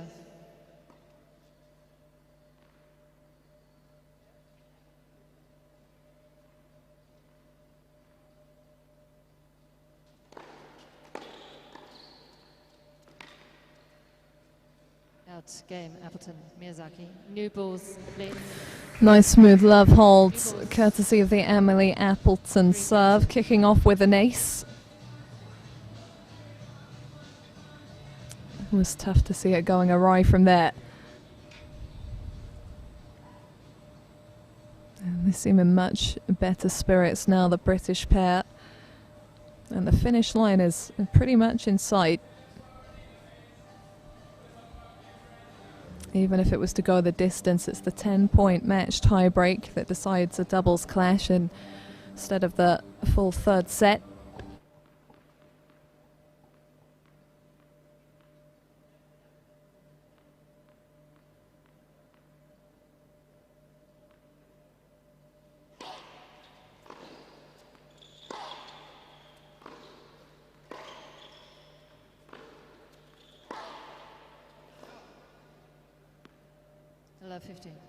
Great hitting from Emily Appleton, forcing the error from Marcin Kavica.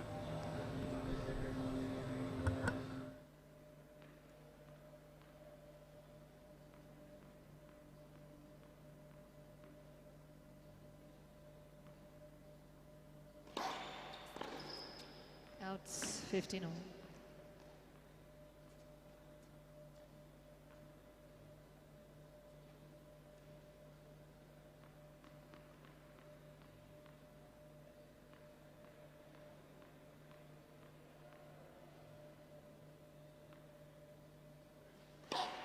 Courts.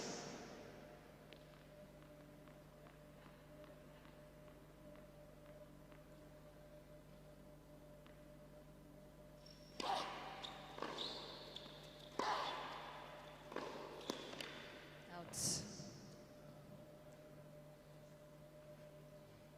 15-13.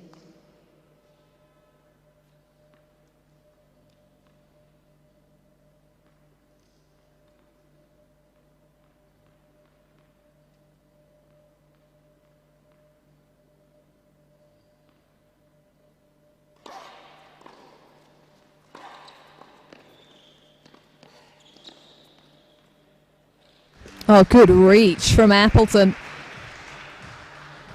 15-14. Saw that the return from Miyazaki really jammed up Marcinkovic, really squeezed the middle. Triple break point here. Courts.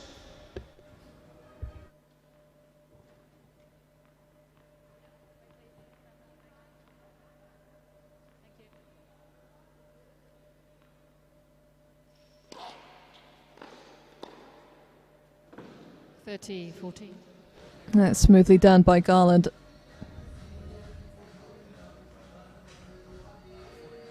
The amount of tennis that she's played recently, I don't think she's going to overthink a situation like this. The instincts come into play in that forecourt. Still break points on the board.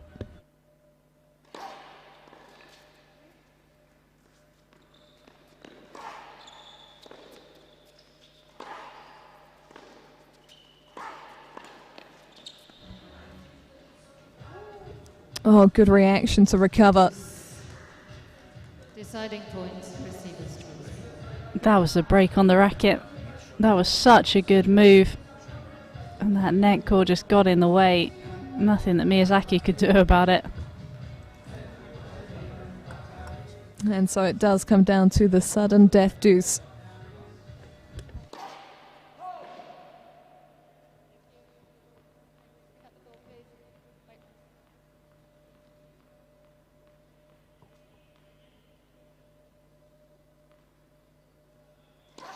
Let's second serve.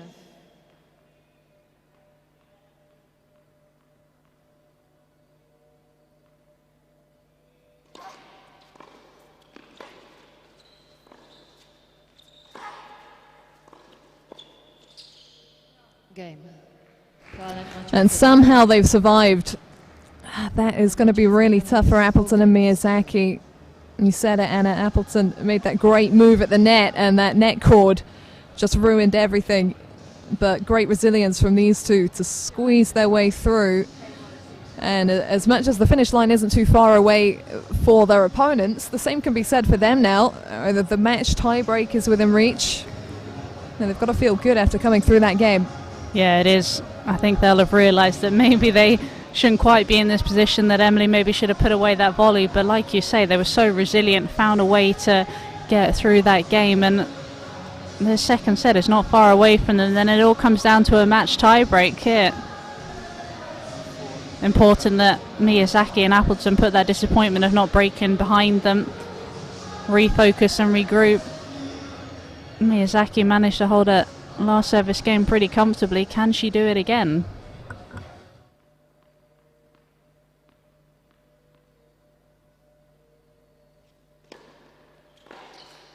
Fifteen left.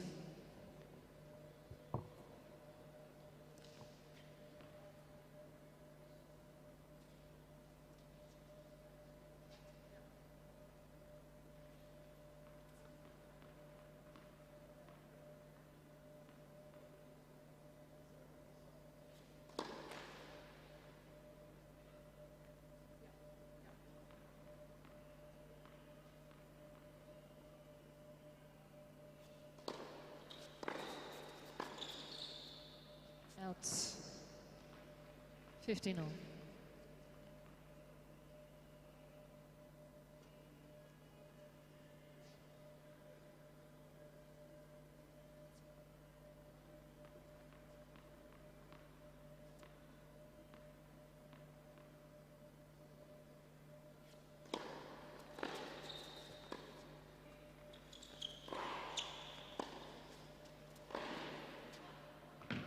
How has she done that?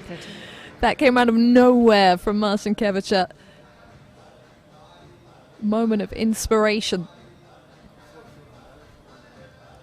That is a danger though in doubles. If you play with a little bit too much width, you open up the angles and you open up the line, and she just threaded that needle down the line, didn't she, Marcinkiewicz?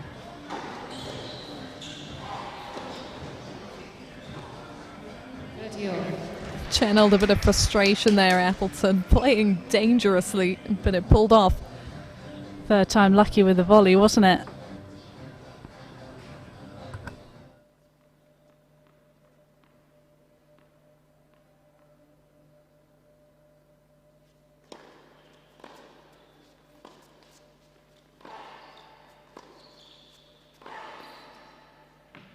She's done it again. 13, 14. A real eye for the opening in this game from Marcinkiewicz. That makes it double break point.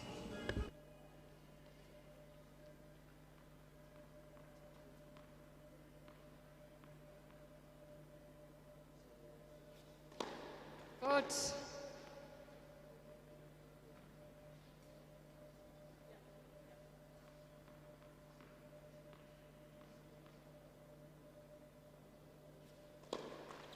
Game.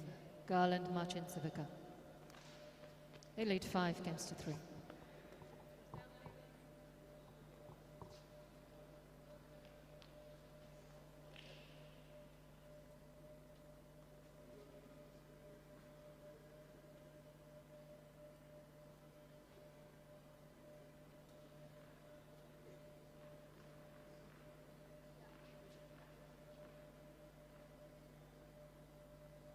Serving for the second set then. Good.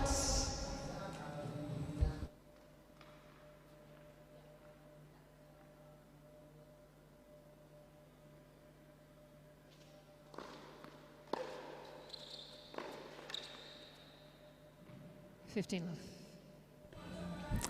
And that's a pretty decent start. Might have got a few more cheers as well if they knew that Joanna Garland had been born in England. That is very true. Plays under the flag of Chinese Taipei, moved out there when she was 10, started playing ITFs out there. 30 love.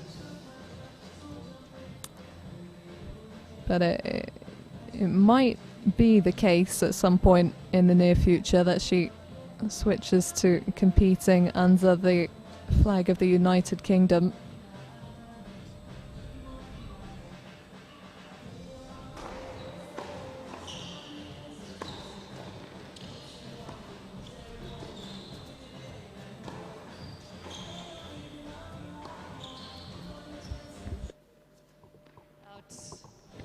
Coaching setup for Garland is here in the UK now, and it's here in the UK where she's experienced a fair amount of success this year. 2 singles titles at 25k level. At one point she had a 13-match win streak going on the singles court just a couple of months ago. Doubles title to her name now in Loughborough too.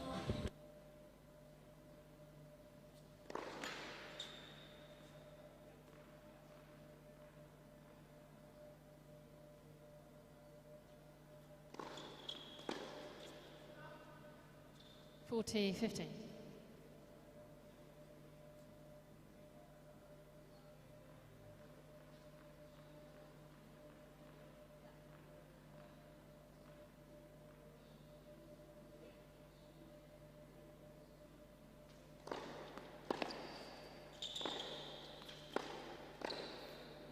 Game, second set.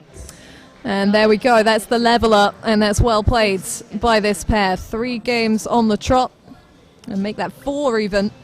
Takes us to the deciding match tiebreak. First to 10 points to see who goes into the quarterfinals.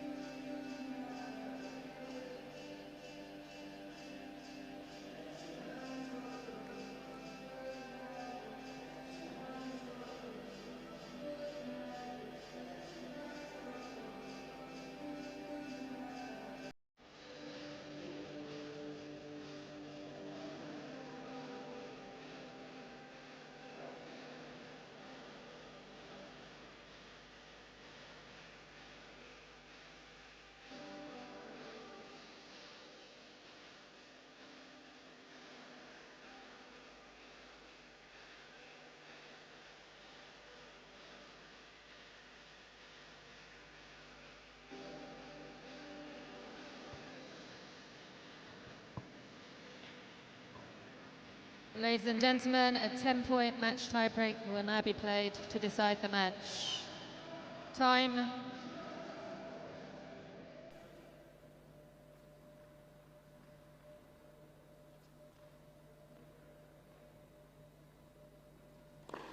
Let for serve.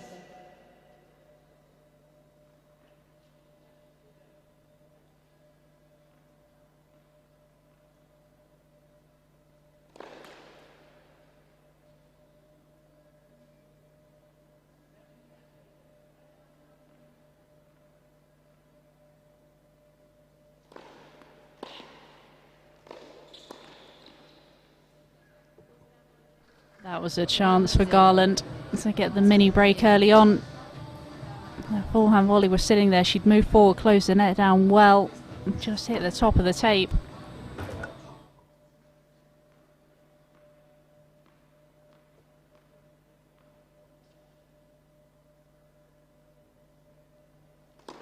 Good.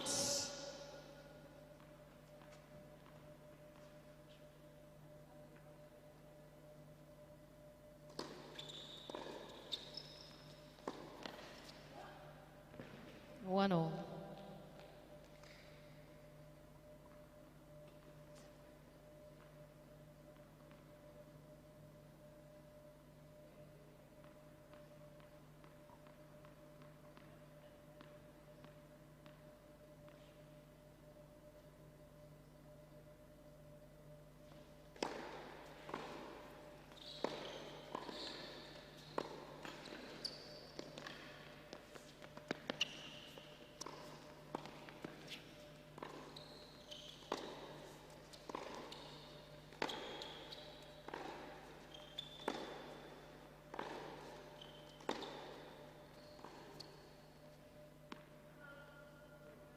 Two, one.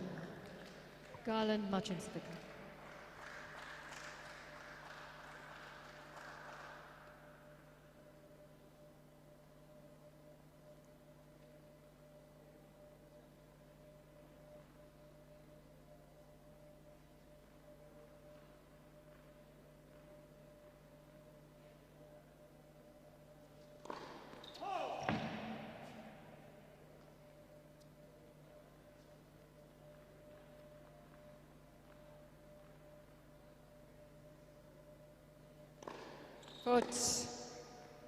3-1, Garland Marcin Civica.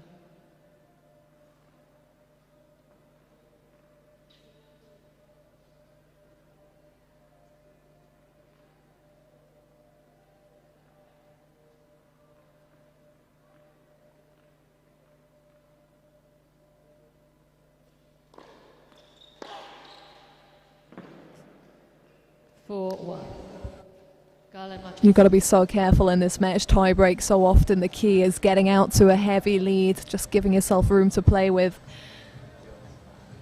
And these two are seeing that space right now.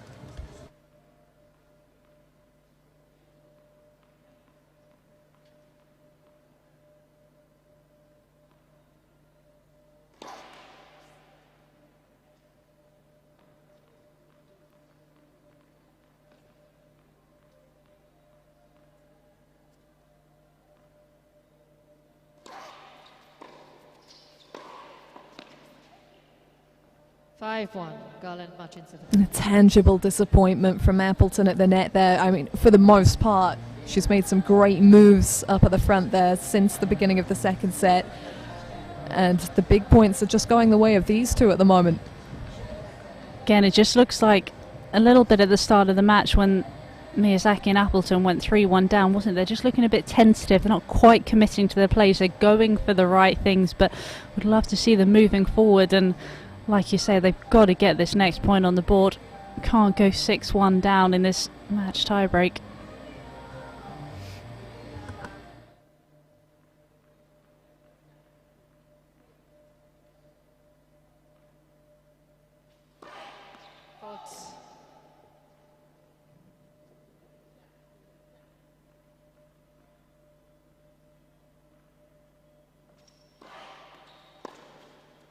Out 6-1. Garland Marcin Civica. And it just felt, even from that 2-1 mark, like they'd seized a bit of momentum. Obviously they had momentum. Garland and Marcinkiewicz are coming into the match tiebreak, having gone on a streak of games at the end of the second set, looking to ride that wave here.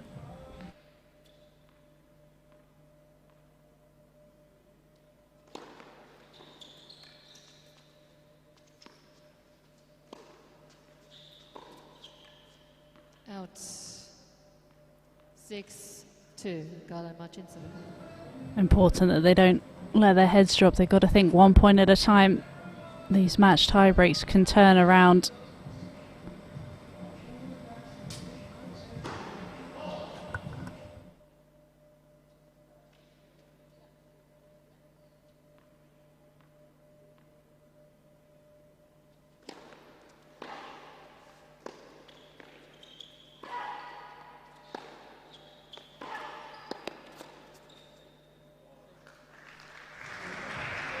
That's exactly the right kind of point that Miyazaki and Appleton need to play.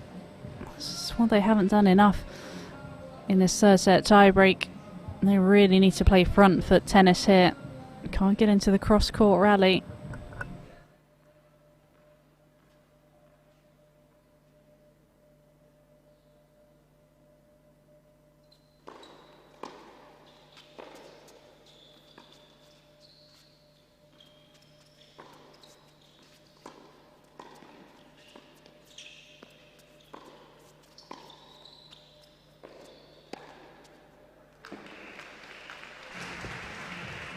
There we go.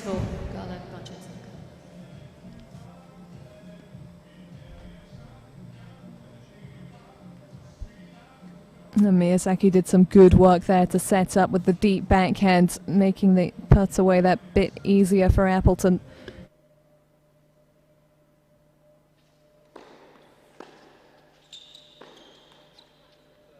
And suddenly, well, how often does this happen?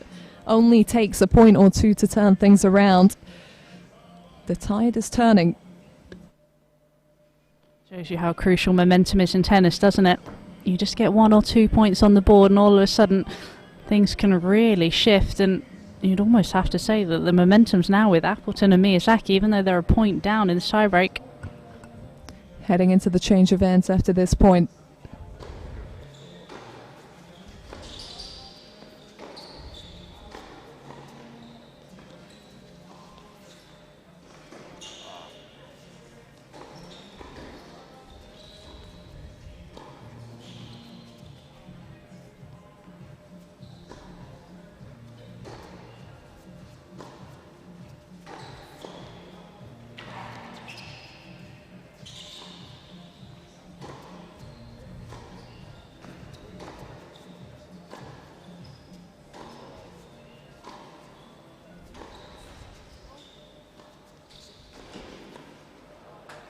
Well, they can all take a bow after that exchange. 7-5.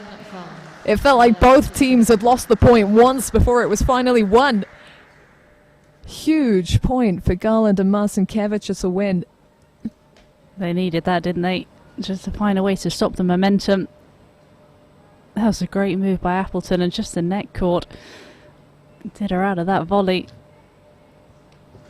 She'll feel hard done to with what happened midway through the second set as well. But that's tennis.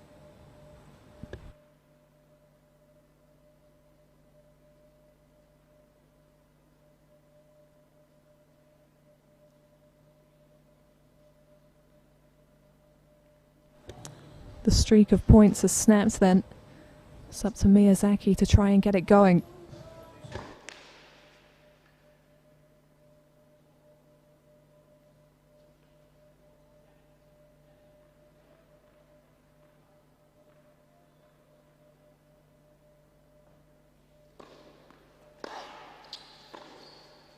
Out. 8-5. Garland Marcinkiewicz. It's different when you're back in it, isn't it? And there's something to lose all of a sudden. It's a lot easier being the underdog, isn't it? You almost have a bit of a free swing.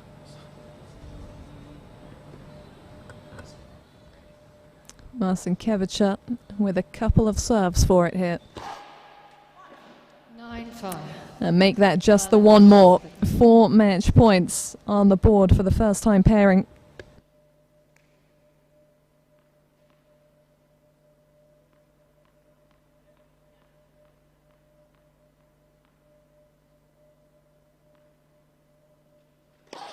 Let herself.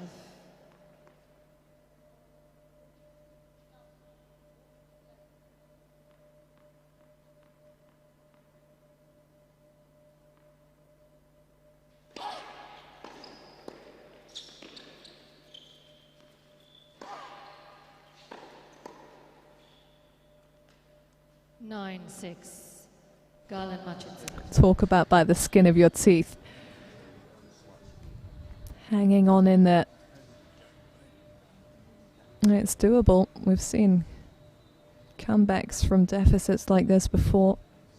Not unusual, but how will the Appleton first serve hold up now under the most scrutiny?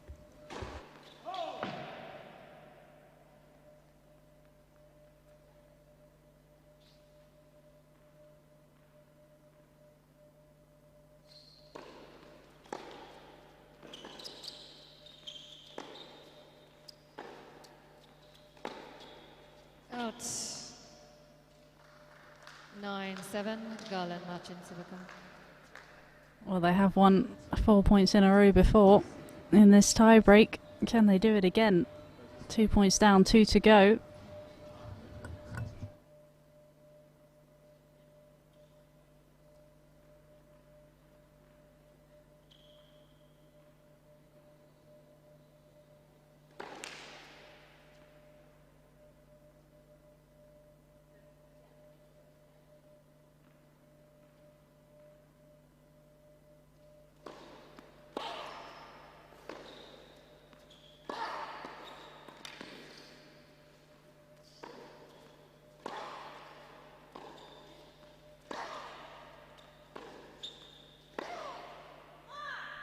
And that will seal the deal.